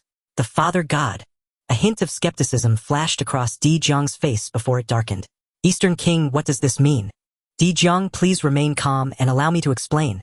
The Eastern King gestured for Di Jiang to stay composed and continue his fabrication. Fabricate, just fabricate. It was actually the Dao ancestor's original words that he could not bring himself to say. What was the point of saying that achieving sanctification relied on great willpower and fortune? Wasn't that nonsense? If Di Jiang heard this, he would surely want to slap him to death. You Wu clan can be said to be descendants of Pangu, especially your ancestral shamans who are transformed from the divine blood of the Pangu deity. Therefore, your opportunity for sanctification also comes from Pangu. In ancient times, the Pangu deity opened up the heavens and the earth, transforming into all things. How magnificent. At this point, the Eastern King did not forget to flatter Pangu, knowing that the Wu clan enjoyed hearing such praise. Sure enough, upon hearing this, Di Jiang displayed a look of satisfaction. Seeing this, the Eastern King continued, thus the Wu clan has two opportunities for sanctification. He spoke with great confidence, as he had already figured out how to continue. Confidence came naturally. Oh, please Eastern King, do elaborate quickly. Di Jiang said with a serious expression, the tone of address now more respectful. The Eastern King nodded and said, firstly, it involves worshipping, honoring, and showing utmost respect to the Pangu deity, solidifying a steadfast belief. Consequently, the world formed from Pangu will take care of your Wu clan, making sanctification not impossible. Secondly, it involves collecting the legacy of the Pangu deity, the myriad things he transformed into. For example, the Buzhou mountain formed from Panga's spine and the Tai Yin and Taiyang formed from his eyes. The more you collect, the stronger the fortune of your Wu clan will become, thus providing your ancestral shamans the opportunity to achieve Hongyuan. The Eastern King spoke methodically, having derived these 2 points from the actions of the Wu clan enhancing, and upon hearing this, Di Jiang's eyes lit up. The Eastern King's words resonated with him, giving him a sense of unspoken agreement. Moreover, he had a premonition that these two methods seemed feasible. However, even if he felt good about it inwardly, he could not express his approval verbally. Eastern King, you must not deceive me. Although our ancestral shamans have not gone to the Xiao Palace, there are some matters I cannot be unaware of. Di Jiang said solemnly, extremely vigilant. Rest assured, Di Jiang, this is something I asked privately, and I guarantee it's absolute truth. The Eastern King declared, earnestly reiterating that he had asked the Dao ancestor privately. Privately meant no one saw it, and if no one saw it, there would be no evidence of wrongdoing. It all depended on his word. Di Jiang nodded slightly, temporarily believing him, for ever since they had taken over Buzhou Mountain last time, they had clearly felt a surge of fortune. This must be the Father God's protection over the Wu clan. With this in mind, Di Jiang looked up at the sun and moon above. These are the eyes of the Father God, and they should return to the Wu clan, illuminating the path forward for us. He began to contemplate the idea of acquiring the sun and moon. By the way, Eastern King, are your Wu clan about to take action against the Demon clan? The Eastern King suddenly asked with an inscrutable smile on his face. Di Jiang glanced at him and replied with a faint smile, what? Do you intend to stop us? His words were filled with sarcasm. Since he had already obtained what he wanted, Di Jiang naturally would not place the Eastern King in high regard. absolutely realistic. Of course not. I merely wish to request if there's an opportunity to capture Kunping, could you give me the Hongmeng purple chi within him? This substance is of little use to you, the Eastern King said with a smile, having long coveted this item. He could not take action against Kunping in the Demon Clan, but leveraging the Wu Clan would be a piece of cake. Kunping is that kind of character, and he deserves the Hongmeng purple chi. Di Jiang chuckled upon hearing this and said, Eastern King, you have a good idea. Let me think it over before responding. With that, Di Jiang stood up and left, ready to cause trouble. The East Wang Gong gazed at the departing figure of Di Jiang, a look of relief washing over his face. Finally gone, he sighed deeply, leaning back against his throne. Not long after Di Jiang left, several streaks of light came flying over, belonging to the powerful beings from the vicinity of Zifu Island, who had some dealings with the East Wang Gong. A man clad in a water blue robe asked, East Wang Gong, what has happened? Why has the ancestor which Di Jiang come to visit? His name was Xian Shui, a rare manifestation of divine water in the world, one of the 3,000 guests of the Xiao Palace. Beside him stood Jin Shi, wearing a yellow robe, transformed from a stone infused with the light of creation. The remaining ones included Kong Ming, Yuan Mu, and other powerful beings, all also guests of the Xiao Palace. The East Wang Gong straightened his posture, a hint of authority appearing on his face, and was about to explain. Jin Shi spoke up, saying, As the foremost male immortal, is it possible that the ancestor which has come to discuss something with you? His tone was dismissive, a casual guess. However, these words reached the East Wang Gong's ears somewhat differently. He discreetly glanced at several powerful beings, then a faint smile appeared on his face. It's nothing major. I was planning to establish an immortal court, and somehow Di Jiang learned of it and came to offer his congratulations. You all know that the ancestor witches are quite reckless, and they accidentally damaged my cave abode. He spoke casually, yet the information contained within was profound. Upon hearing this, Xian Shui, Jin Shi, Kong Ming, Yuan Mu, and the other powerful beings all displayed expressions of astonishment. East Wang Gong is going to establish an immortal court. The ancestor which came personally to congratulate you. This was astonishing and shocking. In an instant, the gaze of several powerful beings towards the East Wang Gong was imbued with respect.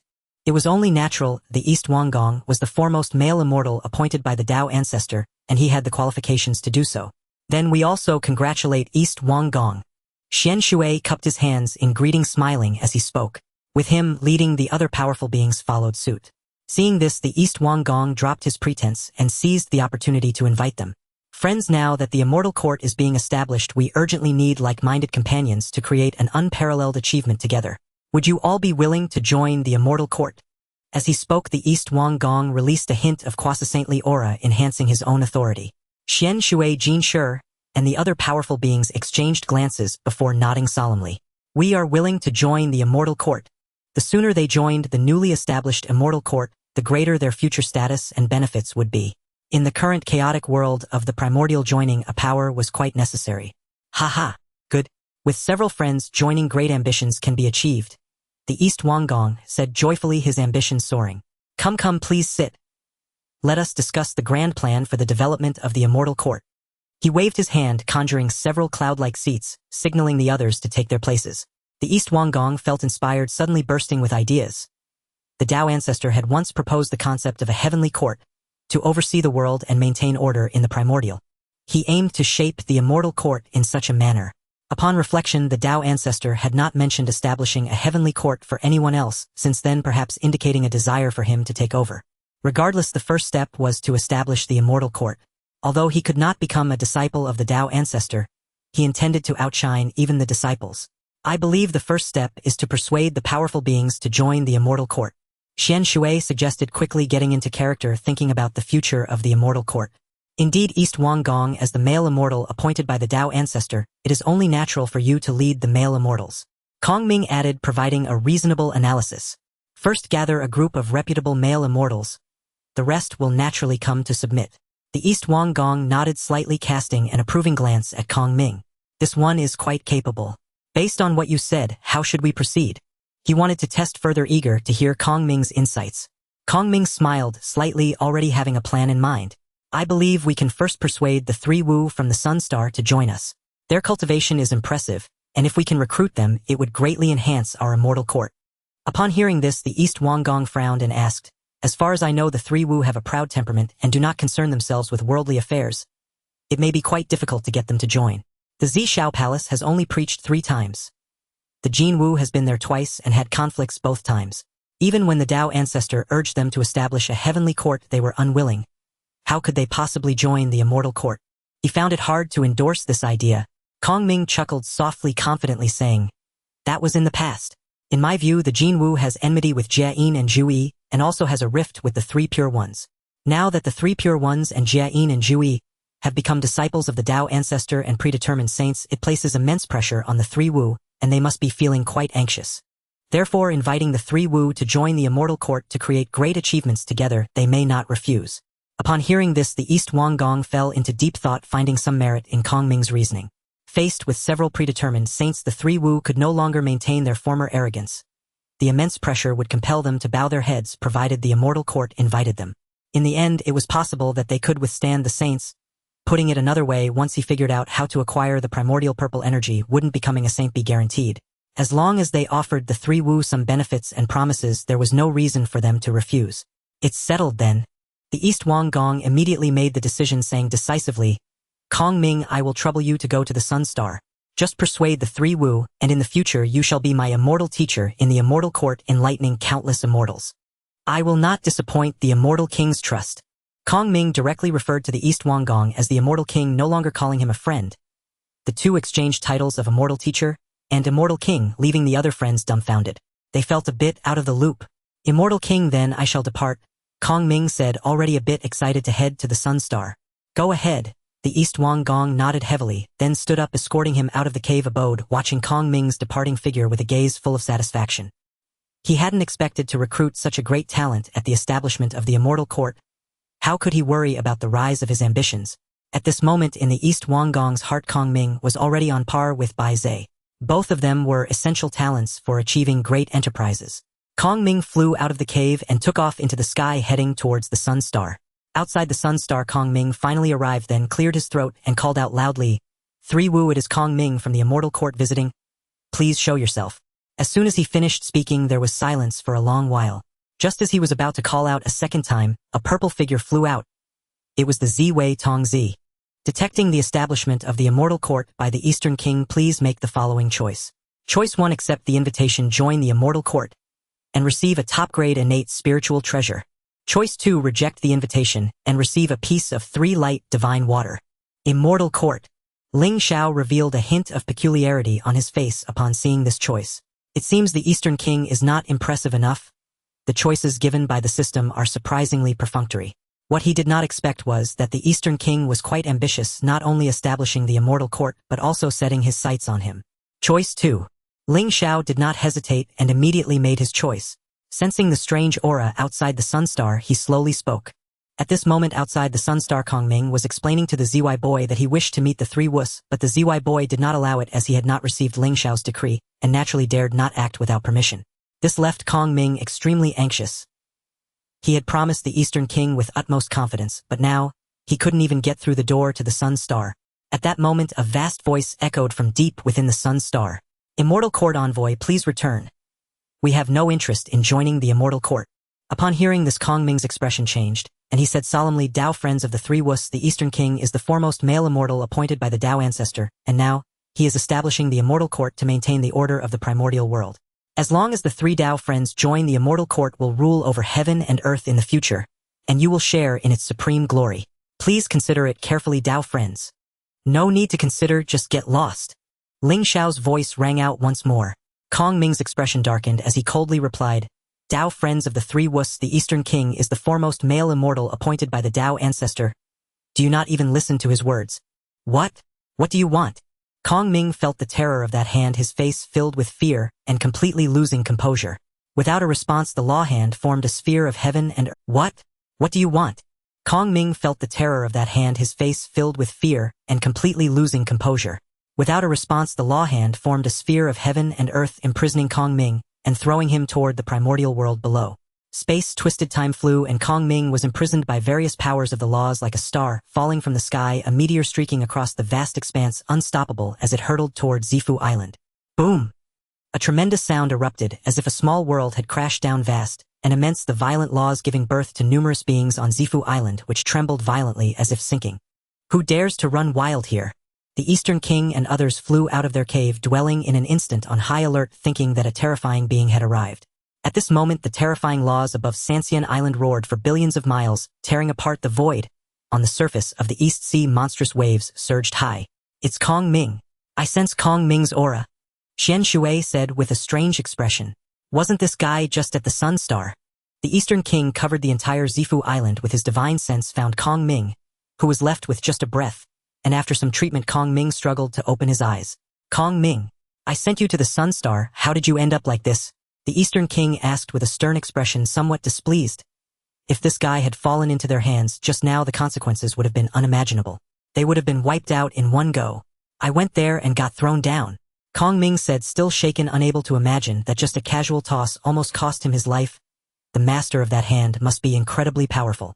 He must know that he is at the perfected Great Luo Golden Immortal level. In other words, if the Eastern King were to grab him and throw him down from the sun, it definitely would not have such an effect. He would be exhausted before achieving it. The three Wus refused. The Eastern King's expression was somewhat displeased, giving him hope only to let him down. He thought there was a 70 or 80% chance of success. After all, Kong Ming was overly confident. But is this all? Did you tell them I sent you? Did you mention that I, the Eastern King, am the foremost male immortal appointed by the Tao ancestor? The Eastern King asked reluctantly. Kong Ming nodded with difficulty, his face contorted in a frown as he said, I did, so I got thrown down. This is outrageous. The Eastern King was furious, feeling somewhat embarrassed. The Golden Crow is too disrespectful to him, right? The envoy he sent was treated like this, completely disregarded him. Anger aside, the Eastern King did not lose his composure. He knew that he alone could not deal with the three Wus. Once my immortal court grows stronger, I will make you all understand what cruelty means. He silently vowed in his heart. Boom! The monstrous waves surged, and the power of the laws unleashed by Ling Xiao had yet to dissipate, like the thunder of creation spreading across the sky above the East Sea, changing the winds and clouds. Hey! Look quickly, there seems to be something about to emerge there. At this moment, the Kini Jin Shi Dao Ren noticed something in the distant sea, spouting immortal light resembling a fountain on the sea, growing increasingly intense. This is... The Eastern King looked over and above the endless sea. The space there was distorting, as if a layer of barrier was cast over the entire sea surface. With this thought, the Eastern King raised his hand and struck his dragon head staff, shooting out a golden divine beam, crashing forward. Buzz! A sound of shattering echoed, and the entire sea surface trembled violently. Endless immortal spiritual energy exploded, illuminating the heavens and the earth with divine rays. Countless auspicious colors swirled and fortune swirled. In the vast East Sea, three islands projections appeared, transitioning from illusion to reality like mirages rising on the endless sea, with reflections of the three islands in the water. These are 3 islands, Jin Shi said in astonishment. The sudden appearance of these 3 massive entities on the illusory sea surface would amaze anyone. The Eastern King scrutinized the 3 islands without blinking, and the colors in his eyes gradually intensified. Flowing springs and waterfalls, mist enveloping the ground. On the islands there was a rich chaotic spiritual energy utterly incongruous with the primordial world. In addition, 3 innate great formations enveloped them, containing endless killing intent. Triggered by the earlier laws, the innate great formations made the 3 immortal islands reveal themselves ahead of time. In other words, they were smashed out by Kong Ming. What they are seeing now is the projection of the 3 immortal islands. The real immortal islands are still within the endless East Sea. The East Sea is vast beyond measure, spanning billions of miles, that cannot be measured, able to accommodate endless worlds. The 3 immortal islands appear close, but this is merely an illusion, like a mirage reflecting in the primordial world. This is actually 3 immortal islands formed from chaotic fragments not yet emerged. The Eastern King quickly judged the origin of the 3 immortal islands, his lips trembling with excitement. Such enormous 3 immortal islands have not yet fully emerged. How many opportunities and treasures of nature and earth must be contained within? But soon the Eastern King's expression became grim. Such a world-shaking phenomenon, perhaps all the powerful beings in the primordial world have already sensed it and are rushing toward the East Sea. On Yujing Mountain, Laozi Yuanshi and Tong Tian gazed at the extraordinary phenomena of heaven and earth, their faces displaying astonishment. The unparalleled wonders of Sanxian Island had spread throughout the wilderness, where golden lotuses and auspicious signs flourished, breathing life into the world and reviving all things. A great opportunity has emerged from the East Sea. I can sense the aura of chaos. Laozi exclaimed in astonishment. This was 100 times more terrifying than the phenomena of the gourd vine on Buzhou Mountain in the past. Such a grand opportunity, we must set off quickly to seize the advantage. Yuanshi spoke with determination, standing up and preparing to depart. Currently, the 3 brothers had acquired numerous treasures in the Zixiao Palace. It is not an exaggeration to say that in the entire wilderness there was no opponent for them as long as the saints did not intervene. Even if the 12 ancestors of sorcery joined forces, they would be effortlessly slaughtered. With such a grand opportunity, the Sanqing would undoubtedly take the lead, and no one could hinder them. Indeed, with such a commotion, the entire wilderness must be aware of it. Let us set off now. Laozi nodded without hesitation, and the three figures moved, vanishing from sight as they headed toward the East Sea. 10,000 Great Mountains. The main camp of the Demon Clan. Nuafushi and other powerful beings of the Demon Clan also sensed the phenomena. Such a magnificent spectacle must herald the emergence of many treasures. Ha ha, tremendous opportunity for our Demon Clan has arrived. Guiche exclaimed excitedly. Indeed, if we can seize the initiative, it would be a significant enhancement for the Demon Clan. Fushi remarked, his mood also quite good. Any extraordinary treasures that emerge would be an opportunity for them, as the foolish Witch Clan would not know how to utilize such treasures. With this, they would gain the capital to contend with the Witch Clan. The current Demon Clan was thriving with a momentum like a rainbow, and with Nuwa attaining the position of a predetermined saint, they saw endless hope for the future. In addition, Akuanping had also acquired the primordial purple energy. Given time, it might also become a saint. This was the most substantial foundation for their Demon Clan's future. What are we waiting for? Leave a portion here to hold the fort, and the rest of the powerful beings head to the East Sea. Kuanping declared loudly, his aura commanding before standing up, clearly intending to take action personally. Nuwa glanced at Kuanping, a hint of inscrutable meaning flashing in her eyes. Since returning from the Zhixiao Palace, Kuanping had become increasingly audacious. She did not explode in anger but turned to the other powerful beings and said, "Let us do as Kuanping suggests, leave a portion here to hold the fort and the rest head to the East Sea." Yes. The powerful beings of the Demon Clan nodded, each distributing tasks. Soon a vast number of demons set off toward the East Sea. Pangu Shrine. The phenomena of heaven and earth suggest a great opportunity is emerging. Should we not go take a look? Zhurong said, eagerly wanting to join in the excitement. Of course we must go. I suspect the Demon Clan has already set out. Even if we cannot use treasures, we cannot easily let the Demon Clan obtain them. Zhu Jiuyin said solemnly. Let us go, go, go. Chong Liang had already stood up, his voice booming like thunder. No need for everyone to go, and now is the best time to attack the Demon Clan. Split into two groups, one to assault the Demon Clan and the other to seize the opportunity. Di Jiang stood up, issuing orders. Thus the Witch Clan also sprang into action, moving with great vigor and ferocity. The western Shumi Mountain. Jie Yin and Zhuan Ti sensed the phenomena and immediately stood up, laughing heartily. Look at this opportunity. The auspicious signs are endless golden lotuses fill the sky. It must be destined for our western lands. Zhuan Ti concluded with a face full of conviction. Looking at these golden lotuses, they resembled the 12 grades of merit golden lotus of his senior brother. If this isn't fate, then what is? Let us go. Our journey is long. We must hurry. There can be no delay. Jie Yin slightly nodded, seriously stating. Immediately 2 beams of golden light flew out from Shumi Mountain, heading toward the East Sea. At the same time, powerful beings from the Blood Sea Wuzhuang Temple and Western Kunlun successively set out their momentum like a rainbow as they rushed toward the East Sea. In an instant, the entire wilderness was in an uproar. Sunstar detected the emergence of Sanxian Island. Please make the following choice. Choice 1, set off immediately to seize the opportunity, reward Chaos Qinglian Seed. Choice 2, stay steady. What does opportunity have to do with me? Reward 24 Dinghai Pearls. Sanxian Island has emerged. Ling Xiao awoke from his meditative state, a hint of surprise flashing in his eyes. In the wilderness world, how could one not know of the frequently appearing Sanxian Island? It is said to have been formed from the chaos splintered by Pangu in the creation of the world. Because it was formed from chaos fragments, the island is rich in chaotic spiritual energy, with treasures everywhere, especially since the newly emerged Sanxian Island has yet to be tainted by anyone's presence. These 3 islands have their own names: Penglai, Yingzhou, and Fangzhong, each of which is extraordinary. Among them, Yingzhou Island is the place of the fall of the East King in the original plot, subdued by Tai Yi. I didn't expect Sanxian Island to emerge at this time. Ling Xiao revealed a hint of interest. Calculating the timing, it seems just about right. Ling Xiao glanced at the choices, secretly muttering to himself. The system can't possibly think he would choose not to go outright. That would be a grave mistake.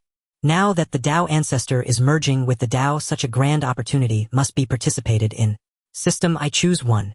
Ling Xiao made his choice. At this time, there was no reason to continue hiding. He would gladly accept the seed of the Chaos Qinglian. To be honest, among all the seeds, he had seen this one was the most satisfying. Just as Ling Xiao was preparing to set off, a sudden thought occurred to him, and he raised his hand to point. one chi transforming into 3 wus. A clone identical to him appeared. He intended to send this clone ahead, while his main body remained at home to cultivate, thus allowing him to pursue both cultivation and opportunity without hindrance. Although this clone possessed only a fraction of his strength, Ling Xiao was confident that at present among the great powers of the wilderness, no one should be his opponent. It is not an exaggeration to say he could go anywhere and conquer all. With this thought, Ling Xiao's main body remained in the treasure hall while his clone ventured out. Upon arriving at Sunstar, Ling Xiao used his divine sense to awaken the meditating Jun and Tai Yi. Not long after, Jun and Tai Yi flew out from the depths of Sunstar, quickly sensing the vast phenomena of heaven and earth. What is this? Could it be that a great opportunity is emerging? Jun surveyed the endless auspicious signs, astonished, as he had never seen such a spectacle since taking form. I sense it, our treasures are beckoning to me, calling out to me. Tai Yi said with excitement, looking entranced. You guessed correctly. There are 3 islands formed from chaos fragments in the East Sea about to emerge, Ling Xiao said with a smile. What are we waiting for? Let's go. Jun exclaimed, joyfully pulling Tai Yi to set off, but then turned to ask, Third brother, do you wish to go in the East Sea on Zifu Island? The East King sensed the emergence of the 3 immortal islands and immediately joined forces with all the powerful beings around Zifu Island to head towards the 3 immortal islands. Such a great opportunity is difficult to achieve alone. Only by uniting can they occupy the islands and slowly plot their plans. The powerful beings he rallied shared the same thought as they felt countless strong presences rushing towards this place. If they did not band together, they might miss the opportunity and even lose their lives. With their strength facing those top-tier powerhouses, they had no chance of resistance. In the blink of an eye, hundreds of years passed. The East King and the other powerful beings finally reached the front of the 3 immortal islands, watching up close as the 3 islands resembled Kunlun in the water sitting atop the endless sea. Between the islands there were also floating worlds, all formed from small pieces of chaos. As the East King gazed at the immortal islands before him, his eyes revealed longing and fervor. The lights on the islands, like stars in the sky, were the radiance emitted by spiritual treasures. Unfortunately, there were 3 innate great formations enveloping the immortal islands, like barriers isolating everything outside and preventing entry. The 3 islands had not yet reached the true moment of emergence. While they were observing the immortal islands, beams of divine light and tremors of space indicated that other powerful beings had found their way here and were arriving one after another. The East King's expression turned serious. Those who were meant to come had arrived, and even faster than he had. At that moment, a blood-colored cloud floated in, exuding a fierce aura, and an oddly featured elder sat cross-legged on a blood-red lotus platform, slowly approaching. The lotus platform created blooming red lotuses to protect this person, who carried 2 swords radiating a menacing aura on his back. Haha, Dao friend Ming, he welcomed to our East Sea as a guest. The East King took the initiative, greeting him with a smile, the meaning clear, this is my home, my territory. Ming, he naturally understood his implication, and immediately responded with a sinister smile, saying, East King, put away those little thoughts of yours. You cannot swallow these 3 immortal islands. As soon as he finished speaking, he glanced at the earth chickens and tile dogs behind the East King, deeming them unworthy of his time and mocking their pretense in front of him. The East King smiled awkwardly, a hint of displeasure flashing in his eyes, but he did not retaliate. He did not wish to offend someone like Ming, he whose reputation for cruelty surpassed even Kuanping. Dao friend Ming, how about we join forces and plot something together? He suggested, hoping to draw Ming into their camp, which would give him some confidence in occupying one of the immortal islands. He did not aspire to occupy all 3 immortal islands. No need, I am used to acting alone. Ming, he replied without a moment's hesitation, being a quasi-saint powerhouse with the dual swords of Yuan Tu and Abi. Once the 3 immortal islands opened, he could rush in and snatch what he wanted. Oh, why would he need to bring along the East King and his group, who would only slow him down? The East King's expression darkened, and just then a celestial music approached from afar like a heavenly melody. A group of female immortals came riding on clouds, and divine birds adorned with stars. Dao friend Shi Wangmu, the East King said with a look of joy, quickly welcoming her. Dao friend. Shi Wangmu replied, her demeanor dignified and extraordinarily noble, exuding an air of tranquility that seemed impervious to any calamity. Dao friend Shi Wangmu, as the leaders of male and female immortals, why not join forces and seize the opportunity when the immortal islands emerge? Shi Wangmu assessed the 3 immortal islands and replied, is that necessary? It's better to rely on our own fortunes. Though her words were soft, they carried an undeniable firmness. The East King hesitated, ultimately deciding not to press further, silently cursing Shi Wangmu's foolishness in his heart. At that moment, more and more powerful beings arrived, the forces of the Primordial World, gathering like moths to a flame, a dazzling display of stars. The presence of Laozi Yuanshi and Tong Tian was overwhelming, unabashedly asserting their dominance. They went directly to the vicinity of the three immortal islands to study the innate great formations, disregarding everyone else, treating the other powerful beings as if they were non-existent. No one dared to voice any discontent. Even the East King did not dare to act pretentious, for the Sanqing not only possessed immense strength, but were also disciples of the Tao ancestor, the ordained saints. Shortly after the arrival of the Sanqing, the powerful beings of the demon clan, led by Nuwa, also arrived. Their gathered aura was vast and boundless, rivaling that of the Sanqing. At this moment, seeing the old man in the black robe among the powerful beings of the demon clan Ming, he, the East King, and the other powerful beings revealed deep killing intent in their eyes. The Hongmeng purple chi has arrived. Ming, he discreetly concealed himself in the back, looking over the endless beings towards the silhouette of Kuanping. In his eyes, no matter how good the opportunity of the three immortal islands was, it could not compare to the Hongmeng purple chi. Compared to attaining sanctity, everything else was insignificant. As the powerful beings, like countless stars, quietly awaited the opening of the three immortal islands, the sea suddenly began to shake, giant waves rolling and stirring up monstrous tides. The three immortal islands seemed to tremble slightly. "Is it about to open?" a powerful being exclaimed, filled with anticipation and tension. "That's... the ancestral witches are coming." With astonished voices echoing, several towering figures approached from the distant sea. They were so enormous that even the unfathomable waters of the East Sea only reached their waists. Torrential waves surged, and the waters and spiritual energy from all directions rushed towards them frantically. The vast figures of the ancestral witches, akin to deities who opened the heavens and earth, swept away the endless chaos, walking between heaven and earth. These ancestral witches were Zhu Jiu in Gong Gong Chang Liang Ju Mang Shizi, and Ho Tu. 6 in total. Half of the 12 ancestral witches had arrived. Ho Tu remained unchanged, standing on Chang Liang's shoulder, unable to endure such a showy entrance. They did this merely to intimidate the gathered powerful beings. Seeing the arrival of the ancestral witches, the faces of the demon clan's powerful beings turned somewhat grim. "What are these damned ancestral witches doing here to cause trouble? Haha, fellow Taoists are also here. With the opportunity emerging, we also want to come and acquire some treasures to play with," Chang Liang thundered. No one paid him any mind. The other powerful beings revealed disdainful expressions. "Different circles should not forcefully merge. Do you even know how to use treasures? Hee hee. Pitiful beings come here to seek death." Yuan Shi clasped his hands behind his back, glaring at the 6 ancestral witches with unabashed killing intent in his eyes. "Sanqing, are your skins itching again?" Gong Gong sneered, the surrounding waters roiling.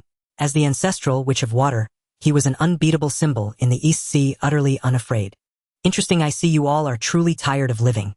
Yuan Shi chuckled, lightly amused by the foolishness of this group of ancestral witches. Just as he was about to summon the Pangu banner and strike with force, Lao Zi stopped him. "Do not be hasty, something even more interesting is coming." In the void, 3 golden figures slowly descended, the sun star 3 Wus finally arriving late. Yuan Shi met Ling Xiao, Jun and Tai Yi, and the smile on his face grew even wider. It was a double joy. Not only did he have a great opportunity, but he could also take revenge and clear all the karmic ties. Yuan Shi laughed heartily, his expression proud and defiant, saying, "Sanwu, I didn't expect you to dare to come. Do you not know that we are already here? Truly commendable courage." Ling Xiao maintained an indifferent expression and said blandly, "Aren't you all eager to compete with us? Now that we have arrived, your wish is fulfilled." Upon hearing this, all the powerful beings revealed expressions of astonishment. They hadn't expected such an agreement existed between Sanwu and Sanqing. What surprised them even more was that Sanwu dared to come to the appointment. Didn't they know that Sanqing was no longer what they used to be? They had not only become disciples of the Tao ancestor, but also possessed innate treasures. The powerful beings observed the unfamiliar Ling Xiao, having only heard of the name Sanwu. It was always Jun and Tai Yi who were active in public, while the third golden crow was rarely seen. With unparalleled beauty, slanted brows, and a robe adorned with sun, moon, and stars, Ling Xiao exuded an air of nobility. Compared to Jun and Tai Yi, Ling Xiao appeared even younger and more spirited, with a rebellious demeanor. Indeed, the rumors say that Jin Wu is born with a royal destiny, which is not untrue, one powerful being thought. However, being overly strong can lead to downfall. Such a royal destiny is not always a good thing. At the moment of retreat, failing to know when to back down and knowingly confronting Sanqing here was not a wise choice. Yuan Shi listened to Ling Xiao's words and said, "Since that is the case, let us settle this while we have the chance."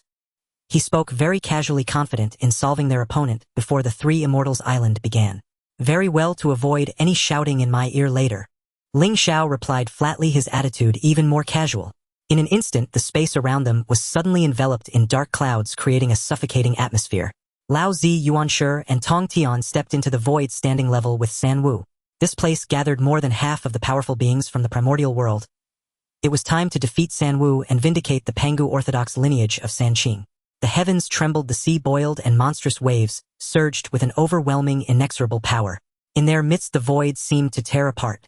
The powerful beings felt suffocated and frantically retreated, fearing the fallout from the impending battle. It's just right to let San Wu test Sanqing's strength. If they are too strong, we will need to call for our big brothers to join in and surround them, Zhu Jiuyin said with a cold smile.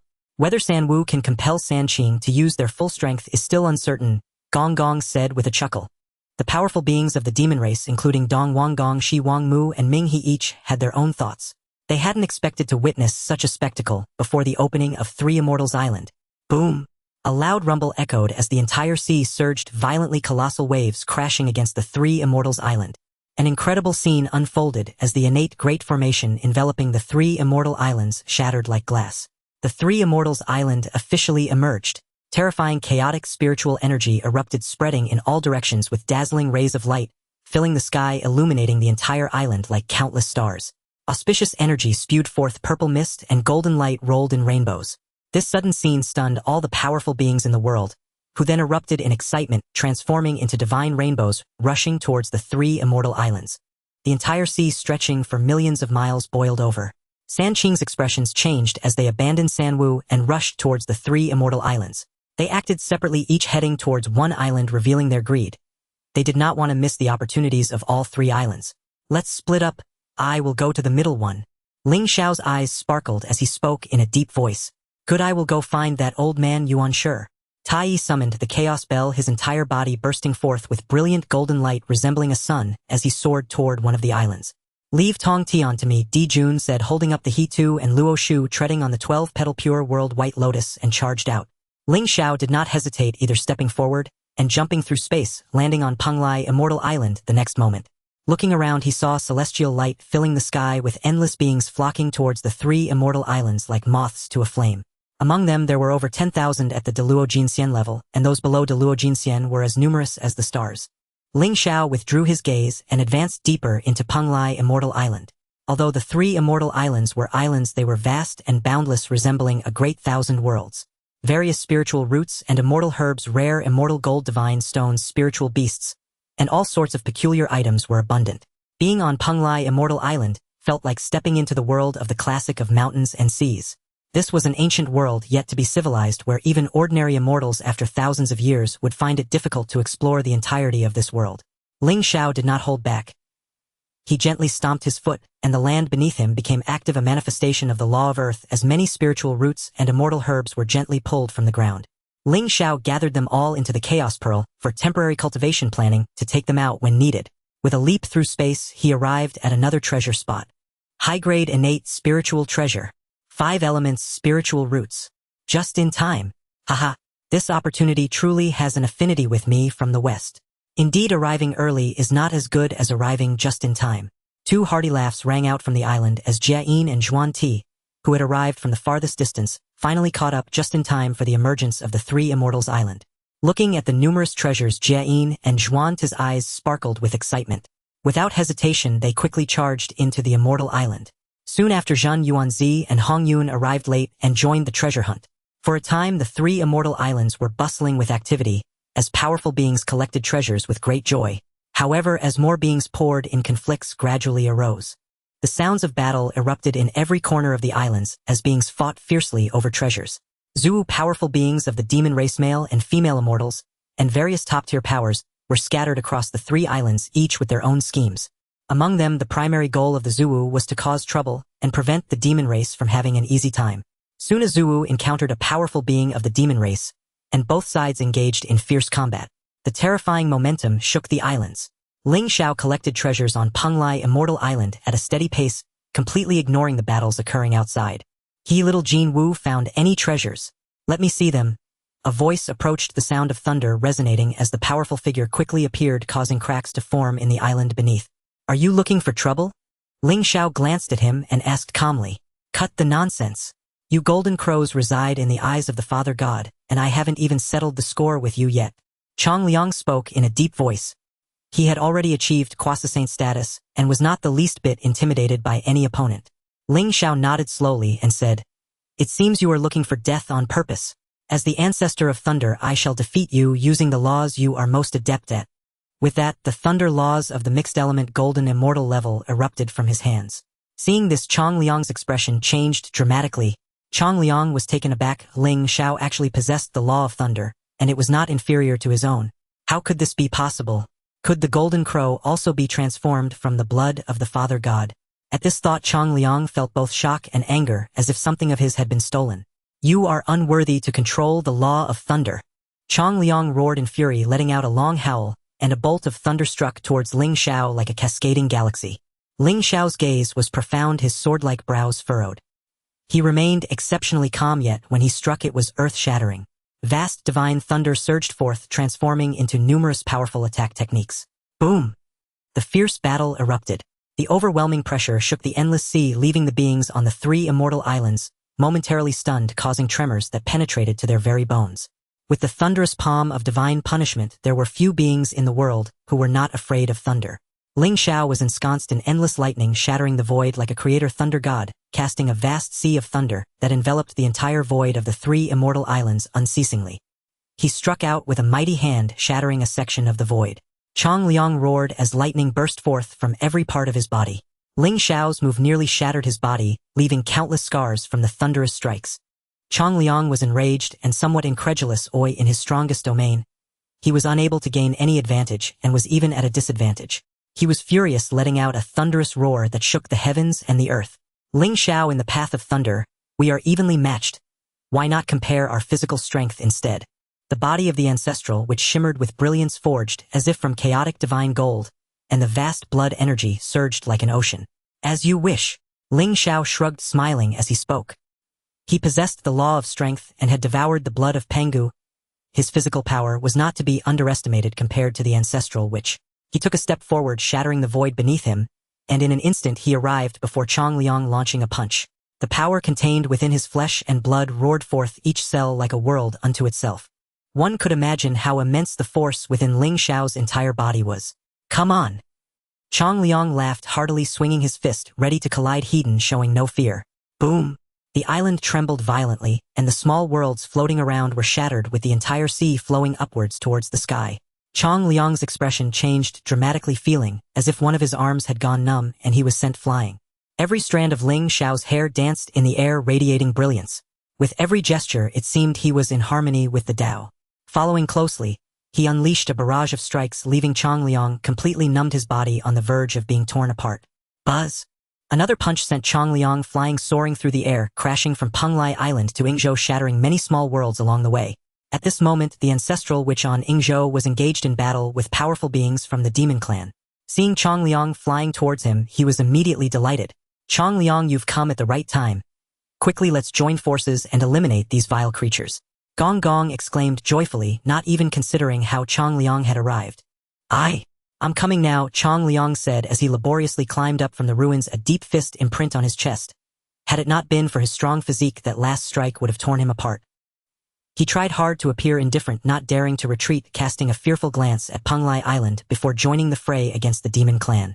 Opposite the ancestral, which the demon clan's powerful beings such as Nuwa and Bai Zhe looked towards the direction of Penglai Island with expressions of surprise. They could sense that Chong Liang had been sent flying by Ling Xiao. At this time, the ancestral, which no longer gave them time to think. Gong Gong, Shi Zi, and Chong Liang attacked together. Meanwhile, on another side of Yingzhou Island, Tai Yi confronted Yuan Shi. Tai Yi's target was clear. He didn't even bother to take treasures and charged directly at Yuan Shi. Golden Crow, you are truly seeking your own demise. I did not come looking for you, yet you brought yourself to my door. You seek death. Yuan Shi coldly retorted, his mind stirring as he summoned the Pangu banner. In an instant, chaotic energy filled the air, and the aura of destruction descended. The Pangu banner possessed the might to tear apart the primordial chaos, shatter the heavens and the earth, create boundless paths, and govern the mysteries of all laws, opening up the universe. At this moment, Yuan Shi had yet to fully master the Pangu banner, but it was still not to be underestimated.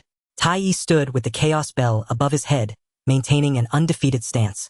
Yuan Shi, I have come to deliver your end. As he spoke, the chaos bell above him rang, shaking the universe and shattering time and space. You seek death. Yuan Shi's expression turned cold, and he gently shook the Pangu banner, pressing it down towards Tai Yi. Today I shall see whether your Pangu banner is stronger or my chaos bell. Tai Yi radiated with brilliant golden light, the true fire of the sun dancing around him. He stepped forward, intertwining the laws of order as he pressed towards Yuan Shi. The sound of the bell echoed majestically, causing the heavens and earth to lose their color. The clash between the chaos bell and the Pangu banner suppressed the universe and the endless seas. The powerful beings on the two immortal islands of Penglai and Fangzhong were all astonished as they watched the direction of the battle, where chaotic energy surged as if the heavens were splitting open. Tai Yi and Yuan Shi fought fiercely, neither side willing to yield. Somewhere on Penglai Island, Laozi observed the battle's direction and thought to himself, "My second brother's magical power is only secondary to mine, and the Pangu banner is renowned for its offensive prowess. Tai Yi cannot possibly be his match. That is Golden Crow Ling Xiao." While Laozi was collecting treasures, he noticed a figure leisurely wandering on the immortal island, heading in his direction. At that moment, Ling Xiao seemed to notice him, gazing directly with bright eyes. Even from a distance, the sharpness of his gaze could still be clearly felt.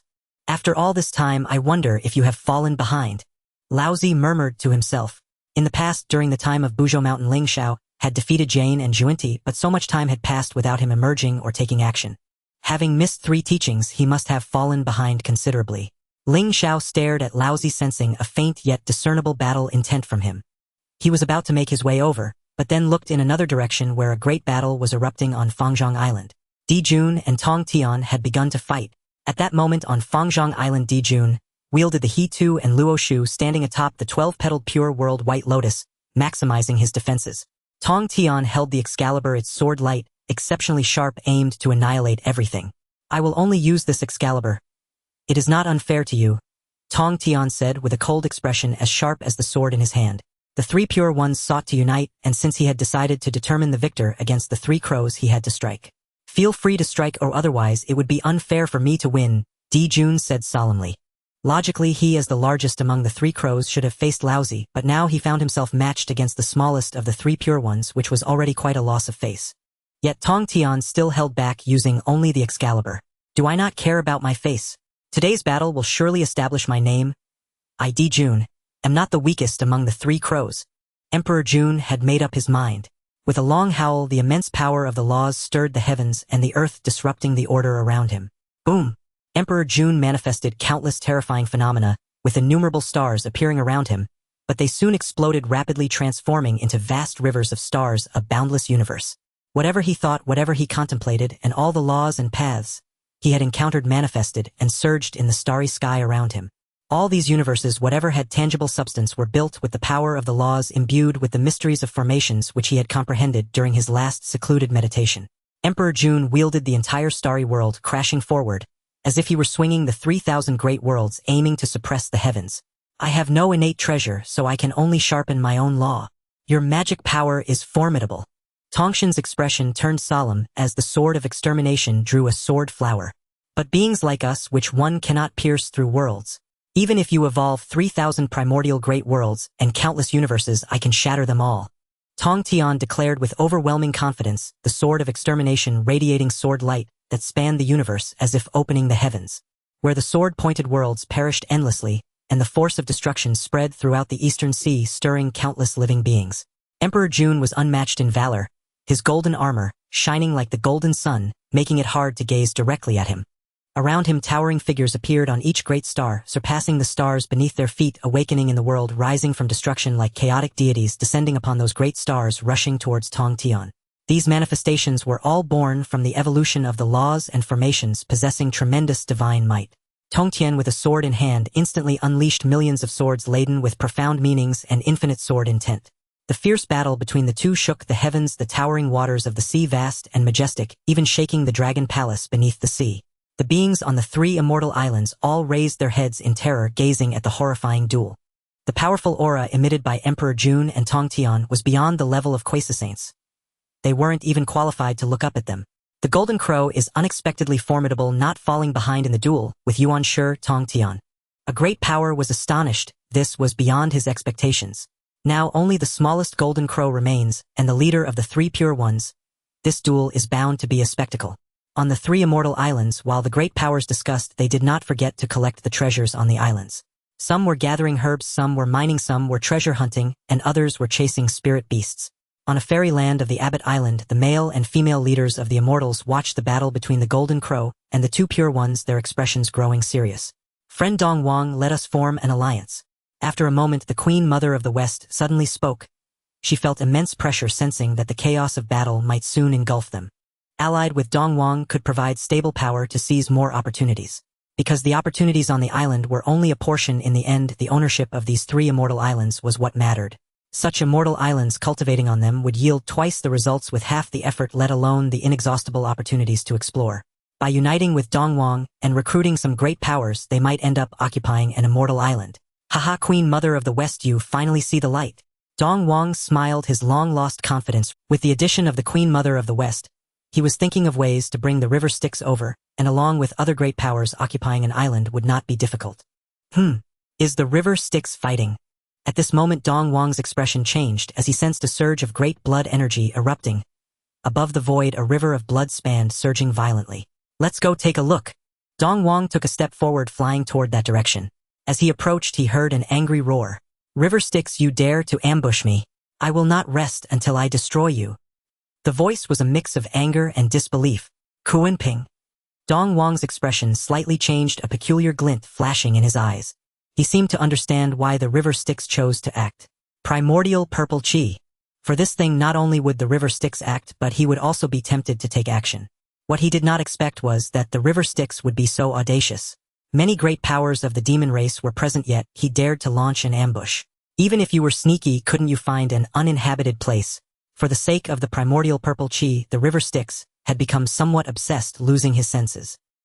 At this moment, Kunping was filled with rage, a deep wound on his back visible to the bone, difficult to heal. This was inflicted by the primordial butcher Ubijna. If he had dodged a moment slower, he would have been cleaved in two. River Styx, wait for my demon race's revenge. Kunping threatened. While healing, having suffered such a significant loss for the first time in endless years, he found it simply unforgivable. The thin face of the river Styx revealed a cruel and evil intent. He had no intention of repentance or backing down, still greedily eyeing Kunping.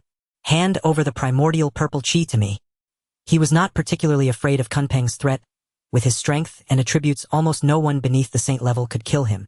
For the sake of the primordial purple chi and to achieve sainthood, he was willing to risk everything. You wretched thing, I'm not the only one who can obtain the primordial purple chi. Do you think I'm easy to bully? You know it well. Ask yourself if you are worthy of this primordial purple chi. The river Styx sneered, saying that the other 6 who obtained the primordial purple chi were all destined saints, disciples of the Tao ancestor. Unless he was tired of living, he would not provoke them.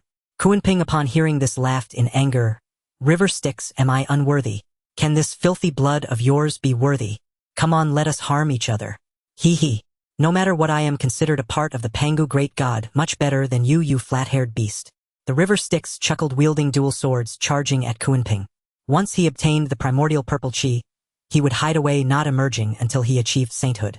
Kunping let out a long howl, transforming into his true form, diving into the eastern sea, creating towering waves. River Styx, if you have the ability, come chase me. By the way, I have helpers. In the deep sea, Kunping's arrogant voice echoed as he intended to swim to the Ijo immortal island to rendezvous with Nuwa and the others. The river Styx's expression turned grim. After the failed ambush, he knew it would be very difficult to kill Kunping. Not to mention anything else. If that beast truly wanted to flee, there were few in the whole primordial realm who could catch up to him. I can only replan. The river Styx muttered to himself, his gaze flickering uncertainly. Friend River Styx, why don't we join forces to hunt Kunping? At this moment, Dong Wang appeared, and his words made the river Styx's heart race. The Mingi River stirred slightly, but soon calmed down, looking at Dong Wang Gong with a cold smile, saying, even if we kill Kunping, how will we distribute the primordial purple energy that comes with it? Dong Wang Gong did not hesitate and replied seriously, at that time we will rely on our own abilities, won't we? He was straightforward and had no intention of playing tricks. Mingi hesitated for a moment, remaining silent, which was an implicit agreement. In terms of strength, he was confident he could suppress Dong Wang Gong. Friend Mingi, the urgent matter now is to join forces and seize Sanxian Island. Dong Wang Gong continued, trying to pull Mingi onto his ship. Mingi paused for a moment and casually said, although Sanxian Island has nothing that attracts me, I can lend you a hand. Right now, he only desired the primordial purple energy and did not care much about other external possessions. Dong Wang Gong nodded, confidence welling up within him. At that moment, the entire Sanxian Island trembled violently, and in the center of Penglai Fairy Island, a massive chaotic aura surged, vanishing into the endless deep space. Within this pillar of chaotic energy, a ball of chaotic spiritual light slowly rose. It was a treasure casting light evolving heavenly secrets, while countless starlight fell from the 9 heavens above. The flower of the Taoist laws danced wildly, swirling endlessly around Penglai Fairy Island. Is this a congenital supreme treasure or a chaotic spiritual treasure? Dong Wang Gong exclaimed in shock, his eyes revealing excitement and longing. Sanxian Island was formed from chaotic fragments. It was plausible for a chaotic spiritual treasure to emerge from it, right? Meanwhile, the ancestor Mingyi was dumbfounded. He had just said that there was nothing worth his attention on Sanxian Island, and then this appeared. At this moment, all beings on the 3 fairy islands put down what they were doing and looked up at the divine object floating above Penglai Fairy Island. It was enveloped in rich, chaotic, spiritual energy. Although its true form was not revealed, any discerning eye could tell it was a supreme treasure far exceeding the quality of a top-grade congenital spiritual treasure. It was difficult to determine exactly which level it reached. What a treasure! I sense a connection to my bloodline. This object is fated to be with my Western sect. In a corner of Ingzhou Fairy Island, Jun and Tai Yi gazed at the sky above Penglai Fairy Island with great desire, saying, I suspect this treasure is either a congenital supreme treasure or a chaotic spiritual treasure. My Western sect is in dire need of such a treasure to stabilize our fortunes. Jie spoke thus, his eyes revealing a rare excitement. Currently, all 3 Qing are in possession of congenital supreme treasures, 2 of which can stabilize fortunes, while our Western sect has none. By this calculation, this treasure rightfully belongs to our Western sect. This treasure can serve as the clan treasure of the demon race, Nuwa said with a solemn expression. This treasure has auspicious significance, and with deep fortune, it is of utmost importance to our demon race. We must obtain it. Baize, feeling a connection, said excitedly. The ancestral witches, too, have halted their battles, gazing at the treasure in the void, and the strong and mighty exclaimed, what a treasure! We must bring it back to hang at the temple entrance. Indeed, hanging it on Buzhou Mountain is also possible. In any case, it must not fall into the hands of the demon race. Bring it back and frustrate them. Gong Gong added with a hearty laugh, showing no signs of concealment, which made the demon race turn green with anger. This group of useless beings who are incapable of using treasures still dares to covet such a supreme treasure. Laozi, who was on Penglai Fairy Island, felt the most about the supreme treasure. In his eyes, although it was wrapped in chaotic spiritual light, he could still sense the immense pressure it exuded. This treasure must be obtained. Laozi emitted a powerful aura, sending a message to Yuan Shi and Tong Tian, instructing them to temporarily set aside their conflicts and come to Penglai Fairy Island to seize the treasure together. With the 3 Qing joining forces, it would be difficult to find a match not just on Sanxian Island, but throughout the entire Honghuang world. This treasure would undoubtedly be theirs. On Ingzhou Fairy Island and Fangzhong Fairy Island, Yuan Shi and Tong Tian received their elder brother's message and immediately abandoned Jun and Tai Yi, shattering the void and heading towards Penglai Fairy Island. This scene changed the expressions of many powerful beings. Looking at the 3 Qing's momentum, it was clear they were determined to obtain this treasure. Who could withstand their combined efforts? Soon after, Jun and Tai Yi followed closely, flying towards Penglai Fairy Island to meet with Ling Xiao. At this moment, Ling Xiao was watching the treasure in the void with great interest. He had not expected that Sanxian Island would produce such a treasure. That vast chaotic spiritual light might very well be a chaotic spiritual treasure. Just as he was using his divine sense to probe the treasure, the ball of spiritual light, shrouded in the chaotic energy, suddenly burst forth with dazzling brilliance like the first light after the opening of heaven, illuminating the entire world. As the flower of the Tao began to bloom, the heavens resonated, and the sounds of laws clashing echoed everywhere. Ah! This treasure belongs to me. A powerful being could no longer hold back and transformed into a streak of light, charging towards the treasure. Presumptuous! Bold! Roars of reprimand rang out, and in an instant dozens of attacks poured down like a torrential rain to suppress him. That powerful being reached the front of the treasure, but was immediately bounced back by an invisible force, resulting in him being obliterated by dozens of attacks, vanishing into nothingness. The divine object has emerged, and the fated ones will possess it. Jie and Jun and Tai Yi, embodying circular light and stepping on the golden path, arrived around Penglai Fairy Island, stating that the fated ones would possess it, yet they did not act rashly. Now whoever acts first will be the one to die, and they would be besieged by all. The atmosphere was extremely tense. Ha ha! If no one takes action, I shall accept it with pleasure. A thunderous voice echoed, and a colossal hand descended from the void, aiming directly at the divine object. Seeking death. The great battle was about to erupt as numerous powerful beings could no longer hold back and charged forward like moths to a flame. The combined might of over 10,000 Luo Jinxian was about to overturn the entire East Sea. This was a contest between powerful beings, creatures below the Luo Jinxian dared not even look on, feeling helpless yet longing to seize the treasure. Boom! It was as if the heavens and earth were being split apart, the Tao was being torn asunder, and divine powers, laws, and treasures collided, creating a terrifying spectacle. In an instant, Penglai Fairy Island became the source of destruction, with blinding brilliance rampaging everywhere. All-powerful beings strained to ascend, with Dong Wang Gong and Shi Wang Mu joining forces, leading the group of immortals wielding top-grade congenital spiritual treasures, making them rarely faced with opponents. On the demon race's side, they were ferocious and overwhelming, benefiting from their numbers. The 6 great ancestral witches were also unwilling to show weakness, standing tall like pillars in the East Sea, capable of annihilating countless foes with their every move. Among them, the 3 Qing were the most ferocious, with their congenital supreme treasures making them virtually invincible. This was a chaotic battle where all powerful beings exerted their utmost efforts. If they did not strive to seize treasures of this caliber, they would be punished by the heavens. Ling Xiao, Jun and Tai Yi summoned their treasures, transforming them into a great sun, descending onto the battlefield, enveloping it in golden light that sent countless contenders flying. Their appearance immediately drew countless gazes. Ling Xiao, Jun and Tai Yi entered the scene like 3 great suns, overwhelming all directions, and instantly clearing an area, causing ordinary powerhouses to refrain from approaching. The 3 crows joined forces, pushing forward towards the peak of the immortal island, approaching the divine object in the endless deep space. This was a grand melee, and any being that got close to the divine object would suffer fierce attacks and be besieged by all powerhouses. With the Hongmeng cauldron above his head, Ling Xiao effortlessly repelled numerous powerhouses with every movement, exuding an air of ease and grace. In comparison, the Sanqing had no opponents at all, crushing everything in their path. Suddenly a powerhouse roared, "The treasured artifact has appeared. Is it a mirror?"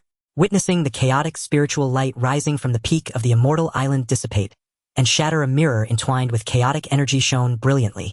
This ancient and simple chaotic mirror spun endlessly, its light emitting dazzling brilliance that scattered in all directions, illuminating a particular powerhouse. Those illuminated were momentarily stunned, as if their souls had been drained. I saw scenes of my past life, present, and future in the mirror," a powerhouse exclaimed, falling into deep contemplation. "My previous life was actually a chaotic deity. Was I struck dead by the Pangu great god?"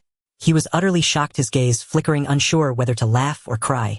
All powerhouses were entranced in chaos, gazing blankly at the mirror in the sky. Ling Xiao was also observing as hazy images flowed through the mirror, visible only to him. After a moment, Ling Xiao's expression turned astonished disbelief evident in his eyes. Finally, the images returned to their origin, leaving only a blank white nothing remaining. At the same time, he also learned information about the mirror. Taisu Mirror, a primordial treasured artifact. It has the ability to reverse time and observe the past, present, and future with boundless uses. It belongs to an auxiliary type of treasured artifact, not excelling in offense or defense, but is extraordinarily mysterious. Why did I suddenly learn about this treasure's information? Has it already recognized me as its master? Ling Xiao thought curiously, suddenly noticing that the other powerhouses also wore expressions of fervor. Perhaps he was overthinking. It seemed he was not the only one aware. This mirror was quite flirtatious, as it allowed everyone to know its origin and remarkable uses. No wonder this group of powerhouses was filled with fervor and longing. A primordial treasured artifact is exceedingly transcendent and precious. Even sages might struggle to resist it. Only a few ancestral witches exchanged glances, feeling nothing and seeing nothing, standing out in stark contrast to those around them. "Did you see anything? Why are they so fervent?" Zhu Mang asked in confusion, uncertain of where "Nothing much. I think I saw my own face in the mirror and it looks quite handsome." Chong Liang touched his rough and unattractive cheek, secretly pondering whether they had gone mad over this. Is it really that significant? Our primordial forms are incomplete, so it's normal not to discover certain things. Perhaps they have learned the secrets of the mirror, leading to their frenzy. Huta said, seriously, filled with a hint of envy. Such an extraordinary treasure, yet they could not utilize it. Even if they were to seize it, it would only collect dust at home. The only possible effect might be to bring a bit of fortune to the witch clan. At this moment, the light of the Tai Su mirror gradually converged, and the beings illuminated by its light began to regain their senses, causing a sudden uproar. I am destined to this treasure, don't try to snatch it from me." A powerhouse roared, clearly becoming somewhat unhinged, recklessly charging towards the Tai Su mirror. "You fool! I am the destined one." Instantly a great battle erupted again, this time even more intense as they fought for their lives. The void around the 3 immortal islands on the verge of being reduced to nothing, an atmosphere of great destruction everywhere. Even quasi-saint-level powerhouses held nothing back, with the Sanqing demon clan male and female immortals, the 2 from the west ancestral witches, and others launching fierce attacks. That vast array of powerhouses was continuously struck into the East China Sea, stirring up towering waves. As more and more powerhouses were sent flying, the contenders grew fewer. Ling Xiao was also making his move, repelling those who dared to seek trouble. Around him, the power of the laws surged, causing his body to radiate light. With every gesture, he unleashed boundless divine power, cutting through the 3,000 realms. Soon he encountered Dong Wang Gong and Shi Wang Mu, the male and female immortals working together, unstoppable in their advance. Jin Wu, wasn't it you who struck Kong Ming back in the day? Dong Wang Gong, holding a dragon head staff, deduced from Kong Ming's words that it was Ling Xiao who had attacked him. That one named Ziwei was the attendant beside Ling Xiao. So what if it was? Ling Xiao casually replied, his gaze shifting elsewhere as Jun and Tai Yi faced off against Jiayin and Zhui, battling with earth-shattering intensity. Fortunately, they held the upper hand. The two from the west were outmatched. Ling Xiao, how dare you ignore me? Dong Wang Gong's expression darkened. Do you still regard the leader of the male and female immortals as worthy of your attention? Shi Wang Mu, let us strike together. To obtain the Tai Su mirror, we must face all opponents. Dong Wang Gong spoke with righteous indignation, wanting to enlist Shi Wang Mu's help to deal with Ling Xiao. It wasn't that he couldn't defeat Ling Xiao, but rather that, with more assistance, he could win more effortlessly. He had already planned this thoroughly in his mind. There were still two Jin Wu to contend with him, and by pulling Shi Wang Mu onto the same battlefield along with Ming, he wouldn't this battle be theirs. He had calculated it all quite well. Shi Wang Mu hesitated, her intuition telling her this wasn't a good choice. But Ling Xiao had already made his move heir to him. It made no difference if he fought one or two. Whether Shi Wang Mu was on Dong Wang Gong's side was of no importance. With a cold shout, a beam of light shot from Ling Xiao's pupils, extending for miles. His dark hair billowed towards the heavens as the trajectories of the sun and moon rotated in his eyes, and the stars flickered, revealing traces of the Tao. Behind him, a golden Dharma form obscured the sky as a colossal hand formed from the power of the laws descended from above. Shi Wang Mu was taken aback. She had not even prepared to strike yet. Ling Xiao had already acted first, clearly disregarding her or misunderstanding her intention to assist Dong Wang Gong. There was no time for her to think further, as Ling Xiao's attack had already arrived. They summoned their treasures and struck with all their might.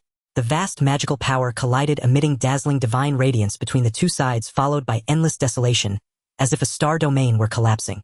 That brilliant light caused all beings to close their eyes, while the terrifying darkness threatened to pull even the weak souls into its depths. They were caught off guard, not realizing that Ling Xiao had instantly engaged Dong Wang Gong, and Shi Wang Mu facing two opponents single-handedly. Puff! In the midst of a great destruction, two figures were soon sent flying out. Dong Wang Gong and Shi Wang Mu's faces pale blood, staining their lips, their eyes filled with horror. Ling Xiao stood amidst the chaos, resembling a chaotic deity, the light in his eyes utterly terrifying. Ling Xiao fought against two powerful beings, defeating the Eastern King and the Western Queen, leaving many mighty beings utterly astonished. Both were quasi-saint-level figures wielding supreme innate spiritual treasures, yet they were unable to overcome the Golden Crow. There was once a rumor that the third Golden Crow was the strongest. It turns out this rumor is true. A powerful being recalled having previously thought it was merely a legend, only to discover it was indeed real. How is this possible? The Eastern King looked perplexed, struggling to accept the situation. Was the Western Queen holding back earlier? He couldn't help but doubt. It was too bizarre that they as a team were unable to defeat Ling Xiao. Let's attack together. Unite against the Golden Crow. The Eastern King shouted angrily, directing his subordinates to join the fray as golden light erupted from the dragon head staff in his hand, exuding immense divine power. Seeking your own demise. Ling Xiao calmly uttered, his eyes transforming into terrifying black holes within which stars seemed to fall. In that moment he emanated a fearsome aura, as if he could make mountains crumble and seas dry up with a mere glance, surveying the vast wasteland as mountains and rivers toppled.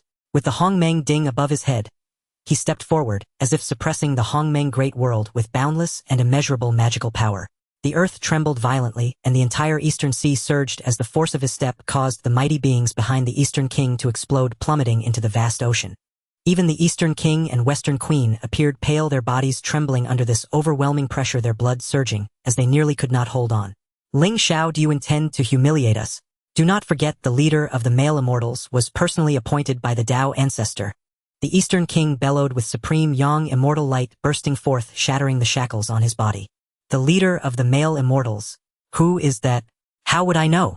Ling Xiao pointed, and the Hongmeng Ding flew out, within which countless Hongmeng worlds evolved, descending upon the Eastern King. Boom! The Eastern King's expression shifted slightly as he met the attack with his dragon head staff, but the staff quickly dimmed and lost its luster. Bang! His body shook as if countless worlds were suppressing him, and he could no longer withstand it kneeling in the void bound by spatial laws, as Ling Xiao created a space specifically for him. Beneath the Eastern King's feet the spatial barrier was incredibly sturdy, making it impossible for him to fall into the sea. Ah! The Eastern King roared, nearly being crushed to pieces. The numerous mighty beings were already numb to the sight as Ling Xiao treated the leader of the male immortals with such ruthlessness, showing no mercy. This also revealed the disparity in strength. No matter how one viewed it, the Eastern King was still a quasi-saint, yet being toyed with by Ling Xiao was simply unbelievable. Ling Xiao raised his hand, summoning the Hongmeng Ding back to him, then blasted the Eastern King and Western Queen into the endless depths of the sea, their fates unknown. Following this, he stepped forward and the heavens and earth Ling Xiao raised his hand, summoning the Hongmeng Ding back to him, then blasted the Eastern King and Western Queen into the endless depths of the sea, their fates unknown. Following this, he stepped forward and the heavens and earth transformed, time danced, his figure becoming ethereal. In the next moment, he arrived in the vast deep space, blocking Laozi, Yuanshi, and Tong Tian. Ling Xiao shone like the blazing sun, exerting pressure upon the three immortal island. Ling Xiao, you think you can block us? Yuanshi exclaimed sternly, the Pangu banner in his hand, shattering the void, his divine might immense. Step aside, the Tai Su mirror is ours. Laozi held the Tai Chi diagram, his expression serious, spoke solemnly. Ling Xiao's countenance was cold and unyielding. Do you not wish to distinguish between superiority and inferiority? Now is the time. Nonsense. You think you can take on all three of us? Yuanshi laughed in anger, prideful, as he was. How could he endure such contempt? Who said that? We are here too. At this moment, two golden rays dashed into the arena, revealing the figures of Jun and Tai Yi. You guys. Yuanshi's expression froze as he turned to look for Jia and Zhu Yi. Don't look at those two old fools, are no match for us. Tai Yi discerned Yuanshi's intentions and said with a smile. Upon hearing this, the expressions of the three pure ones soured. There was no other meaning. They simply thought Jia and Zhu Yi were too incompetent to be their fellow disciples of the Tao ancestor. They couldn't even stop two golden crows. In that case, this is even better. Today we will obtain treasures and distinguish our standings without hindrance. Yuanshi temporarily set aside his prejudice against Jia and Zhu Yi, speaking with great ambition. This is also what we wanted to say. Jun retorted coolly, unwilling to back down. In an instant, a colossal killing intent surged between the three pure ones and the three golden crows as everyone held their breath, waiting for this earth-shattering ultimate duel. Boom! The continuous collisions ensued as the three golden crows and the three pure ones engaged, their coordination impeccable, with Ling Xiao facing Laozi, Tai Yi against Yuanshi, and Jun versus Tong Tian. Jun and Tai Yi, understanding that Laozi was the strongest among the three pure ones, did not seek to be brave, naturally leaving it to their strongest third brother. Ling Xiao, with the Hongmeng Ding above his head, thunderous powers in one hand and time manipulation in the other, thunder roared, chaotic energy surged, and blazing lightning danced, each bolt spanning the 9 heavens, growing immensely, leaving countless living beings in shock. Laozi stood upon the Tai Chi diagram, stabilizing earth, fire, water, and wind, regulating yin and yang. Wherever he stood, he was invincible. In their first clash, Ling Xiao could feel that Laozi's magical power surpassed that of the Eastern King and Western Queen, combined, undoubtedly the strongest one at this moment aside from himself. Moreover, with the innate supreme treasure, even if his magical power exceeded Laozi's, it would be difficult to defeat him in a short time, unless he summoned his true form to crush with absolute strength. In summary, the enhancement from innate supreme treasures was far too great, incomparable to innate spiritual treasures. Unless one's realm significantly surpassed others, one could only crush with absolute strength. Fortunately, he also possessed an innate supreme treasure. A strong person is complemented by a strong treasure. Dong! The Hongmeng Ding spouted forth Hongmeng energy, each strand possessing immense divine might, continuously spinning, its body radiating brilliance. Stationed upon the Tai Chi diagram, it absorbed the essence of heaven and earth, capable of refining the universe, while the stars of the endless deep space dimmed continuously as it inhaled and exhaled. On the three immortal island, all beings gasped in cold air, whether they were great Luo golden immortals or quasi-saints, feeling an overwhelming sense of dread. They recognized the Tai Chi diagram in the void as an innate supreme treasure, and were surprised to find Ling Xiao's Ding was also remarkable, inhaling and exhaling Hongmeng energy, evolving a miniature world of Hongmeng, such divine might surprisingly rivaling the Tai Chi diagram. How magnificent it was, the pressure overwhelming. If they were struck, they would not die but be gravely injured, just like the Eastern King, who had yet to surface from the sea, uncertain whether he had perished. Is this also an innate supreme treasure? They questioned, gazing at the Hongmeng Ding, envy evident in their eyes, merely envious, not daring to harbor any inappropriate thoughts. Boom! The Hongmeng Ding suppressed the Tai Chi diagram, as Ling Xiao moved with grace, transcending time, evolving multiple laws, his attacks unmatched. Laozi, was forced to summon the heavenly yellow Linglong Tower yet was struck away by Ling Xiao's punch at the pinnacle of power. Laozi's expression changed drastically, no longer calm and composed. My heart trembled violently. His Taiji diagram was suppressed by Ling Xiao's cauldron, and the two magical treasures were entangled, preventing me from using the Taiji diagram for defense, quickly placing me at a disadvantage. What was even more astonishing was that Ling Xiao's magical power was even more formidable than mine. How could this be possible? How could he be ahead of me without even listening to the Tao? I remembered the time at Buzhou Mountain when Ling Xiao's cultivation was even inferior to mine. If it weren't for this cauldron, he would have been finished back then. What have I been listening to in these 3 Tao sessions? I felt a sense of doubt about life. I even wondered if there was something wrong with the Tao spoken by the Tao ancestor. How could Ling Xiao, who never listened to the Tao, be stronger than me? Isn't this problematic? At this moment Ling Xiao had already arrived, leaving me no time to think. In a panic I summoned back the Tiandi Xuanzhuan Linglong Tower and brought forth the Li Di Yen Guang flag. Seeing this, Ling Xiao did not hold back. He raised his hand and summoned the Hongmeng Liangtian ruler, which radiated a brilliance like that of the Milky Way and struck out fiercely. A brilliant light enveloped my body, protecting me, yet I was still struck away. I pointed a finger and the Taiji divine thunder split the heavens and shook the universe as if it descended from chaos, directly submerging Ling Xiao. This terrifying divine thunder could easily obliterate even a great Luo golden immortal. The horror of countless divine thunders was beyond imagination. I revealed a smile. Without a magical treasure for protection, how could Ling Xiao resist this move? Red. Suddenly an unexpected change occurred. The surging and violent thunder tribulation instantly calmed down, continuously contracting, and finally transformed into a ball of thunder essence held in Ling Xiao's hand. This? My expression froze. Why did the divine thunder I summoned turn into Ling Xiao's?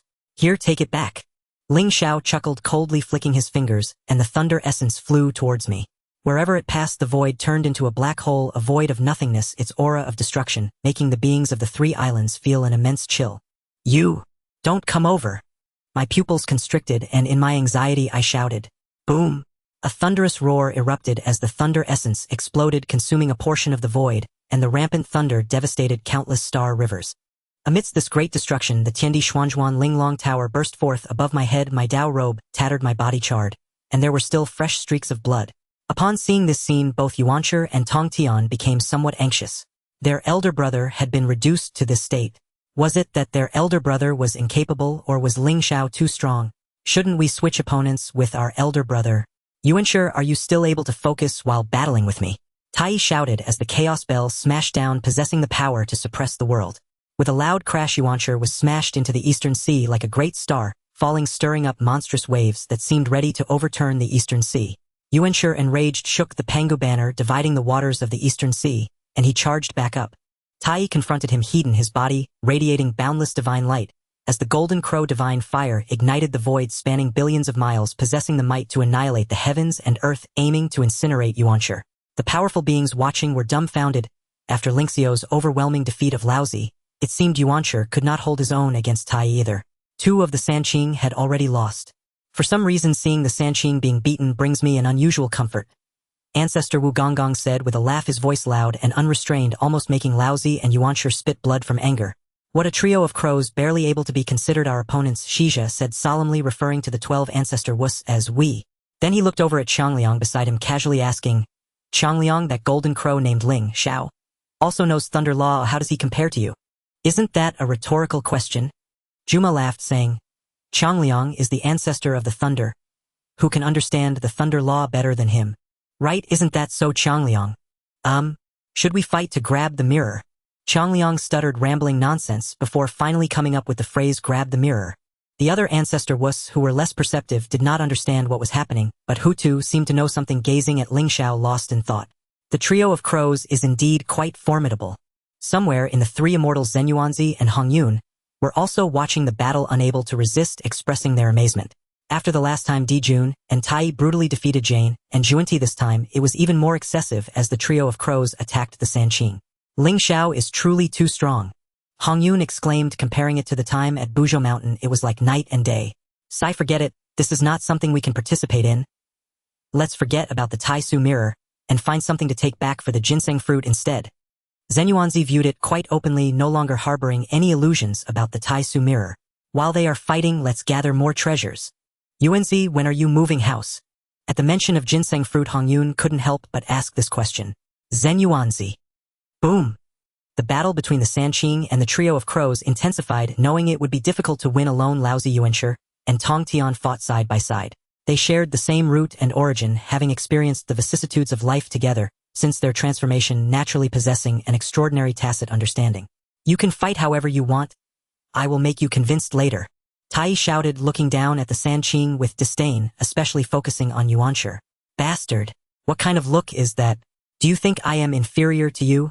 Yuanshi, enraged, felt an immense humiliation, realizing he had indeed fallen to a disadvantage. Yet how could he openly admit to such a disgrace? Wrong. It is you three who are inferior to us. Jun added, and although he had not just defeated Tongtian, his two brothers had won. 2 is greater than 1, which means their trio of crows had won, right? You boast too much. A melee broke out. Amidst the chaos, the flame of the Tao was boundless. Lightning flashed in sheets, and the light from the battle was too dazzling as the laws of the great Tao transformed into order, into thunder, into boundless chaotic flames. The heavens trembled as various beams of light danced. A golden crow, seemingly cast from gold, traversed the universe, striking at the 9 heavens above, and probing the 9 hells below, fighting with all its might. With a loud crash, Yuanshi was struck by the Hongmeng cauldron, his entire body exploding. The Pangu banner launched an offensive unlike the Taiji diagram's defense. He quickly crumbled against Ling Xiao. The Yuqing celestial light burned, and his shattered body reassembled, glowing with luminous Tao marks. Ling Xiao walked upon the cauldron, radiating golden brilliance like burning flames, looking down with an unparalleled majesty, his tall and slender figure, long black hair, cascading, deep-set eyes brimming with heroic spirit, as if he were the ruler of the world. The sight was magnificent and unmatched. As the Hongmeng cauldron inhaled and exhaled, one world after another's phantom turned around it, and above the cauldron's mouth, there was a galaxy resplendently shining, dancing along with it. Yuanshi's mind shook, and he transmitted a message to Tongtian. Third brother, quickly set up the extermination sword formation. Yuanshi was anxious and communicated with Tong Tian, wanting him to set up the extermination sword array. The Tao ancestor once said the extermination sword array can only be broken by 4 beings of the same level. With only 3 golden crows, if they set up the formation, what could they use to defend? Wouldn't it mean certain defeat? I Sanqing am the true lineage of Pangu. How could we be defeated by 3 golden crows? Yuanshi roared in his heart, unable to accept being defeated by the golden crows. After hearing Yuanshi's message, Tong Tian hesitated and said, Second brother, our 3 against their 3 should rely on our own abilities. Setting up the extermination array seems a bit inappropriate, doesn't it? He, by nature a heroic figure, was proud and did not wish to win through formations. Tong Tian, at this time, we must prioritize victory. Yuanshi was somewhat angered. Normally Tong Tian appeared quite normal, yet he was acting foolishly at this moment. Did he not understand the importance of the big picture? Tong Tian hesitated and ignored him. At that moment Ling Xiao erupted with an unparalleled aura, golden light, illuminating the heavens, exuding an unbeatable momentum. The Hongmeng Ding hovered overhead, pressing forward with overwhelming force. Every movement was majestic as the laws evolved into offensive techniques, instantly sending Yuanshi flying, his body exploding into eternal fireworks. The Hongmeng Ding suppressed the Taiji diagram, and with a wave of Ling Xiao's hand, Laozi was also sent flying millions of miles, crossing 3 islands and transcending the 9 heavens, entering the vast sea of clouds. Meanwhile, Tong Tian was also being attacked by the joint forces of Jun and Tai Yi, feeling overwhelmed and daunted, transforming into a divine rainbow to escape and save his elder and second brother. Ling Xiao waved his hand to retract the Hongmeng Ding. Just as he was about to target the Taiji diagram, it broke through the void and vanished. Seeing this, all beings were shocked. The Sanqing had been defeated, unable to resist the 3 crows, ultimately beaten into obscurity, their fates unknown. Disciples of the Tao ancestor possessing supreme treasures surprisingly faced defeat. This outcome was beyond their expectations. If this is the case, wouldn't the Taishu mirror fall into the hands of the 3 crows?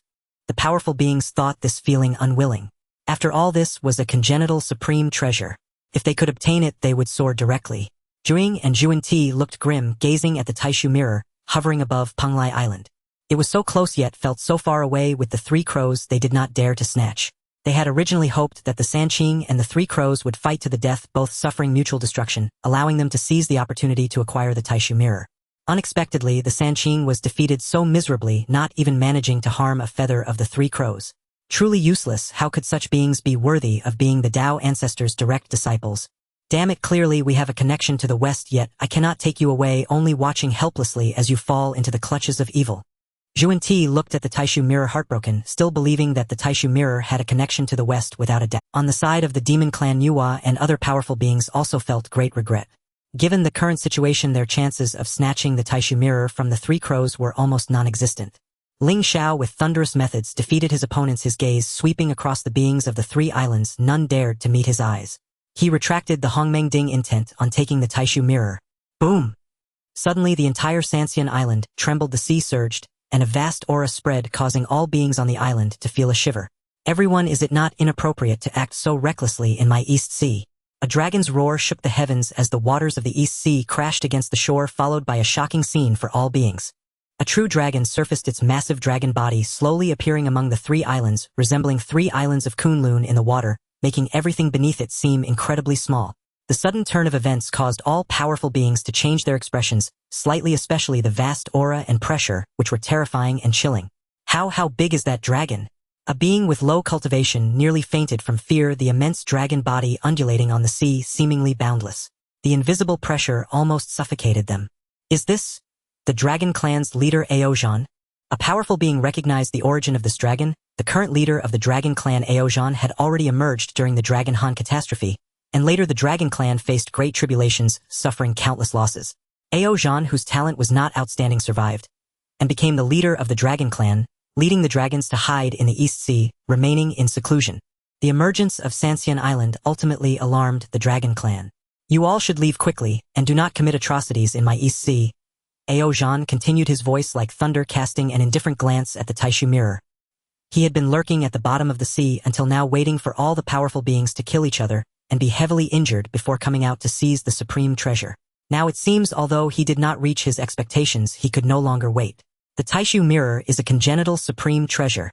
If he could obtain it, it might restore the luck of the dragon clan, which was crucial, and he could not afford to be low-key. Old dragon, if you want the treasure, just say so. What nonsense about righteousness and committing atrocities. Hasn't your dragon clan already committed enough? Tai Yi coldly laughed. Ling Xiao remained silent, observing the true dragon in the sea. He was surprised to discover that this dragon's strength was at the midstage of Quassasaint, not knowing what method it used to pile its cultivation to this level. However, it was also reasonable. From the time of the dragon phoenix and Qilin, even a pig would not be too weak. Damn it, little golden crow. When my dragon clan dominated the world, you were still a drop of liquid on the sun. What right do you have to comment on us? Aozhan bellowed, causing the Sanxian island to tremble. His divine power was boundless and immeasurable. As soon as he spoke, Ling Xiao and the three crows exchanged glances, then simultaneously summoned their treasures and hurled them into the air. Hongmengding and Chaos Bell grew larger and larger, chaotic energy spreading their might, astonishing the world. Boom! Aozhan's whole body shone, each dragon scale, resembling a small world containing immeasurable power. He rolled up the waters of the East Sea, directly clashing against the falling Hongmengding and Chaos Bell. In the collision, everything was submerged by the radiance, and the colors of heaven and earth changed. At this moment, 4 rays of light pierced through the void, rushing towards the Taishu mirror. These 4 rays were Jane Jun and Tai Yi and the previously hidden Mingi Kuanpeng. The 4 of them arrived in front of the Taishu mirror, simultaneously ready to make a move to snatch it. However, the Taishu mirror had a layer of sealing and confinement that needed to be refined before it could be taken. These 4 were fellow practitioners. They exchanged glances and spoke in unison, each relying on our abilities. Whoever refines it first will claim it as theirs. They each had their own thoughts, their murderous intent unabated, but did not immediately act, wanting to first get hold of the Taishu mirror. Mingi and Kuanpeng were both eager to devour each other, yet were also honestly refining the Taishu mirror. Their actions naturally attracted Ling Xiao's attention, a cold light flashing in his eyes as his figure vanished. Is the refining done yet? Jane Juanti, Mingi and Kuanpeng were working hard when a voice suddenly echoed, signaling the arrival of Ling Xiao. Ling Xiao, treasures belong to those with fate. Do you really intend to monopolize them? Are you waiting here to challenge us for a loan? Jane and Juanti took turns speaking. Seeing Emperor Jun and Tai Yi entangled in battle, they felt a surge of confidence. Enough of your nonsense, get lost. Ling Xiao coldly shouted, not saying much, and directly took action to confront them alone. At that moment, witnessing the chaos, both the demon clan and the ancestral witches couldn't hold back their desire to seize the opportunity. Quick, let's all go together. Victory and Chaos seized the mirror and hang it on Buzhou Mountain. Gong laughed heartily, eager to take action, as their ancestral witches were born warriors and couldn't resist this kind of situation. Indeed, this is a great opportunity. Even if we cannot obtain it, we must not let them have it. Zhu Mang echoed. Don't act impulsively, let them fight it out. Qiangliang, rarely composed, advised his brothers to calm down. His words surprised the other ancestral witches, as if they were meeting him for the first time. Qiangliang, why are you so cowardly now? In the past you would have been the first to charge into such a situation. Shizi asked in surprise. Qiangliang stammered, feeling an inexplicable reluctance, sensing something was off, but couldn't hold back under the curious gazes of Gonggong and the other ancestral witches. He was underestimated. He was called cowardly. Anger rose from the depths of his heart. Qiangliang felt his dignity was being belittled and immediately shouted, "All right, let's go." Who's afraid of who? With his words, he took the lead and charged forward. Hutu looked at her brothers helplessly, knowing their nature, and did not try to dissuade them. In fact, she too felt a desire to seize the mirror. On the other side, seeing Kunping join the fray, the demon clan had no choice but to engage, as well as Kunping was. Immediately, a chaotic battle erupted, involving mostly semi-saint level powers, all vying for the Tai. Ling Xiao's divine gaze shone brightly, his eyes tearing through the void, his entire being radiating light as the laws of power erupted. The world force contained within his blood and flesh resonated, and without holding back he unleashed a punch that caused Mingyi to explode. Transforming into a rain of blood, it fell over the vast ocean. Each drop of blood bore a twisted human face howling in rage. Mingyi was both shocked and furious, not expecting to be violently shattered. Kunping, with his black hair flying, appeared fearsome. Seeing Mingyi explode from a single punch from Ling Xiao, he felt a shiver of dread and did not dare to be careless. With a long howl, he revealed his true form. The fierce bird blotted out the sky, its black wings flapping, causing the heavens to collapse and the entire East Sea to surge, stirring up countless sea creatures. With a long howl, it charged forward, the void collapsing, as if a black sun were crossing the heavens. Boom! Ling Xiao erupted, his entire being entwined with the order of laws, dazzling and brilliant. He punched out, aiming to shatter the enormous beak of the bird. With a piercing scream, Kunpeng's beak, which could crush celestial gold, was brutally shattered, nearly causing his entire head to explode. At the same time, Jane and Juanti also unleashed their treasures. The 7 treasures mysterious tree blossomed with 7-colored holy light sweeping towards Ling Xiao. In Jiayin's hands, the Jane divine banner shone with brilliant light and smashed forward. Virum. Ling Xiao did not evade and took the blow heeding. The golden light of the laws supplemented his physique, resembling a resurrected war god. The attacks from Jane and Juanti fell upon him, but could not penetrate, being continuously ground down. Training in the laws means honing oneself. At this moment he possessed boundless power, his might astonishing, even more terrifying than before. Jane and Juanti's expressions froze, and in the next moment they felt tremendous terror. Ling Xiao's body radiated divine brilliance, filling the sky with feather-like rules, resembling the divine feathers of the golden crow bursting forth from his body in all directions. In an instant, Jane and Juanti were pierced by the divine feathers filling the sky. They attempted to resist, but the divine feathers evolved from multiple laws were impossible to block. Ling Xiao once again pointed, transforming the divine feathers into sharp swords, golden light gushing forth, as if a galaxy were being forged, slashing toward the ends of the sky. Jane and Juanti were instantly bisected, their treasures, unable to shield them in time. They roared in anger, reinforcing themselves. At their level, physical injuries were no longer fatal. Ling Xiao casually cut down Jane and Juanti, then, in a flash, seized Kunpeng's wing and tore it off, sending a torrential rain of blood that dyed a vast area of the sea red. Kunpeng roared in anger, then his other wing was also torn off. The group of great demons that came to rescue Kunpeng were terrified, their scalps tingling. They turned to snatch the Tai Su mirror and retreated. At the same time, the ancestral witches also took action, their gigantic hands reaching for the Tai Su mirror, trying to seize that piece of void. Seeking your own doom, Ling Xiao coldly shouted. At that moment, his entire being radiated light, the divine chains of laws bursting forth, unmatched in valor, boldly engaging them in an astonishing showdown. Boom! The ancestral witch's hand was instantly shaken back, along with a piece of void and cloud sea that were shattered. Zhu Mang staggered back a few steps, unknowingly trampling countless sea creatures, turning the water beneath his feet crimson. Ling Xiao hand over the Tai Su mirror, and we will retreat immediately. Zhu Jiuyin glanced at Zhu Mang and sternly commanded. Ling Xiao's battle prowess made even him feel a sense of trepidation, but having come this far, how could he retreat? If I give it to you, can you even use it? What a waste! Ling Xiao chuckled lightly, his entire being beginning to shine, an endless torrent of divine fire spilling forth. In the world, endless seas unfolded. Ling Xiao's figure gradually expanded like the golden crow's phantom, ruling over heaven and earth, traversing the skies, as golden light streaked across the firmament. At this moment he was no different from the sun in the sky, exuding a terrifying, killing intent, the form of an unparalleled king, defying all reason, his magic power boundless, divine energy infinite. This was a stunning means of attack. all living beings felt as if they were suffocating. The sight of the golden crow soaring through the heavens could even be felt by beings beyond infinite time and space. Looking towards the pinnacle of the East Sea, a golden sun slowly rose like the sun in the celestial dome, its terrifying power and killing intent reaching everywhere, illuminating the land. The myriad powerful beings of the demon clan were instantly melted, reduced to powder, some even losing their very souls. In the back bays had already made a swift retreat, vanishing into the sea. He had previously advised against opposing Ling Xiao, but no one had heeded him. One could only say they brought it upon themselves. I will return to the demon clan to oversee things. If you don't listen to me, no one can save you. If you die, don't blame me. Baze thought to himself, fleeing thousands of miles toward the primordial coastline without looking back. Nuwa's expression darkened as she bit her silver teeth. Watching the backbone of the demon clan being melted away, she gazed at Ling Xiao standing between heaven and earth, feeling a mix of powerlessness and hesitation about whether to take action. Nuwa struggled internally, hesitated for a moment, then cast the map of mountains and rivers to sweep away a portion of the remaining demon race before turning to leave. The intuition of the female deity warned her that if she struck, it would likely lead to disaster.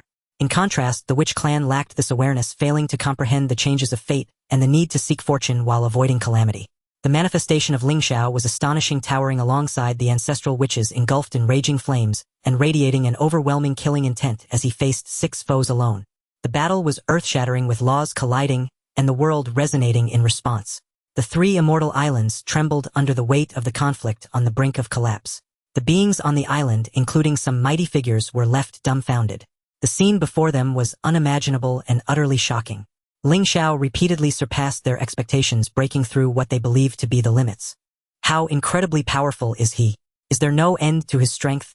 First he defeated Dong Wanggong and Shi Wangmu, then he led the charge against the 3 Pure Ones, followed by the likes of Jejing and Juntimingi Kunping and the entire demon race, until finally confronting the ancestral witches. All were top-tier powerhouses of the primordial era. Normally being able to defeat one would be enough to shake the world, yet now they all fell before Ling Xiao. This kind of achievement was simply outrageous.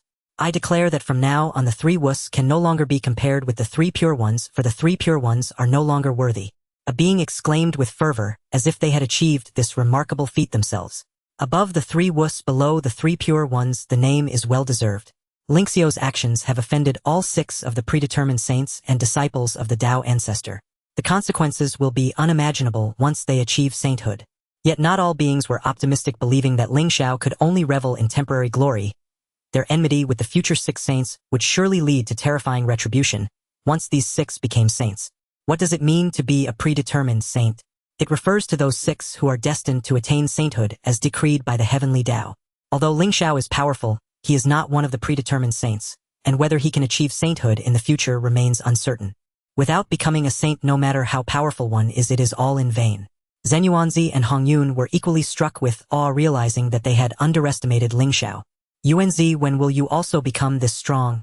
Let us form a 2 Clouds title and share in the glory together. Hongyun snapped back to reality, speaking to Zenyuanzi beside him. Get lost. Isn't it because you haven't worked hard enough? Hurry, while the 3 immortal islands are still unclaimed by Ling Xiao, let us gather some treasures from him. Zenyuanzi replied with a serious expression, though his words felt somewhat discordant. He was irritated by Hongyun thinking about the 2 Clouds combination while he was still at the 2 Yuan level. Meanwhile, Jun and Tai Yi alongside the Hongmeng Cauldron were entangled with Ao Zhan and several powerful Dragon Clan figures. Ao Zhan had long coveted the opportunity to refine the Tai Su mirror, but Jun and Tai Yi would not allow it, bolstered by their innate treasures causing chaos.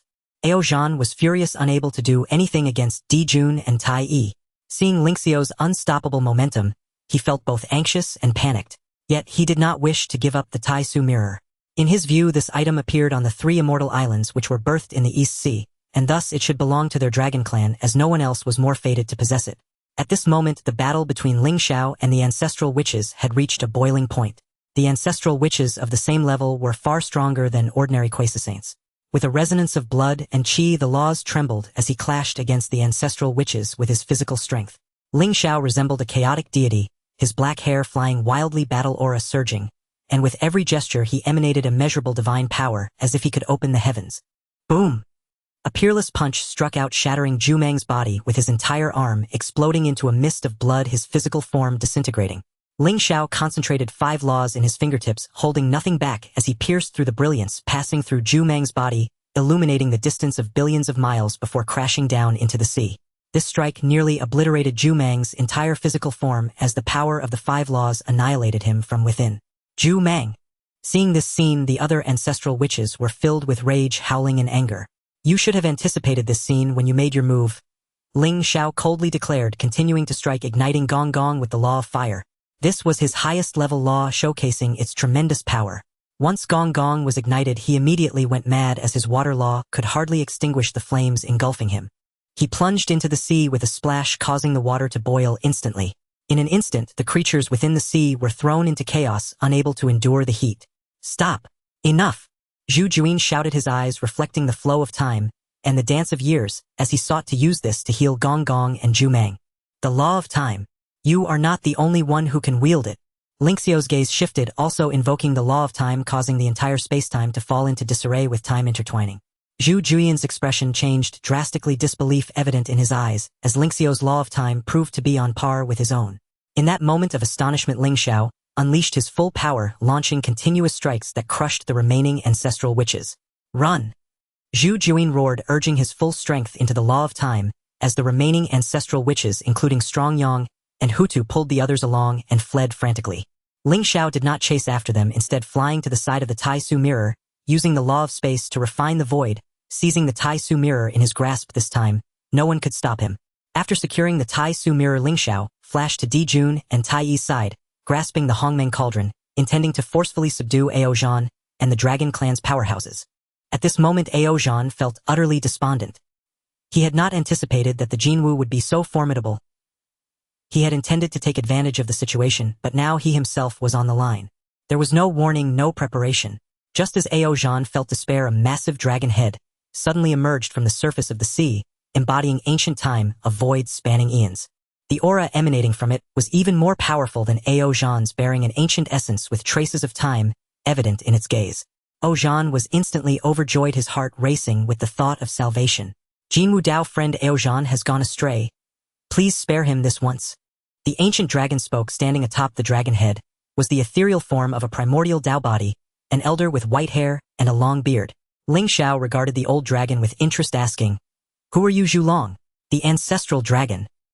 He could sense the old dragon's immense power. While he appeared frail, the vast strength contained within him was certainly beyond Ao Zhan's reach. The ancestral dragon. He could sense the old dragon's immense power. While he appeared frail, the vast strength contained within him was certainly beyond Ao Zhan's reach. Grant me a favor and cease hostilities. The old dragon spoke with a smile, exuding an aura of confidence from within. With a gaze that seemed to measure Ling Xiao, he continued, "If I am not mistaken, this is merely a projection of your true self."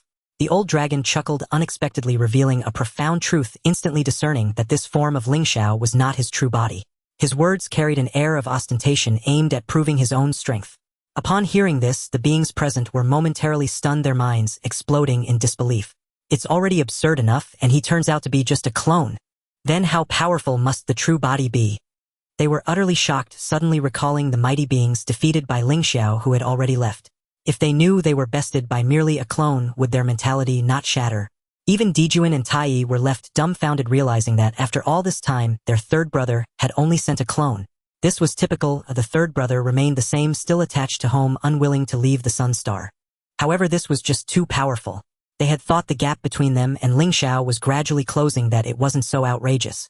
But now it seemed the disparity was even greater. Ling Xiao was slightly surprised, not expecting the old dragon to see through this. It showed that his magical power was no trivial matter. "So what if you see through my secrets? Is this to showcase your own strength? Do you wish for me to fight you with all my might?" He scoffed, clearly uninterested in such tricks. If the old dragon was going to play games, he would summon his true self and unleash chaos. The domineering words made the old dragon twitch at the corner of his mouth as he hurriedly replied, Friend, I have no intention of fighting. Now that I am of advanced age, I have long grown weary of battles. What I cultivate is a tranquil heart, one that does not seek to compete." He spoke earnestly, his expression reflecting a serene detachment from worldly affairs. Upon hearing this, Ao Zhan, the Dragon Clan leader, looked at the old dragon in surprise, as if he could hardly believe it. Ling Xiao shrugged and calmly stated, "Your Dragon Clan initiated the provocation. It cannot simply end with a word of peace, can it?" The old dragon awkwardly chuckled, as their intention had been to make a grand entrance, sweeping across all directions to seize treasures. After all, it was normally the case that no being could stand against them, but they hadn't anticipated Ling Xiao being the exception. He could not discern Ling Xiao's cultivation level, only knowing that this was a manifestation, and he could not ascertain how strong Ling Xiao's true body was, so he did not wish to take risks. The Dragon Clan was no longer as powerful as before. After the Great Calamity, they needed to be extremely cautious, lest they face extinction. Ling Xiao, my friend, it was all a misunderstanding. From now on, these 3 immortal islands will belong to you. You may command the surrounding Dragon Clan, as you wish. Do not hold back, as it is a form of compensation from my Dragon Clan to you. In the future, the Dragon Clan and the Jinwu Clan will be one family. Ha ha! How delightful! The old dragon laughed heartily, his expression kind and harmless. Who says we are one family? Not at all delightful. Jun immediately opposed, for their Jinwu clan consisted of only 3 members, all elite among elites. How could they be compared to the Dragon Clan? Alright, let this matter rest here. In the future, without our permission, no one is allowed to approach the 3 immortal islands. Ling Xiao waved his hand, signaling the Dragon Clan to leave. The old dragon's power was unfathomable, and there was no need for pointless conflict. After all, he had already obtained what he sought. Very well, my 3 Wu friends, from now on we shall be neighbors. Come visit me in my dragon palace when you have time. The old dragon laughed heartily, raising his hand to capture Aozhan, and the other dragons sinking into the depths of the sea. Indeed, there are some tricks. Ling Xiao's gaze shifted, and just this action alone allowed him to determine the extraordinary methods of the old dragon. What a cunning old mudfish! After the Dragon Clan departed, Tai Yi immediately stood up to clean up the Friends, from now on, these 3 immortal islands will be the dojo of my 3 Wu clan. Without permission, do not intrude at will. Please leave now. The beings could not help but feel regret, yet they had no choice but to leave obediently. Even those top-tier powers could not contend with the 3 Wu. They were even less capable. 3 Wu friends, congratulations. Zenyuanzi and Hongyun arrived beaming, presenting 3 ginseng fruits as a gift. They looked at Ling Xiao as if he were a monster. In any case, from the beginning until now, they had been almost overwhelmed by shock. Ling Xiao said with a smile, taking a bite of the ginseng fruit, and immediately a fragrant taste filled his mouth. It was a flavor he had never experienced before, accompanied by a hint of salt from the sea breeze. Ling Xiao said with a smile, taking a bite of the ginseng fruit, and immediately a fragrant taste filled his mouth. It was a flavor he had never experienced before, accompanied by a hint of salt from the sea breeze. Hehe, Ling Xiao, I think these 3 immortal islands are more appropriately named Sanwu Island. Hongyun suggested with a smile, seemingly quite knowledgeable about naming. In fact, he and Zenyuanzi were not being polite. Having just collected a substantial amount of treasures, he felt he should contribute something. Zenyuanzi, on the other hand, had a dark expression, thinking that if you can't speak properly, it's best to remain silent. What a terrible name. Ling Xiao could not help but chuckle, casually saying, "It's all the same. We'll talk about it later." They then entered the island, exploring and conversing. The 3 immortal islands were vast, and normal collection would take even 1,000 years to fully explore. Meanwhile, at Yujing Mountain, Tongtian, after much effort, finally managed to rescue Yuan Shi and Laozi. Laozi was fine, but Yuan Shi had been severely injured, having been struck at his source. Coupled with the humiliation of being defeated, he had fainted several times in anger. It took a long time for his emotions to stabilize. Damn it, how could we lose to 3 Jinwu? We are of the true lineage of Pangu. Yuan Shi sat cross-legged on a mat, his aura weak.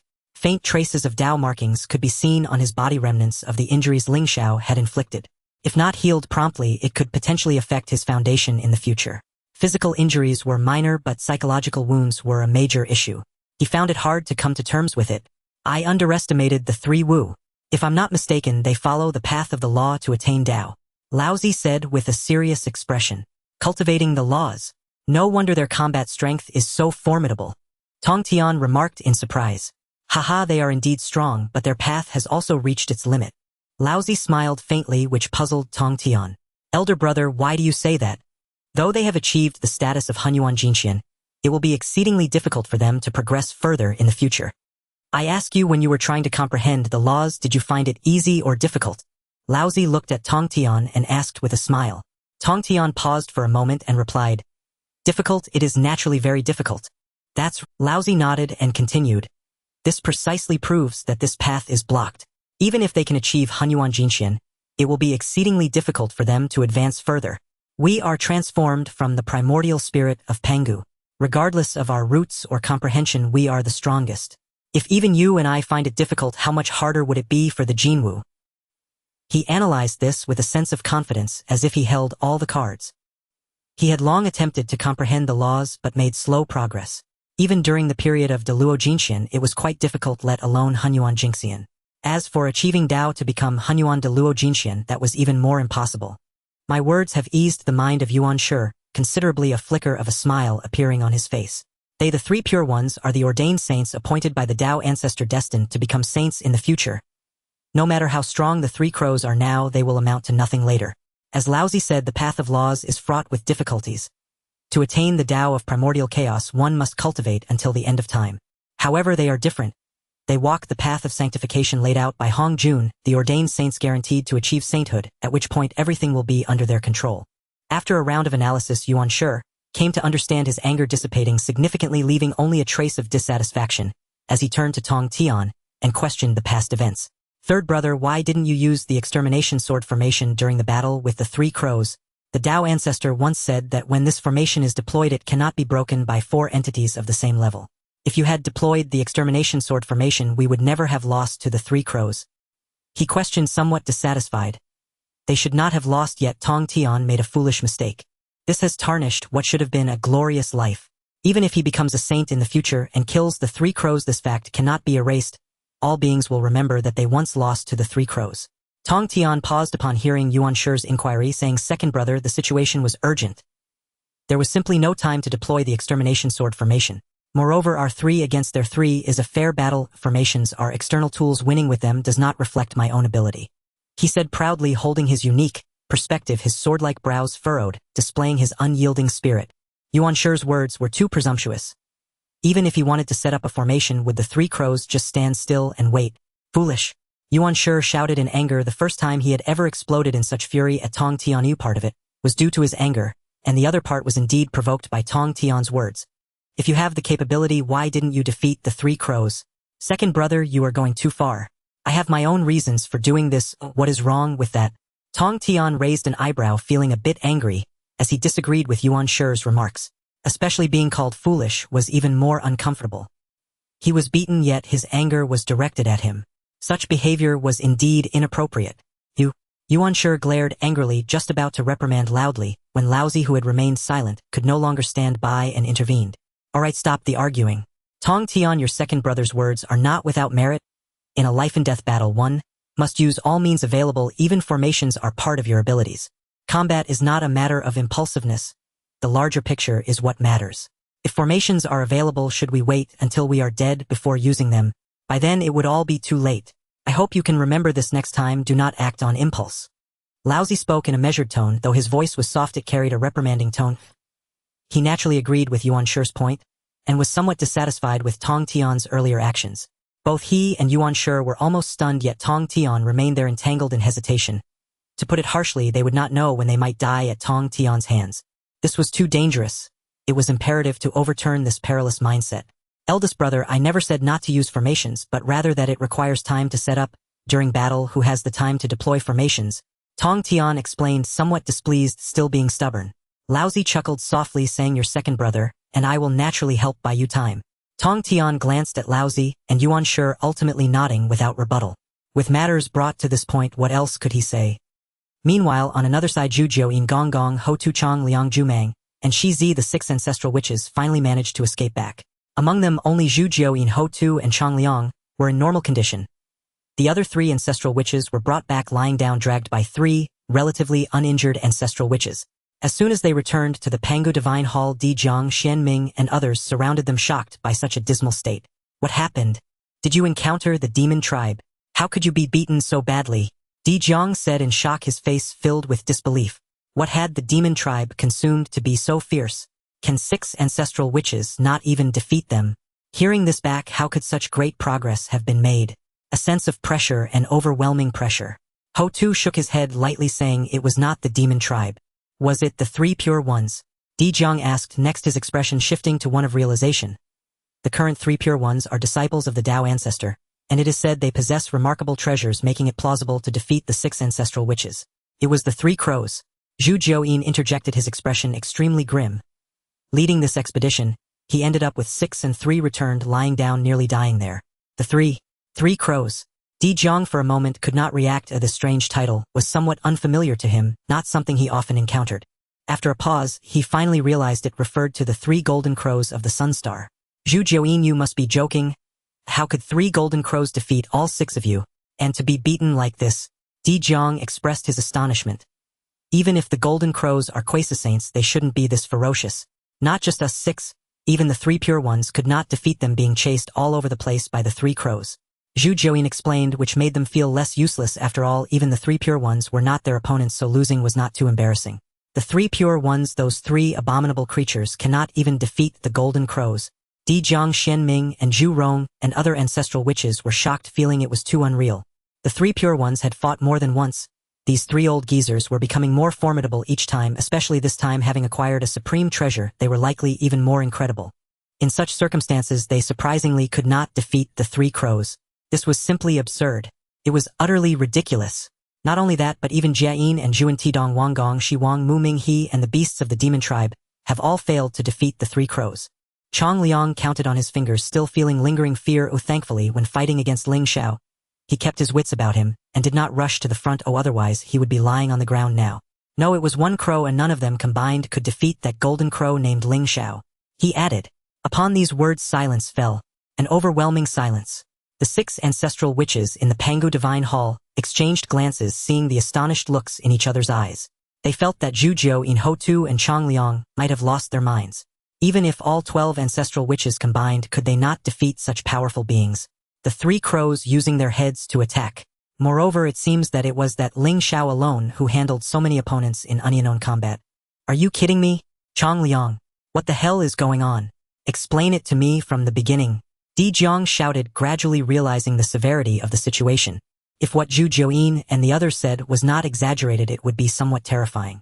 Chong Liang scratched his head and honestly recounted everything from beginning to end, subtly omitting the fact that he had been soundly beaten by Ling Xiao. The 6 ancestral witches of Di Jiang wore grim expressions, lost in deep thoughts, unable to extricate themselves.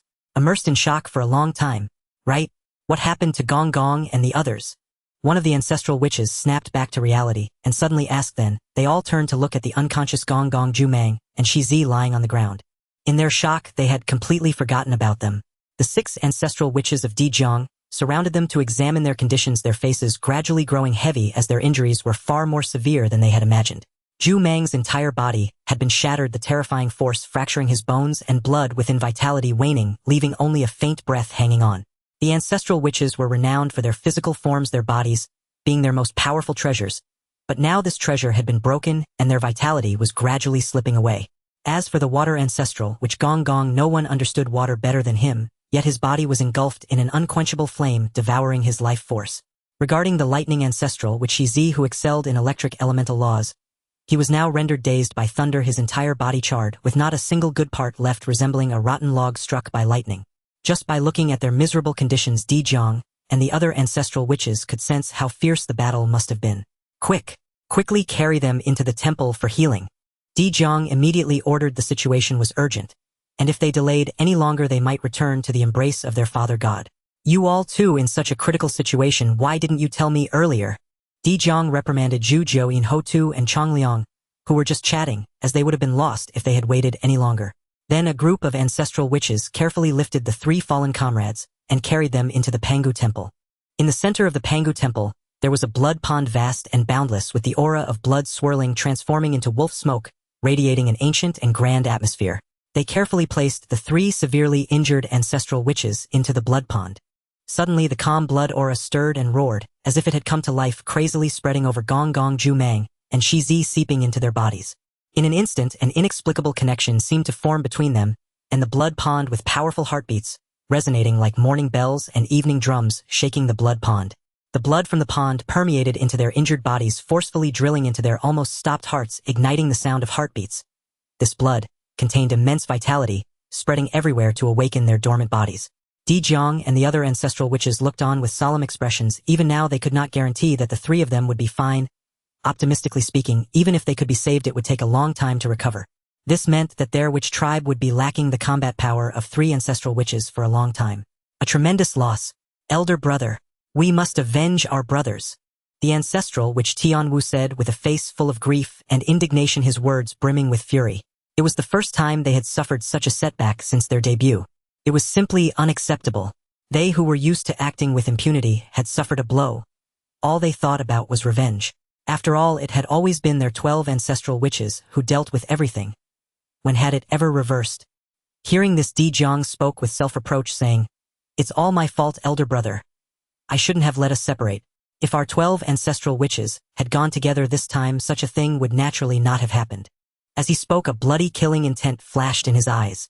If all 12 of them had acted together, it didn't matter whether it was the 3 crows or the 3 pure ones, and none would be a match, and they would be utterly crushed. How could they allow 3 brothers to suffer such injuries? "Elder brother, I can't stand it anymore. I want to charge to the Sun Star for revenge." Zhu Rong was filled with rage, feeling deeply humiliated. How could he not seek retribution? He didn't want to wait even a moment. Upon hearing these words, most of the ancestral witches were somewhat tempted, but only those who had suffered under Ling Xiao's oppression did not share this view, feeling that this idea was debatable. Ho Tu immediately spoke seriously, saying, "Elder brother, this is not the time for revenge. It would only give the demon race an opportunity."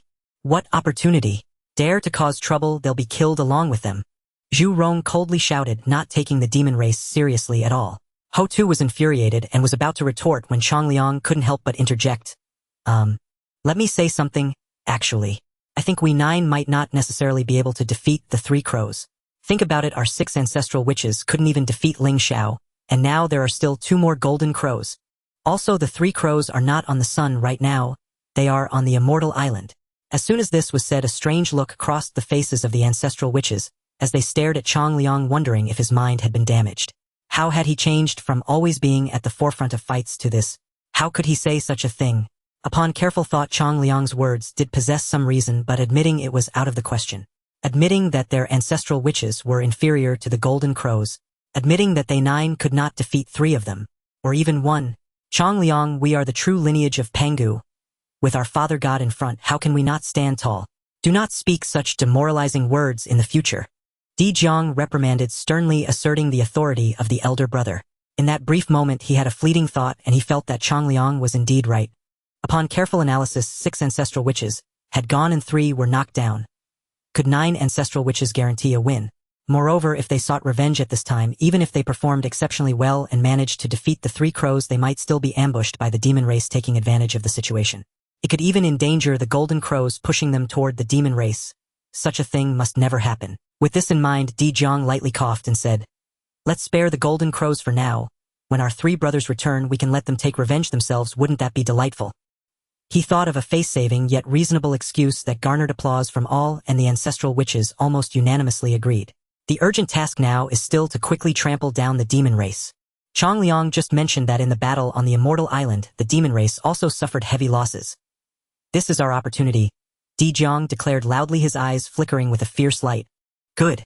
Let's kill the demon race. If it weren't for them, we wouldn't have gone to the immortal island." Changliang was instantly invigorated, eager to lead the charge. The other ancestral witches also found some reasoning in this, and their killing intent toward the demon race intensified. Meanwhile, in the Great Mountains, the demon race's stronghold, the atmosphere was quite heavy, as many seats in the once crowded hall had become vacant. Kuanpeng had been torn apart and had still not returned, and no one knew where he had gone. The 10 great demons had also lost some who would never return, having been melted down by Ling Xiao in battle, their forms obliterated. Fei Danqin, Yuan Xiaitai, and Shangyang had all died on the spot. The remaining 6 were by Zai Jimeng, Ying Zhao, Fei Lian Guiche, and Zhouing. These 10 great demons were the strongest of the demon race aside from Nu, Hua Kuanpeng, and Fu Shi, and losing 4 of them in one go was a significant blow. Fu Shi, who remained at the stronghold, never imagined that such a thing would happen. The already impoverished demon race was dealt an even harsher blow. Fu Shi surveyed the surroundings, ultimately fixing his gaze on Baze, who held a feather fan. "Baze, why have you returned first?"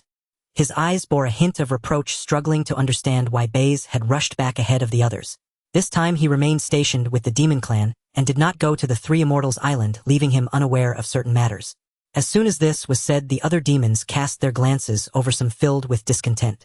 While they were locked in a fierce battle, Baze had fled first without looking back, making them feel betrayed.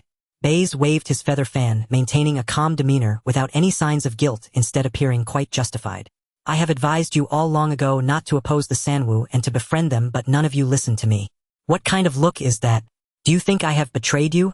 We should have been able to befriend the Sanwu and had the opportunity to bring them into the demon clan, but now that chance has been ruined by you. Now you turn the blame on me. I haven't even blamed you yet. Baze chastised mercilessly, pointing his fan at each one. From the beginning, he had hoped to bring the Sanwu into the demon clan, but some foolish teammates simply would not. Though Nuwa was the leader of the demon clan at times, she lacked sufficient decisiveness, her ears too soft, becoming lost in the situation and making erroneous judgments. Calm down, Ji Meng said, trying to flatter, very much in admiration of Baze. If they could persuade the Sanwu to join the demon clan, then the witch clan would be insignificant, and with these great demons they would wreak havoc. However, there were also those who were dissatisfied. Guiche snorted coldly, expressing his disbelief. It's easy for you to say. That is a prehistoric supreme treasure. Do you understand what it means to have a prehistoric supreme treasure? If we could obtain it, we might not have to fear the witch clan anymore. The Sanwu may be powerful, but I don't believe the importance of the prehistoric supreme treasure is any less than theirs. Besides, you can't guarantee that the Sanwu will join the demon clan. Guiche shrugged, thinking it was all uncertain if Baze was being overly optimistic. If he could persuade them, he would have done so from the start. Why wait until now? He did not voice this directly, giving Baze a bit of face. Baze glanced at Guiche and said, "Everything must be tried. There was originally a chance, but now it is completely gone." Humph. Why should we diminish the prestige of the Jinwu and undermine our own ambitions? Does the fate of our demon clan have to be controlled by foreign races? Are we really that inferior? Guiche stood up, his aura soaring, with 9 phantom figures rising behind him. Baze shrugged, not stating clearly, as some words were too damaging to pride. Guiche was sensitive, sensing the disdain from Baze, and immediately became enraged. Seeing that they were on the verge of arguing, Nuwa finally broke her silence and spoke. This matter ends here. Although we have not befriended the Sanwu, there are no great grievances that cannot be mended. For now, we should find Kunping and prepare for the witch clan's attack. What we demons need is time, she said helplessly, having faced continuous setbacks since establishing the demon clan. To this day, she still did not understand what purpose Ling Xiao had in hinting for Baze to come seek her out. She had always wanted to ask Ling Xiao directly, but there had never been a suitable opportunity. It felt like a thorn in her heart which would not be removed easily. The demons nodded lightly upon hearing Nuwa's words, understanding what she meant by needing time. Because Nuwa was a disciple of the Tao ancestor, a being destined to become a sage in the future, once she attained sagehood, the 12 ancestor witches would be like ants, and the witch clan would be but a handful of dust easily scattered by a breath. This was the greatest hope and reliance of their demon clan. Even if they were not currently a match for the witch clan, one day the situation would reverse. Afterward, the powerful demons acted separately, each fulfilling their duties. They searched for Kunping to confront the witch clan. Not long after, the events at the Three Immortals Island gradually spread throughout the Primordial World. The Three Immortal Islands, formed from fragments of the Primordial World, contained countless opportunities and treasures. More than half of the powerful beings in the entire Primordial World rushed to compete for these opportunities. Subsequently, a prehistoric supreme treasure was born, attracting the contention of countless powerful beings. Even without witnessing it firsthand, many beings could imagine how intense the battles would be. What all beings did not expect was that what they thought would be a chaotic battle among many factions turned out to be one. With the participation of the demon clan, the ancestor witches, the Sanqing, and the likes of Jane Juanti, the foremost male immortals, and the head of female immortals Mingi, they were all swept away by the Sanwu of the Sun Star. In particular, a Jinwu named Ling Xiao fought at the pinnacle of the East Sea, turning the East Sea into a battlefield with blood staining the waters. In the end, he dominated the Three Immortal Islands and obtained the prehistoric supreme treasure. Could be said that he was silent until he roared like thunder. From then on, the name of the Sanwu echoed throughout the entire primordial world, remembered by countless beings. Previously, they had mostly heard about the Sanqing, and the so-called Sanwu was only mentioned occasionally in reference to the Sanqing, merely as an afterthought. As for how powerful the Sanwu truly was, they had no concrete concept. Now they could understand how powerful the Sanwu was, how extraordinarily exceptional they were. Their combat strength was entirely unique, not needing to be named alongside any other existence. The Sanqing, Nuwa, Jane, and Juanti, 6 disciples of the Tao ancestor, all of whom are destined to become sages, as appointed by the Tao ancestor. To defeat all 6 of them, doesn't that also imply the qualification for sagehood? A being made such a statement with sound reasoning.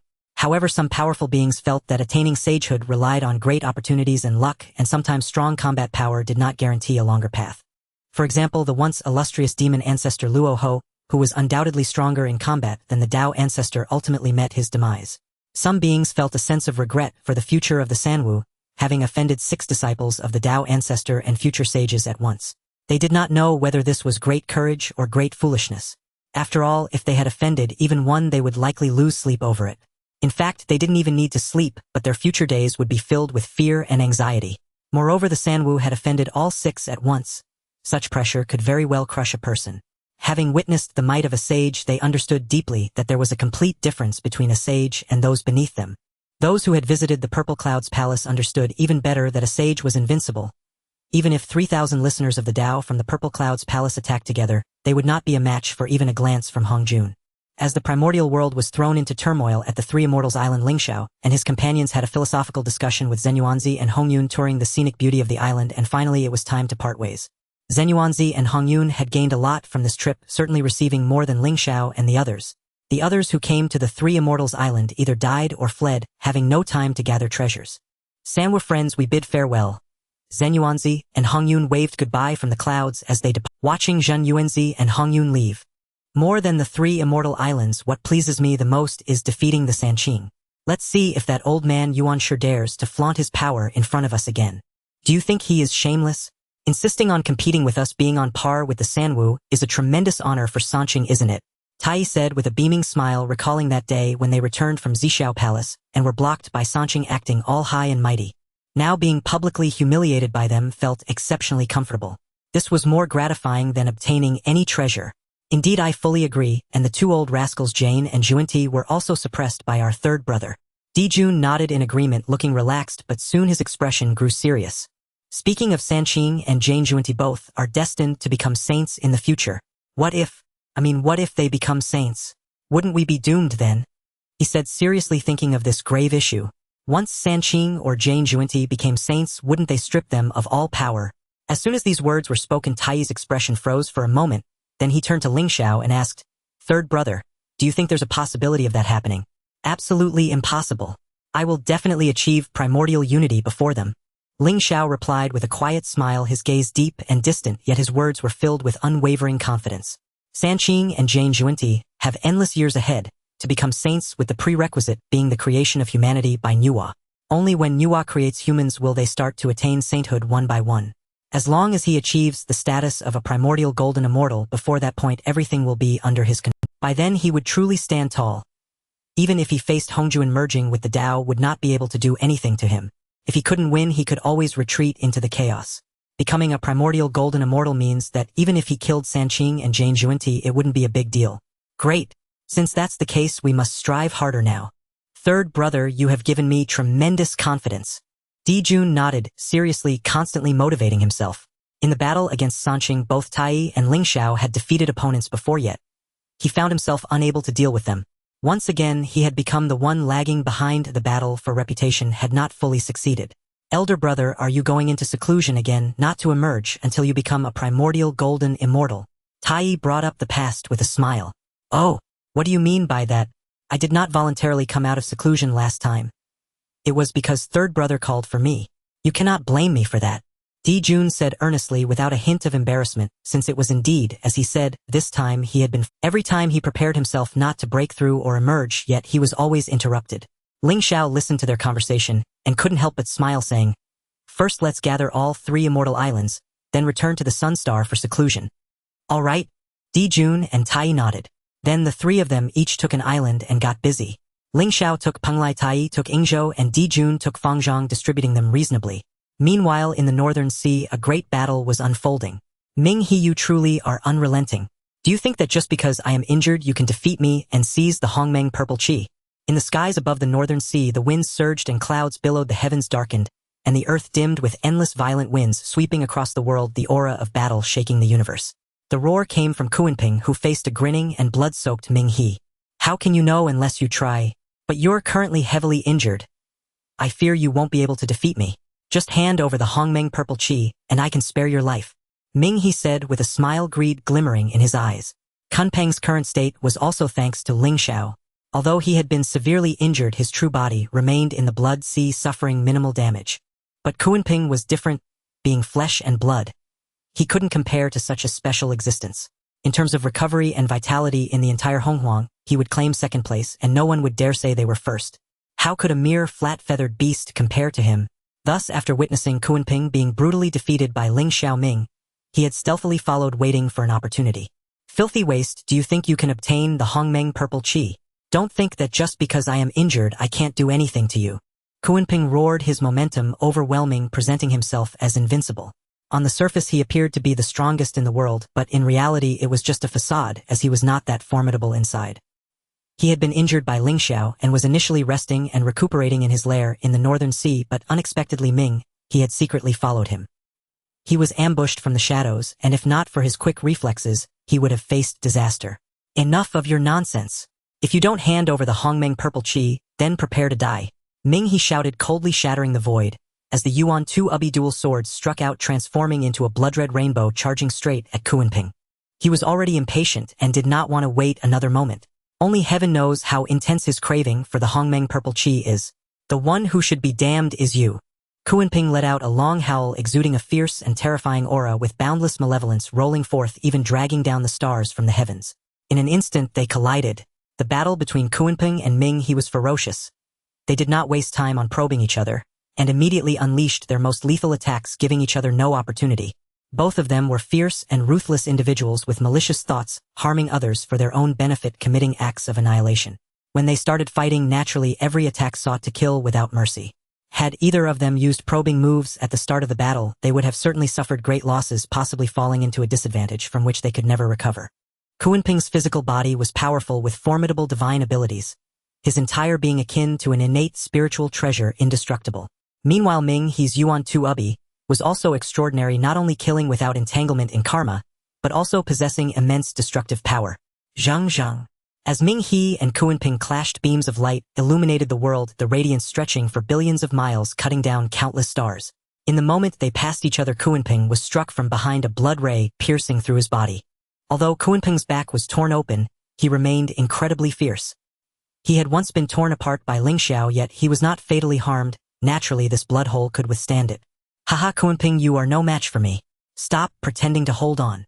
He laughed, not only suppressing his opponent in the fight, but also aiming to gain the psychological upper hand, shattering Kuanping's mental defenses. Kuanping snorted coldly, about to speak, when a voice interrupted him. Indeed, stop holding on. The Hongmeng purple chi is beyond your capacity to bear.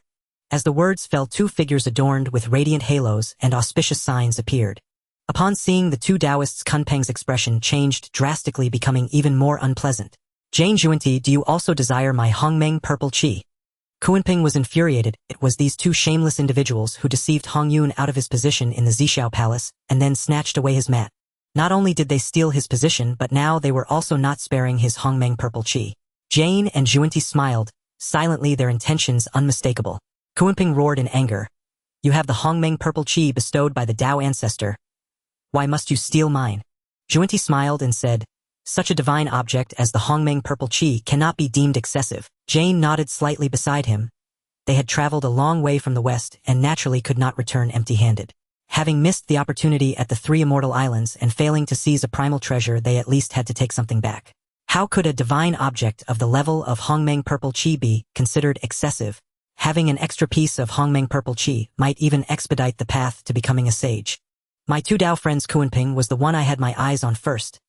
The Hongmeng purple chi on him should be left to me. Consider it as a debt I owe you. Mingyi said cheerfully, his attitude gentle, not wishing to break relations with Jane and Juanti. In his heart, however, he had already begun to curse their ancestors. Such greed was simply unfathomable and infuriating. Even he found it outrageous. They already had the Hongmeng purple chi but still sought to steal it. Were they simply bored? Jane chuckled and said, Tao friend Mingyi, the Hongmeng purple chi is a privilege only future sages are qualified to possess. We are merely reclaiming it to prevent it from gathering dust. His reasoning was so self-evident that Mingyi felt his scalp go numb. It was truly the first time he had witnessed such shamelessness from these two, reaching an unprecedented level. Just as he was about to speak out harshly, Jane spoke again. However, there is a reason behind all actions. If we encounter a fated person, we might be flexible. But having traveled such a long distance, it would be somewhat inappropriate to return empty-handed. Jian's gaze turned toward the Abhijna sword in Ming's hand, unabashedly hinting, as long as they were given a toll, the matter would be resolved. Mingyi was choked. He wanted to kill these two shameless beings. To speak so eloquently, yet in the end they aimed for the Abhijna sword.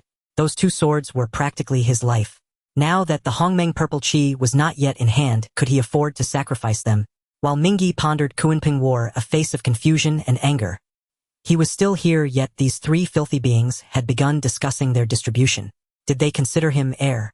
With that thought, Kunping could no longer contain himself and instantly transformed into his true form, soaring into the sky. His speed was swift and his reactions were quick, exceptionally smooth, without a hint of stutter. But Jane, Junti, and Mingi were cunning and had long anticipated this move.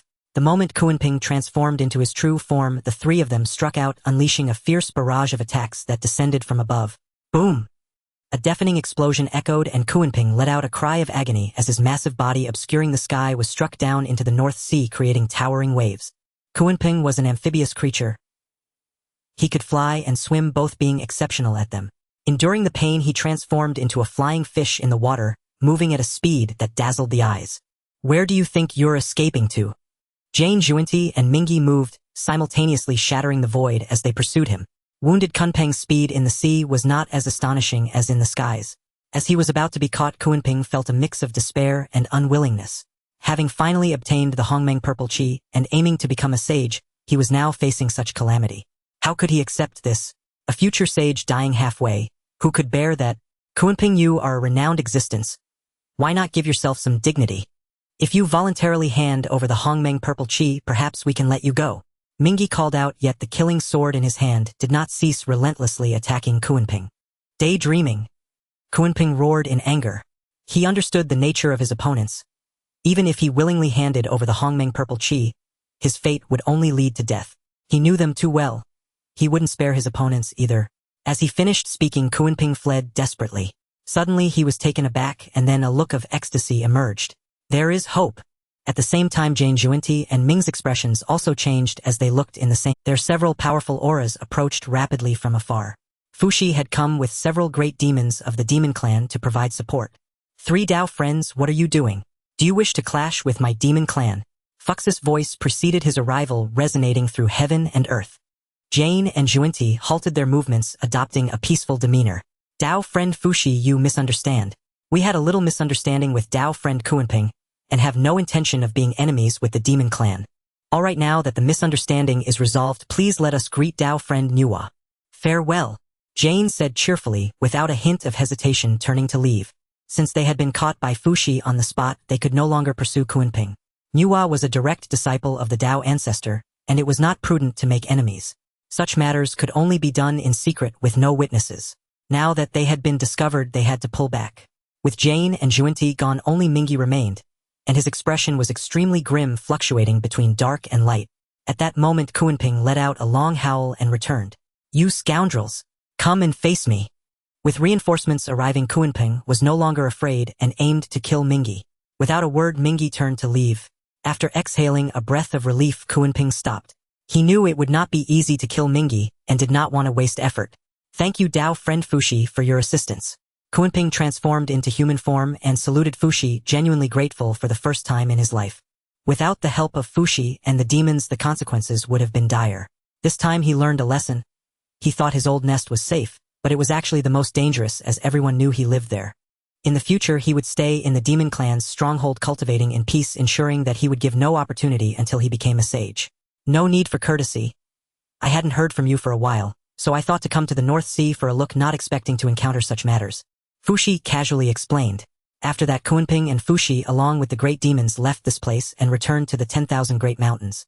1,000 years later, the war between the demon clan and the shaman clan reignited, and this time the shaman clan was exceptionally fierce. On the other side, Ling Xiao, Emperor Jun and Tai Yi had finally finished plundering the 3 immortal islands. Return and enter seclusion. We shall not leave until we achieve the status of primordial great Luo golden immortal. Emperor Jun repeated that vow once more. They were the Golden Crows, and speaking of seclusion, the Sunstar was the most suitable. Following that, they set up formations on the island and returned to the Sunstar. Ling Xiao returned to the Ling Xiao Palace, and the 2 Ling Xiaos exchanged a smile, merging into one. Finally back. It feels more reassuring to be in my true form. Ling Xiao murmured softly, stretching his limbs as if reborn. This time out, it could be said to be a fruitful trip. Not only did he obtain the 3 immortal islands, but he also brought back a piece of innate treasure. Though it was a bit too ostentatious, everything was worth it. From now on, I won't go out unless necessary. I want to focus on my secluded cultivation. Ling Xiao resolved quietly. The teachings of Hong Jun had already concluded 3 times, and according to the original plot, the next event would be Nuwa creating humanity, followed by the emergence of the 6 saints.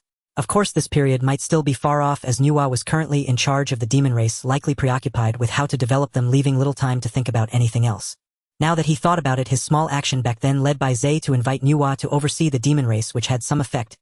As long as he could delay Nuwa's creation of humanity, he would have more time to develop. Nuwa, my friend, keep it up, do your best. Ling Xiao chuckled lightly, no longer pondering, and began his cultivation in seclusion. The conflict between the witch clan and the demon race in the primordial world grew increasingly fierce and escalated. Thanks to Ling Xiao, 3 ancestral witches were rendered incapacitated, significantly relieving the pressure on the demon race. Although they still couldn't win, it was certainly an improvement. Besides the war between the witch and demon races, conflicts erupted continuously throughout the primordial world. At Xiao Palace, various spiritual treasures flew out from the treasure rock, constantly emerging, attracting the competition of many powerful beings, often resulting in chaotic battles over a single innate spiritual treasure. There was no choice. They were too poor, and not every powerful being had a collection of spiritual treasures. Apart from a select few, innate spiritual treasures remained rare, often sought after but seldom found. Setting aside the strength for now, what was most important about innate spiritual treasures for them was their ability to sever the 3 corpses. Thus many powerful beings before severing their corpses worked hard for 3 innate spiritual treasures, preparing in advance without considering if they could even sever their own corpses or if they were capable. Zifu Island. After the event at the 3 immortal islands, Dong Wanggong was defeated by Ling Xiao and sank to the seabed, where he pretended to be dead and managed to return. Initially, Dong Wanggong felt humiliated. As the foremost male immortal, how could he endure being defeated by a mere golden crow? However, upon learning of Ling Xiao's achievements, he felt relieved. Since even the ancestral witches, the 3 pure ones, and the demon race could not defeat him, losing to him was understandable. He even used this to win over powerful beings to join the immortal court. Dong Wanggong subtly proclaimed that he had battled Ling Xiao for 300 rounds, and ultimately lost, even encouraging his subordinates to widely spread this news. Rather than feeling ashamed, he took pride in it. On that day, those who had witnessed Dong Wanggong being easily suppressed by Ling Xiao either died or were injured, while others chose to retreat from the world. Those who knew of the defeat were too disdainful to speak up, or perhaps they did not want to offend Dong Wanggong. Although the outside world knew Dong Wanggong had been defeated by Ling Xiao, few knew the specific details. Dong Wanggong generously admitted his defeat, but stated it was done with flair, a defeat that was quite graceful. When outsiders heard that even the 3 pure ones and the 6 great ancestral witches could not defeat Ling Xiao, they felt that Dong Wanggong's ability to last so long only proved his strength. Thus, under this banner, Dong Wanggong's career flourished over the 1,000 years. Today, on Zifu Island, resplendent palaces stood tall, reflecting half the sky. The Immortal Court's headquarters finally resembled something. Occasionally, immortals flew in and out, hinting at the essence of the Immortal Court. In the largest palace at the center, Dong Wanggong and the core members of the Immortal Court were meeting with new immortals who had come to pledge allegiance. Immortal Sovereign, we have come from afar, having heard of your spectacular performance during the battle at the 3 immortal islands, where you engaged in a monumental duel with the strongest of the 3 crows, Ling Xiao. Several immortals stood at the lower end of the grand hall, the leader speaking with admiration, eager to join a powerful faction. Recently, the primordial world has become increasingly unstable, and joining a powerful faction provides some security. With the limitations of the witch and demon races, the Immortal Court became their best choice. Dong Wanggong sat on a throne made of immortal gold, listening with a calm expression. Once the speaker finished, he slowly replied, "Hee, my friend, you flatter me. Ling Xiao's combat prowess is indeed extraordinary, an invincible figure. Even the 3 pure ones and the ancestral witches cannot match him, not even as a single opponent. To say the least, I exerted myself fully, yet I could only manage 300 rounds against Ling Xiao before ultimate." He shook his head with a sigh, appearing helpless, but in his heart he painted a different picture. The more he elevated Ling Xiao, the more it highlighted his own strength. As soon as he finished speaking, the few friends at the bottom were astonished. The ancestral witches, such powerful beings, were not even a match for Ling Xiao's single attack. And Dong Wanggong was able to fight for 300 rounds. Although he ultimately lost, it was enough to prove his strength. It seemed there was a reason Daozu chose Dong Wanggong as the foremost male immortal. In an instant, the several immortals who came to pledge allegiance not only gained a deeper understanding of Ling Xiao's power, but also looked at Dong Wanggong with even more respect. A little analysis would imply that Dong Wanggong had become the most powerful being aside from Ling Xiao, of course not counting Daozu. Joining such a faction is incredibly reassuring. The future looks bright. They did not notice that the other core members of the Immortal Court in the hall, such as Xian Shui and Yuan Mu, had turned slightly green, awkwardly looking around, wishing to find a crack in the ground to hide. After all, they had accompanied Dong Wanggong to the 3 immortal islands, and witnessed him kneeling in the void, ultimately sinking into the sea. Let alone battling for 300 rounds. Even 3 rounds would have been pushing it. Moreover, he had teamed up with Shi Wangmu at the time. Such a disgrace, yet being extolled as so valiant, left those who knew the truth feeling overwhelmed. Although it wasn't their first time facing such a situation, each time brought a different sense of shame. Whenever a powerful being came to pledge allegiance, Dong Wang Gong would always mention it in a one-sided manner to showcase his strength. Each time it sounded fresh, yet the unchanged feeling was still that sense of shame. However, as core members of the Immortal Court, they naturally would not expose it, but instead they had to fully cooperate, as the honor and disgrace of the Immortal Court were closely tied to them. Dong Wang Gong did this to attract more powerful beings to join the Immortal Court. Thus, a group of core members of the Immortal Court could only brace themselves and boast speaking nonsense. Dong Wang Gong was also doing this for the sake of his own foundation. Throughout the process, he maintained a calm demeanor, happily accepting it while comforting himself inwardly. This is not for myself, but to uphold the order of the primordial world. I have a great responsibility on my shoulders. As the celestial court gradually expanded and prospered, Dong Wang Gong's ambitions soared. Everything was developing in the direction he had envisioned. At this momentum, it was only a matter of time before the celestial court unified the entire Honghuang world, commanding all under heaven without dissent. Now the only flaw seemed to be the opportunity to attain sainthood. If only I could acquire the primordial purple energy of the Kuanping, everything would be perfect. Dong Wang Gong sat on his throne, pondering with flickering eyes. For only by attaining sainthood could he secure the greatest assurance. Remembering the past of Sanxian Island, he felt both anger and frustration. As the foremost male immortal, he had been ruthlessly beaten by Ling Xiao as if he were a mere child.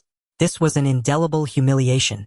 If he had possessed formidable strength or had attained sainthood, how could he have been so passive? He wouldn't have to rely on Ling Xiao's reputation to attract talented immortals to join the celestial court. Thus, his current lack of strength was his greatest shortcoming, and he needed to address it. Consequently, Dong Wang Gong subtly shared this idea with Kongming, hoping he could offer some strategies. Although Kongming had performed poorly last time, Dong Wang Gong still wanted to hear his opinion. Kongming did not disappoint and immediately began to devise plans, leading to an intense discussion between the two. On this day, a rumor stirred considerable turmoil in the Honghuang world. The formidable Ling Xiao, who had swept through everything, was actually just a mere avatar. According to the mysterious expert of the Dragon Clan, that was merely Ling Xiao's avatar, not his true body. This news left all beings dumbfounded, especially those who had visited Sanxian Island. Having personally experienced Ling Xiao's terror, they found it hard to believe that it was just an avatar. In that battle, many had died, many had fled, and only a few remained. When the old dragon revealed Ling Xiao's identity, most of the mighty ones had already departed, leaving only a few minor figures, so not many beings learned of this news. Now those powerful beings were utterly incredulous upon hearing this news, feeling shocked and bewildered. Of course, the vast majority of beings doubted the authenticity of this rumor. After all, rumors are notoriously unreliable. Previously, there had been claims that the Sanwu were inferior to the Sanqing, unworthy of comparison. And what was the outcome? In the wake of that battle, the situation had reversed. At Yujing Mountain, upon hearing this news, the Sanqing erupted in fury. The opponent they had fought with all their might was actually just an avatar. If the true body were to arrive, wouldn't they be instantly annihilated? Impossible, absolutely impossible. Yuan Shi's face was filled with shock and anger, as he fundamentally did not believe this to be true, and found it impossible to accept. Losing was already humiliating enough, and to find out that they had lost to an avatar was unbearable. His pride had suffered a severe blow. Calm down, second brother. This is just a rumor. Do not take it seriously. Laozi quickly intervened, noticing Yuan Shi's unusual state. Having just recovered from the last defeat, receiving such news again was unbearable for the prideful second brother. If not adjusted in time, inner demons might arise. There is also a rumor that Dong Wang Gong fought with Ling Xiao for 300 rounds, ultimately losing narrowly. Is that true as well? Laozi chuckled, recalling how he had found it amusing when he first heard this news. Isn't this even more absurd than the avatar rumor? Yuan Shi's expression froze at these words, and his face gradually relaxed. Upon reflection, he realized the logic in this. He had been a bit too obsessive. Second brother, remember, we are saints appointed by the Tao ancestor, destined to attain sainthood. Do not be overly fixated on the present. Attaining sainthood is our primary goal.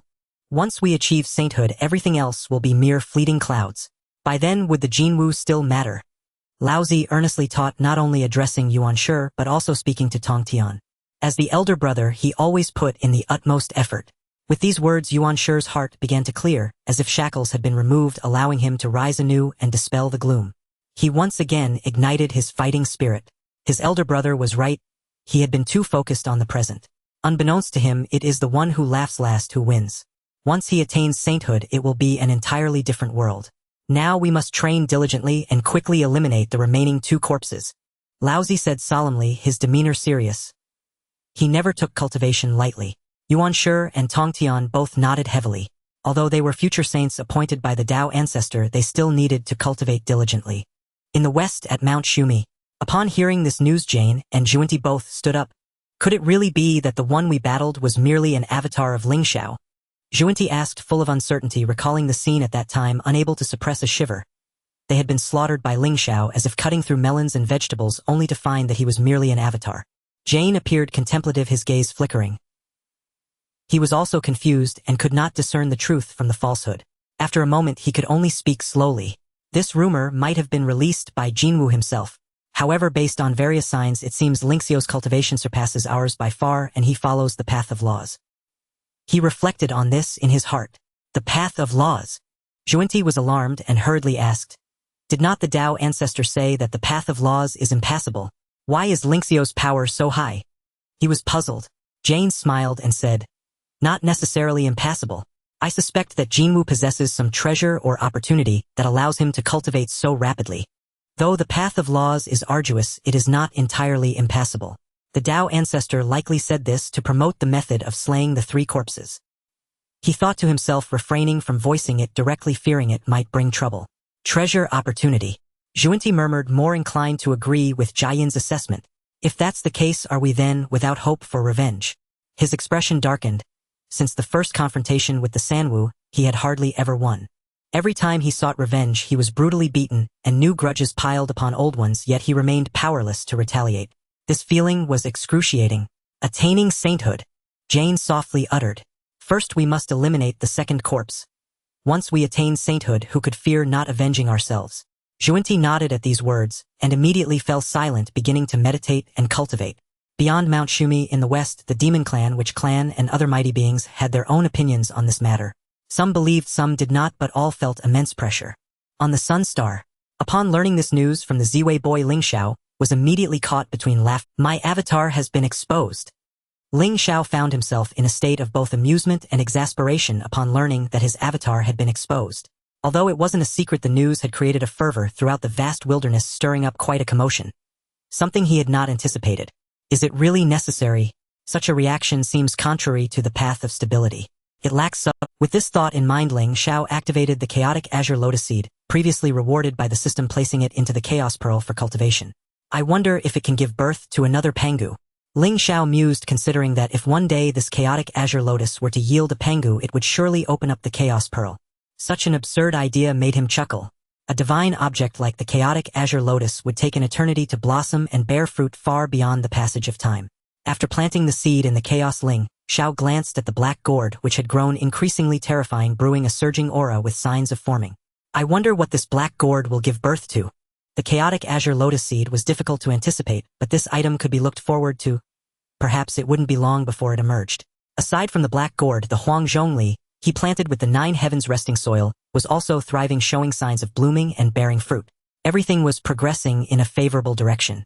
Ling Xiao exited the chaos pearl and began cultivating in a state of tranquility, not paying much attention to the minor incident regarding his avatar. Meanwhile, in the wilderness world, this rumor had caused a great deal of pressure among the powerful beings who were all plunged into frantic cultivation. The teachings of the Tao ancestor had already been imparted thrice. They could no longer take shortcuts and had to diligently cultivate. As time flowed and the years changed, the wilderness world was engulfed in continuous battles. In the blink of an eye, tens of thousands of years had passed. For the mighty beings in closed-door cultivation, it was merely a moment of drowsiness. However, for the Wu clan and the demon clan, things were quite different. During these tens of thousands of years, they fought countless battles, both large and small. Several formidable demons, such as Bai Zhe Guiche and Zhouing, gradually entered the Quasi-Saint realm. On the Wu clan side, all the ancestral witches had achieved Quasi-Saint status, with Dijiang even reaching the mid-level of Quasi-Saint. This had increased the pressure on the demon clan, who had fought for tens of thousands of years, losing more than they won. The Wu clan, naturally warlike and ferocious in their attacks, had pushed the demon clan to the point where they could hardly lift their heads. Faced with the ancestral witches, the powerful beings of the demon clan often found themselves fleeing in defeat. As the survival space of the demon clan diminished, Nuwa became thoroughly anxious. Amidst the 10,000 great mountains, she stood silently atop one of the peaks, motionless day and night, calculating the heavenly mysteries. Since she had established the demon clan and gained merit, it had been tens of thousands of years, yet her cultivation still remained stagnant, having not severed her second corpse. Seeing the continual defeats of the demon clan and their ever-shrinking survival space, she could not afford to sit idly by. Only by severing her second corpse or even achieving sainthood could she turn the tide. She relentlessly calculated the heavenly mysteries, seeking enlightenment from the primordial purple chi. At this moment Nuwa's dharma body was illuminated, her serpent tail weaving between the void and reality, with scales reflecting all mysteries.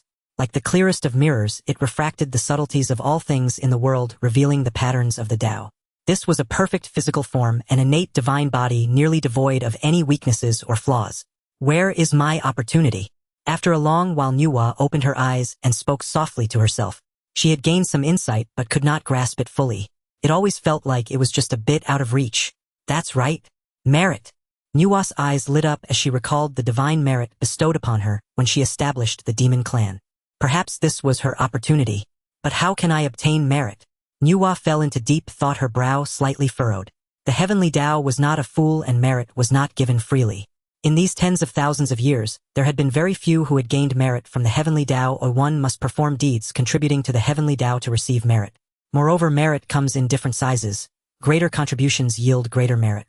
Nuwa pondered deeply, feeling that her opportunity was right before her, just a step away. In her phoenix eyes, divine patterns flickered, revealing profound truths as she sought answers from the past. Suddenly an idea struck her, and a red embroidered ball appeared before her, shimmering with a crimson glow, rising and falling incessantly. Red embroidered ball. This spiritual treasure was a top-tier innate spiritual treasure granted to her after Hong Jun's teachings, capable of certifying the marriage of heaven, earth, and humanity. At this moment, the red embroidered ball seemed to be guiding her, its light growing ever more radiant, emanating waves of energy. Could this be my opportunity to attain sainthood? Nuwa sensed the red embroidered ball, her understanding deepening as her thoughts became clearer. Finally, she suddenly lifted her head, looking at the sun and moon in the sky, a sparkle of joy illuminating her eyes. Establishing yin and yang, setting the three principles, the unity of the sun and moon can certify the heavenly marriage, serving as a model for future generations and establishing moral law. This is indeed a great merit. The sun and moon are the most suitable candidates for heavenly marriage. One cannot thrive in isolation. A harmony of yin and yang is the ultimate truth. And I shall be the officiant which naturally warrants great merit. With this thought, Nuwa's face lit up, clarity washing over her as she realized that her opportunity for sainthood lay in this marriage officiation. With this in mind, Nuwa hurried back to the demon clan's stronghold to share her idea with Fushi and seek his opinion. After listening, Fushi pondered for a long while before slowly speaking. Sister, your idea is good, but the question is, will the rulers of the sun and moon agree? The sun star god is a three-crow. He felt that Nuwa's idea was sound reasoning through yin and yang, setting the three principles, serving as a model for future generations. This was indeed a great merit. However, the issue remains that one must seek the consent of the parties involved. Nuwa paused and said, the heavenly marriage will also benefit them. Surely they wouldn't ignore the merit being offered. The sun and moon are in harmony, which also brings numerous benefits. I believe they will not refuse, she said, confidently convinced that this could be accomplished, or after all, who would pass up benefits and merit? The heavenly marriage is beneficial for both parties. It is a win-win situation that does not harm their own interests. Everyone would be pleased, why not? Fushi nodded thoughtfully at his sister's words. Indeed, this was reasonable. Considering this, it made sense and was well-founded. This matter would benefit both the sun and moon, though the sun star god being a three-crow made it somewhat unpredictable. Yet such good fortune could hardly be refused. With this in mind, Fushi also felt a surge of joy. If his sister were to attain sainthood through this, then their predicament in the demon clan would be resolved. They had nearly been driven mad by the Wu clan over these tens of thousands of years, and it was time to turn the tide. Afterward, Nuwa left the demon clan's stronghold brimming with confidence as she soared into the sky. She was off to officiate the heavenly marriage. Nuwa left the demon clan and soared into the sky, swaying briefly between the sun star and the moon star, heading towards the moon star. The star goddess of the moon star, Shiha Changshi, was quite familiar to her, as they had met several times during their interactions at the Xiao Palace. Upon arriving at the moon star, Nuwa was met with a terrifying aura that exuded overwhelming pressure. From a distance, amidst the endless stars, it stood out as one of the most brilliant celestial bodies. As she approached, Nuwa immediately felt a cold and clear chill. Shiha Changshi, I have come to visit. She gently released her aura, her voice crisp and clear, yet the vastness of the moon star made it impossible to see the edges up close. After her words echoed out, it was as if a stone had sunk into the sea, not stirring even the slightest ripple. Moments later, two ethereal figures, one tall and one short, emerged swiftly. With delicate features and fair skin, each possessed their own unique charm. Nuwa, why have you come? Please come in. Shiha and Changshi said with smiles, inviting Nuwa inside. Given that Nuwa was now the leader of the demon clan, and a mighty being, her sudden visit took them by surprise. My dear sisters, it has been a long time. How have you been lately? Nuwa casually asked as she stepped into the moonstar. Upon hearing this, a sense of helplessness appeared on Shiha and Chang's beautiful faces. We are well, but our cultivation has been stagnant, which troubles us somewhat. Shiha said somewhat bitterly. After listening to the three teachings at the Xiao Palace, they had been in seclusion, and had already reached the pinnacle of the Great Luo Golden Immortal, but had yet to break through to the Quasi-Saint level, remaining stuck at this point. In the path of cultivation, sometimes one encounters obstacles as if trapped in a cul-de-sac, making it difficult to find a way out for a long time. You two sisters have yet to break through to the Quasi-Saint level? Nuwa asked in surprise, not in jest but genuinely astonished. Just imagine, the Sun Star's god Senwu had long since dominated the wilderness without rivals. How could it be that the Moon Star god here had not even broken through to the Quasi-Saint level? It shouldn't be. Shiha smiled helplessly and said, perhaps we have been too greedy, wanting to explore other methods of achieving Quasi-Saint status, which has wasted a lot of time. This inspiration came from the Battle of the Three Immortals Islands thousands of years ago, where it was said that Jin Wu Ling Xiao's strength was due to mastering the principles of the Tao. Of course, this was no secret, any capable being with vision could see it. At that time, Shiha and Changshi had also inexplicably attempted to comprehend the principles to attain sainthood, which led to a trial lasting millennia. In the end, when it proved unfruitful, they considered severing their three corpses, yet they could not achieve that easily either.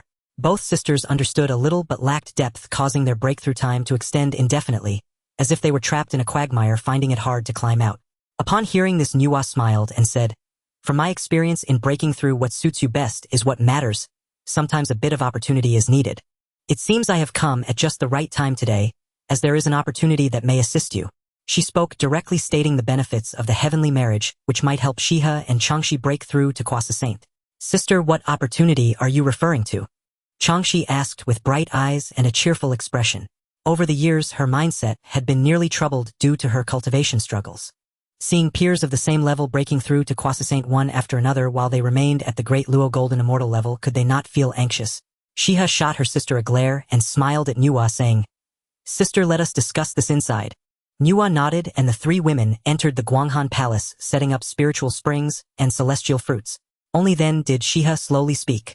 Sister, could you elaborate on the opportunity you mentioned?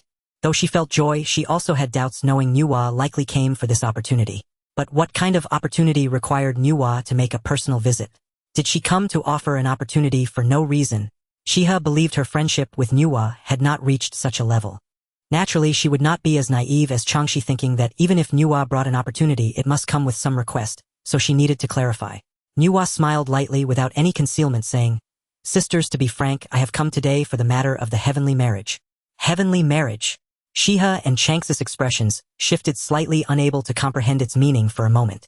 Indeed, the union of yin and yang is the ultimate principle of the Tao, adhering to yin and yang, establishing the three guidelines aligning with heavenly will. This is a tremendous merit.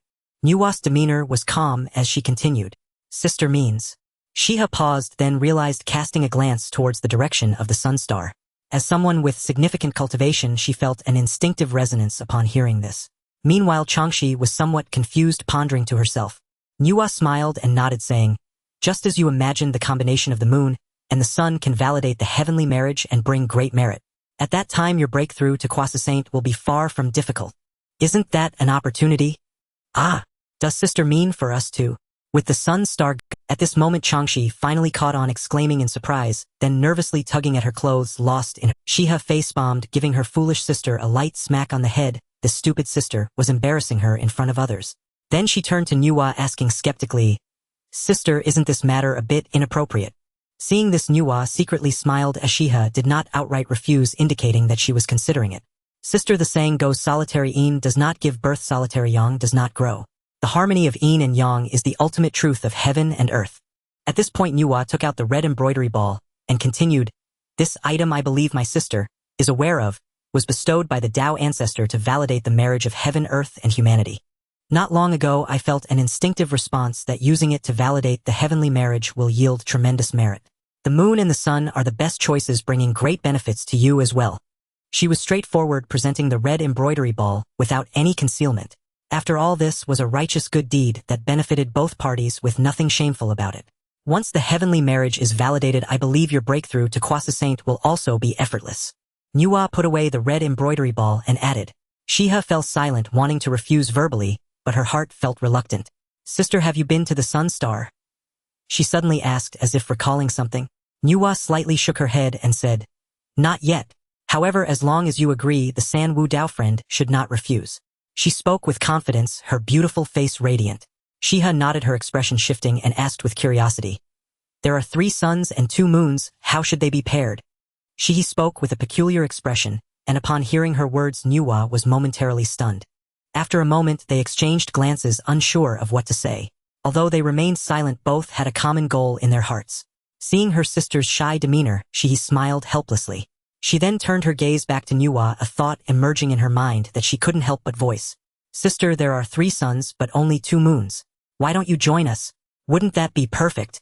She said with a smile, as if joking but also speaking earnestly. This was a path she had never considered. Sister, Shihi, you jest. How could I, being a moon, participate in a heavenly marriage? The yin and yang must be in harmony to achieve. This was a path she had never considered. Sister, Shihi, you jest. How could I, being a moon, participate in a heavenly marriage? The yin and yang must be in harmony to achieve the supreme Tao. Moreover, if I were to join, who would officiate your marriage? Nuwa explained, her reasoning somewhat forced. It was all too sudden for her. Shihi smiled lightly. Her sudden whim had prompted her to speak, and she naturally knew that this thought was somewhat abrupt, so she didn't take it to heart. In that case, let my sister marry the sun Ling Xiao for the heavenly marriage, and I shall refrain from participating. She said with a serious expression, already planning in her heart that one representative from the sun and moon would suffice. Over the years, she had come to understand that her sister had a peculiar affection for Ling Xiao, which dated back to their first encounter when she was struck by him. Ever since then, whenever she mentioned Ling Xiao, her sister Chong, she reacted strangely, just as she was doing now. Upon hearing this, Chong, she looked up in surprise, about to deny it. But she was interrupted by Shihi, who earnestly asked Chong, Sister, what are your thoughts? Answer honestly, for opportunities like this do not come again. As long as you say it, I will agree to it. Chong, she fidgeted with her clothing, struggling internally. Finally, at the critical moment, she gathered her courage. I don't want to leave you, sister. I want you to marry Ling Xiao with me. Sunstar. Ling Xiao awakened from his meditative state, his gaze turning towards a certain point in the Sunstar. He sensed 2 faint auras growing stronger, drawing ever closer. Have they broken through? Ling Xiao muttered to himself, a hint of surprise in his tone. After tens of thousands of years, Jun and Tai Yi had finally advanced to the midstage of the mixed Yuan Golden Immortal. It must be said that once one reaches the mixed Yuan Golden Immortal level, the speed of comprehending the laws was not as quick as before. It was akin to constructing a building, or the higher you go, the harder it becomes, and at extreme heights even more so. However, I am nearing perfection. A faint smile appeared at the corners of Ling Xiao's mouth. His mastery of the fire laws had already reached the late stage of the mixed Yuan Golden Immortal, and he was not far from achieving perfection. Once he reached perfection, he could take another step forward and attain the mixed Yuan de Luo Golden Immortal. It's coming soon, everything is coming soon. Ling Xiao's eyes sparkled with anticipation for that day. Only by becoming a mixed Yuan de Luo Golden Immortal could he slowly transform from a mere pawn to a player in the game. Setting aside other matters, at least he wouldn't need to worry excessively about his own safety. At this moment, Ling Xiao's gaze shifted, a hint of strangeness appearing on his face. There's an anomaly within the Chaos Pearl. He focused his divine sense and entered the Chaos Pearl, only to be startled by the sight before him. What? Has the gourd gone mad? Ling Xiao was alarmed as he saw the black gourd, which was engulfed in endless chaos, seemingly stimulated, devouring everything around it wildly. Like a vast black hole, chaotic winds swept through, forming a massive vortex that crazily surged towards the gourd's mouth. Ling Xiao's eyes flickered with concern, gazing fixedly at the black gourd, eager to uncover the truth. This gourd actually possesses the power of the swallowing laws, and the laws of the world.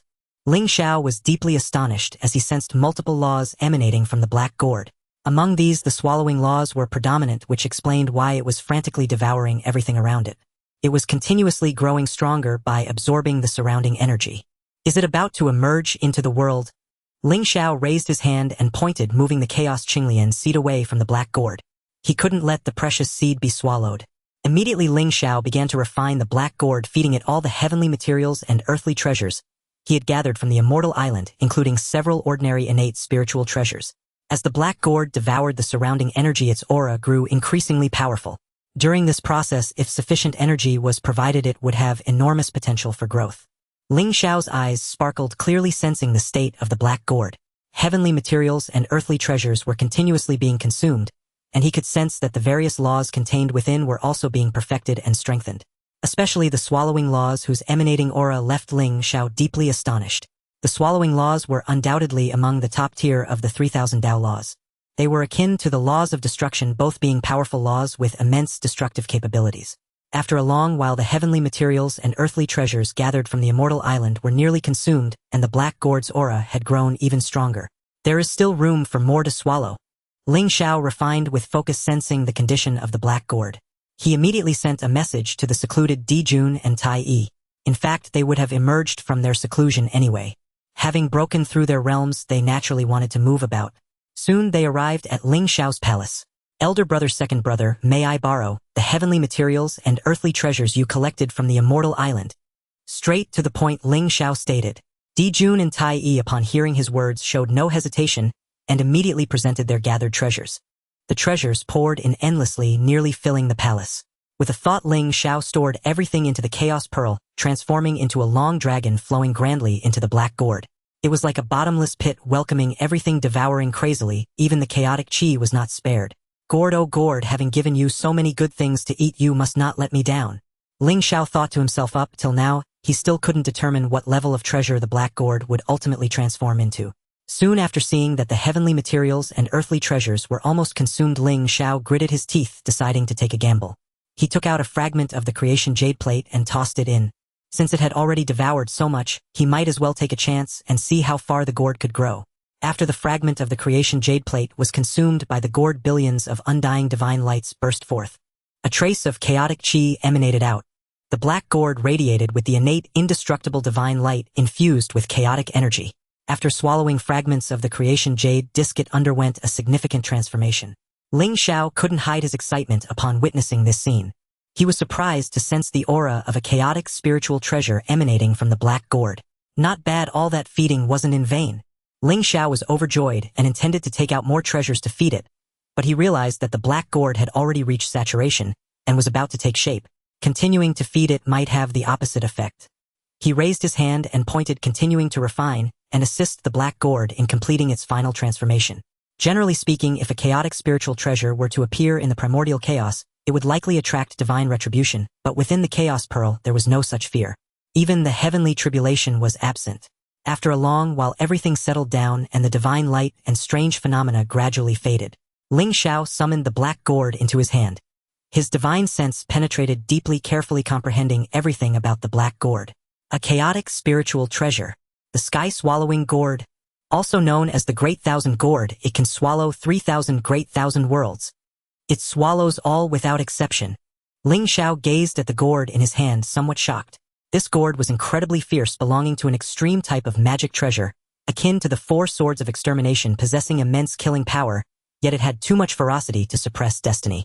Apart from its formidable killing prowess, it also possessed many mystical transformative abilities.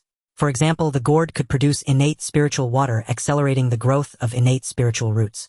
Much like the Huangzhongli and the chaotic green lotus within the Chaos Pearl, it would benefit from it. In other words, with this item, the growth time of the chaotic green lotus could be indefinitely shortened. It allowed the chaotic green lotus to mature in an extremely short time. If outside the Chaos Pearl, this black gourd would likely be destroyed by the heavenly way before it could even take shape. Thinking of this, Ling Xiao placed the black gourd back into the chaos for nurturing.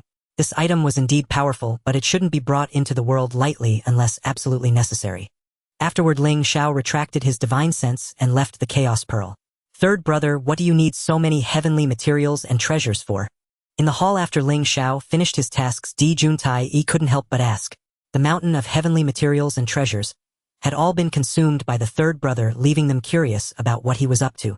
It's nothing, him nurturing a spiritual treasure. It has quite the appetite, Ling Xiao replied with a smile. A spiritual treasure? That can eat? Jun and Tai Yi was momentarily stunned, wondering what kind of treasure could consume things. Are you sure you're not raising a spiritual beast? Ling Xiao shrugged and didn't elaborate further. Then with a thought, he took out the Tai Su mirror. Brother, you can use this treasure. He handed it to Jun casually saying, having so many treasures now he figured it would be better to lend it to Jun to enhance his combat power. Upon hearing this Jun was taken aback staring blankly at the Tai Su mirror before him. Third brother, I can't accept this. You worked so hard to obtain it, you should keep it for yourself. To be honest, he hadn't expected Ling Xiao to give him such a valuable treasure. This was an innate supreme treasure, a treasure that countless powerful beings in the Primordial Chaos had fought over, and his third brother was giving it to him so casually. Although he truly wanted an innate supreme treasure, he found it hard to accept the Tai Su mirror before. Brother, don't be stubborn. I know you've always wanted an innate supreme treasure. My own treasure is far superior to the Tai Su mirror, so there's no need for it at all. Ling Xiao said with a smile, waving the Tai Su mirror in front of Jun's eyes. Jun gritted his teeth and solemnly said, how about this? I'll borrow it as an innate supreme treasure, and when you need it, I'll return it to you. With that, he took the Tai Su mirror into his hands. It would be a thrill to borrow an innate supreme treasure, and he would return it when the third brother needed it. Jun thought to himself, having made up his mind. Sometimes the more one lacks something, the more one desires it. Once he obtained it, perhaps he wouldn't want it anymore. This was a perfect opportunity to study the innate supreme treasure. Once he understood it thoroughly, perhaps he wouldn't desire it anymore. Good. Ling Xiao nodded and didn't say more. As long as Jun took it, that was enough. Meanwhile, Nuwa left the Tai Yi star flying straight towards the Sun Star, looking somewhat conflicted and helpless. The sisters Shiha and Changshi had agreed, but were unwilling to part ways. Regarding their request, Nuwa could only promise to do her best. It was no exaggeration to say this was the first time she had heard such a request. After a long while, Nuwa arrived outside the Sun Star. Unlike the Tai Yi star, this place was incredibly hot and exuded a more intense pressure. Logically, the Tai Yi and the sun should be balanced, but Nuwa could distinctly feel that the Sun Star was much stronger than the Tai Yi. This might be attributed to the star gods of the two stars. Taoist San Wu Nuwa has come to visit. Nuwa straightened her expression and spoke in a resonant voice, her tone melodious, echoing deep into the Sun Star. After a while, a boy dressed in a purple Taoist robe flew out.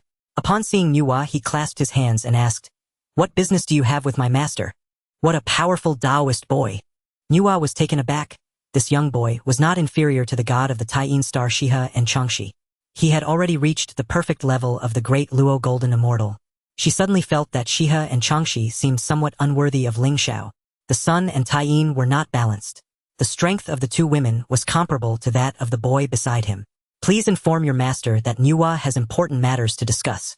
Nuwa bowed, slightly showing no disrespect to the Ziwei boy. Such cultivation and background would be renowned in the outside world. After all, in the current Primordial World, there were not many who were quasi-saint. The Ziwei boy nodded, turned, and left, arriving at Ling Xiao's palace, informing Ling Xiao of Nuwa's arrival. In fact, he didn't need to report, or Ling Xiao and the others had already sensed Nuwa's arrival. What does Nuwa want to come here for? Ling Xiao appeared pensive, then waved his hand to the Ziwei boy saying, "Let her in." Yes. The Ziwei boy withdrew. Third brother Nuwa won't be inviting us to join the demon clan, will she? At this moment, Jun couldn't help but ask, still fiddling with the Tai Su mirror, showing a fondness for it. As long as she is wise, she won't do such a thing. What business she has, well know once she comes in. Ling Xiao shrugged, not thinking too much about it. After a long while, the Ziwei boy led Nuwa into the great hall. The moment she stepped into Ling Xiao's palace, Nuwa immediately felt a tremendous suppressive force. Her cultivation and magical power seemed to be restricted. At the front of the hall sat 3 golden figures. Ling Xiao was in the center with Tai Yi and Jun on either side, resembling 3 small suns exuding vast pressure. Nuwa's heart trembled and she became somewhat reserved. I have met the 3 Taoist friends. She clasped her hands and smiled as she spoke. Taoist Nuwa, what brings you here? A calm voice resonated throughout the hall. Nuwa paused for a moment and stated directly, I have come to discuss the heavenly marriage to harmonize yin and yang in accordance with the will of heaven. As soon as Nuwa spoke, Ling Xiao suddenly realized that she had come for matchmaking. He had overlooked the matter of the heavenly marriage. Nuwa could be considered the earliest matchmaker in history. What surprised Ling Xiao was that even without establishing the heavenly court, Nuwa would still come for the heavenly marriage. Is it truly a case of everything changing yet remaining the same? After hearing Emperor Jun's words, Nuwa was momentarily stunned, feeling somewhat embarrassed, then began to explain, reverting to her old ways. The so-called solitary yin does not give birth and solitary yang does not thrive. The harmony of yin and yang is the supreme Tao, benefiting both the Tai Yin and the sun greatly. Are you suggesting that we should form a union with the 2-star deities of Tai Yin? Indeed. Emperor Jun understood and asked in surprise. Correct. Nua nodded, leaving unsaid that it was not you but merely Ling Xiao. This was hard to articulate. She feared it would provoke Emperor Jun and Tai Yi's displeasure. However, to her surprise, after hearing her words, Emperor Jun sneered dismissively, saying, "I won't enter this union. It would hinder my cultivation speed." Then Tai Yi also nodded in agreement, saying, "I feel the same." The two of them immediately rejected the proposal without hesitation, as they had previously clashed with Shiha and Changxi, harboring no fondness for those two-star deities. At present, both only wished to focus on their cultivation and quickly catch up to their third brother. Nua felt a surge of joy and was not angered by Emperor Jun and Tai Yi's refusal, as this heavenly marriage was not aimed at them. Their rejection aligned perfectly with her wishes. Otherwise, she would not know how to broach the subject, fearing it would hurt the pride of these two. After all, she was aware of the close relationship among the three brothers and did not wish to offend any one of them, thereby implicating the others. Nua's gaze turned to Ling Xiao, and at the same time Emperor Jun and Tai Yi also looked over, all waiting for his response. Ling Xiao did not rush to reply, as the system's choices had appeared again. Detected that Nua has come to arrange the heavenly marriage. Please make the following choice. Choice 1. Agree to the heavenly marriage and marry the Tai Yin star deity. Reward 1 fragment of the Yin-Yang law. Choice 2. Reject the heavenly marriage. Women will only affect my cultivation speed. Reward 1 random law fragment. Choice 3. I want them all. Say to Nua you came at the right time, inviting you to the heavenly marriage. Reward 1 fragment of the Yin-Yang law, 1 fragment of the devouring law, and half a merit towards sanctification. Damn it, system, are you even human? When Ling Xiao saw the third choice, he found it hard to contain himself. Shiha and Changxi weren't enough. Now, he had to add Nua to the mix. You came at the right time. Isn't this a famous scene from a certain past film or drama? However, no matter what, he definitely could not agree to this heavenly marriage. He was on the path of the laws. What good would the heavenly merit do him? Even without any cost, he still wouldn't want it. Once he took Hongjun's heavenly merit, he would be implicated, and it might leave him with a handle to be leveraged against him. The third choice seemed rewarding, but it wasn't something he absolutely needed. He already possessed the law of Yang, and only lacked the law of Yin, giving him a chance to create the Yin-Yang law. As for the devouring law, he already had it through the Tianmu gourd combined with the Chaos Pearl. As long as he wished to comprehend it, it wouldn't be too difficult. That so-called half a merit towards sanctification was even more of an empty promise. System, I choose option 2. Ling Xiao quickly glanced over and made his decision. During this time, Nua, Emperor Jun, and Tai Yi's gazes remained focused on him. In fact, only a brief moment had passed. Nua was eagerly anticipating, her heart slightly joyful. Ling Xiao's moment of hesitation indicated that he was tempted. This was simply too in line with her wishes, and Shiha and Changxi thought the same. They were perfectly in sync. Fate is just like this, wonderfully inexplicable. But the next moment Nua was taken aback as Ling Xiao's following words sent her from the clouds crashing into the abyss. We appreciate the goodwill of Taoist friend Nua, but the three brothers here are still weak in cultivation. How can we establish a family? Weak in cultivation? Nua was somewhat breathless, speechless. You are already the strongest beings beneath the Tao ancestor, and you call yourselves weak. How can the other beings live on like this? This excuse is simply too clumsy. Do you deem Shiha and Changxi unworthy? She paused for a moment, unwilling to give up, and said, Tao friends of the three Wus, the heavenly marriage has numerous benefits and great merits. The harmony of Yin and Yang is the ultimate truth of heaven and earth. This is not merely a matter of forming a family. Do you not desire the merits? Nua spoke with a serious expression, growing somewhat anxious. After hearing her words, Ling Xiao and the others exchanged glances, then, without exception, shook their heads in unison. A surprising consensus. Nua was left speechless, feeling somewhat dazed, her breathing disordered and her emotions unstable. Who would not want even merits? Was what she longed for really so unattractive? Give me some reaction. Ling Xiao looked at Nua's expression, shrugged, and said, Taoist friend Nua, are you all right? He tossed out a cushion, saying, Stop standing, sit down and take a break. Nua had no words to respond, but obediently sat down cross-legged. She was truly unwilling. Everything was in place. She had finally persuaded Shiha and Changxi, yet the Sun faction disagreed. How was she to explain this upon returning? Did the three Wus look down on you? Do you think you are unworthy? Sitting on the cushion, Nua struggled internally, then turned to Ling Xiao and said, Taoist friend Ling Xiao, will you truly not consider it? I can wait. Ling Xiao chuckled, silently pondering. He seemed to understand why Nua was so eager for the heavenly marriage. The witch clan was strong, while the demon clan was weak. Her actions were merely aimed at using merit to achieve resurrection or even to attain sanctification. But this raised a question. If he rejected the heavenly marriage, would Nua seek other paths, perhaps forced to bring forth humanity? He had initially intended for Nuwa to take control of the demon clan, delaying the time for procreation. Instead, had his cleverness backfired, causing Nuwa's urgency to lead her to learn how to create life. If so, that would be problematic. While this possibility was very slim, Ling Xiao felt he could not afford, until he attained the title of Hunyuan Dalio Jinxian, he could not allow such a thing to happen. I need to think of a way to allow Nuwa to gain some merit to tide her over for now. Ling Xiao's thoughts flowed swiftly as he reviewed some events in the Primordial World. Right? The demon writing seems promising. If Nuwa could popularize the demon writing, wouldn't that earn her some merit? The merits from demon writing should be enough for Nuwa to achieve resurrection, right? With this thought, Ling Xiao formed a plan in his heart. Since Nuwa desired merit, he would give her some merit. Taoist friend Nuwa, I cannot comply with your wishes regarding the heavenly marriage. You wish to arrange the heavenly marriage for us, primarily seeking the heavenly merit, correct? Ling Xiao took a deep breath, causing Nuwa's heart to rise and fall, filled with uncertainty. Nuwa, puzzled and confused, asked, What do you mean, Ling Xiao? Why do you refuse the heavenly marriage and inquire about my merits? This perplexes me greatly. I observe that you, Nuwa, seem to have encountered a bottleneck in your cultivation. Are you seeking to further your progress through merits? Ling Xiao asked with a smile, his gaze profound and inscrutable. In truth, he was merely playing mind games, yet to Nuwa he appeared strangely elevated. After all, Ling Xiao's past and his various actions made him seem unfathomable to her. I do indeed have such thoughts, as it would benefit everyone, Nuwa admitted after a pause. Having been seen through, there was no point in making excuses which would only add to the amusement. This was not a scheme. It was conducted openly and justly.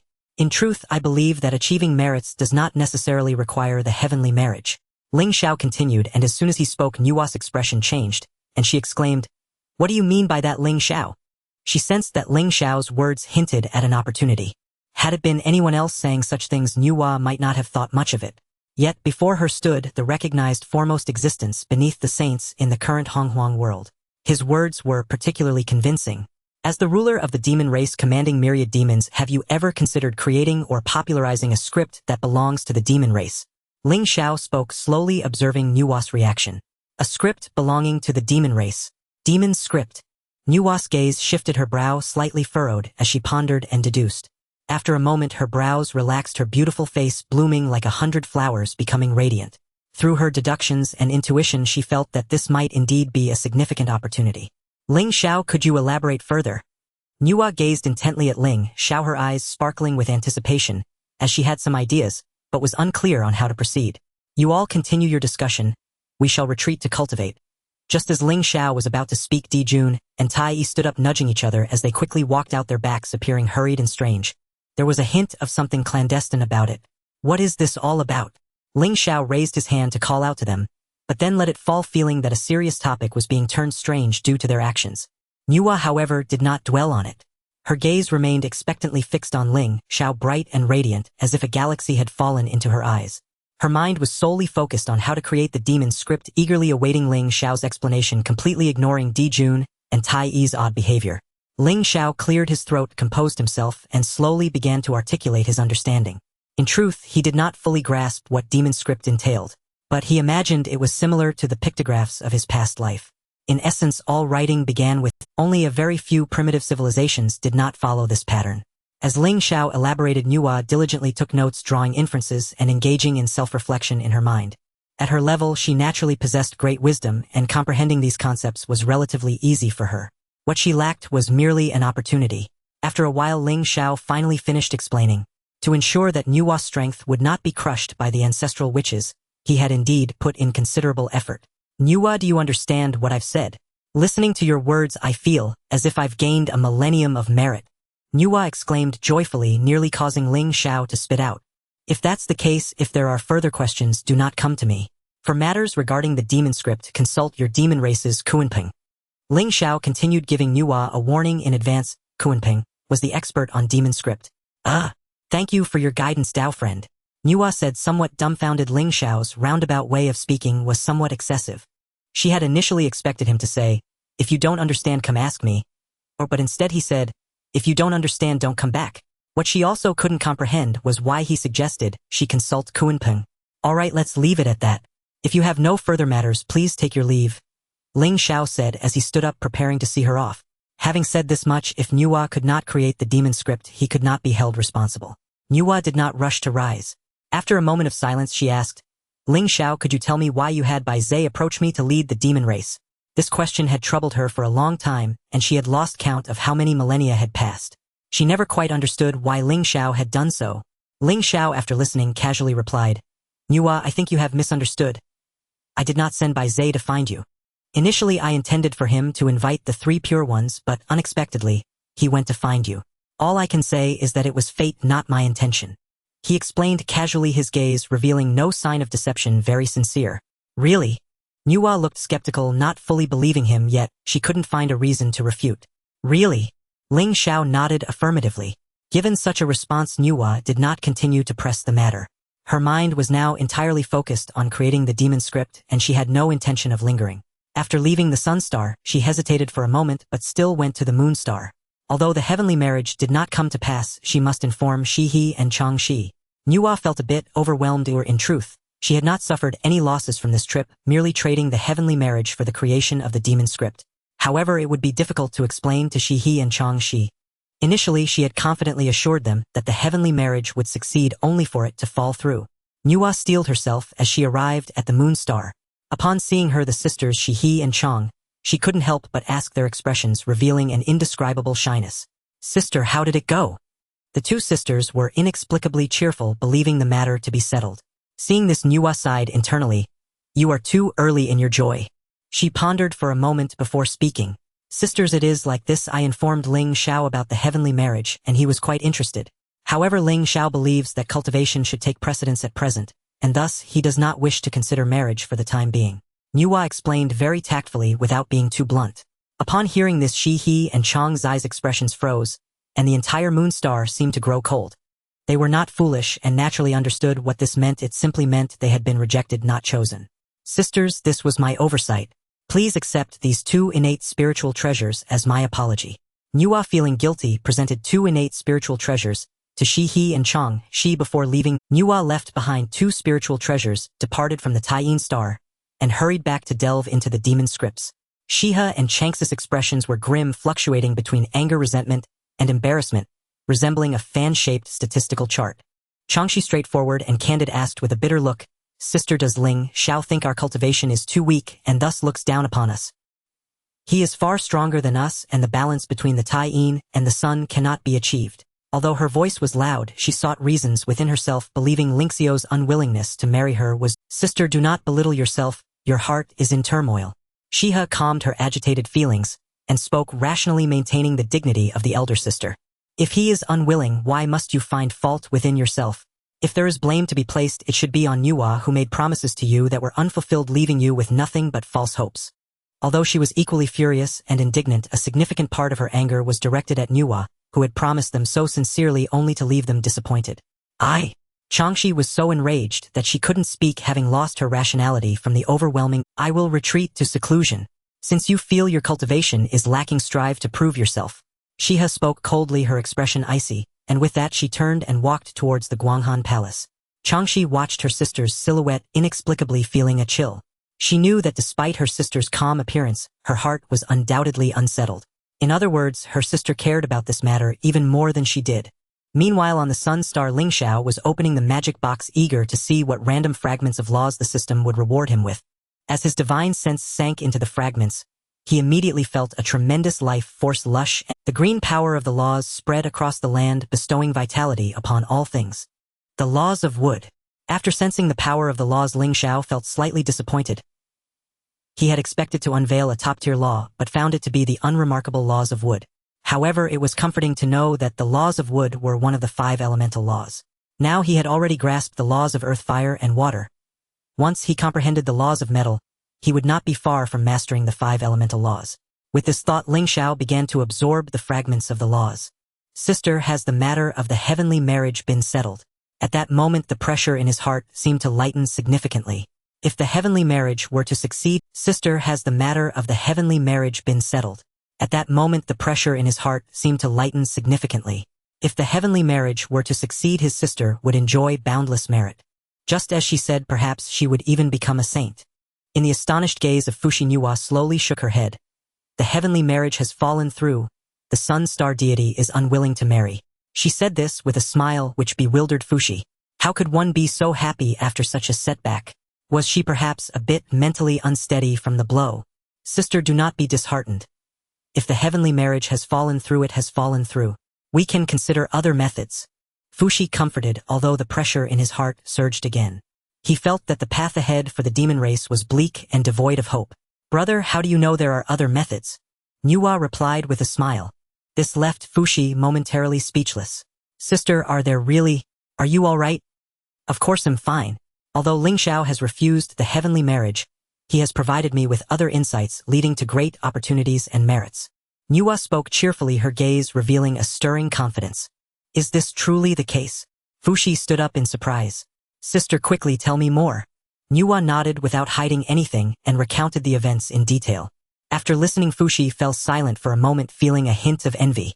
The two goddesses of the Tai Yi willing to marry Ling Xiao together, surprisingly Ling Xiao had turned them down. What was even more unexpected was that he proposed the creation of demon scripts. Fushi calculated in his heart and quickly realized that this matter could indeed succeed, representing a great opportunity and merit. Moreover, not only was it a benefit for Nuwa, but the entire demon race would also gain numerous advantages. Currently within the demon race, some powerful demons were born with innate spiritual light, naturally possessing supernatural abilities, and could cultivate on their own. However, after tens of thousands of years of reproduction, distinctions between innate and acquired demons emerged. Compared to the innate demons, the acquired ones were significantly weaker, requiring their ancestors to orally pass down their skills. If an ancestor were to unexpectedly perish midway, that lineage would directly lose its inheritance, missing the opportunity for cultivation and growth, gradually losing their intelligence, and becoming nothing more than beasts that only knew how to consume flesh and blood. Thus, at this time, a demon script that records the inheritance of the demon race became exceedingly important. Ling Xiao's demon script method is truly astonishing. This could resolve the future inheritance issues of the demon race. I never expected that Ling Xiao, not being part of the demon race, could identify the fundamental problems that exist within us. Fushi sighed. After hearing Nuwa's account, he naturally understood the significance of the demon script for their race. Such opportunities and merits were not only a great boon for Nuwa, but also a major opportunity that countless demons could benefit from. Ultimately, this was far superior to the heavenly marriage.